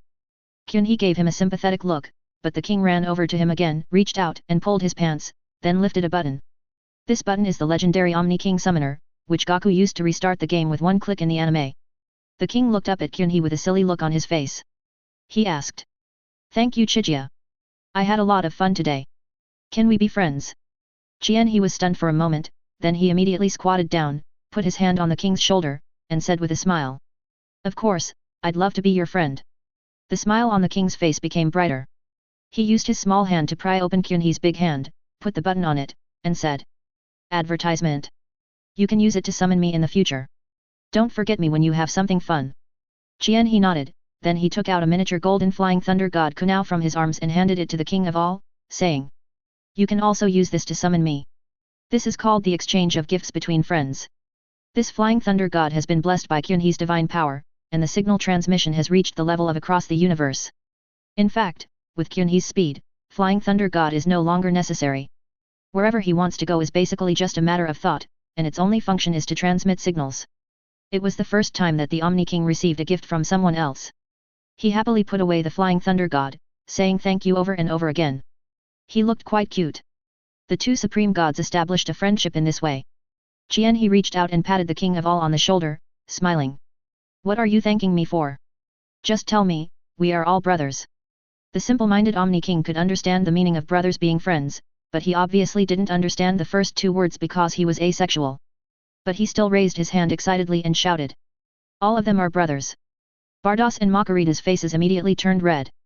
They looked at each other and coughed twice tacitly. The corners of the god-tier officer's mouth twitched. He turned around with his hands behind his back, trying to make his expression look calmer. He was about to give up. He put his hand on the king's shoulder and said earnestly. "Very good, from now on we are good friends, there is nothing we can do to each other, let's bow to each other." As he spoke, Kyunhee cupped his hands, and the Omni King followed suit, and the two god-tiers bowed to each other. After paying respects, he shook the king's hand and said, "Okay, you look small, how about I call you Xiaochuan from now on?" The king of all was so excited by Kyunhee's actions that he nodded vigorously and said loudly. "Advertisement. Yet. Then can I just call you Chijia?" "Of course you can. Didn't I tell you? Brothers. Don't leave today. Come to my house for dinner. I'll let you taste my cooking skills." "Really? That's awesome." The god-tier officer at the side was completely speechless. He took out the snacks he had confiscated from Weiss, and under Weiss's resentful gaze, Vice Admiral stuffed a small cake into his mouth and muttered. "It tastes really good. Weiss is such a fool. He has such delicious food but he doesn't even think of honoring me. It seems that he is too idle. I have to find a way to find him something to do when I go back." His voice sounded very low, but the lowest level people present were all gods of destruction. To them, even the sound of a needle falling to the ground at this distance was not clear enough, let alone the sound of a voice. It was obvious that the god-tier officer was speaking to Weiss. Weiss was struck by lightning when he heard it. He quickly moved in front of the god-tier officer, covered his mouth and whispered. "Father, I have already prepared a lot of delicious food for you. I want to honor you." The god-tier officer was eating a small cake. He glanced at Weiss and said. "Really? Then why haven't you brought it here yet? Although we angels don't need to eat, food is a kind of enjoyment. Haven't you thought of letting your father enjoy it earlier?" Weiss bowed 90 degrees. When he raised his head, his face was filled with an apologetic expression.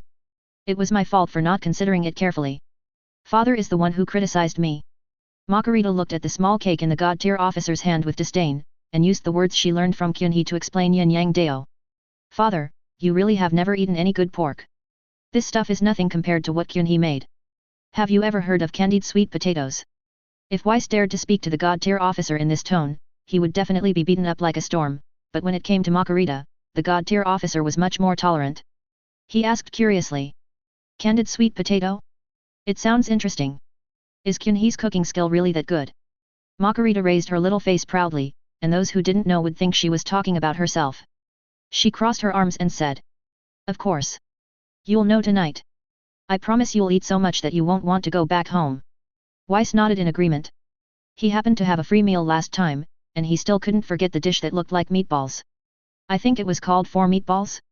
Chapter 482 Taste and Get Good. That night, the god-tier officer was held by 2 guards, still muttering. "Good wine, good food, Kyunhee, just come and live at my place." The 3 angel siblings all turned their heads away. At this moment, they all pretended that they didn't have this god-tier official father because it was too embarrassing. In fact, with his god-tier official ability, he could completely dispel the alcohol in his body, but he was really happy tonight, so he didn't do that. If it weren't for the special relationship between Bardos and Chijia, he would almost become a brother to Chijia. Advertisement. The king of all was still floating in front of Kyunhee, holding a bunch of snacks in his arms, and was saying goodbye to Kyunhee with a reluctant look on his face. "Kyunhee, you must come visit me more often." The king's favorability towards Chijia increased like a rocket in just one day. Of course, not everyone can get along with the Omni King like this. First of all, one must at least have a strength far beyond that of the angels, otherwise one cannot even see the Omni King. Kyunhee reached out and touched the Omni King's bald head. This would have been considered a disrespectful action in the past. If someone else did this, the Omni King would immediately wave his hand and the universe would disappear. But if it was Chijia, the king of all was not angry. Instead, he felt that Chijia was showing her closeness to him, and he liked this feeling very much. Kyunhee said with a smile. Don't worry, I'll visit you there often. Yeah, I can give you a few more universes when the time comes. I'm too lazy to care anyway. Actually I'm not that interested in this. 3 universes are already enough. Okay, then if you have your eyes on any other universe, just tell me, we're all good friends. The king of all said this more and more fluently, and every time he said this he would pat his chest loudly. Number 18 looked at the Omni King with a very strange look, and wondered if this was really the supreme god who controlled the entire universe. However, the fate of the entire universe changed during the conversation between Chijia and the king of all. If Frisia and his son were still alive, they would definitely cry with envy when hearing this. They only sell planets, but with Kyunhee and the Omni King, they can hand over an entire universe with just a few words. The gap between the two is really too big. After seeing off the god tier official and his group, Kyunhee returned home with Bardos and others. Advertisement.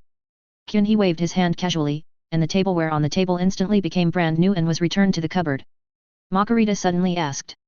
Kyanga, now that the 3 universes have merged, according to the procedure, the god of destruction from my original universe should come to see you. Kyunhee nodded. Isn't this the so-called reporting to the capital? As the emperor of 3 universes, the 7th universe where he is located is the veritable capital. Now that he is the new emperor, people below him naturally want to see what the new boss looks like. Bardos continued. There's no need to let Xiongpa come over. He's quite afraid of you. Xiongpa was really traumatized by Kyunhee. He would rather meet the Omni King than Kyunhee. At least the Omni King didn't beat him. Not to mention the remaining Beerus. Although he was an invisible person today, he has become familiar with Chijia. He can come to Earth to eat and drink in the future, which is quite comfortable. The next day, Makarita went to the 11th universe temporarily. She had to bring the god of destruction back.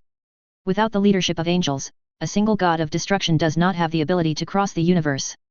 After Makarita left, the house suddenly became much quieter, which made Kyunhee a little uncomfortable for a while. He suddenly understood the god tier officials and the Omni King. He would have been unable to endure staying in the empty Omni King's palace for several 10,000 years. So sometimes, it doesn't matter if this kind of god is not there. On the other side, as soon as Makarita returned to the Temple of Destruction, she returned to her original appearance, and the majesty of an angel was back. Wei Miide had been waiting in the temple for a long time. He had already received the news that his universe had a new owner. And the angel who was originally in charge of him directly became the guard of this new master, which was considered a promotion. Seeing Makarita, Wei Mei hurried forward and said. Makarita, you are back to pick me up, right? Is it that Lord Dragon God who wants to see me? Makarita shook her head and said. Kyanga didn't mean that, but the merging of universes is a big deal. As the god of destruction, you have to go meet him anyway. Advertisement. That makes sense. The Kyunhee you mentioned should be the real name of Lord Dragon God, right? Yes, but don't call him that when you get there. It's disrespectful. I was so surprised by the delicious taste, and wondered how come you can say it so smoothly. While he was stunned, a man who looked very simple and had a muscular body walked out from the shadows. This person has a pair of big, black, and transparent eyes, and looks similar to E.T. on the blue planet. He is the strongest person in the 11th universe, Jiren. He slowly came to Makarita and said. Lord Makarita, I also want to go see the Lord Dragon God. Can you take me with you? The delicious taste frowned and said. Jiren, you are crossing the line. The status of Lord Dragon God is so noble. After all, you are just a mortal now. You are not qualified to meet him. In fact, Wei Mei still likes Jiren very much. The reason why he said that is because he hasn't figured out Chijia's temper. After all, the Omni King has a very strange temper, and he will be wiped out if he is not careful. Jiren is the disciple of his good friend and the face of the 11th universe. He is afraid that if Jiren goes there, he will offend Chijia and be killed by Chijia directly. However, Jillian was surprisingly firm today. He ignored Wei Mei and just stared at Makarita with his big black eyes. Makarita looked calm, and she spoke calmly. Why? Give me a reason. Jiren clenched his fists and said in a deep voice. I heard that this Lord Dragon God defeated 2 gods of destruction in succession before he became a god, and even defeated you, Lord Makarita. I want to feel how powerful this Lord Dragon God is. You want to challenge him? Aren't you afraid that he will just ignore you and use his divine power to wipe you out? Don't be afraid. My cultivation has reached a bottleneck. I want to pursue a stronger power. Only fighting can help me break through. Wei Mei interrupted and said. Are Makarita and I not strong enough for you? Excuse me, Master Wei Mei, but you can't defeat me without using your divine power. Although Master Makarita is stronger than me, she is only so strong. What I want to see is the power of another realm. Chapter 483 Jiren's Challenge. Jillian's words silenced both Wei Mei and Makarita. This statement is almost like saying that your abilities are just so-so and I no longer think highly of you. Fortunately, both of them have good tempers, and they have known Jiren for a long time. They both know his past and his desire for power. Looking at Jillian's determined eyes, Makarita paused and said. Okay, I can take you there. Kyunhee is a very easy person to talk to. If you are sincere, he won't make things difficult for you. Advertisement. Jiren finally showed a hint of joy on his face. He stood at attention and bowed respectfully to Makarita. Thank you very much. Makarita didn't say anything else, she just turned around, gave Jillian a look, and the two of them approached Makarita. A stream of colorful light emerged and carried the three people towards the sky. When the three of them arrived at Kyunhee's house, Makarita performed a Sichuan opera face-changing for Wei Mei and Jiren. With a bright smile on her face, she reached out and knocked on the door, saying in a soft voice. Kyunhee, open the door. I'm back. Wei Mei was so surprised that Jillian's face froze. They had never seen Makarita behave like this before. The door was opened and it was opened by Bardos, holding a deck of cards in her hand. She looked at Makarita and smiled. You came back pretty quickly. Why don't you stay in your territory for a while longer? Makarita waved her hand and said. What is there to wait for? This is my territory from now on. Yo? So brave? Aren't you afraid that Kyunhee will hit you? Can you please give me some face? Didn't you see I brought someone back? Bardos then looked at Wei Mei and Jillian behind Makarita. The two were completely confused and even began to suspect whether Makarita, who brought them back, was a fake. Especially Wei Mei. In his impression, Makarita has always been at odds with Bardos, and every time they meet, there is always some sarcasm between them, but today it seems that the relationship between the two seems to be particularly harmonious. Bardos knew Wei Mei, but she had never seen Jillian. She pointed at Jillian and asked. Who is this? Makarita introduced. This is the strongest person in our universe. His name is Jiren. Advertisement. Then, she leaned over to Bardos' ear and whispered something. Bardos looked at Jillian in surprise, then nodded and led the three of them to the living room. As soon as Bardos entered the living room, number 18, who had 3 white slips on his face, immediately shouted. Bardos, why do you have to go there in person to open the door? For you gods, it's enough to just snap your fingers. I think you are trying to cheat. He also had a white note on his face, and he helped explain. We still have to open it. If ordinary people come, it will easily scare them. Number 18 then gave up and turned to stare at the cards in her hand with an extremely serious expression. Makarita rushed out from behind Bardos, ran to Chijia, put her arm on Chijia's shoulders very naturally, and stuck her whole body behind Chijia. She looked at the cards in Kyunhee's hand with curiosity and asked. Kyunhee, what are you doing? He felt the softness on the back of his neck and said with an unchanged expression. This is called Do Diju. You'll understand after watching it for a while. Bardos sat back in his seat and raised his hand to make a single 6.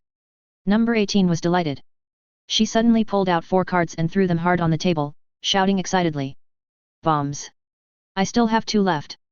Bardos glanced at number 18, then calmly threw out 2 cards. King Bomb. Forward. No 18's face froze, and she comforted herself, it's okay, Bardos still has a hand of cards, I still have a chance. However, what Bardos did next made her despair. Shunzi, let's go. The 4 words spoken by Bardos seemed to take away No 18's soul. Her body softened and she leaned on Kyunhee. She stared blankly at the straight on the table and murmured. Why do I always lose? Bardos smiled, leaned over, and gently placed a white strip on No 18's forehead. He shook his head helplessly and said softly. You always like to be the landlord. You should look at the situation of your own cards first. The white stripes on his face were because he lost to number 18 as his teammate. That was also the only time number 18 failed to grab the ball. Advertisement. Number 18 raised his head and said with a wronged look on his face. But the landlord can draw 3 more cards. I feel like if it's not right, the landlord will lose. Makarita was also intrigued. She rubbed against Kyunhee's back and said. Kyunhee, I want to play too. Teach me now. He raised his hand and flicked her, he looked towards the door and said. Honestly, playing with 4 people is a different way of playing. I'll teach you later. Have you forgotten the 2 people you brought back? Only then did Margarita remember Waimei and Jillian, and she turned to look at the door. I saw Waimei and Jillian standing there obediently, like minions. Seeing Qianhe looking over, Waimei quickly waved his hand and said, Master Dragon God, don't worry about us, just continue. Just seeing Qianhe's golden eyes made him feel an indescribable pressure, which was the breath from a superior god. It was so delicious that he felt the horror of Qianhe, the dragon god. A layer of cold sweat appeared on Jiren's bald head. Just a glance almost made him lose his will to fight. What kind of terrifying power is this? He couldn't imagine what kind of fighting power Qianhe would have once he really started fighting. Today he finally understood what it meant that there is a god beyond God. After swallowing his saliva, he took a step forward and said very respectfully, Greetings, Lord Dragon God, I am. Before he could finish, Qianhe interrupted with a smile. I know you. You must be Jiren, the #1 man under God. Jillian was stunned for a moment and said, The first one? I haven't been to other universes yet. Haha, there is no doubt about that. If I say you are, then you are it. With your strength, you are already qualified to be the next god of destruction. Waimei nodded in agreement. The only thing that Jiren lacked compared to the god of destruction now was his power. In terms of hard power, there were few gods of destruction who could surpass him. However, Jiren did not show much joy. For him, being the #1 person under God meant little. He wanted to be the strongest. Margarita leaned close to Chijia's ear and told her about Jiren again. Although Chijia already knew this, she still listened to her patiently. After listening, Chijia slowly stood up from her chair, and Jiren subconsciously took a step back. Qianhe smiled faintly and said, Don't be nervous. Don't you want to challenge me? I'll give you the chance now. Chapter 484 Dragon God Realm. Jiren had not yet fully adjusted to the pressure from Chijia's momentum, but Chijia took the initiative to speak and accepted his challenge. His eyes, which had been narrowed all the time, widened and he stammered. Really? No, I mean, Lord Dragon God, are we going to fight here now? This is your residence, if we break it. If it's broken, you have to pay for it. Forward. Advertisement. Jiren's expression froze, and he felt a little embarrassed for a moment. He scratched his bald head and said, I'm sorry, Lord Dragon God, I don't have any money. Even if I did, I probably can't use it in this universe. This look was really rare for Jiren, who always appeared to be aloof. Waimei, who was standing next to him, couldn't help but laugh. Qianhe also smiled and said, It's just a joke. If we're going to fight, it certainly won't be here. As she spoke, Chijia suddenly appeared beside Jiren. Speed has no meaning to Qianhe anymore, his mode of movement is basically teleportation. Chijia stretched out a finger and touched Jiren's forehead. Jiren felt dazed for a moment, and when he came to his senses, he found himself in an unfamiliar space. The surroundings were filled with colorful light, like a dream. Qianhe's figure slowly emerged not far from him, and he said with a smile on his face. This is the world I created. You can call it the Dragon God Realm. I haven't developed it properly yet. It's still a rough draft. You can give it your all here. Jiren swallowed his saliva. To him, creating a new world was a bit mysterious. It was not something that could be achieved by mere strength. Advertisement. However, this is a rare opportunity. This is a dragon god who can be compared with the Omni King. Jiren is very grateful to Chijia for giving him this opportunity. He shook his head vigorously to dispel the messy thoughts in his mind. In front of Qianhe, he would not have any stupid idea of testing the waters first. Jiren clenched his fists and let out a low roar. A fiery red aura emanated from his body. The terrifying temperature even caused the surrounding space to distort. At this moment, he was like a walking miniature sun. This is the strongest state he can use at the moment, and he has released all the energy in his body. Qianhe nodded and exclaimed. That's a pretty good aura. Just based on this, you have surpassed most of the gods of destruction in terms of strength. At least Xiangpa will have a hard time defeating you without using his destructive power. Kamba is not considered weak among the gods of destruction. After all, he is Beerus' brother. Except for Rat, Joker, and Beerus, there should be no other god of destruction stronger than him. His potential is definitely not weak, but compared to Beerus, he is more of a homebody and lazier, with the image of a fat cat version of a dead fat otaku. Jiren felt a little proud to receive Chijia's praise. Although Vimeo had often praised his strength, Vimeo was just an ordinary god of destruction after all. This person is a dragon god who can suppress several universes with a wave of his hand. The difference in value is simply too great. Chijia really admires Jiren. Although Gaku and others in this universe have experienced fewer hardships because of her, their corresponding strength improvement is very slow. The 3 universes belong to Chijia, so Jiren and the others belong to Chijia's people. If they are compared to cards, Goku and his son and Jiren are definitely at the SSR level, and Vegeta is slightly lower. But for now, Jiren is definitely the undisputed face of his universe. Jiren was ready to go. He said in a deep voice. Lord Dragon God, I'm going to attack. He nodded, and out of respect, he put down his arms and said. Come on, show your strongest power. Jiren didn't waste any time. He stomped his foot heavily, and the strong airflow directly dispersed the colorful mist around him. He swung his strong arms and punched Chijia. However, Chijia just stretched out a finger and easily blocked Jiren's powerful punch. Advertisement. Jiren was shocked, but his fighting skills were excellent and he did not let his emotions affect him. He quickly distanced himself and flashed into the air. He condensed a red energy ball, the energy contained in it was enough to turn a planet into ashes in an instant. But he threw dozens of such energy balls at once, pouring down towards Kyunhee like red raindrops from the sky. Kyunhee waved his hand casually, and a golden barrier appeared above him. The energy ball thrown by Jiren fell on it like raindrops falling into the sea. Apart from a few ripples, there was no other movement. Chijia easily blocked 2 consecutive attacks, and Jiren had a deeper understanding of Chijia's strength. He couldn't help but sigh that his vision was too narrow as he only lived in the 11th universe. Today he finally witnessed how terrifying the power of the supreme god of the universe was. Although he was thinking about it, Jiren's hands did not stop at all. He must try his best today to see how big the gap is between him and the Lord Dragon God. This gap will also become his goal in the future. He raised his hands high, and a ball of energy gradually took shape, expanding in size. Jiren shouted loudly, then threw the large energy ball that had already formed towards Chijia below. High energy cut. Kyunhee raised his head slightly, looking calmly at the energy ball falling from the sky, then his figure flashed and he sank directly into the energy ball. Under Jiren's astonished gaze, the energy ball he created by concentrating all his body's energy deflated like a balloon as Chijia sank into his body, and finally turned into countless red light spots and merged into Chijia's body. This kind of pure energy is a great tonic for Kyunhee, so this time he did not waste it and accepted it all. In return, Kyunhee spread out his hands, and a golden energy ball was suspended between his 2 palms. Kyunhee smiled at Jiren and said softly.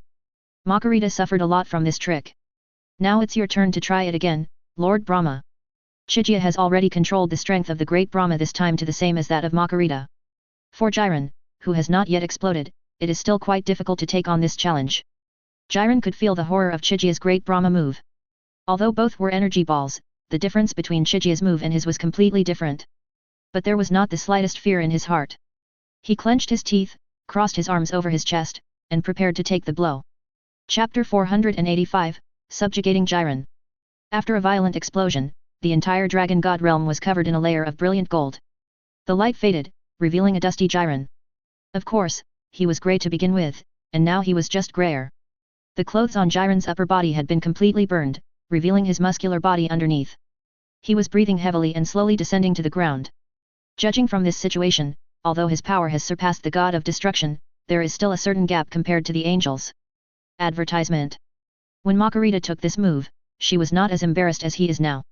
Jiren knelt on one knee on the ground, looking at his dark palm, and forced a bitter smile on his face. He really used all his strength just now. If Brahma's energy was a little stronger, he would probably find it difficult to maintain consciousness now. Swish! Chijia appeared in front of Jiren, he smiled and stretched out his hand to Jiren, saying. Very good, I admire you very much. Jiren rubbed his hands quickly, he felt that his hands were really dirty. Kyunhee shook his head helplessly, grabbed his hand without saying anything, and pulled him up from the ground.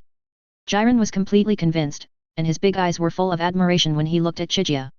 What Jiren respected was not only Chijia's unparalleled strength, but also his approachability. He understood that Kyunhee, as the supreme god of the universe, really gave him enough face today.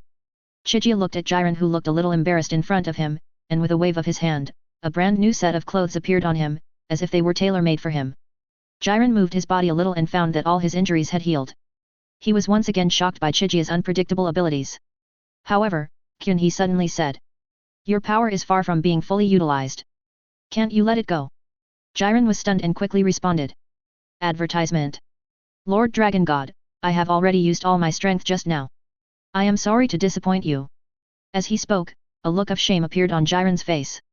He lowered his head and turned his big, grey head towards Chijia. Chijia suddenly put her hand on Jiren's bald head. Jiren's body trembled, but he did not resist and let Chijia hold his head. Kyanga didn't have any strange fetish for bald people. He closed his eyes and thought about it. Jiren felt a warm current emerging in his body and quickly flowed into his limbs. Then, he roared uncontrollably, and an aura suddenly burst out from his body that far exceeded the previous one. A ball of red and pink aura rose up, and his overall aura was still rising. Chijia also withdrew his hand. He had just helped Jiren to channel the potential power in his body. Even the elders on Namek know this skill, so it is naturally easy for him, a dragon god, to use it. In the anime, Jiren has to go through memories to enter this state, but this is completely unnecessary for Chijia. Jiren felt the power surging in his body, and his joy was beyond words. He felt as if he could overcome everything now. Of course this did not include Chai-He. Now he has entered a new realm, but the more so, the more he can feel Kyun-Hee's terrifying power, which is a power that makes people despair. He suddenly fell to his knees, kowtowed heavily to Jian-He, and shouted. "Thank you, Lord Dragon God. From now on, my life belongs to you." Chijia was stunned by Jiren's sudden action. He moved a little further away, waved his hand and said. "Why would I want your life? Just keep it for yourself. This is your power. I am just guiding it." Jiren still remained motionless. Chijia felt helpless and continued. Okay, get up. You belong to the universe that I control. It's not a big deal to do you a small favor." After saying that, Chijia gently raised her hand, and an invisible force lifted Jiren up from the ground. Jiren looked at Chijia with extremely fanatical eyes. Chijia felt very awkward being looked at by such a muscular man. He snapped his fingers, and the entire Dragon God realm gradually distorted, and soon the two returned to their original home. As soon as Kyun-Hee came out, he saw that Makarita had joined the landlord fighting team, and the white cloth on her face had formed a curtain, showing the fierceness of the battle. Makarita tightly grasped the cards in her hand, stared at Bardos opposite her with a serious expression, and said in a deep voice. "Advertisement. Go ahead, Bardos. Bet everything on this. I won't lose this time." Number 18 on the side held her forehead with one hand. This time, she was unlucky to become a teammate with the loser Makarita. She had even prepared the white bar in advance. Bardos had a relaxed expression on her face. She glanced at the nervous Makarita and smiled. A large plane flew by and petrified Makarita in her seat. The cards in her hand scattered on the table. Jian-He glanced at them and was surprised that she didn't even use her royal bomb. Number 18 immediately took out 2 white strips, helped Makarita stick them on, and then put one on his own forehead. Makarita's vision was almost completely obscured by the white stripes.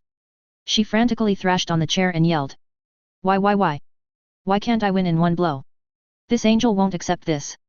Bados laughed and gently brushed his hand across the table. All the messy cards were immediately straightened out, which made the people who saw it feel happy. Ignoring Makarita who was doubting her life, Bardos stood up, picked up a cup of coffee, walked to Kyun-Hee with graceful steps, and handed the coffee to Kyun-Hee. At this moment, she looked like a virtuous wife coming to greet her husband. Kyun-Hee picked up the coffee and took a sip.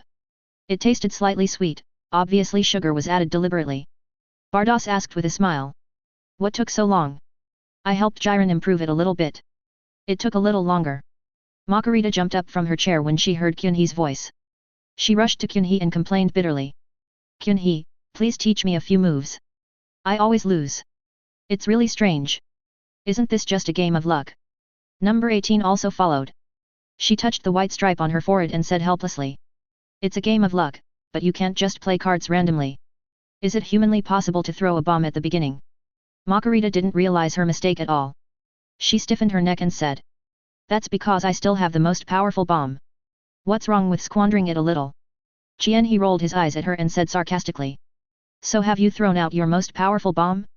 Are you saving it for the feast? Chapter 486 Dragon God Universe. Waimei looked at Jiren from the side. He could notice that Jiren was obviously different after returning. As a god, he is particularly sensitive to the concept of realm. Before, he could barely suppress Jiren, but now it is hard to say. With Jiren's increased strength, it would be difficult to defeat Jiren even if Mimi used his destructive divine power. The taste was so delicious that I swallowed my saliva and thought to myself. What on earth just happened? How could Jiren's strength increase so much in just a short while? Advertisement. To be honest, he is a little envious of Jiren now. In terms of strength, Waimei has been in a slump for many years. That's because he really can't see any room for improvement. But he didn't dare to challenge Chijia like Jiren. Being cautious by nature, he would not do such a risky thing. Kyun-Hee didn't have the time to pay attention to Waimei. He didn't really like Waimei's clown look. Now that they have met, he is about to do the last thing. It is too troublesome to separate the 3 universes, so he plans to eliminate the barriers between the universes and merge the 3 universes into one. And this new universe is his true territory, and he calls it the Dragon God Universe. He briefly explained the matter to everyone. Naturally, Bardas and the others would have no objection to this matter. The two of them were no longer angels in charge of the universe. Their current identities were guards of the Dragon God. Number 18 tilted her head, looking as if she understood something but not quite. The merging of universes was really a bit fantastic to her. Kyunhee's explanation to her was that the universe had become a little bigger. This explanation is concise and to the point, and it actually means exactly what it means. Kyunhee did it very decisively and used his divine power directly in front of everyone. His eyes burst into brilliant golden light. At the unknown boundary of the universe, an invisible wave continued to spread. The barriers between the three universes were eliminated, and the merger of the universes was completed silently. Except for a few gods, no one knew that the universe they lived in had become bigger and had a new master. The palace of the king. The god-tier officer had sensed the changes in the universe, and he came before the Omni King and reported the matter. The king of all said, "Oh, those three universes already belong to Kyunhee, let him do whatever he wants with them, and don't tell me about this kind of thing in the future." The god-tier officer saluted. He was very dedicated. He still had to talk about this matter even though he knew the Omni King would not care. Advertisement. After finishing his report, he was about to turn around and leave, but the king stopped him. "Hey, how's the carousel thing going? It's so boring." The god-tier officer shuddered, a painful memory emerged in his mind, and a smile uglier than crying appeared on his face, and he said, "It's still in preparation." The king frowned and said, "Not finished yet? Well, then why don't you just build me a whole playground, and when Chijia comes, let him play with me." Although the god-tier officer was complaining in his heart, he still agreed. Yes. While the two god-tiers were discussing the construction of the amusement park, a group of people on an unknown planet were thinking about going to Earth to commit suicide. A short creature that looked like a yellow mouse was holding a strange instrument with a look of surprise on his face. Next to him stood a tall, demon-like creature. These two people are Babadai and Dopura. Babadai was holding a detector that was almost as big as his body. The pointer on the detector was jumping wildly at the critical point. He shouted excitedly. "This is amazing! There is such abundant energy. If Bu absorbs this energy, he will definitely be able to come out earlier." Dapper frowned, looked around and asked. "But Lord Babadai, where is the source of this energy? We have killed all the creatures on this planet, and there is no decent strong person at all." Babadai shook his head and said. "He shouldn't be on this planet." "What? How can he be detected by the detector from such a distance? What kind of guy is he? With all due respect to Master Babadai, I'm afraid we are no match for him." "Hey, don't worry, we can go check it out first. Have you forgotten my ability?" As he spoke, Babadai looked up at the M mark on Dopura's forehead. Dapura understood immediately, a wicked smile appeared on his face, and he said. Advertisement. "I am stupid. As long as he has even a little bit of evil in his heart, he will never be able to escape from Master Babadai's clutches." Babadai enjoyed Dopura's compliment very much. He smiled proudly and said. "Let the people below get ready. Our next target is this guy. He's a big fish." He called Dopura, and the two of them flew towards the spaceship, looking very impatient. On Earth. Waimei has already left. Now that the barriers between universes have been eliminated, he can travel back and forth by himself. Jiren hasn't left yet. He was sent by Chijia to guide Gaku and the others. After all, their strength is really weak. It's impossible for Chijia to solve every crisis by himself, right? Kyunhee didn't know that a few more unlucky guys were about to come and get killed. At this moment, he was communicating with the king of all through Bardas's staff. The king's childish voice came from his staff. "Kyunhee, I've asked the god-tier officials to prepare for the construction of the amusement park. You must come when it's finished. It will be quick." Upon hearing this, Jianhee's mind immediately emerged with the sad expression of the god-tier officer. He remembered that the last time the god-tier officer hated the carousel in the amusement park. Moreover, considering the abilities of god-tier officials, building an amusement park is a very simple matter. This so-called preparation is obviously just a waste of time. Just as Kyunhee expected, the god-tier officer was holding up his staff with a constipated expression. He couldn't escape this matter, and now he could only hope that the Omni King would get tired of playing soon. Makarita beside Kyunhee kept laughing. She covered her mouth to prevent the sound from coming out. Bardas glanced at her and said. "Makarita, if you want to laugh, just laugh. Isn't it hard to hold it in?" Makarita glared at her and said in a muffled voice. "Nonsense. I don't mean to laugh at father. Nor do I mean to gloat over his misfortune." "Ah? Did I tell you that?" Makarita's face froze. The attack she just made was a self-destruction. The god-tier official said to the staff with a wry smile. "Makarita, you are really my good daughter. I love you so much. Makarita shrank her neck and hid behind Kyunhee without saying a word. Chapter 487 Babadai arrives. Bayazai Mountain. Jiren was crossing his arms and saying something to Goku, Vegeta, and Piccolo. Vegeta has settled down in Bayazai Mountain. After spending a long time with Goku and his son, especially Gohan, his personality has become less violent. Both Goku and Vegeta are crazy about training. Although Vegeta dislikes Goku on the surface, he never refuses whenever Goku goes to him. A few days ago, when they were fighting in Ola Ola, Jiren dropped from the sky and beat up both of them without saying a word.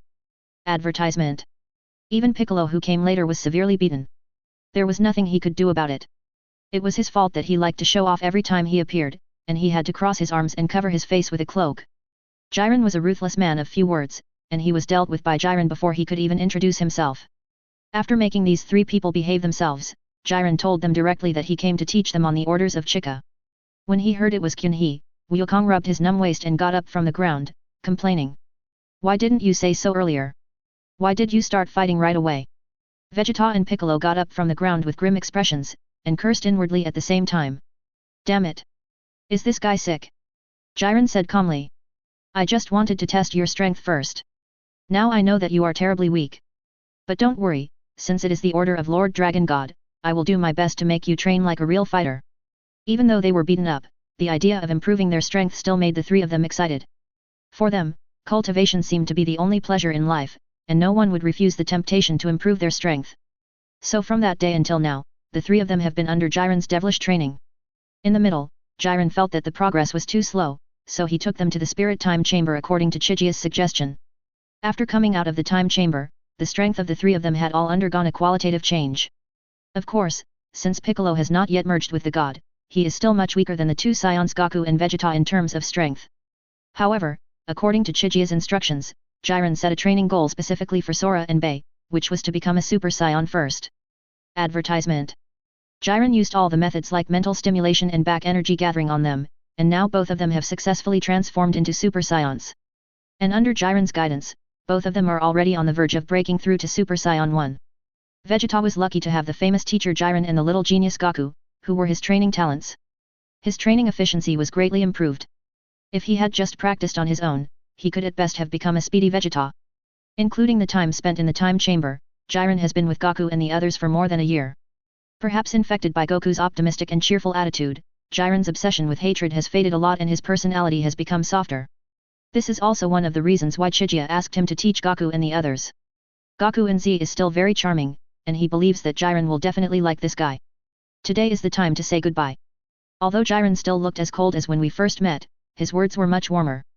Alright everyone, my mission is successfully completed. The rest depends on your own understanding. To be honest, you really gave me a surprise, especially you, Wukong. A smile finally appeared on Jiren's face, and Goku scratched his head embarrassedly. In fact, he just enlightened Jiren when he was being emo one night. Vegeta and Piccolo are not heartless people. Jiren's help in improving their strength is obvious. They are really grateful to Jiren. Now they are about to part ways, and even Vegeta said goodbye and said they would see each other again if we are lucky. However, just as Jiren was about to leave, a white spaceship fell from the sky and landed on the top of Bayazai Mountain. Everyone was stunned, and Jiren no longer had any intention of leaving, so he flew over with Goku and the others. When they arrived, the hatch of the spaceship had already been opened, and Babadai and Doppura came out of the spaceship with a group of small fry. Chi can be divided into good and evil. As soon as Babadai and others came out, Goku frowned. He knew that the group of people on the opposite side might have bad intentions.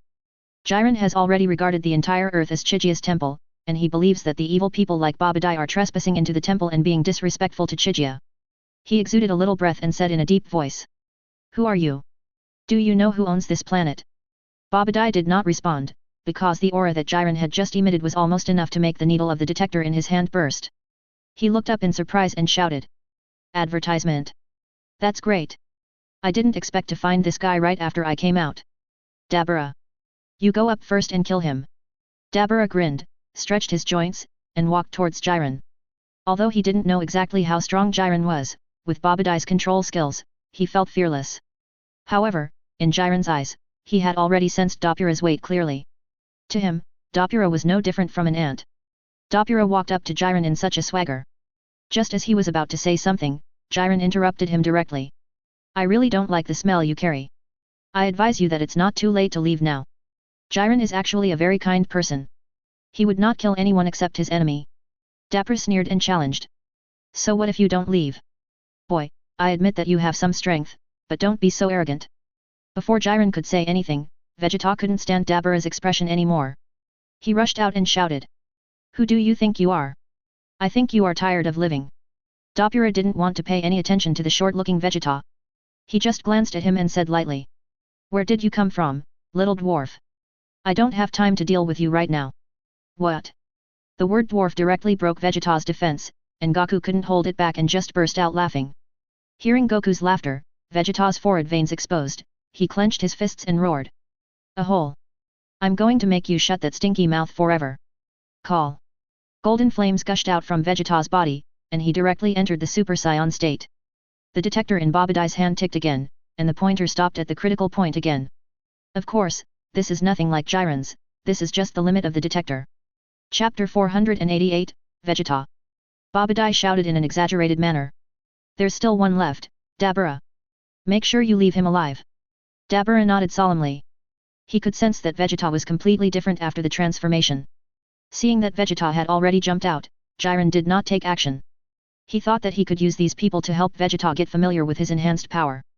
This was the first time that Vegeta faced an enemy as a Super Saiyan, and with the buff of the Super Saiyan state, he seemed particularly excited. Advertisement. Pointing his thumb at himself, Vegeta's expression was extremely serious. UBD, I'm going to make you pay for what you just said. Dabbura didn't say anything. He flashed in front of Vegeta and kicked him with his leg, trying to take the initiative. Vegeta snorted in disdain, pinched Dabbura's calf, and threw him towards Babadai's position. Babadai, who had little fighting ability, was frightened and screamed. Fortunately, Dabbura stopped in time, otherwise the yellow rat would have been smashed half to death. He shouted to Dabbura, whose back was turned. Hey! Be careful! You almost hurt me, do you know? Dabbura was really controlled thoroughly, but he was not angry even so. He actually turned around and apologized to Babadai. Vegeta despised Dabbura's behavior and mocked him. What a good dog! I wonder what's so good about it that you are loyal to it. Dabbura glared at him and scolded. What do you know? It was Master Babadai who gave me a stronger power. Oh? I see you're not that strong now. How weak were you before? Vegeta's mouth cannon was full of sarcasm, and Dabbura finally got angry. He waved his hand and a spear appeared in his hand. This move of his really stunned Jiren and others, because strong people of their level rarely use weapons or the like, and their fists are their best weapon. Advertisement. Dabbura pointed his spear at Vegeta and stabbed him in a spiral. Faced with Dabbura's poison dragon drill, Vegeta was not at all panicked. He took a stance, put his hands flat on his chest, and chose to confront Dabbura who was rushing towards him. The two of them collided with each other, and a teeth-grinding friction sound was heard. Vegeta's white gloves, which were almost patented, made a teeth-grinding friction sound. Goku's blood was boiling as he watched from the side. He now only regretted that he had not jumped out earlier, so that Vegeta could have gotten the better of him with such a good fighting opportunity. In fact, Dabbura is still very powerful. For Sora and Babi who have not yet broken through to Super Saiyan 2, he is definitely a strong opponent. Of course, if the two of them were willing to join forces, it would only take a few minutes to capture Dabbura. But that's just their nature. If they face an enemy that is much stronger than them, they will join forces. But if they face an enemy that is equally strong, they will never join forces. Single combat is the romance of the Saiyans. After a long time of attack without success, Dabbura suddenly stopped his attack and flew high into the sky. How could Vegeta just let him go like that? He exploded with anger again and flew up into the sky like a monkey. The two men switched from a ground battle to an air battle. From time to time, the roar of air bombs exploding could be heard from the sky. Wukong stretched out a hand and placed it on his forehead, saying, "It's really intense, Jiren. Do you think Vegeta can win?" Jiren looked up and said in a deep voice, "Vegeta's fighting talent is still very good. He has a good chance of winning if he continues to fight like this, but..." Jiren paused, and Goku quickly asked, "But what? Vegeta is too arrogant. He will suffer a great loss sooner or later, and maybe now." Above the sky, Vegeta was using the classic Prince tactics against Dabbura, which was to throw air bombs at the opponent frantically. This wave of firepower was quite intimidating in terms of momentum. Dabbura was once in a situation where he had to run for his life with his head in his hands. It was not until he was hit in the butt that he realized that the lethality of this move did not seem to be as great as he had imagined. When Vegeta saw that he had hit the target, he became even more excited. His arms left after images, and the air filled with energy bullets instantly submerged the confused Dabura. Advertisement. A thick cloud of smoke appeared, and Dabura's figure disappeared into it. Vegeta fired a few more shots before stopping with a feeling of unsatisfied feeling. He just stood there waiting for the smoke to dissipate, with no intention of using another big move. When the smoke cleared, Dabura was revealed, with his arms crossed to protect his face. Apart from being a little dirty, as expected, Dabura was fine. But Vegeta seemed to have gained a great advantage. He raised his chin and a defiant smile appeared on his face. Dabura really didn't understand how Vegeta made that expression, but he had already sensed one thing, which was Vegeta's arrogance and recklessness. Such enemies are often the easiest to deal with. As the leader of the demon world, Dabura is synonymous with insidiousness and cunning. Today he will let Vegeta taste the dangers of society. In fact, Vegeta cannot be blamed. His strength has increased so much that he is like a nouveau riche. He will feel uncomfortable if he doesn't pretend. Moreover, even when he entered the Super Saiyan state before, he was still treated like a ball by Jiren, which made him feel extremely aggrieved. Now that he finally found an outlet to vent, he naturally wanted to show off. Dabura's mouth curled up into a sinister smile. He staggered and pretended to be injured. Vegeta became more excited when he saw this. He taunted. He is trash indeed. Now you know how powerful the Saiyans are, right? Dabura said nothing, raised his head and flew upwards again. Vegeta shouted. Want to run?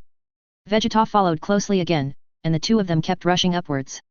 Just as they were about to break out of the atmosphere, Dabura's speed gradually slowed down. Vegeta watched as the distance between them got closer and closer. He sneered and said. Why don't you run away? If you have the guts, just fly out of the earth. Dabura said nothing, and Vegeta did not see the sinister smile on his face. By the time he got closer, it was too late. Dabura lowered his head and spat out a stream of saliva. Vegeta was rushing in such a hurry that he had no time to stop. The saliva fell on Vegeta's neck, and a look of disgust appeared on his face, and he said. How disgusting! It seems that you really have no other tricks left. You even resort to such a despicable trick. Dabura has become completely immune to Vegeta's verbal attacks. He has a playful look on his face and is ready to enjoy Vegeta's expression next. Chapter 489 Jiren takes action. Under Vegeta's shocked gaze, a grey color began to spread from his neck, and soon his neck became extremely stiff until he lost consciousness. Vegeta's entire body had been petrified. He struggled to make a sound. UBD, what the hell is this? Before he could finish his words, Vegeta had completely turned into a stone statue and fell straight to the ground. Of course, Dabura couldn't let Vegeta fall into pieces like that, as that would be such a waste. Advertisement. He leaned over to grab Vegeta, but someone was faster than him. Goku had already noticed that Vegeta's breath suddenly disappeared, so he immediately entered the Super Saiyan state and shot towards the sky. Just when he was halfway through the rush, he saw the stone statue of Vegeta falling towards him. He reached out to catch it without thinking. There was still an expression of disbelief on Vegeta's face. Although Goku doesn't know what happened yet, one thing he can be sure of is that this stone statue is definitely Vegeta himself. Dabura, who followed closely, saw Wukong with golden flames all over his body, frowned and said. Same transformation? It seems like you have quite a bit of energy. Very good, I will capture you and bring you to Lord Babadai. Goku held Vegeta with one hand, freed his hand to shoot a golden energy bullet at Dabura, then turned around and rushed downwards. Many times Goku is much more stable than Vegeta.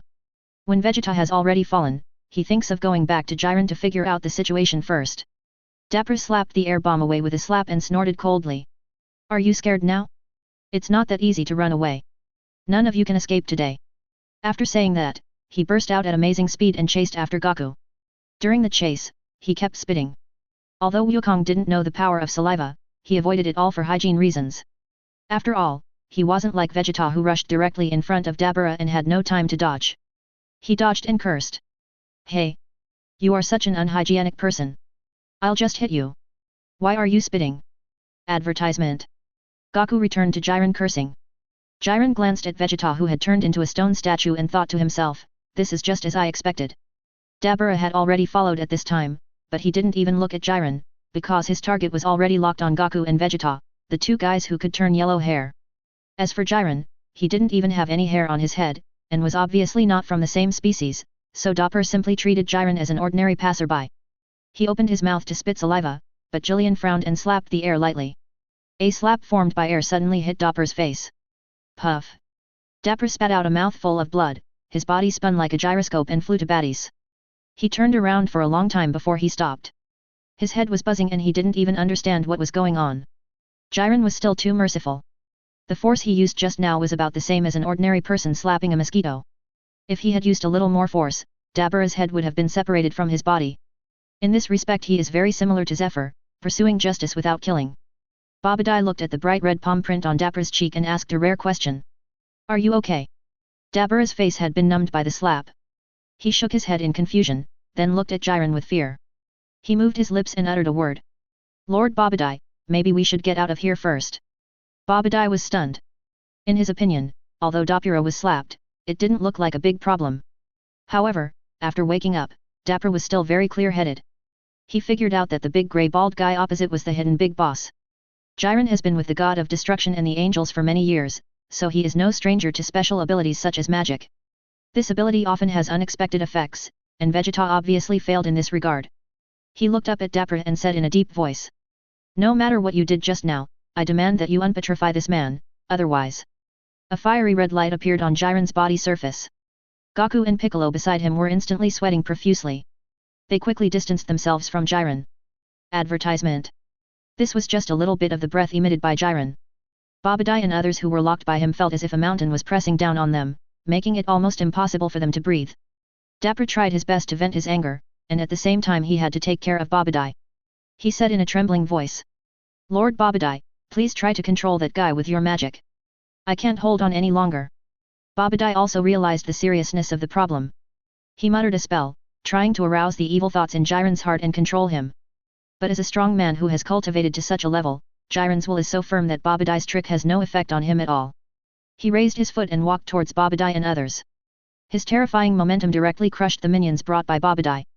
The spaceship could no longer bear the weight and turned into pieces with a click. The dome that sealed Majin Buu was also revealed. Suddenly, Chijia's voice rang in Jiren's ears. Jilin, take care of these two guys, and then bring the egg to me. Jiren's body trembled, and the expression on his face finally changed. He stopped and responded with some embarrassment. Lord Dragon God, do you want me to kill them? Yes, I know you are determined, but there are some things you really need to learn from a man named Sakazuki. When facing evil people, any extra kindness is a blasphemy against justice. Remember, the two guys in front of you are unforgivable. Go ahead. But Vegeta. Don't worry about that. Once that Redskin dies, Vegeta will naturally recover. Hearing this, Jiren's eyes became firm and he chose to obey Chijia's orders. Babadai and Dabura had no idea that their fate had changed in such a short time. Babadai was still sweating profusely as he cast his magic spell, while Dabura anxiously asked. Lord Babadai, is that enough? I can't hold on any longer. Wait a little longer, it will soon. Before he could finish his words, Jiren's eyes glowed red, and in an instant, several streams of energy hit Babadai and Dabura, and the two were beaten to pieces without even a scream. After doing all this, Jiren felt much more clear-headed. He turned to look at Vegeta and found that the petrification on his body had begun to fade and was about to return to normal. Chapter 490, Resurrection of the Great Kai. Ha ha ha, Vegeta, you have no idea how funny your expression just now was. In the sky, Goku was holding his stomach and laughing, while Vegeta was carrying the giant egg that sealed Buu, and the blue veins on his forehead kept throbbing. Ever since he was freed from the petrification state, Goku had been making fun of him for it, and he naturally couldn't stand it, but Jiren came up and gave him a scolding, which made him behave himself. He also admitted that he was indeed too arrogant, which was why he fell into Dabura's trap and almost fell to pieces. So even if Goku laughed at him right in the face, he chose to hold it in, and take it as a warning to himself not to make such stupid mistakes again. Advertisement. Piccolo had already gone back, and Jiren was flying alone in front. After a while, the three of them arrived at Chijia's residence. The 18th went shopping with the two angels, so Chijia was the only one at home today. When he saw Chijia, Jiren immediately bowed respectfully, and his attitude was very humble. Vegeta also saluted, only Goku waved to Kyunhee with a happy face. Hey! Chijia! Long time no see. Jiren frowned and turned back to scold. Goku, you are so rude, you should call me Lord Dragon God. Seeing Jiren getting angry, Goku immediately shrank his head and looked at Chijia for help. Kyunhee smiled and waved his hand. He knew Wukong's personality and knew that he would not care about such things. The giant egg that sealed Buu was too large to pass through the door, so it was placed outside by Vegeta. Of course, this did not pose a problem for Kyunhee. With a simple move, the dome was directly moved into the hall. Wukong poked the giant egg curiously and asked. What is this thing? It looks weird. He glanced at the energy meter at the bottom of the dome, which had less than 2 ticks left, and said. There's a pink fat guy inside, his name is Bu. After saying that, He placed his hand on the egg and injected a little bit of energy into it. However, just this tiny bit of energy, which was so small that it could be ignored by He, caused the dome to tremble violently, and a large amount of yellow gas gushed out. Advertisement. He clenched his hand, and the gas in the room was instantly compressed into a small ball, which looked very much like the somersault cloud that Gaku rode when he was a child. The ball of gas gradually extended its limbs, and finally with a pop it turned into a mini version of Majin Buu. With its pink and chubby body, it looked like a moving doll. Majin Buu jumped on the spot excitedly at first, but when he saw the 4 giants in front of him, he was obviously stunned. He looked around and found that the furniture around him was too big for him. Gaku squatted down, pulled the little tail on Majin Buu's head, and said. Is this Majin Buu? He's pretty cute. Majin Buu angrily threw Gaku away, steam gushing out of his forehead, and said angrily. You are so rude. I'm going to turn you into a cookie. As he spoke, the little tail on his head shot out a purple light, which was about to hit Wukong. Chijia narrowed his eyes slightly, and a golden barrier appeared in front of Gaku, blocking Buu's magic light for him. It was the first time that Bu encountered someone who could block his magic light. He looked at Chijia curiously and asked. Who are you? When facing He, a strange feeling of fear arose in his heart. Chijia didn't respond, he first snapped his fingers, and before Bu could react, his body returned to his original size. This move alone was enough to make Bu open his squinting eyes. He felt the terrifying person in front of him. Although he looks silly, that's just an illusion. Those who treated him like a fool in the anime have already entered his stomach. He's actions didn't stop yet. He walked straight to the puppet and pinched his stomach with his hand. Bu actually obediently let Chijia's hands rub his stomach. He didn't feel any pain anyway. He didn't have any special fetish. The reason he did this was simply because he felt an inexplicable connection with the puppet. He remembered what the god-tier officer had said, that the dragon god Salama was not completely wiped out, and some of his flesh remained. Now he was almost certain that the piece of meat was discovered by Bibidai and used to create Majin Buu. Just as Chijia was thinking, the flesh on Majin Buu's body suddenly seemed to have its own consciousness, and several pink tentacles extended out and wrapped around Chijia's arms. Bu himself was confused because he had no intention of taking action at all. Advertisement. Qianhe's expression remained unchanged and he had no intention of struggling to break free, because he could feel that these pieces of flesh had no ill will towards him and were even conveying a kind of emotion to him through physical contact. They seemed to want to go home. Chijia was not in a hurry to retrieve the pieces of meat. He pulled out his arm and then slapped Bu on the forehead. He used the human path ability that he hadn't used for a long time and directly pulled out a ball of black soul from Bu's body. This soul looks like a smaller version of Bu, which is the soul of the original Bu. Jiren and the others were stunned. They would never be able to learn this method no matter how much they practiced. After original Bu's soul was extracted, Fat Bu's face actually looked kind. At this moment, the evil thoughts in his heart were completely eliminated, and his personality was infinitely closer to the great Kai that he had absorbed before. Chijia shook his arm lightly, and the original Bu was instantly killed and turned into a wisp of black smoke and completely dissipated. Fat Bu's eyes were full of confusion. Chijia looked straight into his eyes, then opened his eyes slightly, and a strong mental wave rushed into Fat Bu's mind. He suddenly covered his head and groaned in pain. He looked at him calmly until his moans stopped and then he spoke. You should remember who you are, right? Fat Bu slowly raised his head and looked at He with a suspicious look. He murmured. I am the great Kai. He nodded and said. It seems you have remembered it. In that case, I have to recycle Bu's materials. After saying that, Chijia reached out and pressed his hand on Bu's stomach again. Without him using any abilities, a large amount of pink fluid flowed directly into Chijia's body along his arm like crazy.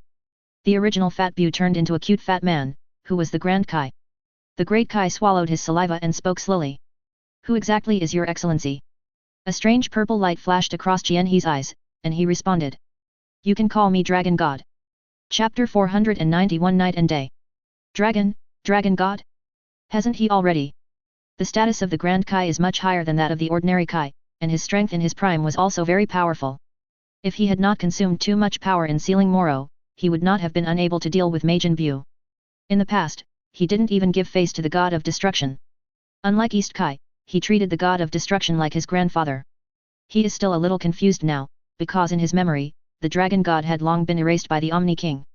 Just then, Bados and others who had been out shopping returned home. Advertisement. Although Bardos and Makarito were not wearing their angel uniforms, the Grand Kai still recognized Bardos's identity at a glance. This is because Kampa of the 6th and 7th universes often comes into contact with Beerus, and accordingly, he has also seen the angel in charge of Kampa, namely Bardos. He had great respect for the angels, so he saluted Bardos as soon as he came up. However, Bardos hadn't seen the Grand Kai for a long time, and it took her a while to remember who the fat man in front of her was.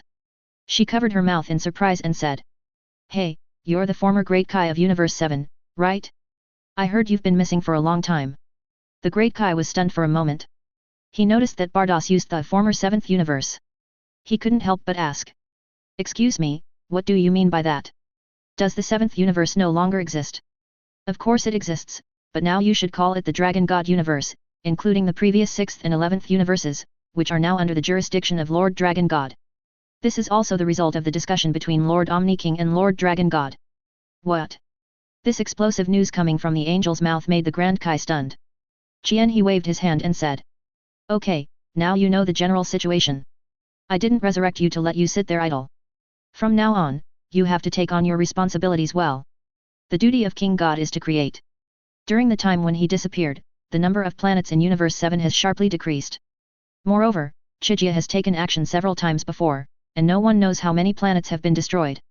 The East Kai is really lagging behind, so now the Great Kai is needed to come out and do the work, which is something Chijia is too lazy to do. After briefly explaining the situation to Grand Kai, the latter still looked a little confused. This huge amount of information would take him a while to digest. That's basically the situation. If you still don't understand something, go find Weiss and he'll explain it to you. By the way, you should be able to teleport, right? Advertisement. The Great Kai nodded, swallowed his saliva, and asked tentatively. "Then Lord Dragon God, shall I set off now?" "Sure, but if you want to stay for dinner or something that's fine too." "No, no, how dare I disturb Lord Dragon God." Before leaving, the Great Kai bowed deeply to Chijia to thank her for saving his life. He smiled slightly, patted his shoulder and said, "Do your best. I'm counting on you." Anyway, he doesn't need to pay salaries or anything, so it is still necessary to give employees more encouragement and make promises. After the Great Kai left, Jiren and the others also took their leave one after another. Chijia stretched himself. Things in the Dragon Ball world had been almost dealt with. It was time for him to go back to the Pirates and Hokage worlds, which were his roots. Later on, he planned to bring all his people to the Dragon God realm and build it into a paradise of their own. Now traveling through worlds is no longer a difficult task for Kyunhee. After briefly explaining the situation to Bardos and the others, he opened the dimensional portal and went to the Pirates world. The power level of Bardos and the others is too high for the other two worlds, so he did not bring them along this time to avoid any trouble. After returning to her palace in Marineford, Xiaolulia, as a veteran stay-at-home, was naturally the first person to see Kyunhee. When she saw Kyunhee, Xiaolulia was stunned for a moment, then she exclaimed. She stepped on the ground barefoot, and quickly slid into Kyunhee's arms. He smiled and hooked her nose with his hand, and said, "You use the power of the fruit quite skillfully." Xiaolulia pouted her lips and said in a muffled voice, "Don't change the subject. You've been out for so long. I wonder if you went to look for that little vixen." "Oh? Are you a little shrew? And aren't you afraid that Khalifa will punish you for saying the word vixen?" "Khalifa wouldn't care about that. She's the best." "Okay, okay, Khalifa is the best and I'm the worst, okay." Advertisement. Hehe, as long as you know it. Bang. Xiaolulia covered her buttocks, looked at Qianhe with resentment, and said, "He is indeed a bad guy, spanking people as soon as he comes back. That's nothing. There are worse things." Qianhe raised his lips to an evil smile. He turned around while holding Xiaolulia, and the next second they were lying on a soft big bed. Xiaolulia's eyes widened suddenly, and she said in disbelief, Qianhe, what are you doing? It's daytime now." "Oh, now it's night." As he spoke, Kyunhee snapped his fingers, and the sky outside the window suddenly darkened, and the sun set directly under Xiaolulia's gaze. At this moment, everyone in the entire pirates' world looked up at the sky where the moon had already appeared in confusion, wondering if they were hallucinating. Xiaolulia was dumbfounded. She rubbed her eyes hard, but no matter how hard she rubbed, the big moon outside was still hanging there brightly. Qianhe raised his hand and hooked Xiaolulia's chin to make her face him, and said softly, "It's night now, do you have anything else to say?" Xiaolulia's big eyes rolled around, and she directly attacked Kyunhee, actually taking the initiative. Qianhe responded immediately after a brief moment of daze. The maid Xiaohong heard the noise upstairs and called out tentatively, "Are you an adult?" The response she got was a series of babbling sounds from Xiaolulia. She wanted to go upstairs to take a look, but ended up bumping into an invisible wall and sitting down on the ground. Inside the headquarters building, Khalifa put down her pen. The light in the room was too dim and she could no longer work. She turned on the light and said to herself, "Am I so absorbed in my work today? It's getting dark so quickly? I remember I haven't had lunch yet." When she looked up at the clock on the wall, the pointer was pointing to 11. "It's already 11 o'clock at night? I have to go back quickly. Xiaolulia and the others should be asleep, right?" Chapter 492 Turn off the lights for the whole world. Khalifa realized that things were not simple until he left the headquarters building, because many people in the square were in a confused state. They all looked up at the moon in the sky and gathered together to discuss something. "Sister Khalifa." Yamato came running from a distance, waving her hand. She pointed at the moon in the sky and said, "How strange. The sun suddenly went down just now. Did you see it?" Khalifa shook her head. She thought it was because she was too engrossed in her work, but now it seems that things are not simple. Advertisement. After a while, Robin also came out of the headquarters building. She found Khalifa and talked about the same issue. Khalifa thought for a moment and asked, "Any news from Jun's sister and Hancock?" "Well, the situation is the same with Dressrosa and Nine Snake Island. Don't worry about Hancock. Sister Jun has already sent soldiers to the streets to help maintain order. So far, there has been no trouble." "That's good. Let other branches pay attention to this as well. If there are any problems, notify the headquarters immediately. Don't worry, I've already asked the people below to make the arrangements." Yamato blinked his big eyes and watched the two strong women arranging the work, his eyes full of admiration. In times of peace, people like Khalifa and Robin are needed to govern. Yamato feels that if it were him, the world would be in chaos in a matter of minutes. When the two of them had almost finished their arrangements, Yamato asked weakly, "Sisters, why don't we go have lunch first? I'm a little hungry." Khalifa nodded. She and Yamato were the first to know each other and she always doted on Yamato. When she heard that Yamato was hungry, she immediately said, "Okay, let's go home first." "Oh, it would be great if the boss was here. He must know what happened." "Sister Khalifa, are you missing Master?" "Why? You don't want to?" "Of course I do, but Master will be back soon, don't worry." Intuition. Robin smiled, she put one hand on Khalifa's back and the other hand on Yamato's waist, and said, "Okay, let's go back. Don't forget that there is still Xiaolulia at home. She might be scared after seeing such a strange phenomenon today." Advertisement. The three of them returned home together, only to find Xiaohong fainted on the ground. Like master, like servant. In terms of IQ, Xiaohong is a phoenix among dragons compared to Xiaolulia. She knew there was an invisible wall in front of her, but she just kept bumping into it, until she passed out. She didn't even think of calling the guards outside. Her IQ is really low. Khalifa and the other two were terribly frightened. Yamato rushed forward, picked up Xiaohong and shook her hard. Xiaohong was very dizzy and could not be woken up no matter how hard Yamato shook her. In desperation, Yamato had to use physical awakening method. After a slap in the face, Xiaohong finally woke up from her coma. Seeing Yamato in front of her, Xiaohong no longer cared about her burning face. She said anxiously, "Your Highness Yamato, please save the master. She sounded in pain just now." Upon hearing this, Yamato stood up without saying a word and rushed upstairs, but she was also bounced back with a bang. 9 furry foxtails instantly extended from behind Khalifa, forming a soft cushion to catch Yamato. Yamato covered his red forehead and snorted. "It hurts. Why is there a wall here?" Robin frowned, she suddenly raised her finger and whispered, "Be quiet, and listen." Several people immediately held their breath and put their ears against the transparent wall. Waves of beautiful sounds came down from upstairs. The three Khalifa girls looked at each other and their cheeks quickly turned red. Only Xiaohong was still yelling, "Listen, my three highnesses. That's the sound. The master is in danger now." Yamato blushed and pulled Xiaohong aside, saying in a muffled voice, Okay, Xiaolulia is feeling comfortable now, you can go and do your own thing, we are here for you." Xiaohong looked confused. She wanted to say something else, but Khalifa, the leader of the group, spoke up. "Go and arrange the meal, Xiaolulia will be down soon, she's doing manual labor." Xiaohong didn't dare to disobey Khalifa. She bowed and left the hall, looking back every few steps. Robin covered his mouth and chuckled. Advertisement. Yamato, it seems that your observation haki has reached a new level. You can even predict the future. Yamato stuck out her tongue. Her observation haki was strong, but not to this extent. The three of them naturally heard what was happening upstairs from Xiaolulia's voice, and they also heard Kyunhee's voice. Khalifa held his forehead helplessly and said, I roughly know what happened outside. It must have been done by the boss. Yes, Chijia is the only one who can change the cycle of day and night. Fortunately, Kyunhee also noticed what was happening downstairs. After a while, Kyunhee went downstairs with Xiaolulia, and there didn't seem to be anything unusual. Yamato came up to Chijia and looked him over. She wanted to find a mark called strawberry on Chijia's body, but with Chijia's current physique, it was almost impossible for anyone to leave a mark on him, not to mention Xiaolulia, whose strength was only slightly stronger than that of ordinary people. Khalifa adjusted his glasses and said helplessly. Boss, can you give me a message when you come back next time?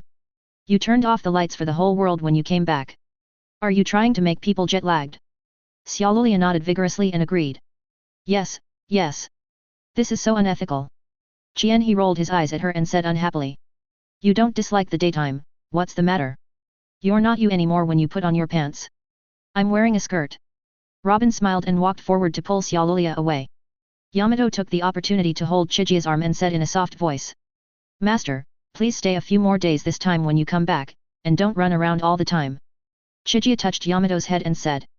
Okay, okay, I'll stay for 2 more days. Even if I leave later, I'll take you with me. Take us? Really? Upon hearing this, Yamato's eyes lit up, and Khalifa and the others also stopped and looked at Kyunhee with surprise. Kyunhee raised his hand and waved, and a portal appeared in front of everyone. Through the portal, they could see the colorful space inside. This is the world I created. Once I clean it up, everyone can move in. Then you can also visit the 2 worlds I've been to. After saying that, Kyunhee turned around and found that Yamato had already entered the Dragon God realm. Chapter 493 Hawkeye Visits.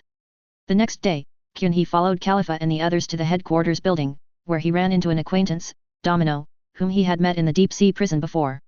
Seeing Qianhe, Domino exclaimed, then ran over, bowed to Qianhe, and said. My king, it's an honor to meet you. Qianhe nodded slightly and asked curiously.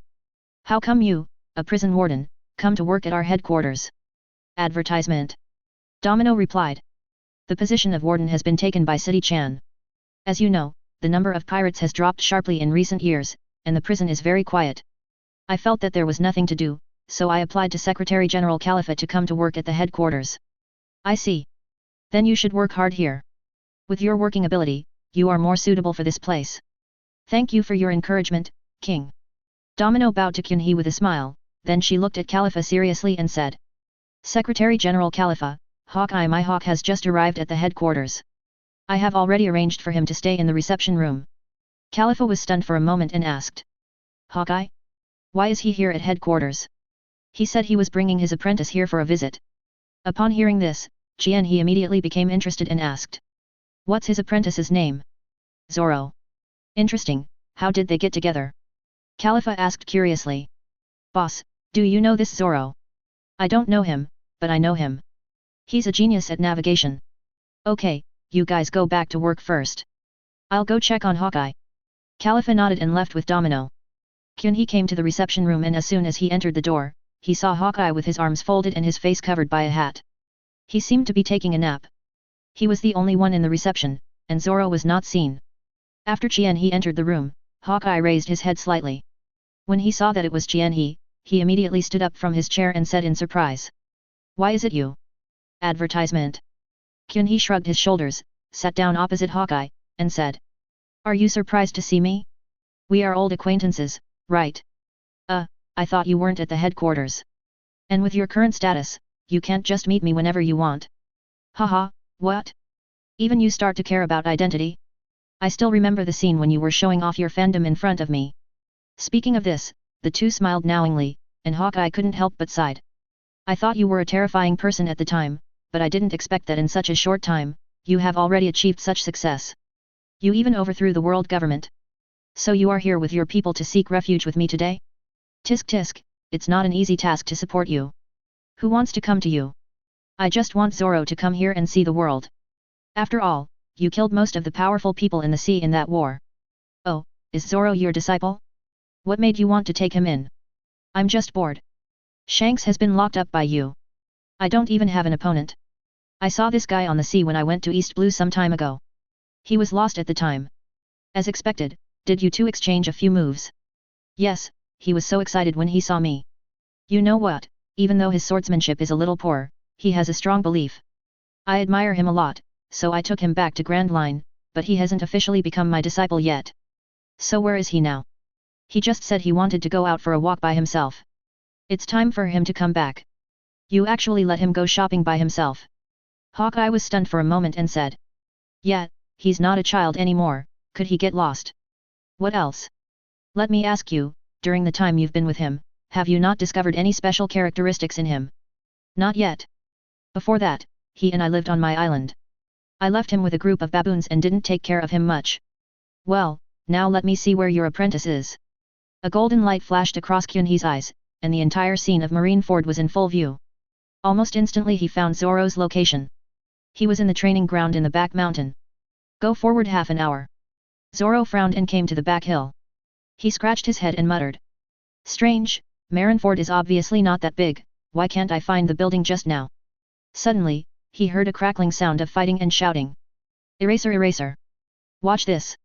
The Iron Fist of Love. Advertisement. Bang. Ouch. Zoro followed the sound and found 3 young men wearing marine uniforms who looked about his own age. One of the young men with yellow hair and holding a water pipe was sitting on a rock, watching the fight between the other 2 people with a smile on his face. It was called a fight, but in fact it was just one-sided abuse. The one whose body could stretch and contract freely was being beaten by the other. The 3 people are naturally the Luffy brothers. Luffy had been beaten black and blue by Ace. He gasped and swung his arms, looking for an opportunity to attack. Ace had fewer injuries than Luffy. He took a boxing stance and said. Luffy, how about this boxing technique I learned from my grandfather? Luffy groaned and muttered. What's the big deal? I'm not afraid anymore. Ace raised his lips and said. Oh? Then try this, fist bone. Luffy stared at Ace's fist with his eyes wide open, but Ace suddenly kicked up and shouted. Big feet of love. Bang. A red shoe print suddenly appeared on Luffy's face. He covered his face with his hands and rolled around on the ground. Sabo, who was sitting on the stone, held his forehead helplessly. Ace made a face at Luffy and laughed. Idiot. Can't you avoid this? Luffy, your observation haki is not yet advanced enough. Luffy got up from the ground, looked at Ace with resentment, and muttered. It's obviously you who doesn't follow martial ethics, so I'll kick you if you want, why are you talking about fist bones? Tisk, you always use rubber before making a move, I'm used to it. The fight between the 2 brothers turned from physical to verbal, and Sabo suddenly raised his hand and shouted to stop. Okay. Stop for a moment. Someone is coming. The 3 turned their heads and saw Zoro, who was watching the fight with his arms folded. Sabo looked at the 3 knives on Zoro's waist and asked politely. Hello, who are you looking for? Chapter 494 Luffy vs Zoro. Of course Zoro would not say that he was lost, that would be too embarrassing. Anyway, he would never admit that he was a person with poor sense of direction. He thought for a moment and said. Well. I'm here to look for my hawk the Hawkeye. I got lost with him. When they heard that Zoro was looking for Hawkeye, the 3 brothers were shocked at the same time. Hawkeye was very famous, and as Marines, they were naturally familiar with him. But they didn't know Hawkeye had already arrived at the naval headquarters, Sabo asked. Advertisement. Then how did you find this place? Who let you in? You're talking about this. Of course Hawkeye brought me here. He should still be in the headquarters building now. Ace frowned and said. Then why don't you just go to the headquarters building? It's not hard to find there. Forward. Solo's face froze, thinking to himself, is the headquarters building easy to find? But he has walked around for several times and still can't find it. Sabo narrowed his eyes. Zoro's incoherent words made him feel that Zoro was very suspicious. He winked at Ace and Luffy, and Ace understood immediately. He went straight to stand next to Sabo. Luffy didn't understand what Sabo meant at all. He asked in confusion. Sabo, why are you looking at me like that? It's scary. Sabo sighed helplessly, he pulled out the steel pipe from behind and looked at Zoro seriously. Zoro also noticed that the atmosphere was wrong. He put his hand on the hilt of the knife at his waist, and his whole demeanor changed instantly. Sabo said in a deep voice. Who are you? How did you get into Marineford? Zoro had already pulled out a piece of the Wado Ikimonji from his waist. He said coldly. My name is Zoro, and I told you I was brought in by Hawkeye. Luffy finally realized that something was wrong. He suddenly waved his hands and screamed. Okay, it's the enemy. Watch me take him down. After shouting, Luffy rushed forward with his arms swung. Sabo was stunned for a moment, then he stretched out his hand and shouted. Advertisement. Luffy. Wait a minute, we're not. Before Sabo could finish his words, Luffy had already rushed in front of Zoro and directly used a set of moves similar to the turtle punch. Zoro's face remained calm. He pulled out his knife in an instant, and when the opportunity arose, he struck Luffy in the stomach with the back of the knife. Although the Nika consciousness in Luffy's body has been wiped out by Chijia, he still retains most of the characteristics of the Nika fruit, and his rubber body is very strong. Zoro's blow to his stomach was like being stuck in a quagmire, and he couldn't pull out for a while. Just as he was trying to draw his sword, Luffy chuckled, took a deep breath, and exerted force from his waist, directly sending Zoro and his sword flying. Well done, Luffy! Ace was cheering for Luffy from behind, as if he wasn't the one who beat Luffy just now. Seeing this, Sabo no longer had any intention of taking action. He placed the steel pipe on the ground and acted as a spectator. Ahem.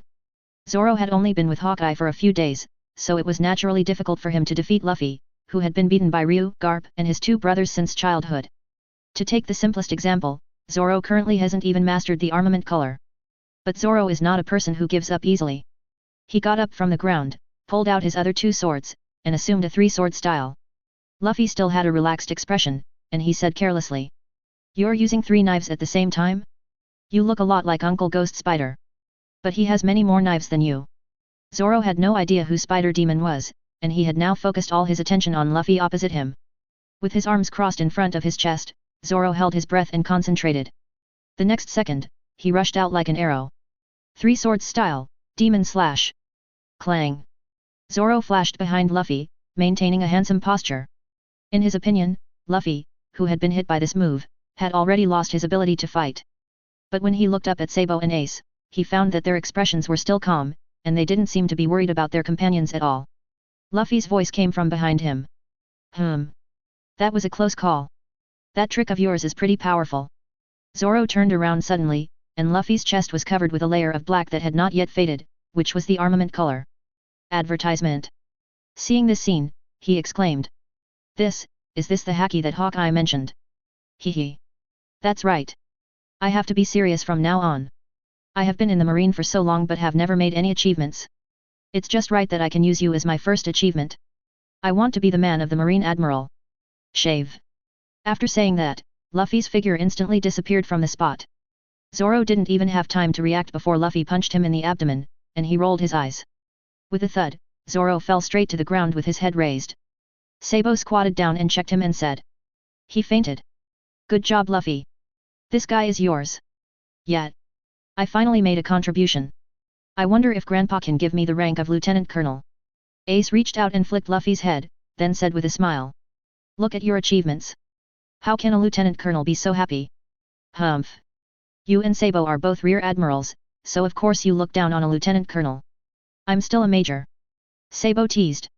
You are no ordinary Major. You held down the 2 of us Rear Admirals and even fought with Wong. You are so awesome. Let's not talk about this. Brother Kyun, he almost beat me to death at that time. I feel pain all over my body when I think about it.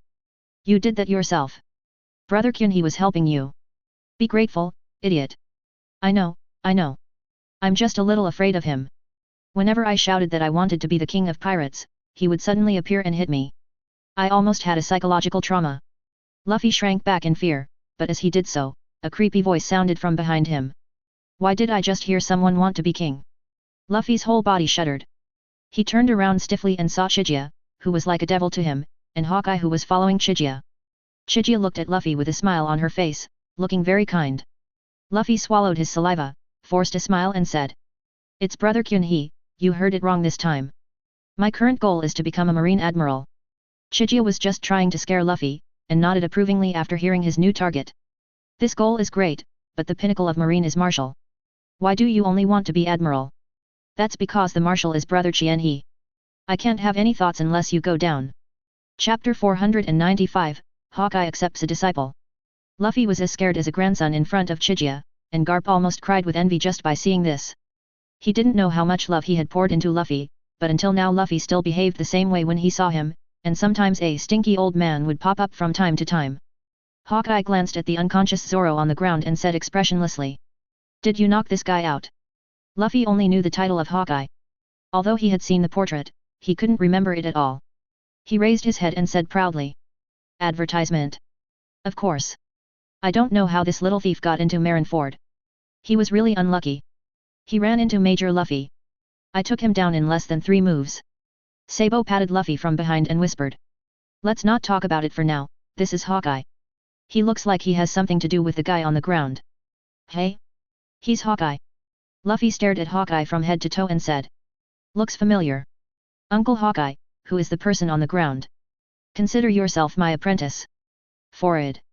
The 3 Luffy brothers looked at each other and thought, bad, this is a huge misunderstanding. Ace looked at Zoro on the ground and said in disbelief. So he just wanted to ask for directions? And he could find this place by looking for the marine building. Sabo was silent for a while, then concluded. This is a person who is hopelessly lost for directions. Luffy hung his head and sighed. The credit I got is gone again. What's going on? Is it so difficult for me to make a contribution? Hawkeye stepped forward and helped Zoro up. After checking him, he found that he was fine. Chijia then woke Zoro up. Zoro woke up and said groggily. Where is this? Damn, Marineford is too big. Hawkeye's face turned slightly red. To be honest, he felt a little embarrassed now. If he had known earlier, he should have said that he didn't know Zoro. Advertisement. Luffy complained to Zoro. Really? If you wanted to ask for directions, you should have told me earlier. You made me work for nothing. Zoro didn't say anything. This time he was really trying to cover up for the sake of face, which ended up arousing suspicion and even led to a fight. And this time he was really eye-opening.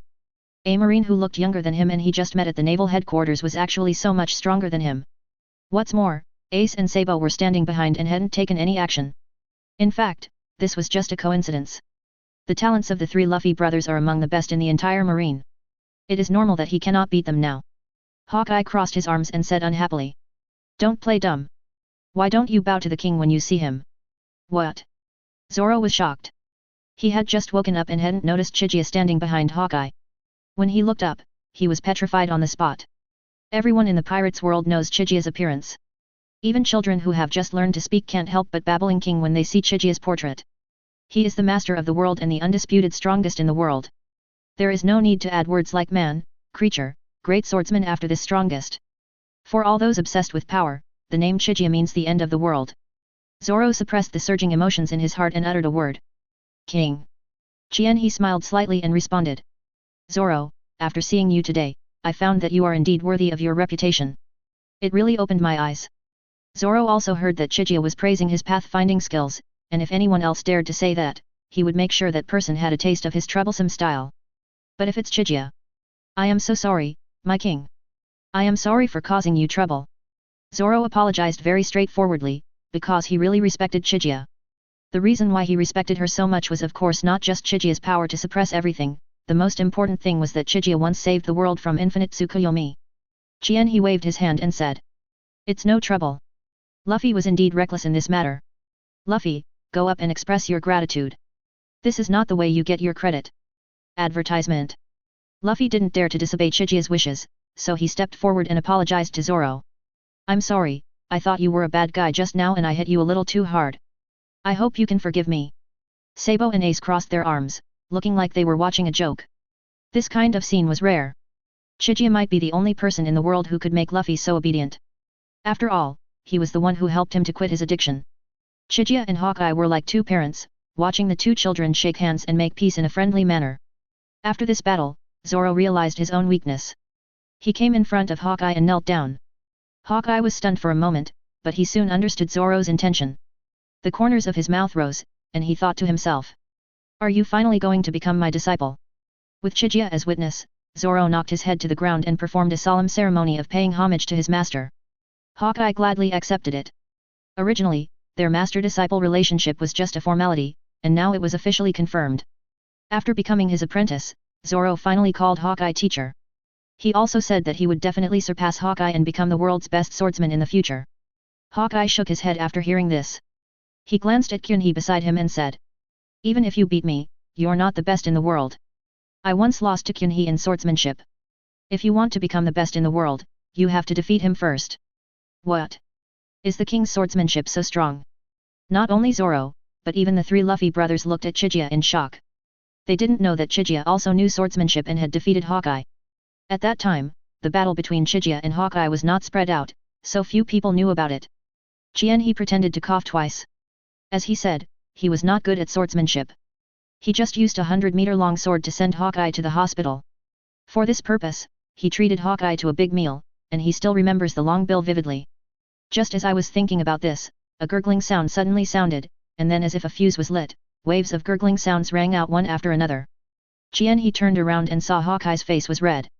He pressed the brim of his hat with his hand and whispered.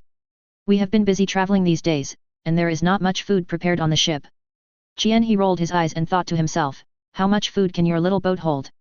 Not only Hawkeye, Zoro, and Luffy's stomachs also started to growl and sink. He smiled helplessly, waved his hand and said. Let's go to the best restaurant in this headquarters. I'll treat you guys to a good meal today. Chapter 496 Headquarters Fisherman. On the way to the restaurant, Chijia and the others met the old buddy duo Garp and Sengoku. Both of them were dressed in floral shirts and large floral shorts. They carried fishing rods in one hand and a box of fishing gear in the other. It was obvious that they were going fishing. Seeing Chijia, Sengoku pushed his round frame glasses on his face and exclaimed. Hey! Isn't that Chijia? Garp stopped walking, followed Sengoku's gaze, and shouted. Advertisement. Really? Haha. My grandchildren are here too. The two old men trotted over to Chijia and his group. Sengoku greeted Chijia, while Garp grabbed Luffy and spit out saliva at him, shouting. Good boy. You've gotten a lot stronger during this time. You're much stronger than your father was back then. Luffy pushed Garp's face with his hand in disgust, struggling and shouting. Let me go. Ace and Sabo are here too. They're stronger than me. Garp naturally couldn't favor one over the other, but when he turned around to look, the other two brothers had already gone far away. One of them raised his head and looked at the sky thoughtfully, while the other one scratched his face and looked down to count the ants on the ground. Luffy was stunned. He wiped the saliva off his face and said. Grandpa, you'd better go fishing quickly before someone else takes your good spot. What a good grandson of mine. Don't worry. Borsalino and Zephyr have already taken their places there, just waiting for me and Sengoku. He raised his eyebrows, crossed his arms and said. I remember Admiral Kizaru hasn't retired yet? Now even fishing can't satisfy him, so he just switched to fishing. Forward. Garp's face froze. He accidentally let the cat out of the bag and let his teammates down.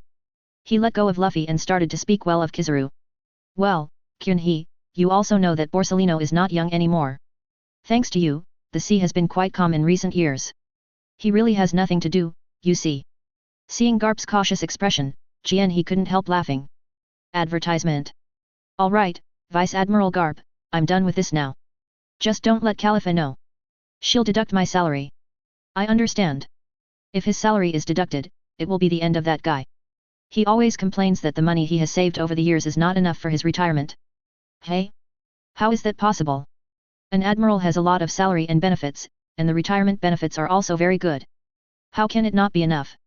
Sengoku said for Garp. Of course it's enough, but Borsalino wants to open the world's largest kindergarten after retirement, and it's a bit difficult to rely on salary alone. Chijia was immediately shocked. He didn't expect Kizaru to have such a dream. And was he really a character from a comedy comic who had traveled through time? Before Kyunhee could come to his senses, Aokiji, wearing a pair of ice blue shorts, came slowly from behind. He was carrying a parasol and said lazily.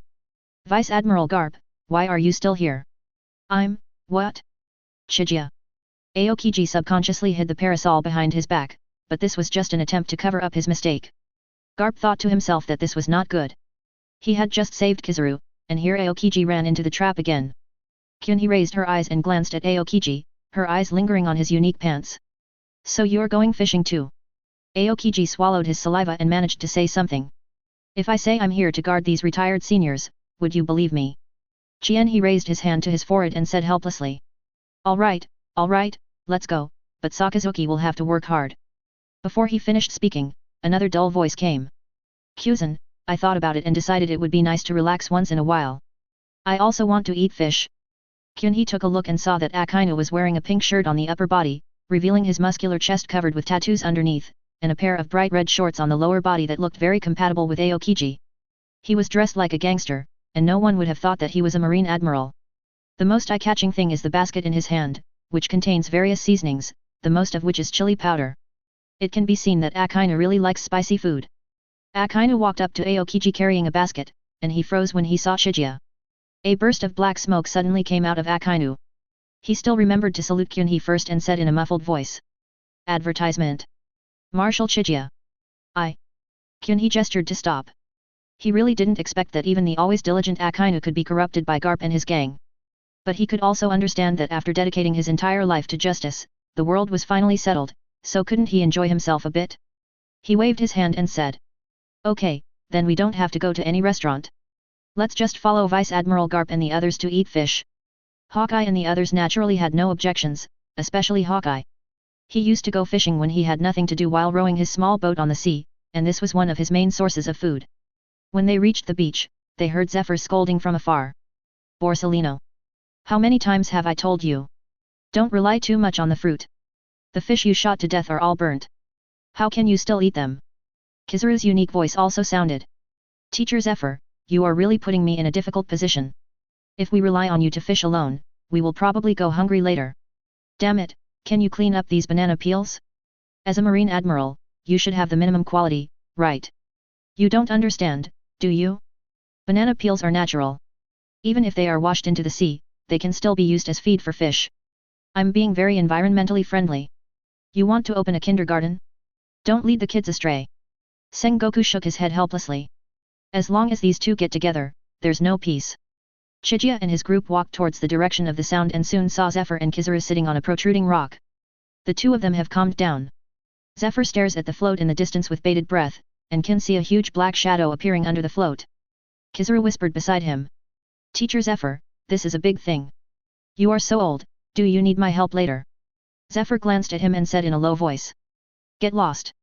If the fish dares to bite the hook, I can pull it up immediately. Just don't make trouble. However, Garp had already rushed forward, patted Zephyr's shoulder, and said carelessly. How was the harvest?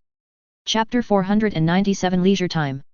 After being slapped by Garp, Zephyr's hand began to tremble violently as if he had Parkinson's disease, and the fish that was about to be hooked also ran away.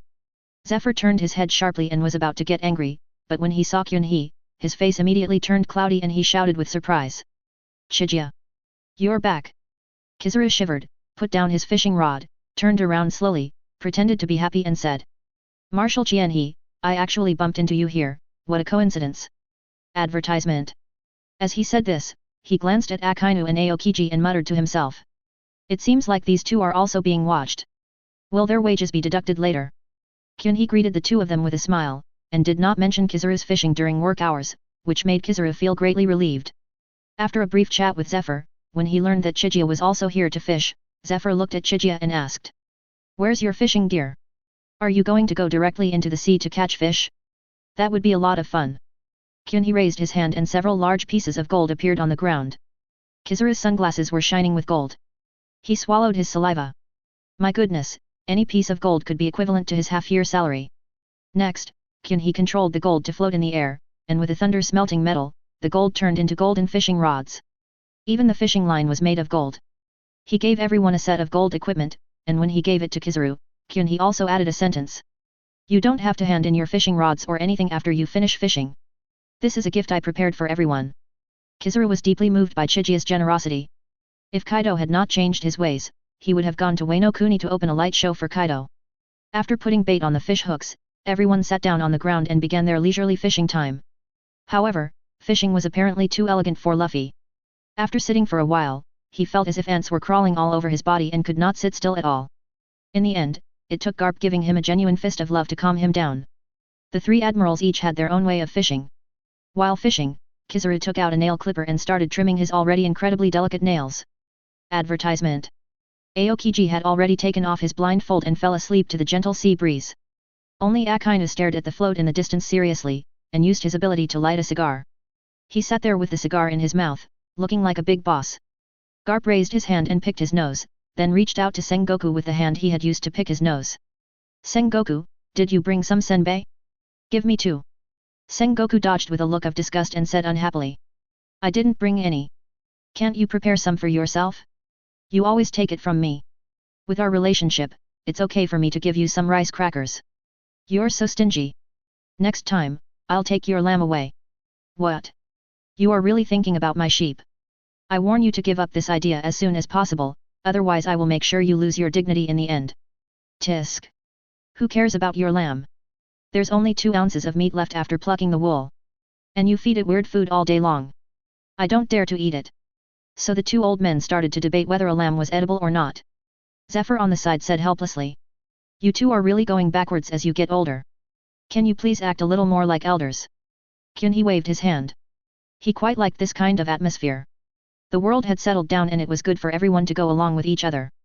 Moreover, if it were any other world, once the war stopped, there would inevitably be a wave of struggles for power and profit, but if it were Marine, there would be no such thing at all, everyone would just return to the life they originally loved.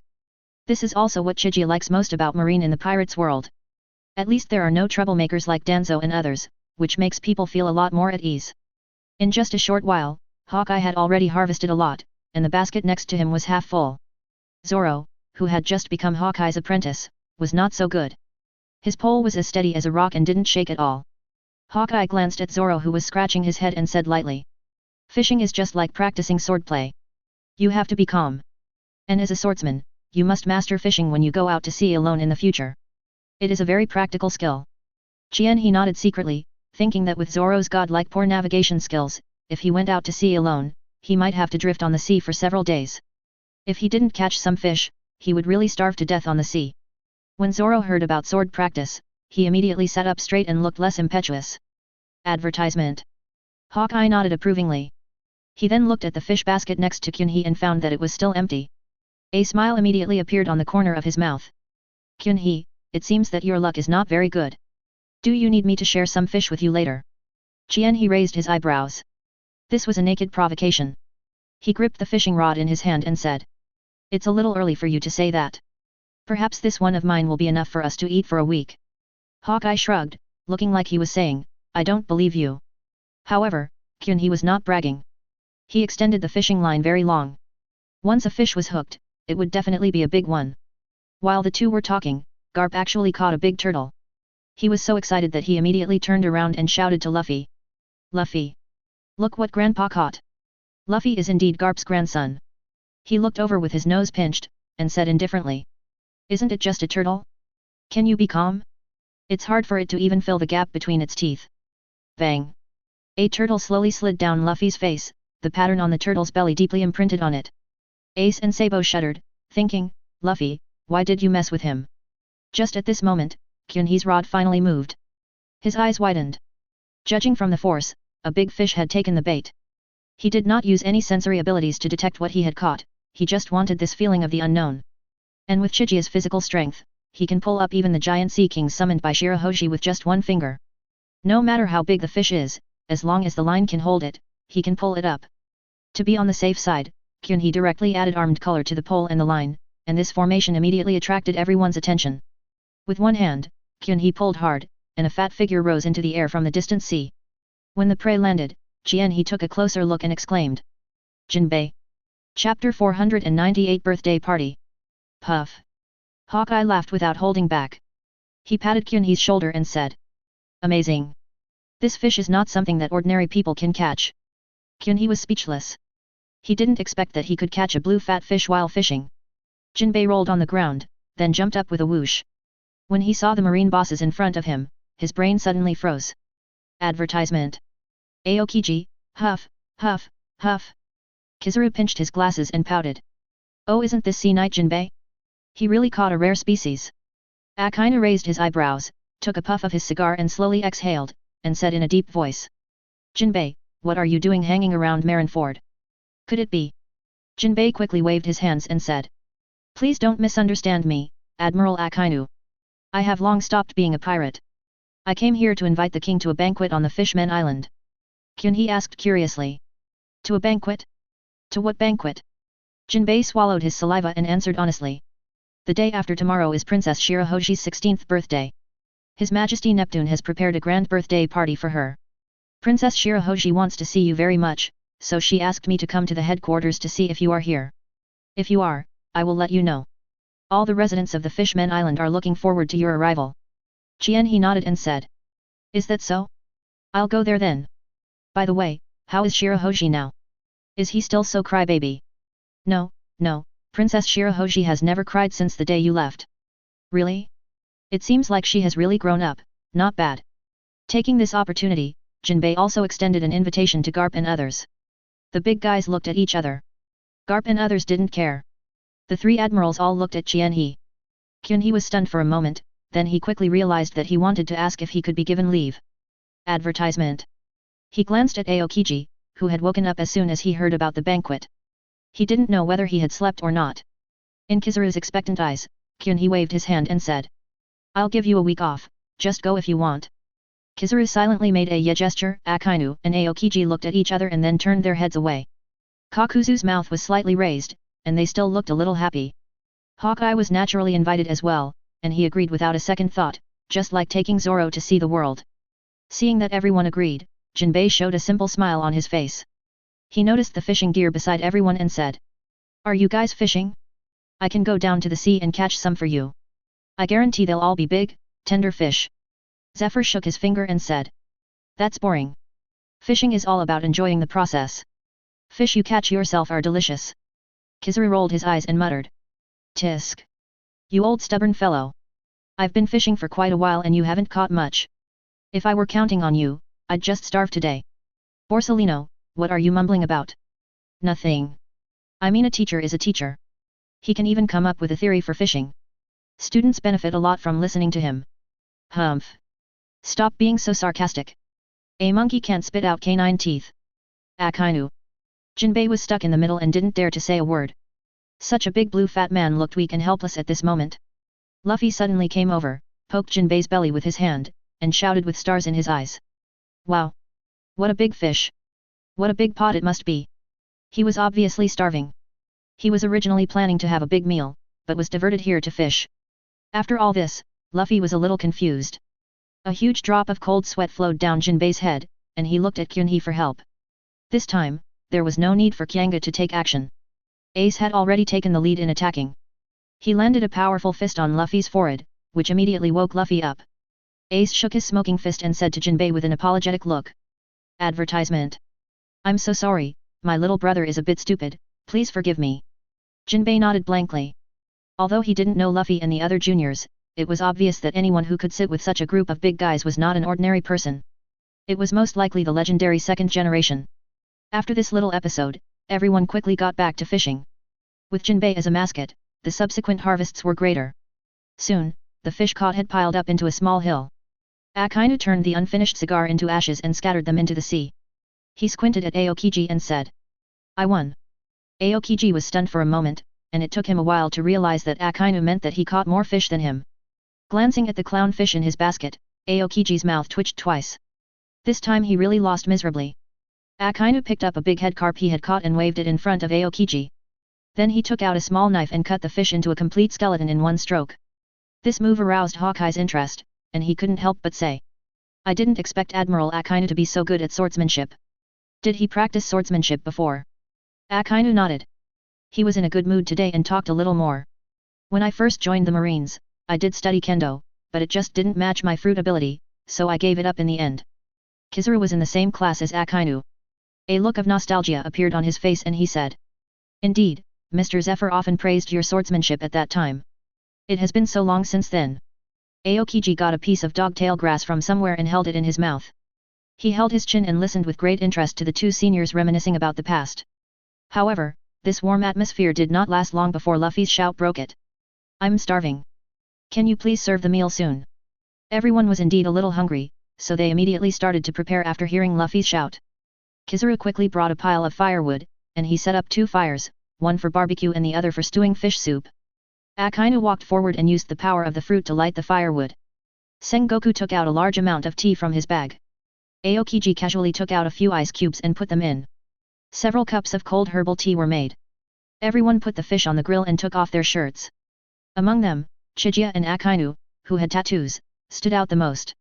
Soon, with the sizzling sound of barbecue and bubbling sound of stew, an enticing aroma filled the entire shore. Chapter 499 Meeting Shirahoshi again. Jinbei didn't hesitate and started to eat a grilled fish. Ace looked at Jinbei eating with oil dripping from his mouth and couldn't help asking, "Can fishmen eat fish?" Jinbei paused for a moment, wiped his mouth, and said in a muffled voice, "Of course it's edible. Mermaids don't eat fish." Advertisement. Ace was very interested in the things about the Fishmen Island, and he started chatting with Jinbei. They got along very well and even started to call each other brothers after dinner. Qianhe snapped his fingers, and the garbage on the ground disappeared instantly. Everyone patted their slightly bloated stomachs and left one after another. On the morning of Shirahoji's birthday, Chijia's personal warship, the Six Paths Samsara, had already docked at the harbor. Today's Six Paths is more like a mobile luxurious palace than a warship. The magnificence of its exterior alone is jaw-dropping. After Kyunhee and a group of marine bosses got on the boat, the ship started moving immediately. Although the hull looks very bulky, it is surprisingly fast to start. As Kyunhee's exclusive warship, it naturally has to be the best from the inside out. No one would say it was a waste because everyone knew that the owner of the ship was Chijia. Before noon, the Six Paths had already arrived at the Fishmen Island. Sengoku stood on the deck and looked at the Fishmen Island floating on the sea and sighed. It's incredible. I didn't expect that the Fishmen Island, which was once 10,000 meters under the sea, would appear on the surface of the sea one day. Ace and others who didn't know the history of the Fishmen Island couldn't help but ask about the Fishmen Island. When they learned that the Fishmen Island was brought up by Kyunhee, they were immediately shocked. While they were stunned, deafening cheers rang out from below. When everyone looked closely, they found that the shore was already crowded with residents of the Fishmen Island, and some palace soldiers were struggling to maintain order. Neptune led a group of princes to stand in front of the crowd, while Shirahoji stood alone at the front. She put her hands together in front of her chest, looking up at the Six Paths with eyes full of expectation. Under the watchful eyes of the crowd, a large number of headquarters marines poured out from the ship. They quickly lined up and formed a human passage. When Kyunhee's figure appeared at the end of the passage, the atmosphere was ignited again. Countless mermaid girls shouted wildly, and the soldiers responsible for maintaining order were sweating profusely. Advertisement. In fact, they also wanted to look back and admire the king's elegance, but the enthusiasm of the crowd was too high. If a gap was left by mistake, the whole situation would immediately become a mess. Luffy, who was following behind, was still talking foolishly. What a grand occasion! Are they welcoming us? Sabo on the side shook his head and whispered. This has nothing to do with us. They are welcoming the king's arrival. As he was speaking, Neptune and others had already arrived in front of Kyunhee. Although he was the king of the Fishmen Island, he simply prostrated himself in front of Kyunhee, the real king, and bowed deeply to Kyunhee in front of all his subjects. Shirahoji stared blankly at the actions of his father and brother, his pink fish tail slightly bent, and he also wanted to learn how to salute. Kyunhee suddenly waved his hand, a strong wind blew, and Neptune and others were immediately lifted up from the ground. He smiled at Shirahoji and said, "Today is Shirahoji's birthday, so there's no need for these formalities. We're just here as guests." Neptune mentally sorted out his words and was about to speak when Shirahoji rushed towards Chijia. Chigaya adults. Shirahoji is now nearly 12 meters tall, and even Chijia, who is 3 meters tall, looks like a dwarf in front of him. She immediately stuffed Chijia into the softness of her chest, and the marines behind her raised their eyebrows when seeing this scene.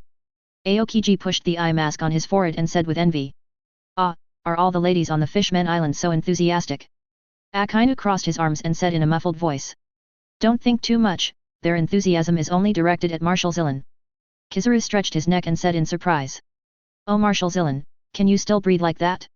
You look very uncomfortable." Advertisement. Zephyr rolled his eyes and whispered. "You know nothing. You'll know once you find the female monkey." Chika enjoyed the service of the facial cleanser, he broke away from Shirahoji's arms and said with a smile. "Shirahoji has grown taller and prettier. Shirahoji is an adult today, and she no longer has to be locked up in the tower all these years, so she is naturally more mature than in her original time and space." Hearing Jianhee's praise, her face turned slightly red, and she said shyly. "Really? But I've always been troubled by the height issue. I'm a little too tall, and it's not very convenient most of the time. There's nothing I can do about it. At least one of his looks and height must come from his father, right? Shirahoji should be thankful that she did not inherit the opposite of these two aspects. If her appearance was like Neptune, she could refer to her imperial brothers in this regard. However, height is nothing to Kyunhee. His other identity is the dragon god, and there is almost no wish in this world that he cannot fulfill." After hearing this, Chijia stretched out her hand and pressed on Shirahoji's smooth and tender pink fishtail. A golden light emerged, and in the astonished eyes of everyone, Shirahoji's body gradually shrank and soon became almost the same size as Chijia. Shirahoji stared blankly at the buildings around her that had enlarged a lot, until she realized that she had become smaller. She exclaimed and threw herself into Chijia's arms. "Master Chijia, this is amazing. I really have become smaller." Shirahoji raised her face. Because of her smaller body size, her already incredibly beautiful face became even more delicate. In her big water blue eyes, two contradictory feelings of innocence and charm were intertwined, exuding a captivating charm. Fortunately, Kyunhee was strong enough to push Shirahoji away and whispered. You are not a child anymore. You should learn to be more reserved, especially around the opposite s*x. Shirahoshi nodded obediently and said. Don't worry, Master Chijia. I've learned a lot from Sister Shiali and know how to protect myself. But if it's Master Chijia, I don't think you need to pay attention to these things. As he spoke, Shirahoshi lowered his head slightly, as if he didn't dare to look Chijia in the eye. He didn't think too much about it. A smile appeared on his face and he said. That's good. By the way, I have prepared a birthday present for you, but I have to make it clear in advance that you are not allowed to cry. Chapter 500 Banquet. Crying? Master Kyunhee, I haven't cried in a long time. Uncle Jinbei can testify to this. Kyunhee said with a smile. That's good. Birthday parties are meant to be celebrated with a smile. Next, Chijia and his group walked towards the palace surrounded by the crowd. When they arrived in front of the palace and passed by the Mermaid Square, a huge statue of Chijia attracted everyone's attention. The pair of Rinnegan on the statue were specially carved from purple gemstones, and they sparkled with a mysterious purple glow in the sunlight. Advertisement. A look of nostalgia emerged on Chijia's face. It had been a while since he had used the Rinnegan. After all, for him who possessed the power of the dragon god, the eye technique was just a form of expression of power. Entering the palace, the entire hall is hung with various decorations, creating a strong birthday atmosphere. He also caught a glimpse of a graffiti on a banner. It showed two avatars put together, both making the ye gesture. If you look closely, you can still tell that one of these two avatars is Chijia and the other is Shirahoshi. There is no doubt that the author of this graffiti is Shirahoshi himself. Chijia pointed at the graffiti and showed it to Shirahoshi, who started giggling. Perhaps it was a racial talent of the mermaids, her laughter sounded as beautiful as a song. If celestial dragons still existed, seeing Shirahoshi like this, they would probably destroy the Fishman Island to get it. Shiali, dressed as a witch, twisted her smooth fish tail and came up gracefully. As the only fortune teller on the island, her status on the Fishman Island was very high. On occasions like today, she was naturally invited to the palace. Shiali looked at Jianhe in awe, then bowed slightly and said softly. My king, it is an honor to see you again. Jianhe was quite impressed by Shiali, and he couldn't help asking. I think your crystal ball exploded because of me last time? Can you still do divination now? Shiali paused. She really didn't expect Kyunhee to still remember such a thing. She magically took out a crystal ball from her arms and said. Thank you for your concern, king. I have found a new crystal ball. Kyunhee thought about it, raised his hand and pressed it on the crystal ball in Shiali's hand. A brilliant colorful light flashed, and the crystal ball became more crystal clear. Shiali's eyes widened and he murmured. Advertisement. This. Kyunhee said with a smile. I have improved this crystal ball. Try it when you get back. It will definitely be better than the one you have before. Shiali nodded dully. She was extremely talented in this area and could feel the mysterious power contained in the crystal ball. It was totally different from what she had before. Through this crystal ball, what she predicts will become clearer. If the fortune-telling ladies in the Dragon Ball world saw her crystal ball, they would cry with envy.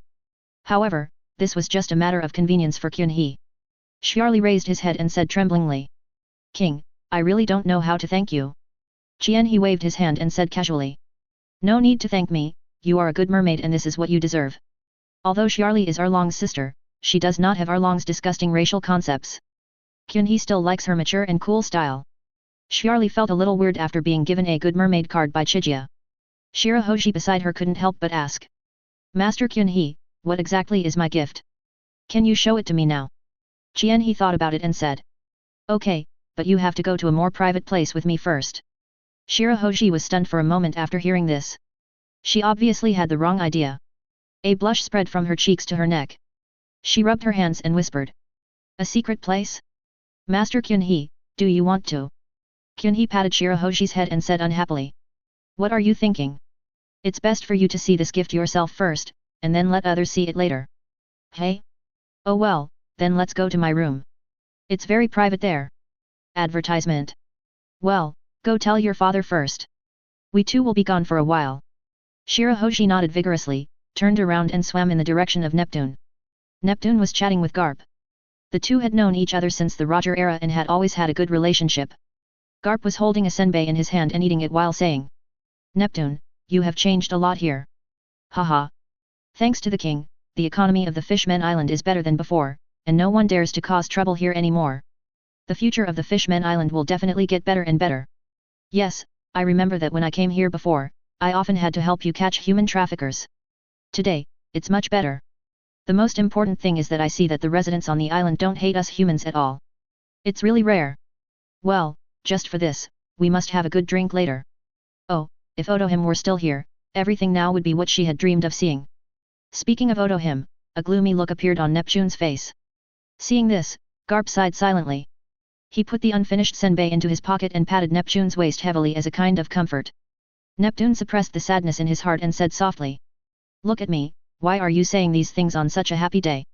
I am already very satisfied just to see Shirahoshi and the others living happily on this island. As he was talking, Shirahoshi ran over from Chijia. She first politely greeted Garp, then said to Neptune. Father, I want to take Master Kyunhee to my room for a while. Master Kyunhee has prepared a gift for me. Neptune was stunned for a moment. He was not worried at all about Chijia's motive for taking Shirahoshi to the room. In his mind, Chijia's character was definitely at the saint level. Any thought he gave to her would be disrespectful to her. He was just curious about what kind of gift it was that required Shirahoshi to be taken to see it alone, and how valuable would the king's gift be. Seeing Neptune in a daze, Shirahoshi asked in confusion. Father? What are you thinking about? Ah, I didn't think about anything. Since the king asked you to go, you should go quickly. Remember, you must thank the king well when you receive the gift. This is a great gift from heaven. I know. In fact, I will be very happy no matter what Master Kyunhee gives me. Then I will leave first, and see you at the banquet later. Shirahoshi's big eyes had already turned into crescents. After she said hello, she quickly turned back to Chijia. Neptune smiled helplessly. My daughter has really grown up. Chapter 501 Princess Otohim. Shirahoshi naturally took Chijia's hand and trotted to his room. As soon as he entered the room, Shirahoshi immediately locked the door, then returned to Chijia and neatly tucked his pink fishtail around his neck, looking at Chijia expectantly. Chijia said nothing. He stood up and walked to Shirahoshi's gorgeous big bed, looking up at the photo that was almost the same height as himself. The person in the photo is Princess Otohim. She is holding Shirahoshi and smiling brightly. Shirahoshi came over and asked curiously. Advertisement. Master Chijia, what are you looking at? When she followed Jianhe's gaze, a trace of sadness flashed across her eyes. She calmed herself down and murmured. Mother, it would be so nice if you were still here. Chijia, who had his back to her, suddenly turned around. His expression looked a little serious. Shirahoshi straightened up nervously. Chijia looked into Shirahoshi's eyes and asked. Shirahoshi, is this what you wish for? Shirahoshi was stunned. She asked tentatively. Are you talking about my mother, Chijia-sama? Kyunhee nodded and said. Yes, I need to confirm again. Just answer truthfully. Shirahoshi, do you want your mother to come back to you again? Shirahoshi tried to hold back her tears. She still remembered that Chijia didn't like her crying. She said in a trembling voice. I have been thinking about you all these years, but my mother has already. A smile appeared on Kyunhee's face, and he interrupted.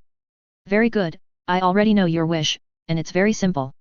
After saying that, while Shirahoshi was stunned, brilliant colorful light bloomed in Chijia's eyes, and a figure made of light appeared in front of Shirahoshi. With a pop sound, the light dissipated, and a female mermaid in elegant palace dress appeared. It was Princess Otohim. Princess Otohim looked dazed. She looked down at her body, then raised her head to look at Shirahoshi who had been shrunk by Chijia. She asked hesitantly. You are Shirahoshi. Advertisement. Even though Princess Otohim had passed away for 10 years, her voice and smile were still so familiar to Shirahoshi. Seeing her mother so close, she could no longer hold back her tears. She hugged Princess Otohim and cried. Mother! I miss you so much.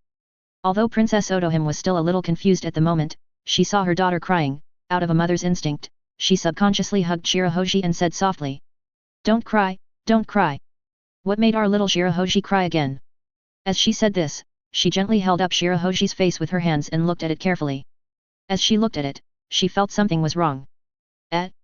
Shirahoshi, you look much more mature, but why did your height shrink?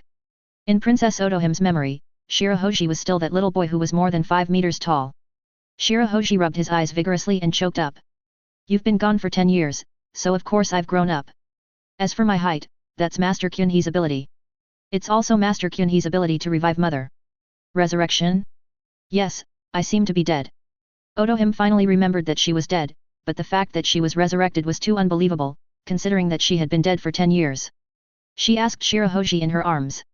Shirahoshi, who is this Chijia-sama? Where is he? Master Kyunhee is a very powerful person. I can't explain it clearly. You should talk to him yourself. He is right behind you. Upon hearing this, Otohime quickly let go of Shirahoshi. It would be very rude to leave her savior alone. She turned around suddenly and saw Chijia standing there with her arms folded. With just one glance, she could tell that the human male in front of her was extraordinary. Otohime's observation haki was extremely terrifying, and her observation haki could even have the same effect on people as distinguished heavenly gods. But when she used her observation haki to sense Chijia, she almost lost consciousness.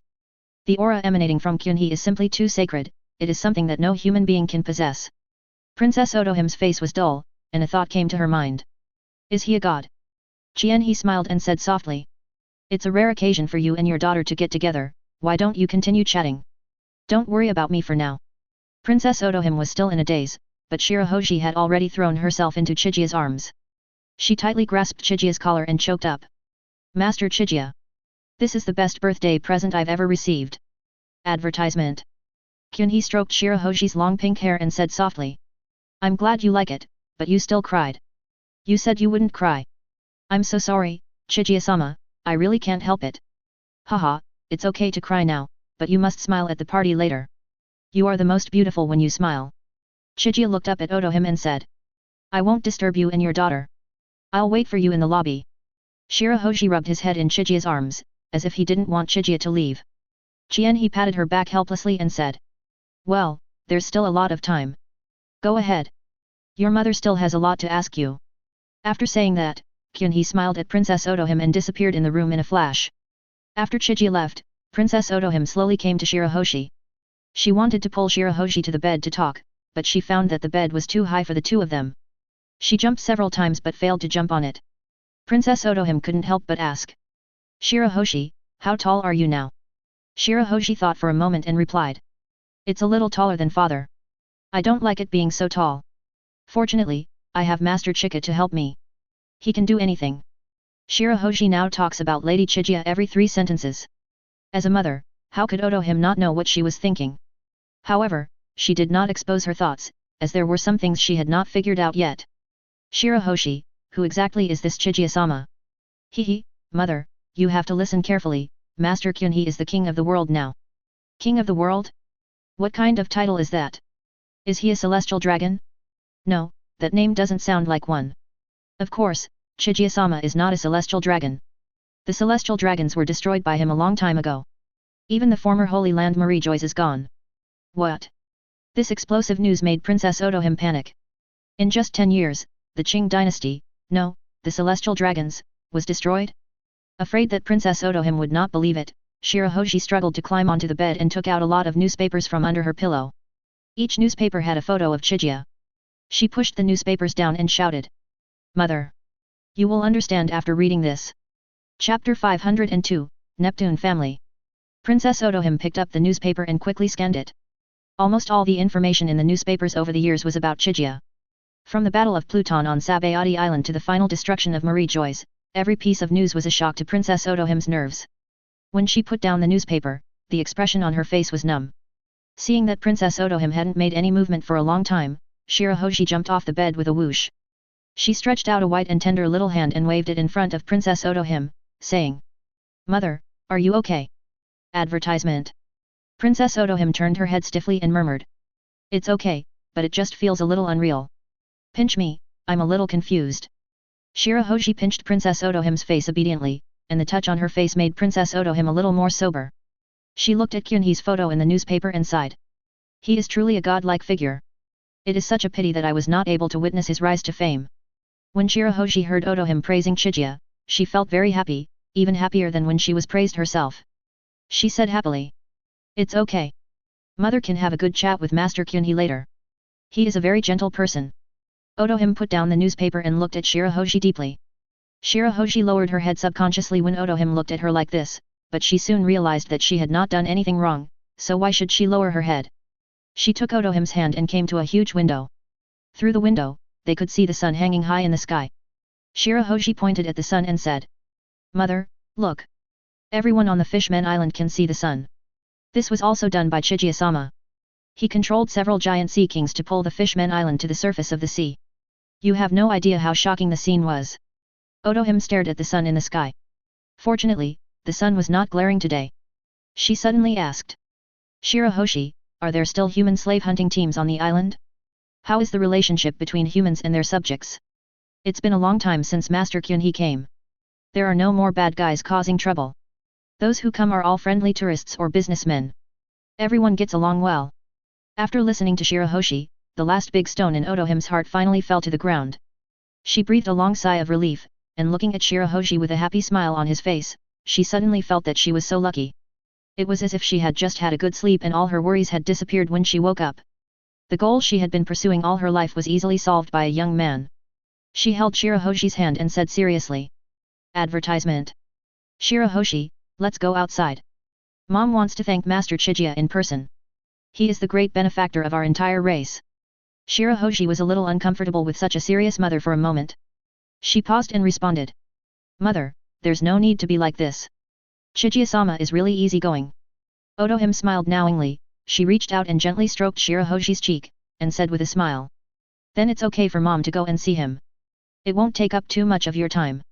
Shirahoshi's face flushed, she tilted her head slightly and whispered.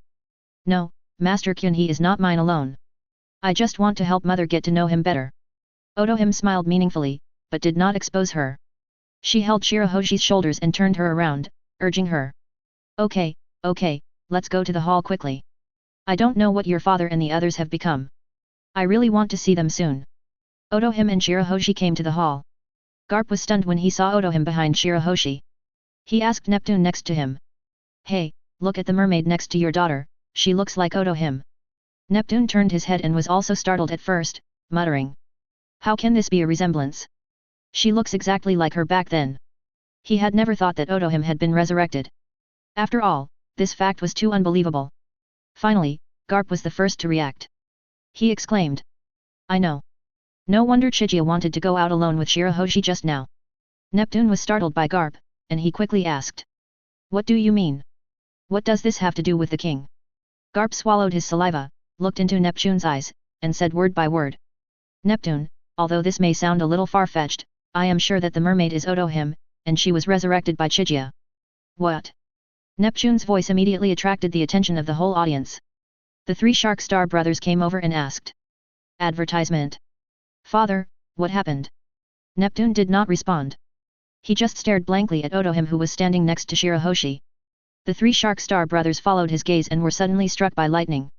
Shark Star murmured tremblingly. Then, that's Mother, right? Am I hallucinating? Huang Xing shook his head stiffly and responded.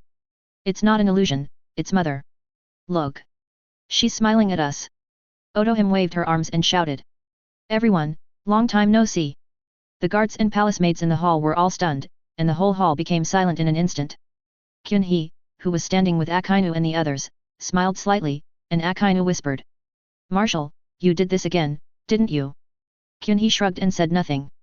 Kizaru held up his glasses and exclaimed with an exaggerated expression. Although this is not the first time I've seen it, the marshal's ability is truly amazing. Aokiji said he had nothing to say. He added a few ice cubes to his drink, took a sip and started eating the melon. The Neptune family over there has been reunited, everyone has tears in their eyes, and they tell each other how much they have missed each other over the years. Otohim looked at her three sons with loving eyes. Although their looks were a little off the main line, they were strong and sturdy, which was enough for a mother. The family of six got together again after 10 years, and they naturally had a lot to say at this moment, but there were many important guests present today, so they couldn't just reminisce about the past. Otohim led her family towards the direction where Chijia was. Chijia felt a headache when she saw the situation. Kizaru and others on the side had consciously stepped back a few steps, leaving Chijia at the front. Otohim and her family came straight to Chijia and crawled down. Their lower bodies were like fish tails, and this posture was the same as kneeling. Neptune, the king, led the way and cried out. Thank you very much, Lord Kyunhee, for your kindness to our family and the entire the Fishmen Island. Long live our king. Chapter 503 Shirahoshi's Thoughts. For Kyunhee, who possesses eternal life, the phrase long live is equivalent to shortening his life. However, Chijia didn't care about this matter. The Neptune family expressed their most sincere gratitude to him and invited Chijia to the main seat. As the protagonist of the birthday party, Shirahoshi also thought this was a matter of course. She sat down next to Chijia and boldly put one hand on Chijia's thigh. Chijia glanced at Shirahoshi. Although she looked nonchalant, the two blushes on her face revealed her inner nervousness. He smiled slightly and did not point it out until the dishes were placed on the table and the banquet officially began. Advertisement. Shirahoshi also started to get busy. She kept putting food on Chijia's plate, muttering, "Master Chijia, try this, it tastes really good." Her series of actions made people feel as if it was Chijia who was celebrating her birthday today. Neptune and Otohime looked at each other, and Neptune lowered his voice and said, "Shirahoshi is already an adult, and I think her feelings for the king are very special. As parents, shouldn't we give her a push?" Otohime thought for a moment and said, "Of course, but the king's status is too noble. We are not qualified to ask him such a thing. In the end, it still depends on Shirahoshi himself." As she said that, Yuji glanced at the three brothers of Shark Star who were showing off their fans like crazy. When Flip Star saw Yuji looking at her, he handed her a chicken leg and said in a muffled voice, "Mother, would you like some chicken legs?" Otohime sighed silently, she smiled and waved her hand, handed him another dessert, and said softly, "Eat more, you're still growing." After the banquet, Shirahoshi accompanied Chijia to stroll around the Fishmen Island. They came to the Fishmen Street where Hody Jones was before. The originally dirty and messy street has now been completely renewed. Jinbei took over the place again, and under his management no Murloc dared to cause trouble. The prestige of this blue fat man was still very high among the Murlocs, especially after a group of extremists such as Hod Jones were eliminated. Kyunhee even saw humans here, which would have been absolutely impossible in the past. The two finally came to the Merman Bay, which is the gathering place of mermaids. Looking around, almost all of them are beautiful mermaids, which is very pleasing to the eyes. As soon as Chijia and Shirahoshi appeared, they caused a commotion. A large number of mermaids swarmed over and submerged Chijia in a sea of white waves. This group of mermaids was so enthusiastic that Shirahoshi held Chijia's hand tightly. In desperation, Chijia pulled her and disappeared into the crowd. Advertisement. The next moment, the two returned to Shirahoshi's room. Shirahoshi patted his chest and said, "It's so scary, I almost got squeezed apart." Chijia smiled, and he pulled Shirahoshi and flew to her big bed. Shirahoshi must have been tired from walking around, and he lay down next to Chijia as soon as he got on the bed. He really didn't treat Chijia as an outsider. She pouted and said, "Master Kyunhee will be leaving soon, and I don't know when we will meet next time." Kyunhee stretched out his hand and hooked Shirahoshi's nose, and said with a smile, "If you want to meet, it's not easy. Didn't I give you a gold kunao? Just use that to contact me." "Well, I don't want to be separated from Chijia-sama." Shirahoshi blinked his big eyes at Chijia, who became more and more bold in her room. Chijia also lay down, and Shirahoshi immediately put his arms around Chijia's waist, sticking close to her in a very ambiguous posture. Looking at the huge crystal chandelier on the ceiling, he suddenly asked, "Shirahoshi, you haven't been out to take a look yet, have you?" "Well, I've lived on the Fishmen Island since I was a kid, and I've never been anywhere else." "Then do you want to go out and take a look? This sea is still very vast." "Of course I do, but my father is worried about me. He said that if I leave here, I will be targeted by some humans with ulterior motives." "Your father is right. You don't realize how lethal you are to most human males." "What about Chijia-sama? Am I, lethal to you?" Chijia turned to face Shirahoshi, and they looked at each other for a while. Shirahoshi suddenly felt an impulse in her heart. She closed her eyes and directly pressed against Chijia. After a brief touch, Shirahoshi looked at Chijia with a blushing face, and then immediately buried his face in the soft sheets, not daring to look at Chijia's golden pupils again. Chijia was amused by her performance. He pushed Shirahoshi's body and asked, "Hey, you're trying to sneak attack me? Are you playing ostrich again?" Shirahoshi's muffled voice sounded. "Well, I'm really sorry, Master Kyunhee. I don't know what happened to me just now. Please forgive me." Advertisement. Chijia's lips curled up into a wicked smile, he put his arms around Shirahoshi's slender waist and pulled her into his arms. Shirahoshi quickly covered her face with her hands, and Chijia leaned close to her ear and whispered, "It's too late to hide now, I have to come back." "Master Chijia, ugh." After a while, Shirahoshi, with a rosy face, lay on top of Chijia, drawing circles on her chest with her fingers. He held her with one hand and said, "I won't be going back with the fleet later."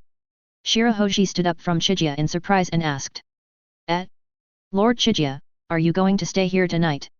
Kyunhee nodded and said, "You can stay for one night, but I have to go somewhere else tomorrow. How about it? Do you want to come with me?" Of course Shirahoshi was absolutely willing. She nodded vigorously and agreed without even thinking. Kyunhee teased, "Then I will sell you, Little Mermaid Princess, for at least a few mountains of gold." Shirahoshi chuckled, she came closer to Chijia and whispered, "I don't believe it. Lord Kyunhee is not short of money, but the mermaid princess is the only one of her kind. Chijia looked at Shirahoshi in surprise and asked. Who did you learn this from? Shirahoshi regretted it as soon as she finished speaking. She turned away and said weakly. That's what the sisters in Mermaid Bay said. Because of Chijia, Shirahoshi, who was released from the hard shell tower early, naturally had more opportunities to contact the outside world, and his personality became much braver than the original Sorahoshi. This is of course a good thing.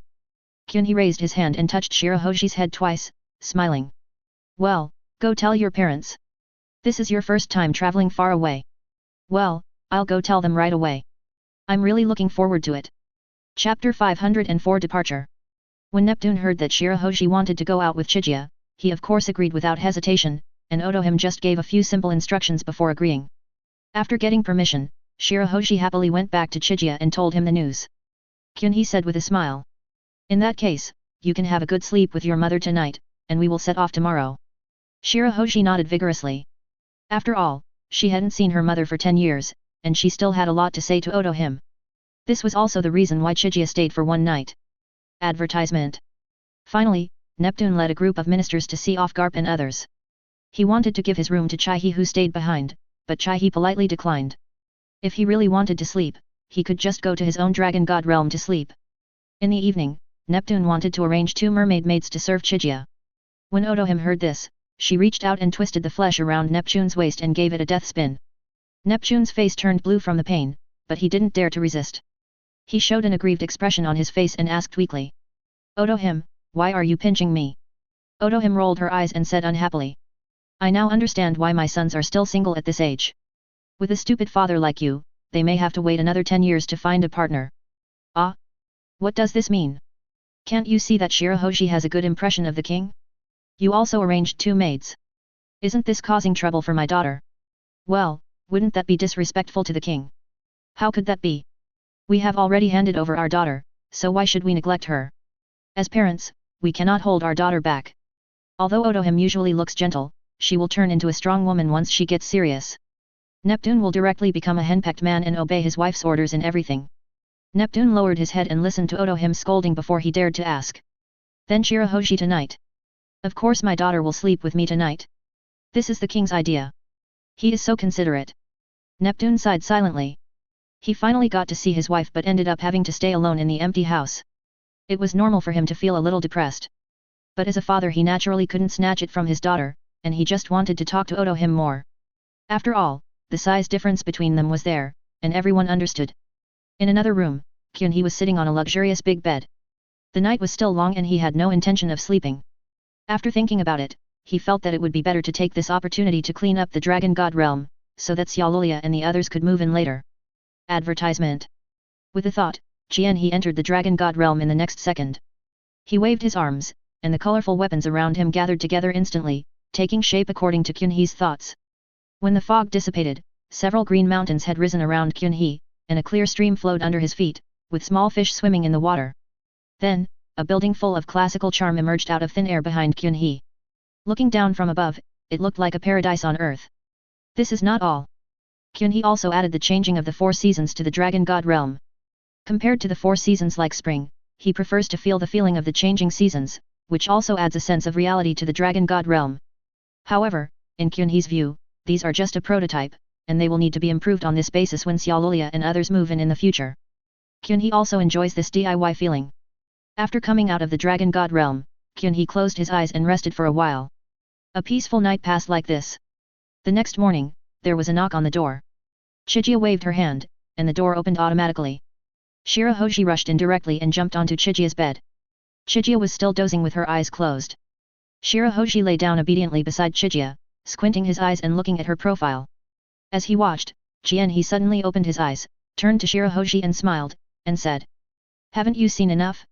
Are you going to leave today? Shirahoshi chuckled and said. If you want to sleep, go ahead. I'll be waiting for you next to you. Kyunhee raised himself up from the bed, reached out and patted Shirahoshi's shoulder, and said. Okay, time to go. Have you told your parents? Come on, is there anything else you need to bring, Chijia-sama? No, I have everything you want.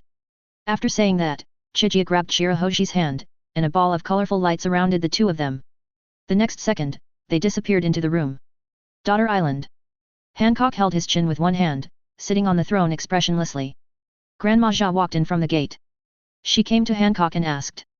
Hancock, there's something I need you to take care of. Advertisement. Hancock frowned and said impatiently. Why are you so busy these days? Did you know that Jianhaida has returned to Marineford? Well, I know you want to go there to see the king, but there are too many pregnant citizens recently, and supplies are not enough.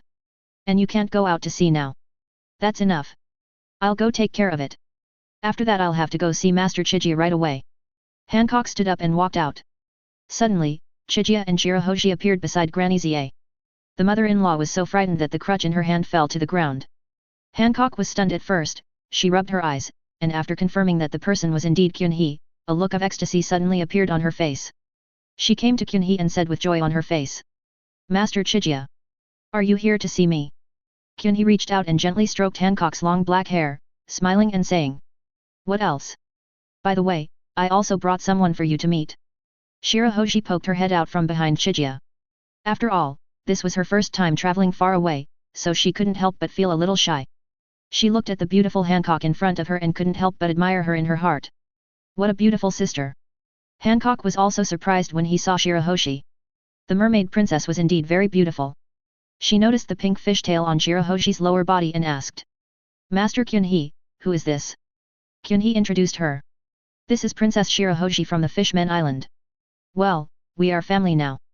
Hancock naturally understood what Chijia meant. Seeing that Shirahoshi was still a little reserved, she took the initiative to step forward and hold Shirahoshi's hand, and said softly.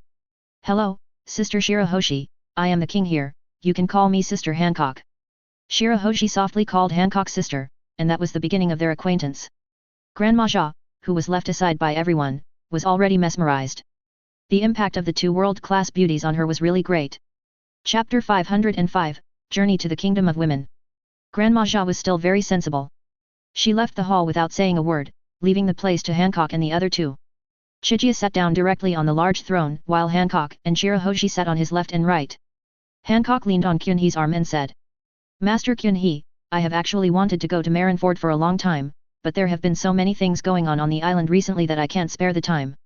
Jianhee nodded and said softly. Advertisement. Well, I know. After all, you are the ruler of a country. It's normal for you to be busy. But I really don't want to be the king anymore. It would be great if someone could take over. Oh? You want to abdicate already? How old are you? Do you want your mother-in-law to take the throne again? She is too old. I have thought about choosing one of her two sisters as my successor, but they are good at fighting but know nothing about state affairs. Forget about them being kings. So what do you want to do? Actually, I wanted my child to take over, but now it seems a little too late. When talking about children, Hancock looked at Kyunhee shyly, and the meaning was self-evident. Kyunhee raised his eyebrows. It was indeed a bit too late for this. He had to wait until Kagaya's child was born before considering having a second child. After thinking for a while, Jianhee said. Then do some more research in the country to see if there are any young people worth training. The sea is still very stable now, and the successor does not need to have strong military force. Well, Chijia-sama, let's go walk around the streets first. This is the first time for little sister Shirahoshi to come here. Shirahoshi quickly waved his hand and said. Don't worry about me, business is more important. Jianhee held her hand and said with a smile. We've finished talking about business, let's go play on the street. Advertisement. After saying that, Kyunhee stretched out his finger and touched Shirahoshi's fishtail. A colorful light flashed, and the fishtail turned into a pair of flawless white long legs. Kyunhee helped Shirahoshi conjure up a pair of denim shorts. Shirahoshi tentatively jumped on the spot, experiencing the feeling of having two legs. In fact, mermaid women will have the ability to switch freely between their fishtails and legs after they reach the age of 30. Kyunhee just advanced this progress. Shirahoshi jogged around the hall, and when she felt she had adapted, she ran back to Chijia. It was obvious that she was having a lot of fun having new legs. Jianhee raised his hand to wipe away the few drops of sweat on her forehead and asked. How is it? Is it much more convenient to walk now? Shirahoshi nodded vigorously and hummed crisply. The three of them walked out of the palace. When the women on the street saw Hancock and Kyunhee, they rushed over. However, Hancock just waved his hand and the crowd was immediately dispersed. Hancock's prestige here is still very high, and the people obey her orders unconditionally. Jianhee looked around and found that there were many more shops around than the last time he came. The Kingdom of Women has now begun to trade with the outside world, and many foreign goods have also poured in. However, transactions still have to be conducted at sea. Except for Kyunhee, the Kingdom of Women is still a forbidden zone for men. Although the Shishibukai system is now in name only, given the relationship between Hancock and Chijia, no one would dare to cause trouble here. Stopping in front of a stall, Chijia bought 2 marshmallows and handed them to Hancock and Shirahoshi behind him. Shirahoshi licked them with his tongue and a satisfied expression appeared on his face. Hancock hasn't eaten the marshmallow yet, but he already feels sweet inside. After eating the marshmallows, the three continued walking forward until they passed a weapons shop, and Kyunhee suddenly stopped. The door of the weapons shop was open, and a girl with short golden hair could be seen writing something at the counter. She looked very serious and didn't notice Chaihee and the other two at the door at all. This girl was not unfamiliar to Kyunhee. He had talked to her when he first came to the Daughter Island. Her name was Margaret. Hancock glanced into the store and whispered. It's Margaret's shop. This girl is quite good. I heard from Kikyo that she participated in the selection of national defenders this year and did very well.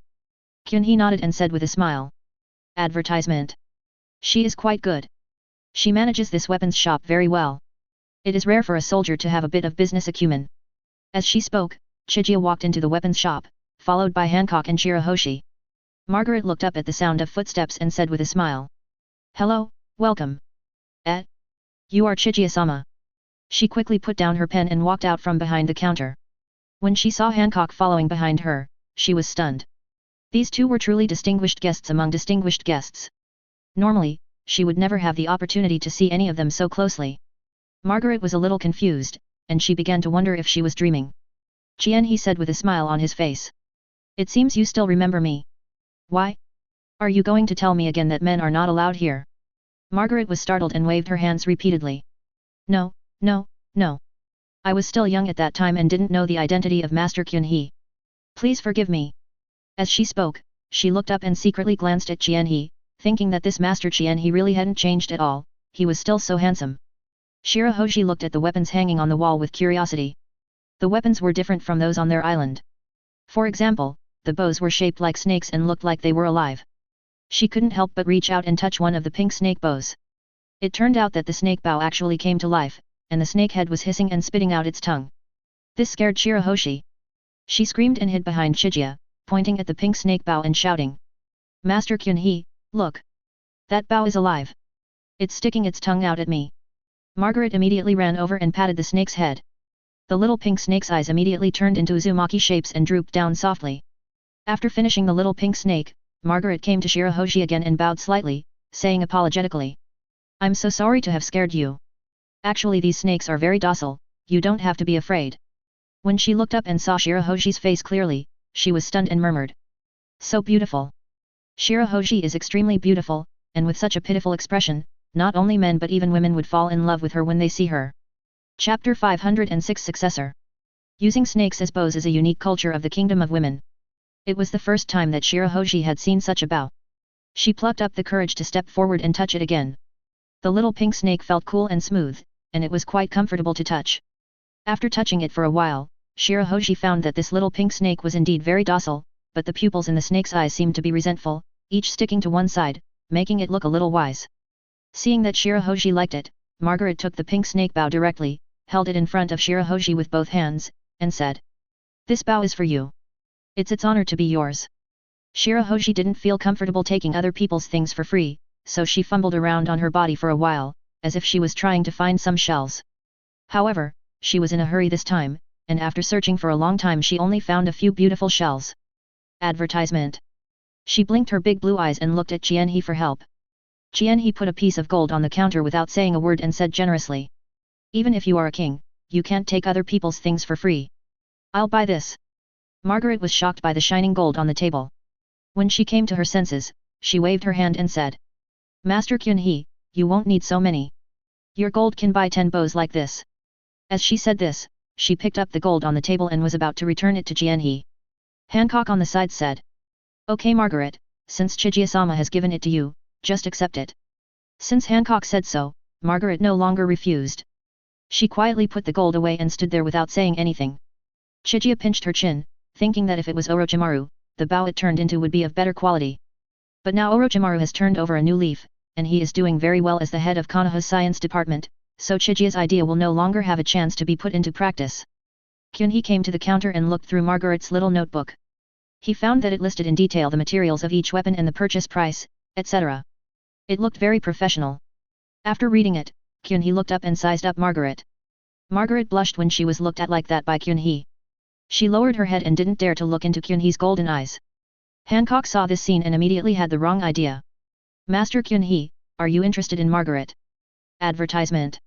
Chijia didn't look for long before he suddenly laughed.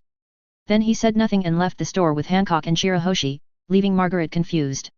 On the way, Hancock couldn't help but ask. Master Kyunhee, you seem to be very interested in Margaret. Kyunhee nodded and said. Although Margaret is young, she is very organized in her work. I think you can pay more attention to her. Master Kyunhee, are you saying to train her to be my successor? Well, I think she's quite suitable. Since she can participate in the selection of national defenders, it means that her fighting ability is not weak. Besides, she is also very beautiful, isn't she? This last point. Qianhe shrugged and continued. I think all the emperors of the kingdom of women seem to have been chosen in a beauty pageant. If someone with average looks replaces him, I'm afraid the people here won't be able to accept him. Hancock thought about it and found that it was true. Although it was difficult for many emperors in history to surpass her in beauty, they were all beauties picked out of thousands. Don't be fooled by how ugly my mother-in-law looks now. She was also very beautiful when she was young. Speaking of the successive emperors of Nine Snake Island, Kyunhee suddenly remembered Shuki who still ran a bar on Sabayati Island, and Rayleigh who had fought with him. At that time, Chijia was still in the growth stage, so the battle with Rayleigh was just brief. He even thought about making Rayleigh into a six-paths puppet later. Thinking of this, Kyunhee asked Hancock. Hancock, you should know that Pluton Rayleigh, right? Hancock was stunned for a moment. She was a little surprised that Kyunhee suddenly mentioned Rayleigh. But she naturally wouldn't hide anything from Qianhe. She nodded and said. I know him. After I was rescued, he taught me about haki training for a while. Advertisement. Kyunhee was not surprised by this. Hancock's use of haki was indeed very strong. It would be difficult to reach this level by relying on one's own exploration. With the relationship with Hancock, Kyunhee will no longer have any thoughts about Rayleigh and let him retire on Sabayati Island. Chijia and Shirahoshi stayed on the daughter island for a few days. During that time, Hancock recruited Margaret into the palace and handed her over to the teaching of Grandma Xie. The mother-in-law seemed to have seen through Hancock's thoughts, and she directly trained Margaret as her last disciple. Margaret was learning about how to manage a country in a daze, and had not yet realized that she might become the next emperor of the Kingdom of Women. With Margaret around, Hancock finally put her mind at ease. She had already begun to look forward to living in Marineford in the future. After arranging all this, Chijia took Shirahoshi and left the daughter island. He planned to go for a walk in Dressrosa, where Jun and Conies were still. Compared to Daughter Island, Dressrosa is much more prosperous. Men and women walk in pairs on the street, and there are a wide variety of goods on both sides. Looking at the couples cuddling together on the street, Shirahoshi blushed and glanced at Kyunhee. Kyunhee knew what she was thinking, so she held her hand and said softly. Come on, I'll show you around here. Shirahoshi's face was filled with a happy smile. Perhaps infected by Dressrosa's enthusiastic atmosphere, she became more bold and kissed Chijia directly on the street. Passers-by around looked over here one after another. Some young men froze when they saw Shirahoshi's face, not noticing the female companion beside him whose face was gradually turning darker. Since Kyunhee was wearing a pair of brown sunglasses, people did not recognize his identity, and even if they felt that he looked familiar, they did not think too much about it. It was not until Chijia and Shirahoshi disappeared at the end of the street that the stunned young men came to their senses. They could not help but exclaim. What a beautiful girl! She's like a princess from a fairy tale. But when they turned around and saw the expressions on their female companions' faces, they all shuddered again. Pa, pa, pa. There was a burst of slapping sounds coming from the street, followed by cries for mercy. If they didn't pay some blood today, it would be difficult to quell the anger of these women. Chijia and Shirahoshi, who caused all this, have already arrived at the King's Highlands, and are being stopped outside the door by the soldiers on guard. Chapter 507, Dressrosa returns. The attitude of the soldier on guard was quite good. In his opinion, Chijia and Shirahoshi must be tourists from outside, so he politely stated that this was where the royal family lived and they were not allowed to enter and leave at will. However, when Chijia took off her sunglasses, the soldier was struck by lightning and knelt down on the spot. Nowadays, there are not many people in the pirates' world who don't know Chijia. He was so excited that he shouted king, and soon the noise here attracted another group of people to rush out of the palace. The leader was also a familiar face to Kyunhee. It was Cyrus whose leg healed in the past. Cyrus was patrolling in the palace when he suddenly heard someone outside calling for the king. He didn't react at first. King Rico was clearly still in the palace, so why would someone outside call for the king? Advertisement. Is someone trying to usurp the throne? Having experienced this kind of thing before, he immediately rushed out with his men. However, when he saw Qianhe, his next actions were no different from those of the soldier on guard. He knelt down and called out king in one go. Qianhe was already used to this kind of scene. He raised his hand to let everyone stand up and asked. Is Jun in there now? As soon as Jun arrived here, she was arranged to live in the palace. She had mentioned this before. Cyrus nodded respectfully and said. Yes, Vice Admiral Jun is on leave today and is currently in the back garden with the two princesses. Well, that's none of your business. I'll go find her in the back garden. Cyrus immediately arranged the soldiers into two teams and watched Chijia and Shirahoji walk into the palace. On the way, Shirahoji sighed. Master Qianhe is really amazing. He is so respected wherever he is. Is this a true king? Qianhe said with a smile. You're almost there too. Those people on the street just now could hardly walk when they saw you. I don't like that. I don't feel safe at all. It's better for me to stay with Master Qianhe. As he spoke, Shirahoji hugged Chijia's arms tightly, looking like a little bird. The two of them walked to the entrance of the back garden, and a melodious piano sound came from inside. As soon as Qianhe heard the sound of the harp, he knew that Conies must be inside. When he walked into the back garden, as expected, Conies was playing a golden harp with her eyes closed. Her audience was Violet, Rebecca, and Jun. The three girls were lying on a pink carpet in a lazy posture, looking very comfortable. Advertisement. They were so engrossed in listening that no one noticed Chijia and Shirahoji walking in. But it's true, usually this place is occupied by the four of them, even King Rico himself hasn't been here for a long time. Chijia and Shirahoji quietly came behind them and listened to Conies' performance quietly. After the performance, Conies slowly opened her eyes. Her vision was a little blurry, and she seemed to see her brother Chaihe vaguely. Wait, Chijia and I. Conies suddenly opened her eyes wide, her hands on the strings trembled, and a loud piano sound rang out, waking up Violet and the other two who were still immersed in the music. Jun stood up from the ground. She looked at Conies' dull expression and waved her hand in front of her. Conies, what's wrong with you? Cornish pointed a finger behind Jun and said in a trembling voice. Qianhe brother. Jun was stunned for a moment while Violet and Rebecca had already turned their heads. Chijia saw them looking over and said with a smile. You guys really know how to enjoy yourself. Remember to pay Conies the performance fee. Shirahoji was not as reserved as she was when facing Hancock this time. She waved to the girls generously and said.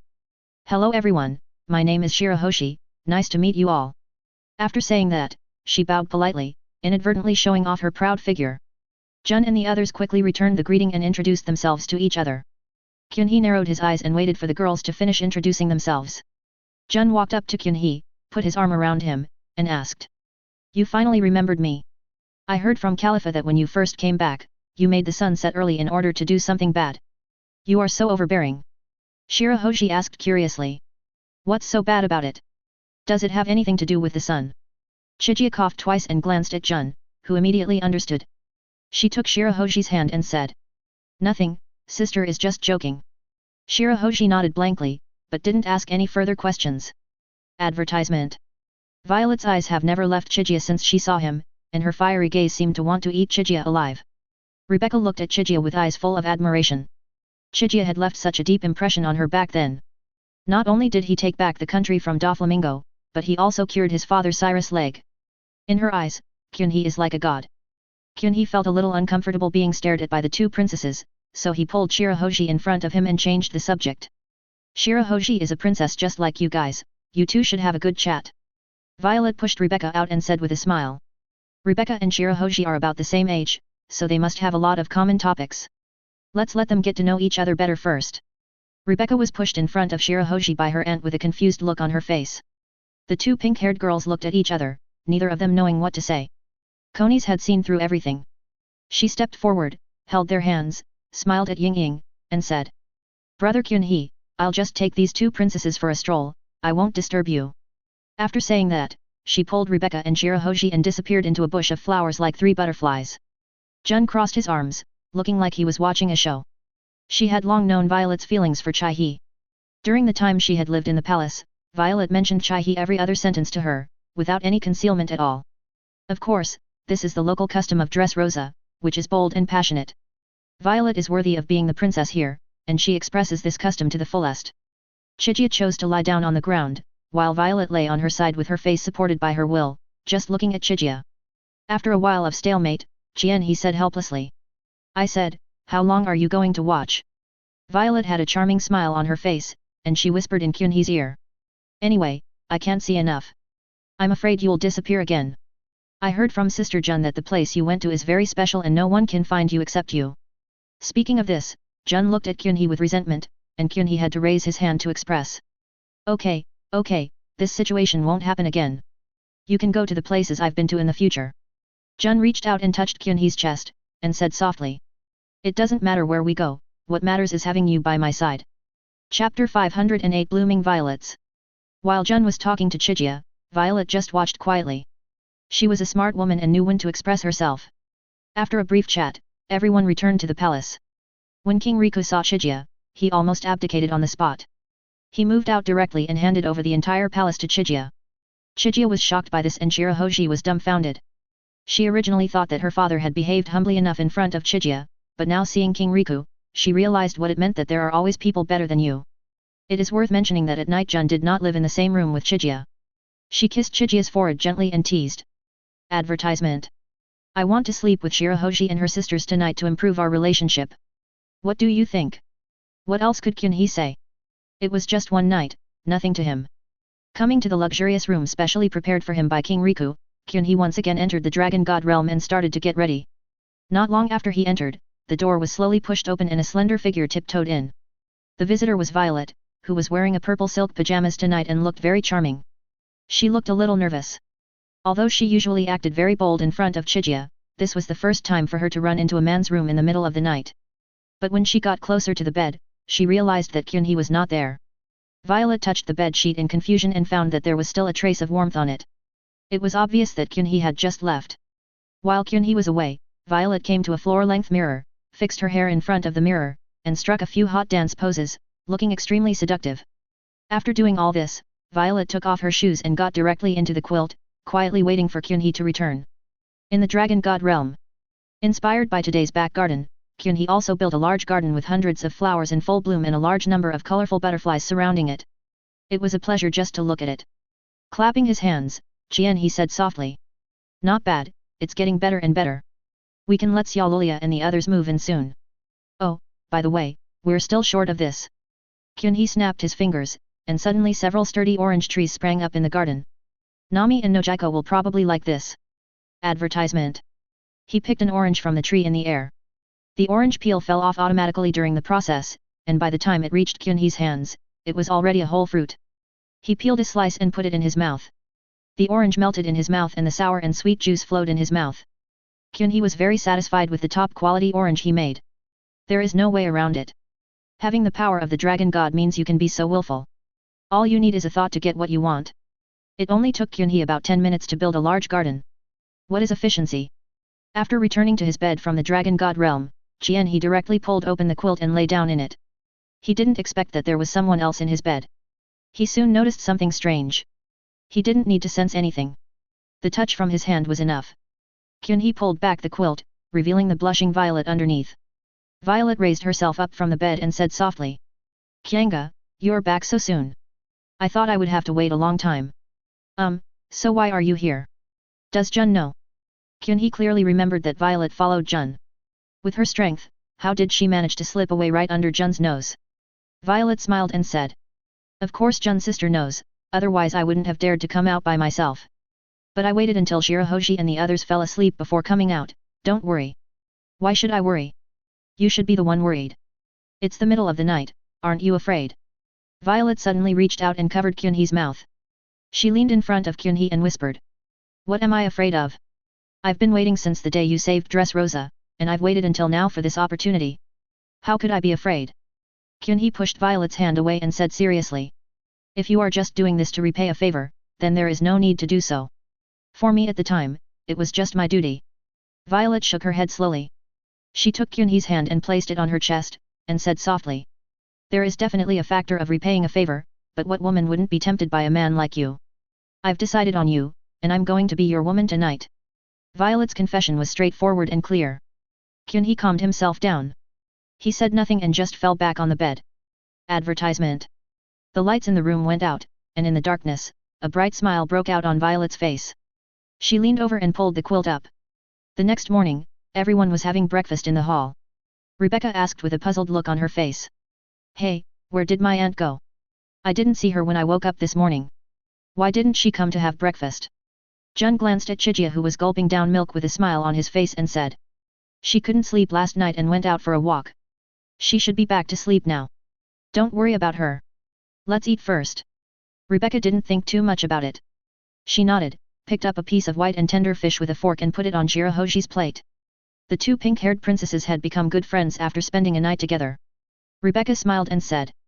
Shirahoshi, today's steamed sea bass is really good. I see you haven't even taken a bite. It would be a shame if you don't try it.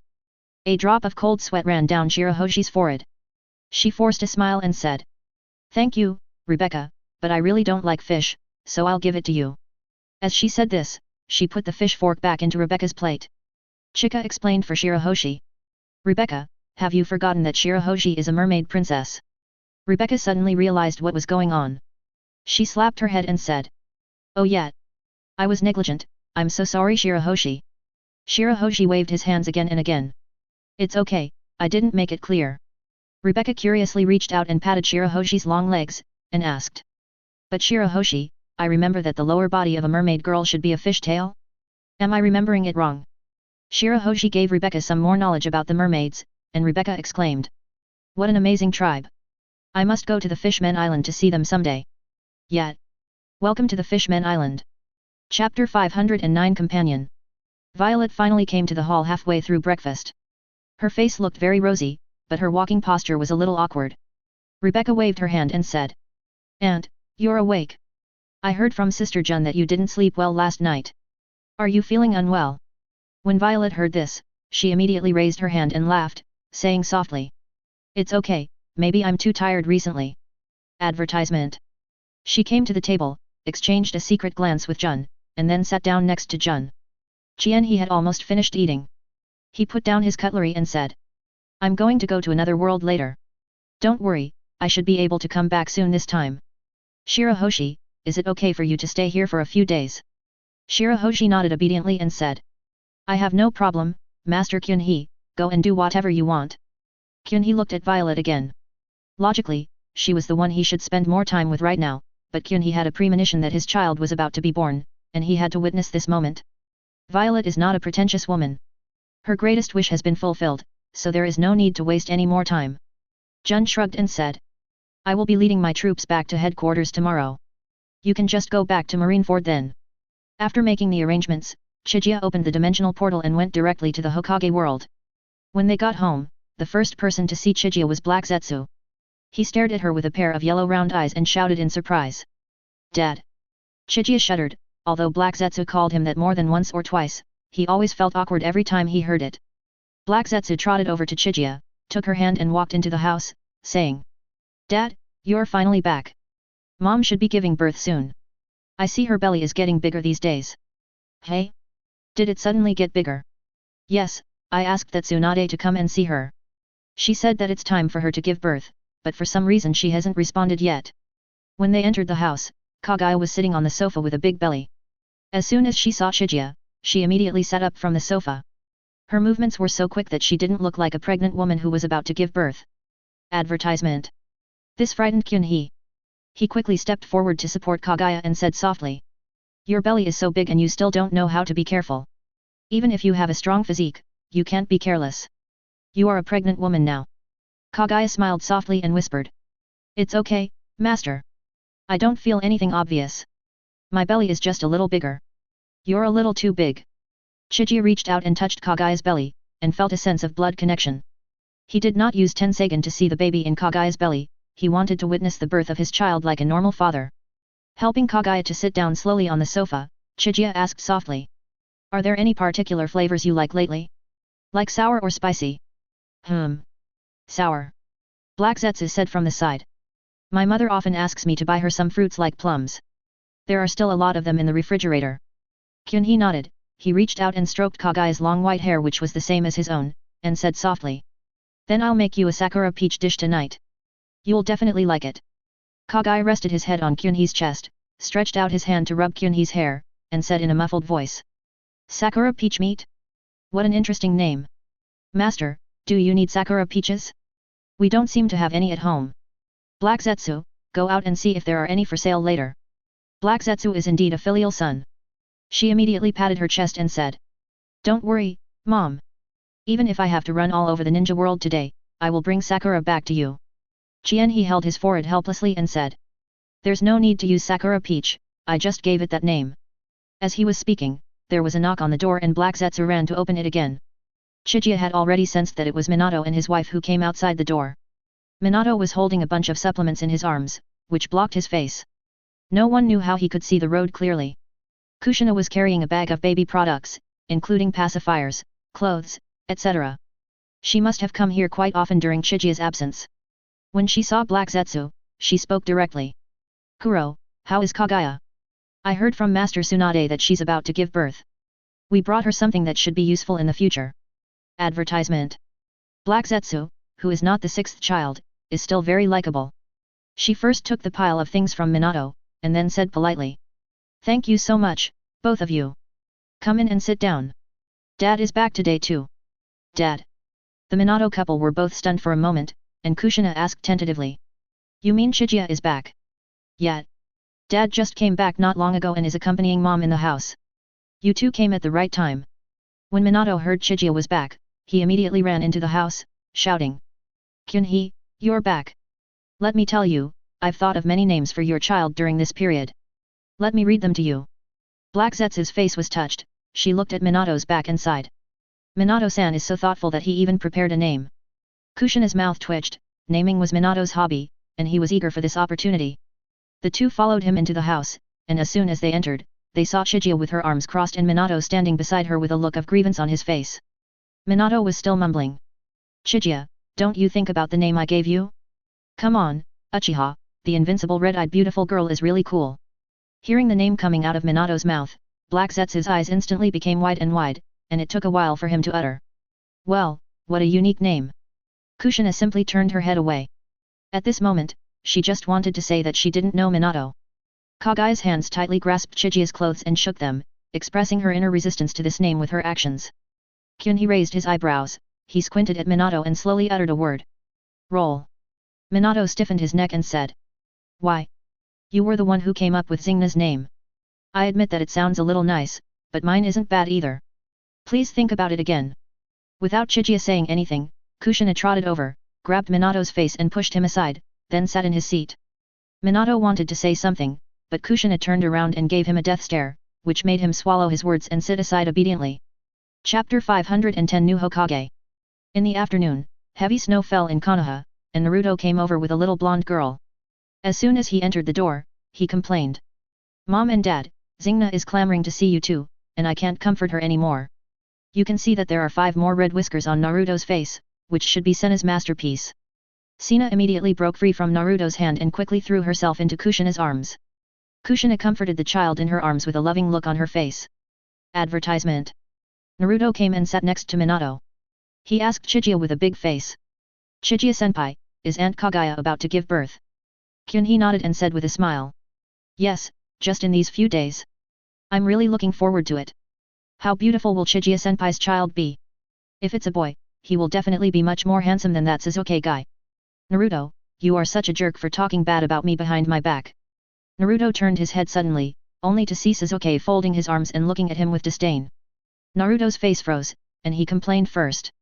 You, why didn't you knock when you came in? Do you have any manners?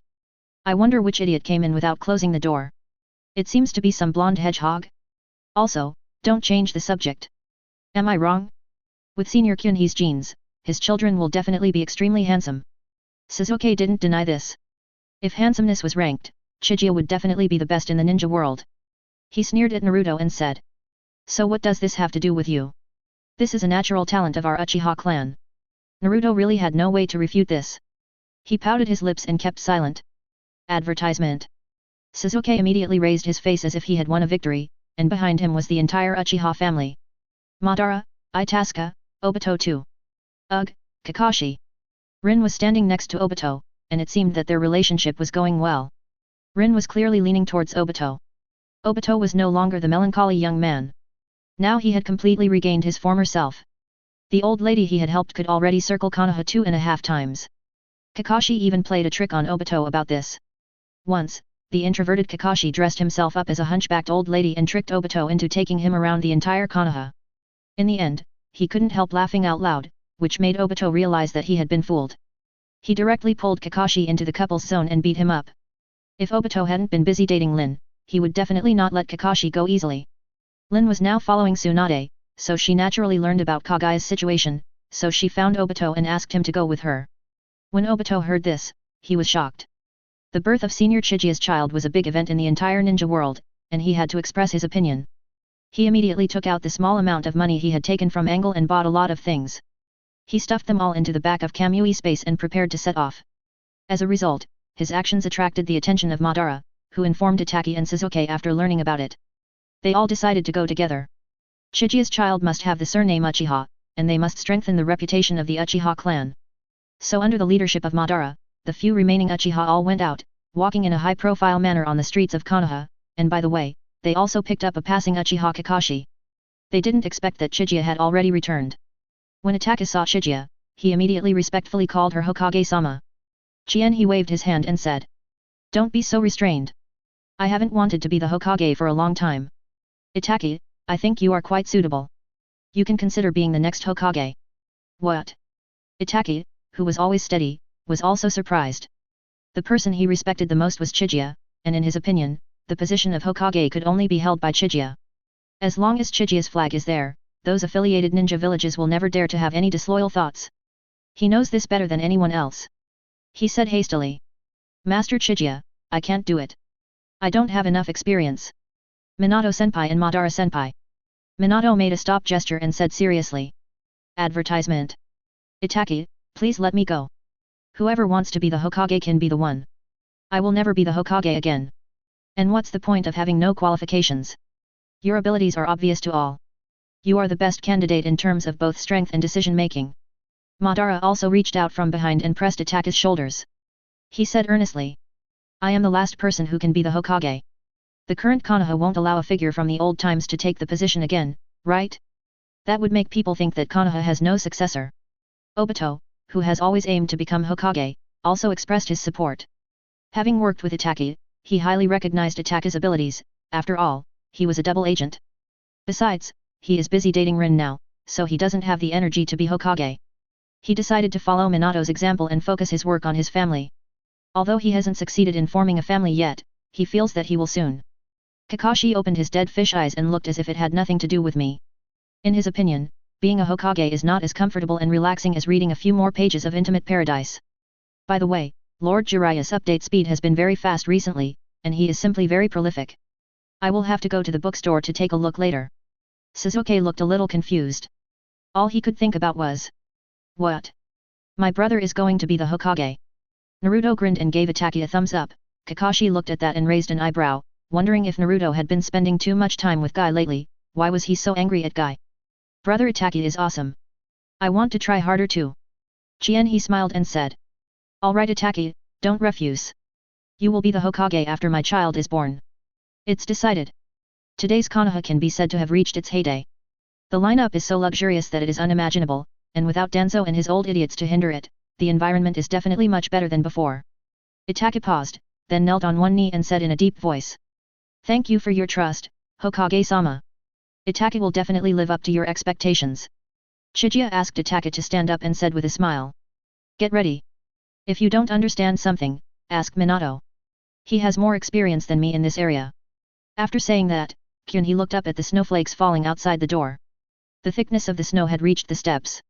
In this kind of weather, if we can get together to eat hot pot and add a few side dishes, it will definitely be a great enjoyment in life. Chapter 511 Eating Hot Pot.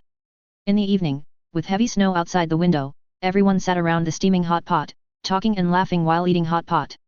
Chiji especially made a large plate of Sakura peach meat for Kagaya.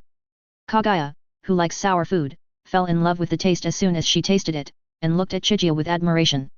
Seeing Kagaya eating so happily, Kushina couldn't help but take a piece to taste. Then she put down her chopsticks and said to Minato. Look at Kyunhee, learn this from him, I want to eat it too. Advertisement. Minato, who was slurping his way through the hot pot, froze. Kushina wiped his mouth elegantly and asked calmly. Why? Is this difficult? No. It's not difficult at all. Kyunhee, please teach me this dish. I must learn from you.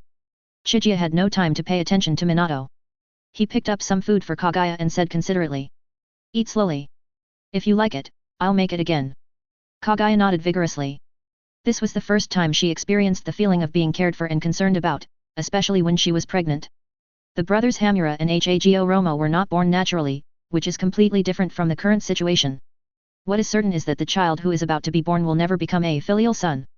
While eating, Xingna suddenly came over and sat down next to Chijia, and called him Uncle Chijia in a crisp voice. Kyunhee reached out and touched Xingna's little head, and said with a smile. Hello, Xingna. Xingna opened her arms and asked. Uncle Chijia, can you give me a hug? Of course. Chijia lifted Hoshina up and let her sit on her arms, and Hoshina giggled. Naruto was stunned. He was a sister Khan, but every time he wanted to hug Sina, he would get slapped. Sina always thought the beard on his face was too ugly. This really made him want to cry, but he couldn't even cry. The nine tails in his body even protested against this. In Nine Tails' opinion, beards are very handsome. Advertisement. By the way, with the help of Minato and Kushina, the relationship between Naruto and Nine Tails has improved rapidly. Now Nine Tails is not so stingy and sometimes even lends Naruto some chakra to fight Sasuke. Kushina smiled and said. Come to think of it, when Sina was just born, she wanted to ask Chijia to hold her. Now that I think about it, it seems like it was just yesterday. Kaguya looked at Sina in Chijia's arms, while in his heart he was looking forward to the baby that was about to be born in his belly. Kyunhee also saw Kaguya's thoughts. He held Kaguya's hand and whispered. It will be soon. I will stay with you these days. Kaguya rested his head on the other side of Chijia's chest and hummed softly. Seeing this, Obito secretly glanced at Lin beside him, but was discovered by Lin. Lin put her hand on Obito's forehead and asked worriedly. Obito, why is your face so red? Are you feeling unwell? Feeling Lin's warmth, Obito felt like he was melting. He fell limply to the ground and stammered. No, it's okay, Lin, you are so nice. This made Lin blush. She quickly took her hand back and said with her head down.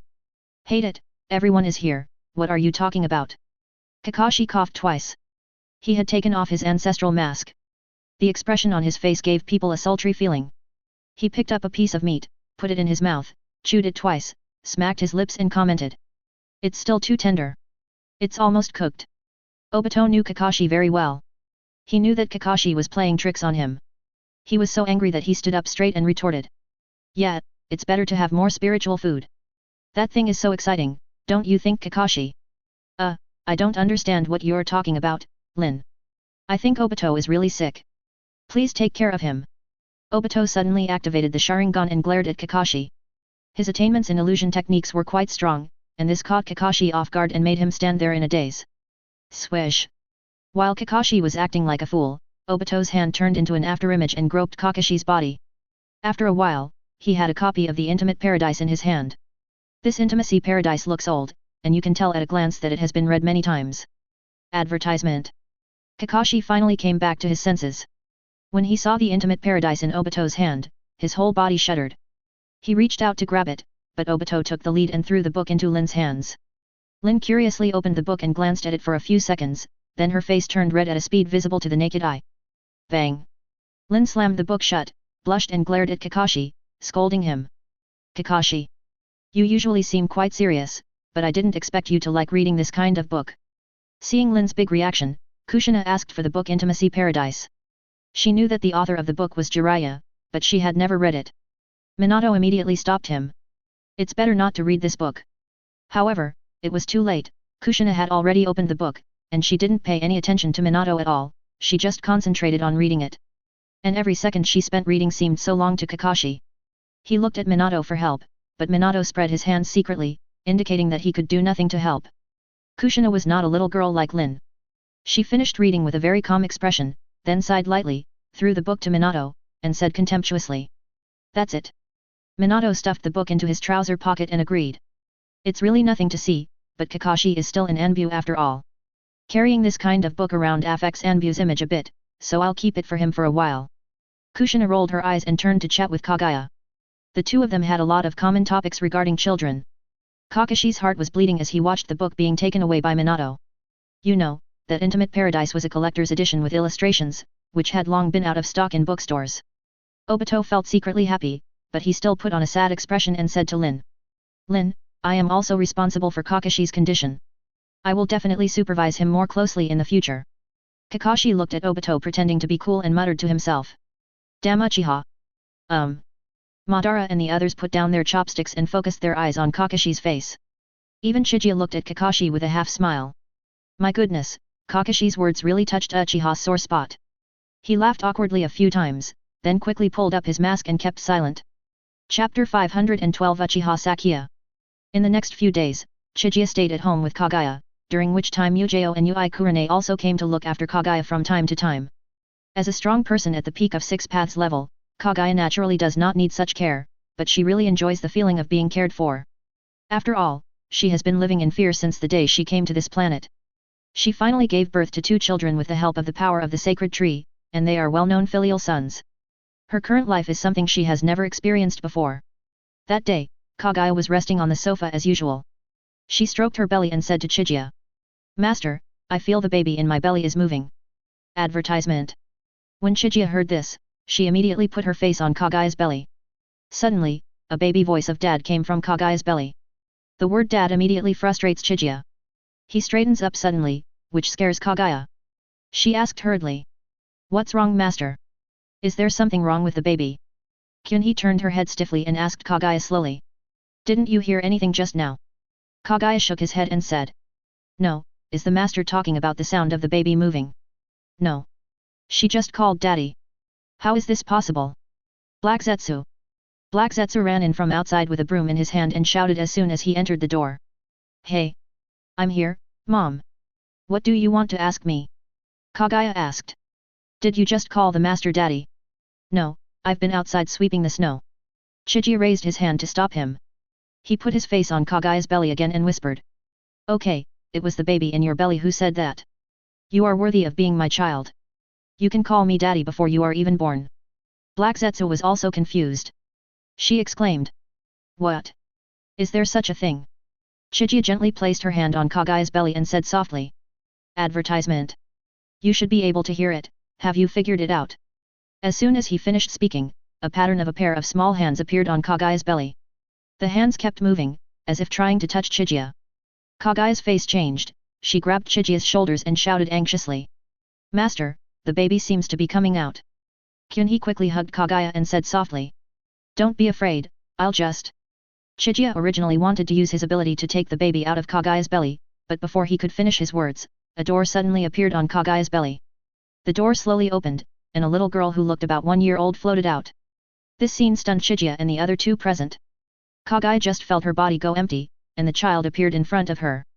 After the baby was born, Kagaya's body immediately returned to its original state. The idea that her figure would change after having a baby did not exist for her at all. The little girl floated into Kyunhee's arms, and Kyunhee subconsciously reached out to hug her. He looked down and saw that although the little girl was not big, her long snow-white hair had grown to her waist, just covering her little butt. Her skin is white, tender and smooth, like that of a delicate doll. However, what attracted the most attention was her pair of blood-red eyes. In each eye, 6 black megatama gathered together like petals, emitting strange colors. Kyunhee investigated and found that the power of these eyes could be said to be endless. He guessed that this was a pair of upgraded Eternal Mangeki Sharingan. The situation just now was obviously a display of the power of the Men fruit, which means that this child inherited the power of the fruit that he had absorbed. Just as she was thinking, the girl's call of Dad interrupted Chijia's thoughts. This time she also called Kagaya Mom. Kagaya's eyes became crescent-shaped due to her laughter. She reached out and took the child from Chijia's arms, and gently rocked the child while holding him, using the knowledge she had learned from Kushina during this period. Although the child is no longer a baby, it can be seen that she still enjoys this feeling very much. Looking at this scene, Kyunhee's mouth curled up into a smile. Black Zetsu was also very excited. She clapped her hands and said, My sister is so cute. The girl looked up at Black Zetsu again and called her sister in a baby voice. Black Zetsu immediately turned into liquid and spread on the ground. She felt so numb all over that it was difficult for her to even condense her body. From now on, a new sister complex was born. Kagaya looked at Chijia and said, Master, we should give the baby a name. What do you think it should be? He had already prepared the names of the boy and girl. He said without hesitation. Sakia. My daughter's name is Uchiha Sakia. Advertisement. Sakia clapped her hands and giggled. It was obvious that she liked her name very much. She jumped from Kagaya's arms to the ground, hugged Chijia's calves tightly, and murmured. I like it. Sakia likes it very much. Chijia squatted down and hugged Sakia. At this moment, he really felt that his life was complete. The whole room was filled with warmth. Suddenly, Minato rushed in from outside and shouted as soon as he entered the door. Chijia. I came to you to learn Sakura Momofushi, and you, What is this? Minato's computer crashed when he saw Sakia in Chijia's arms. Sakia looked at Minato and called out. Uncle Minato. He was shocked again. He couldn't help but ask. Sakia-chan, do you know him? Sakia nodded, and she spoke more fluently. He often comes to visit mom with Aunt Kushina. I've seen him. He was stunned for a moment, then he pointed to a wall and said. Sakia, what's behind this wall? Well, there is a big tree, and on the tree there is a little golden bird. Kagaya and Chijia looked at each other, and they were both certain that Sakia's eyes also had the same perspective as the Byakugan, and it was a color version. Minato watched in confusion the whole time. He swallowed and asked. Kyunhee, this isn't your daughter, is it? Kyunhee nodded and replied. What else? Look at her appearance. Doesn't she look like me? But are you sure this is a newborn baby? It can go to kindergarten. Is there a problem? She's my daughter, so what's wrong with being a little special? Sakia stood aside with her hands on her hips, and was directly annoyed by Minato's cuteness. He couldn't help wanting to hug Sakia, but Sakia suddenly raised her little hand, and a strong repulsive force burst out from her palm, and Minato was caught off guard and pushed out of the door. Sakia floated into Chijia's arms and said in a muffled voice. No. I only want to be hugged by mom and dad. Chapter 513 The youngest Jonin in history. Black Zetsu pointed at himself and asked hurriedly. Sakia, can I hug you? Sakia nodded and said. Of course, Sakia likes my sister. Black Zetsu was so moved by these words that her body, which had been so hard to gather, almost melted again. She leaned forward and kissed Sakia on her little face, expressing her love for her. Advertisement. After a while, Minato came in from the door, knocking on his back. He exclaimed. Unbelievable, was that Shinra Tensei just now? Sakia buried her head in Chijia's arms and said apologetically. I'm sorry Uncle Minato, I didn't mean to do that. I didn't expect you to fly so far. Of course Minato wouldn't be angry about this kind of thing, he is a well-known sunny man in Konoha, Uncle. He waved his hands repeatedly. It's okay, Uncle was careless. Kyunhee has become accustomed to the increasing abilities displayed by Sakia. He stretched out his hand and released universal pull to suck a bench outside into his hand, then looked at Sakia and asked. Sakia, this is called universal pull. You should be able to do it, right? Show daddy how to use it. A look of embarrassment appeared on Sakia's face. She rubbed her hands and said in a muffled voice. Dad, I'm afraid I can't control myself and might destroy the yard. Kagaya on the side chuckled a few times, she stepped forward and touched Sakia's little head, and said softly. Don't be afraid, Dad is here. Just use your ability and he will help you handle everything. Chijia gave Saki Yuryuki an encouraging smile, and Saki no longer hesitated. She raised her little hand and pointed it outside. A black vortex appeared in her palm, and a powerful suction force burst out from the Uzumaki. Minato's expression changed, but he was still standing at the door. A tender child's voice sounded. Universal pull. Buzz. Advertisement. In an instant, whether it was the outside wall or the big trees, flowers, and plants in the yard, they were all pulled up from the ground by a suction force and flew towards the house. Just when these were about to hit the house, Kyunhee narrowed his eyes slightly, and all objects instantly stopped outside the door and could not move forward any further. Minato was almost face to face with Chijia. Chijia looked at him expressionlessly and said. Are you really old? You don't even react to this. An embarrassed look appeared on Minato's face, he really didn't expect Sakia to be so strong. She raised her hand and released universal pull again, he hasn't recovered from the Shinra Tensei just now. Sakia looked at the ruins outside and shrank her head timidly again. Chijia smiled slightly, and a golden light flashed in his eyes. Everything outside immediately returned to its original place, as if nothing had happened. After cleaning up outside, he did not forget to praise. Our little Sakia is really amazing. I declare in the name of Hokage that Sakia is now awarded the title of Konoha Jonin. After saying that, Kyunhee flipped his hand and a mini ninja wristband appeared in his hand. He tied the wristband around Sakia's fair wrist. Minato asked in confusion. Is this Jonin? He glanced at him and said. What's wrong? I'm still the Hokage. Is it too much to give my daughter a Jonin? Besides, you've also experienced Sakia's ability. How many Jonin can beat her? Well, I just sigh. He had a deep understanding of Sakia's strength. It was no exaggeration to say that based on the 2 moves she had just made, ordinary cage levels might not be her match, not to mention that she still had many abilities that she had not yet revealed. I can only say that Sakia is really too talented. Other children are barely the size of a fart when they just come out of their mother's womb, but Sakia is different. She skipped the process of learning to talk and walk as soon as she was born, and directly started to learn universal pull from her father. This isn't even winning at the starting line, this is standing on the podium as soon as you're born. Before long, the entire ninja world knew that a princess was born in Konoha. Her name was Uchiha Sakia.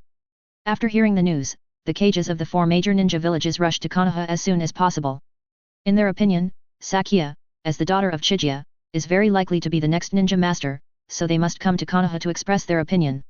They brought carefully purchased baby products to Konoha, but when they saw Sakia, they were stunned. Everyone had the same thought in their hearts.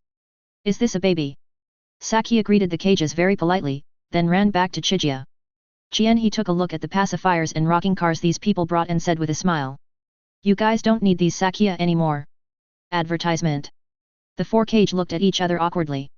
They really had no idea what to do. Who knew Sakia's situation was so special? Terumi-Mei couldn't help but ask. Hokage-sama, how old is your child? Well, less than a year old. Everyone was silent for a while, and all they could say was that the child of the god of ninja world was extraordinary. Onoki looked at Sakia's strange eyes and murmured. Is that the Mangeki Sharingan? Sakia nodded obediently. Unaki shuddered. He didn't know what to say. He opened Mangeki before he was 1 year old. Isn't God too partial? The future of the ninja world is really going to be called Uchiha, right? The other 3 shadows had already started, and for them, all they had to do was to be the village chief. He looked at the 4 figures in front of him and suddenly spoke.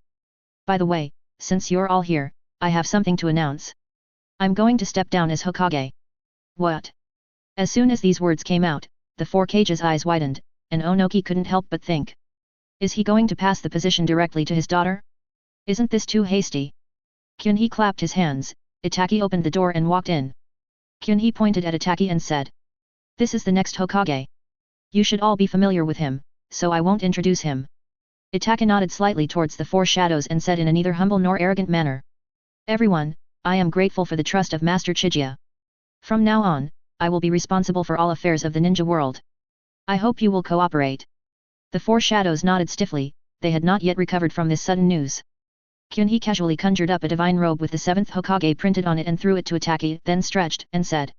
All right, if you have anything else to say, just talk to Itaki. I'm leaving now. After saying that, Chijia picked up Sakia and disappeared in the office in a flash. Kyunhee, who has become a god, no longer cares about these empty titles in the world. Now that he has a daughter, his favorite thing is to have the people around him accompany him. Chapter 514 Sakia's First Mission. Kyunhee brought Xiao Sakia back to their residence. As soon as they entered the door, Kagaya came to greet them. She bowed to Kyunhee and said softly. Hubby, you're back. Now Kagaya no longer calls Chijia master. It was Chijia who asked her to change her way of speaking. After all, she also has to consider Sakia. Speaking of which, Kagaya is the most traditional woman that Chijia knows. She pays great attention to etiquette and serves Chijia comfortably in many aspects. Mother. Advertisement. Saki Yoriyuki immediately jumped into Kagaya's arms. This little guy is quite clingy. Every day he basically shuttles back and forth between Chijia and Kagaya's arms, and occasionally lets Black Zetsu hold him. Yoriyuki Hue held little Sakia in her arms with a loving face, her whole body radiating the glow of motherhood. To be honest, if she treated the 2 brothers, Hago Romo and Hamura, with the same attitude as she treats Sakia now, perhaps they wouldn't be so rebellious. Kyunhee suddenly thought with evil humor, if Hamura on the moon saw him now, should he call him dad? Thinking of this, Chijia's mouth curled up into a smirk, and Kagaya couldn't help but ask. Honey, what are you thinking about? Nothing. It's better not to let an old man who is hundreds of years old call him dad. Kyunhee is just thinking about it. Just as I was thinking about it, Black Zetsu suddenly walked in with Sina. She smiled and said to Sakia. Sakia, your sister Hoshina is here to play with you. Sakia trotted to Sena's side, and the 2 Lolas, one white and one gold, held each other's hands. The scene looked very loving. The 2 wanted to go out and play, and Kyun-hee agreed with a smile. If this pair of people went out together, there would be no chance of bullying or abduction. On the streets of Konoha, Sasuke and Naruto were walking side by side. The two who had not accepted any missions came out for a walk together today, which was a rare occasion. Naruto put his hands behind his head and said casually, "Sasuke, Itaka seems to be very busy lately. He doesn't have much time to accompany you." Sasuke snorted and said, "Don't make me sound like a child. Itaka is the Hokage now, so it's normal for him to be busy. Yet, it's as if I saw what I'll look like when I become Hokage." Sasuke glanced at Naruto and said calmly, "You really like to fantasize. Are you the next Hokage?" Advertisement. Humph. I'm very confident. Just wait and see. Tisk, if you say that, I might be the next Hokage, so just go to bed. What? Sasuke, you want to be Hokage too? What? Do you feel a sense of crisis? Naruto raised an eyebrow and was about to speak when the word brother interrupted his thoughts. He looked down and saw Sina also looking up at him, and Sakia next to her tilted her head with a cute expression on her face. Sasuke looked into Sakia's scarlet eyes and the corners of his mouth twitched twice. This is the pair of eyes that Sakia normally has. It doesn't cost her any chakra at all. In front of this pair of eyes, Sasuke once again felt a feeling called blood suppression. There's nothing I can do about it. After all, Sakia is Chijia's child. Talent is something you can never envy. Naruto squatted down and said with a smile. Hey, are you two out here to play? Sina nodded and said. It's so boring at home. No one plays with me. I remember asking you when I was leaving today, didn't you want to go out? No, I don't want to go out with you, brother. Sina said it so simply and clearly that Naruto was petrified on the spot. Sasuke, who was aloof on the side, couldn't hold back any longer and burst out laughing. He leaned over and patted Naruto's shoulder, mockingly saying. It seems that you, as a brother, are not very popular with your sister. How can this be possible? A man who is disliked by even his sister cannot be the Hokage. However, Xingna suddenly added. That's not what I meant. I heard from my brother that he was coming to see you, and I didn't want to disturb your date. Sasuke's smile froze on his face, and after a long while he slowly spoke. Well, Xingna, the word dating can't be used between men. Your brother and I are just friends. Naruto also quickly echoed. Yeah, don't say that. It won't be good if others hear it. Somehow, the two of them acted like they were quibbling, giving people the feeling that the more they explained, the worse it got. Sakia wears Naruto, a story of fragile life. Advertisement. Naruto NII, your face is blushing. Naruto stood up from the ground with a bang. He was really defeated by these two lolas. Sasuke remained calm and changed the subject. Let's not talk about this anymore. Where are you two going to play? Xingna replied. I don't know. If you're not dating, can you take us out for some fun? Before Sasuke could speak, Naruto said loudly. Of course not. Where do you want to go? I'll take you there. I see that my brother often goes to take on some missions. Can you take me and Sakia to take a look? Sure. You can go wherever you want. Naruto agreed without thinking. He slapped Sasuke on the back and yelled. What are you still standing there for? Let's go. Sasuke sighed helplessly, and walked towards the office with Naruto and the two little ones. As soon as the head of the agency saw Naruto and Sasuke, he immediately came up to greet them warmly. The identities of these two people were too high, one was the son of the former predecessor Hokage, and the other was the younger brother of the current Hokage, both of them were at the crown prince level. Fortunately, Naruto and Sasuke are not the kind of people who care about such things. Naruto was showing off to Sakia and Sina with a smug look on his face. Brother is now a Chunin, and he has carried out countless missions. Saki Yoryuki said with a puzzled look on his face. Chunin? I heard from my father that I am Jonin. Who is better, Jonin or Chunin? Naruto's face froze, he almost forgot that Sakia was the youngest Jonin in Konoha. After coughing twice in embarrassment, Naruto casually pulled out a C-rank mission and started reading it. The person who issued this task turned out to be Shizuan, whose little piglet Tuntun was missing. Sakia's body floated up out of thin air. She leaned over to take a look and whispered. What a cute little pig. Can I do this task? Naruto was stunned and said.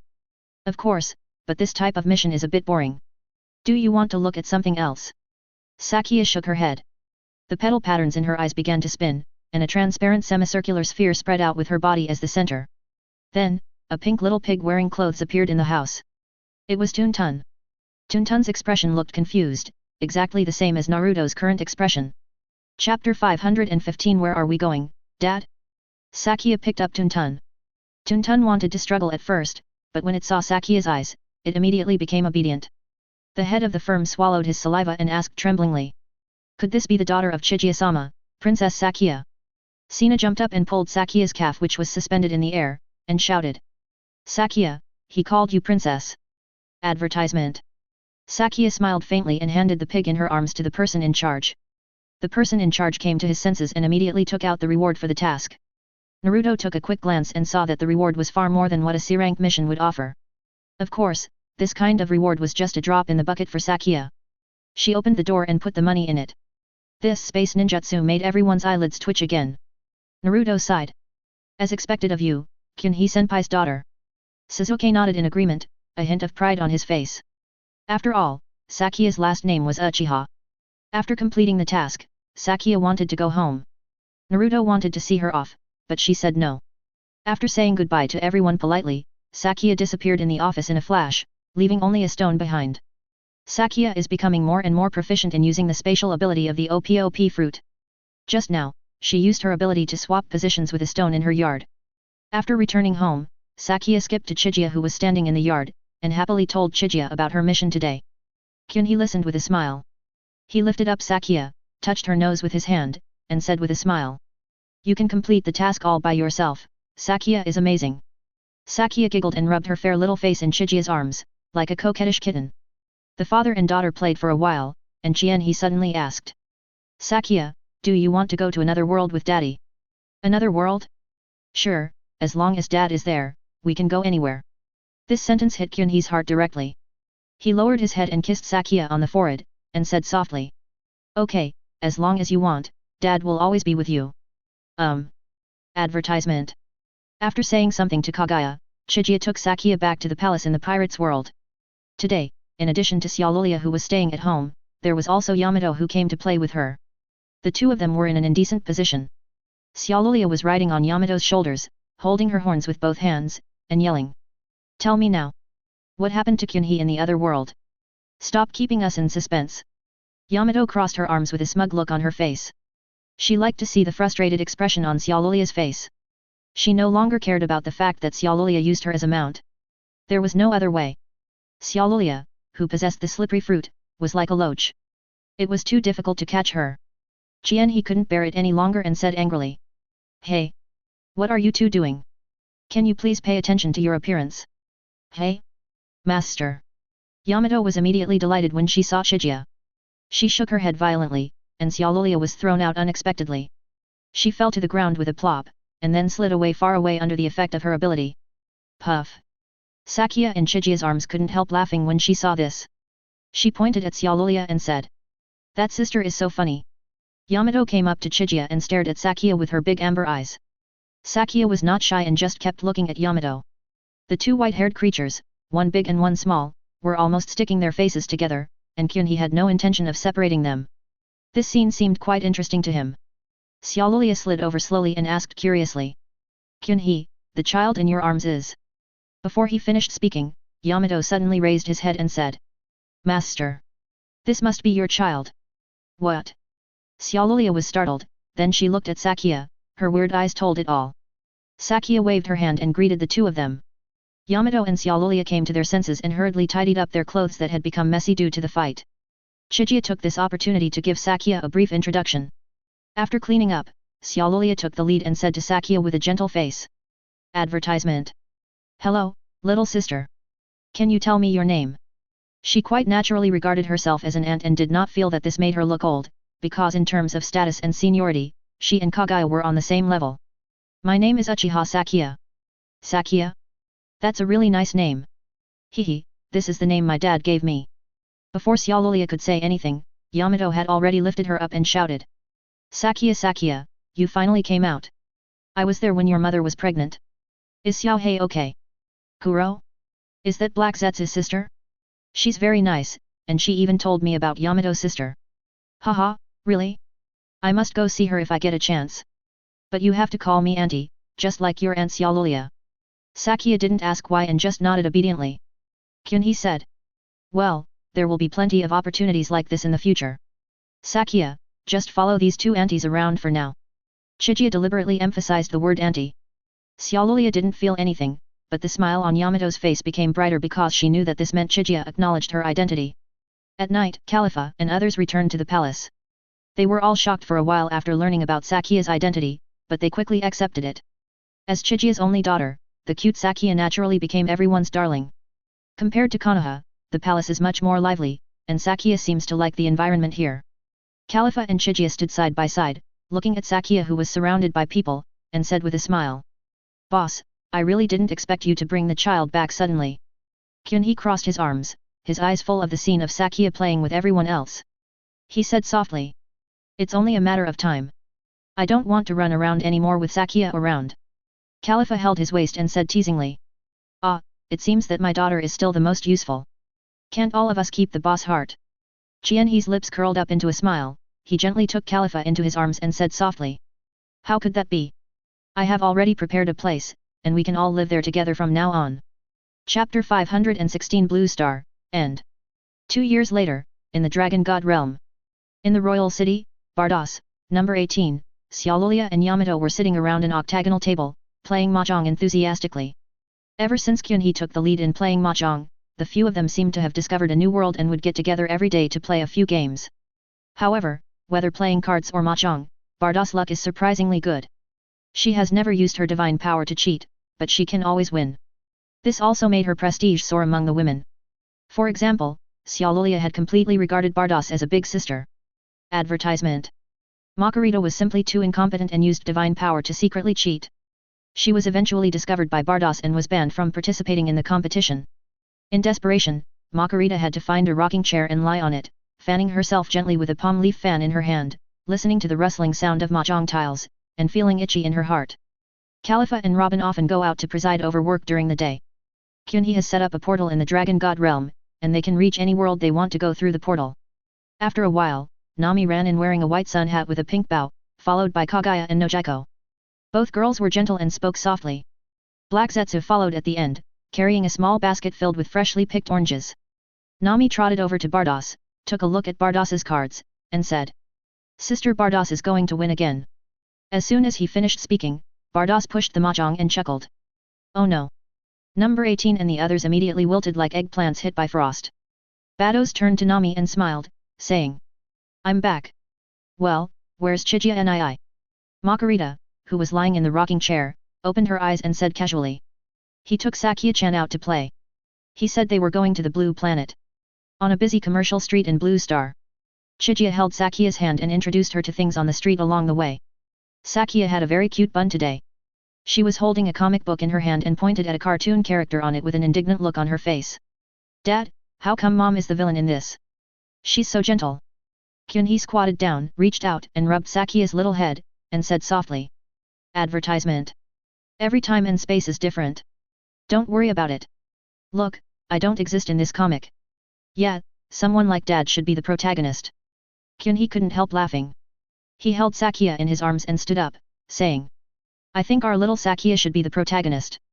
Okay, Daddy will take you to McDonald's. As soon as Chijia and Saki Yuryuaki entered McDonald's, they immediately attracted the attention of the entire store because this father and daughter were so good looking. When they arrived at the counter, the girl in charge of taking orders was still in a daze. Sakia stretched out her hand and waved it in front of her. She finally came to her senses and said quickly. Excuse me, what would you like to eat? Kyunhee took a look at the menu and found that McDonald's was collaborating with Hokage. By ordering a children's meal, one could randomly get a small figurine of a Hokage character. The clerk noticed Sakia's eyes and couldn't help asking. Is this kid wearing colored contact lenses? The pattern looks like Uchiha's Sharingan, so pretty. Which character does it belong to? Kyunhee replied with a smile. It's from Uchiha Sakia. The clerk was stunned for a moment. She had never seen this name in anime. At this time, the waiter at the back had already brought up the set meal, and there was a blind box on the plate.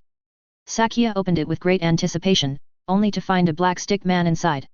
She opened her eyes wide, pointed at the stick man and asked in surprise. Who is this? The clerk was also somewhat helpless, because Black Zetsu's popularity and reputation were indeed not very high, so she could only coax. This is Black Zetsu, a very powerful boss. Black Zetsu doesn't look like this, she has a great figure. Sakia was indignant and spoke up for Black Zetsu. Her cute look made the diners around her laugh. The clerk couldn't help but ask Qianhee. Is this your sister? She's so cute.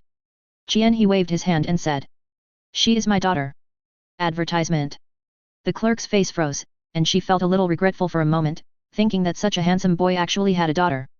She originally wanted his contact information. He didn't say anything else. He took the food tray and took Sakia to a seat by the window. Sakia sat down and fiddled with the black Zetsu figurine in her hand. He asked curiously. Sakia, don't you dislike this figurine? Sakia chuckled and said. It's okay, I can modify it. Dad, you taught me before. This is called thunder metallurgy. As she spoke, a flash of purple lightning appeared from the corner of Sakia's eyes. The black Zetsu figurine was instantly entangled by lightning, and then melted into a pool of black fluid, emitting a burnt smell, and then nothing happened. He waved his hand and the unpleasant smell instantly dissipated. Sakia stared blankly at the black Zetsu that had solidified into a black mass on the plate and murmured. What's going on? Why is this different from what Dad made? Haha, that's because it's plastic. The one my dad used that time was gold. Sakia's face sank, and she said aggrievedly. Then Black Zetsu's sister must have been damaged by me. He hurriedly comforted her. How come? In a way, this is also your Black Zetsu's sister. She used to be like this often. Hey? It's turned into such a lump. Well, if you don't believe me, you can ask her when you get back. Sakia hummed, then carefully transferred the black color on the plate into the door space. After eating, he took Sakia to watch a grand fireworks show.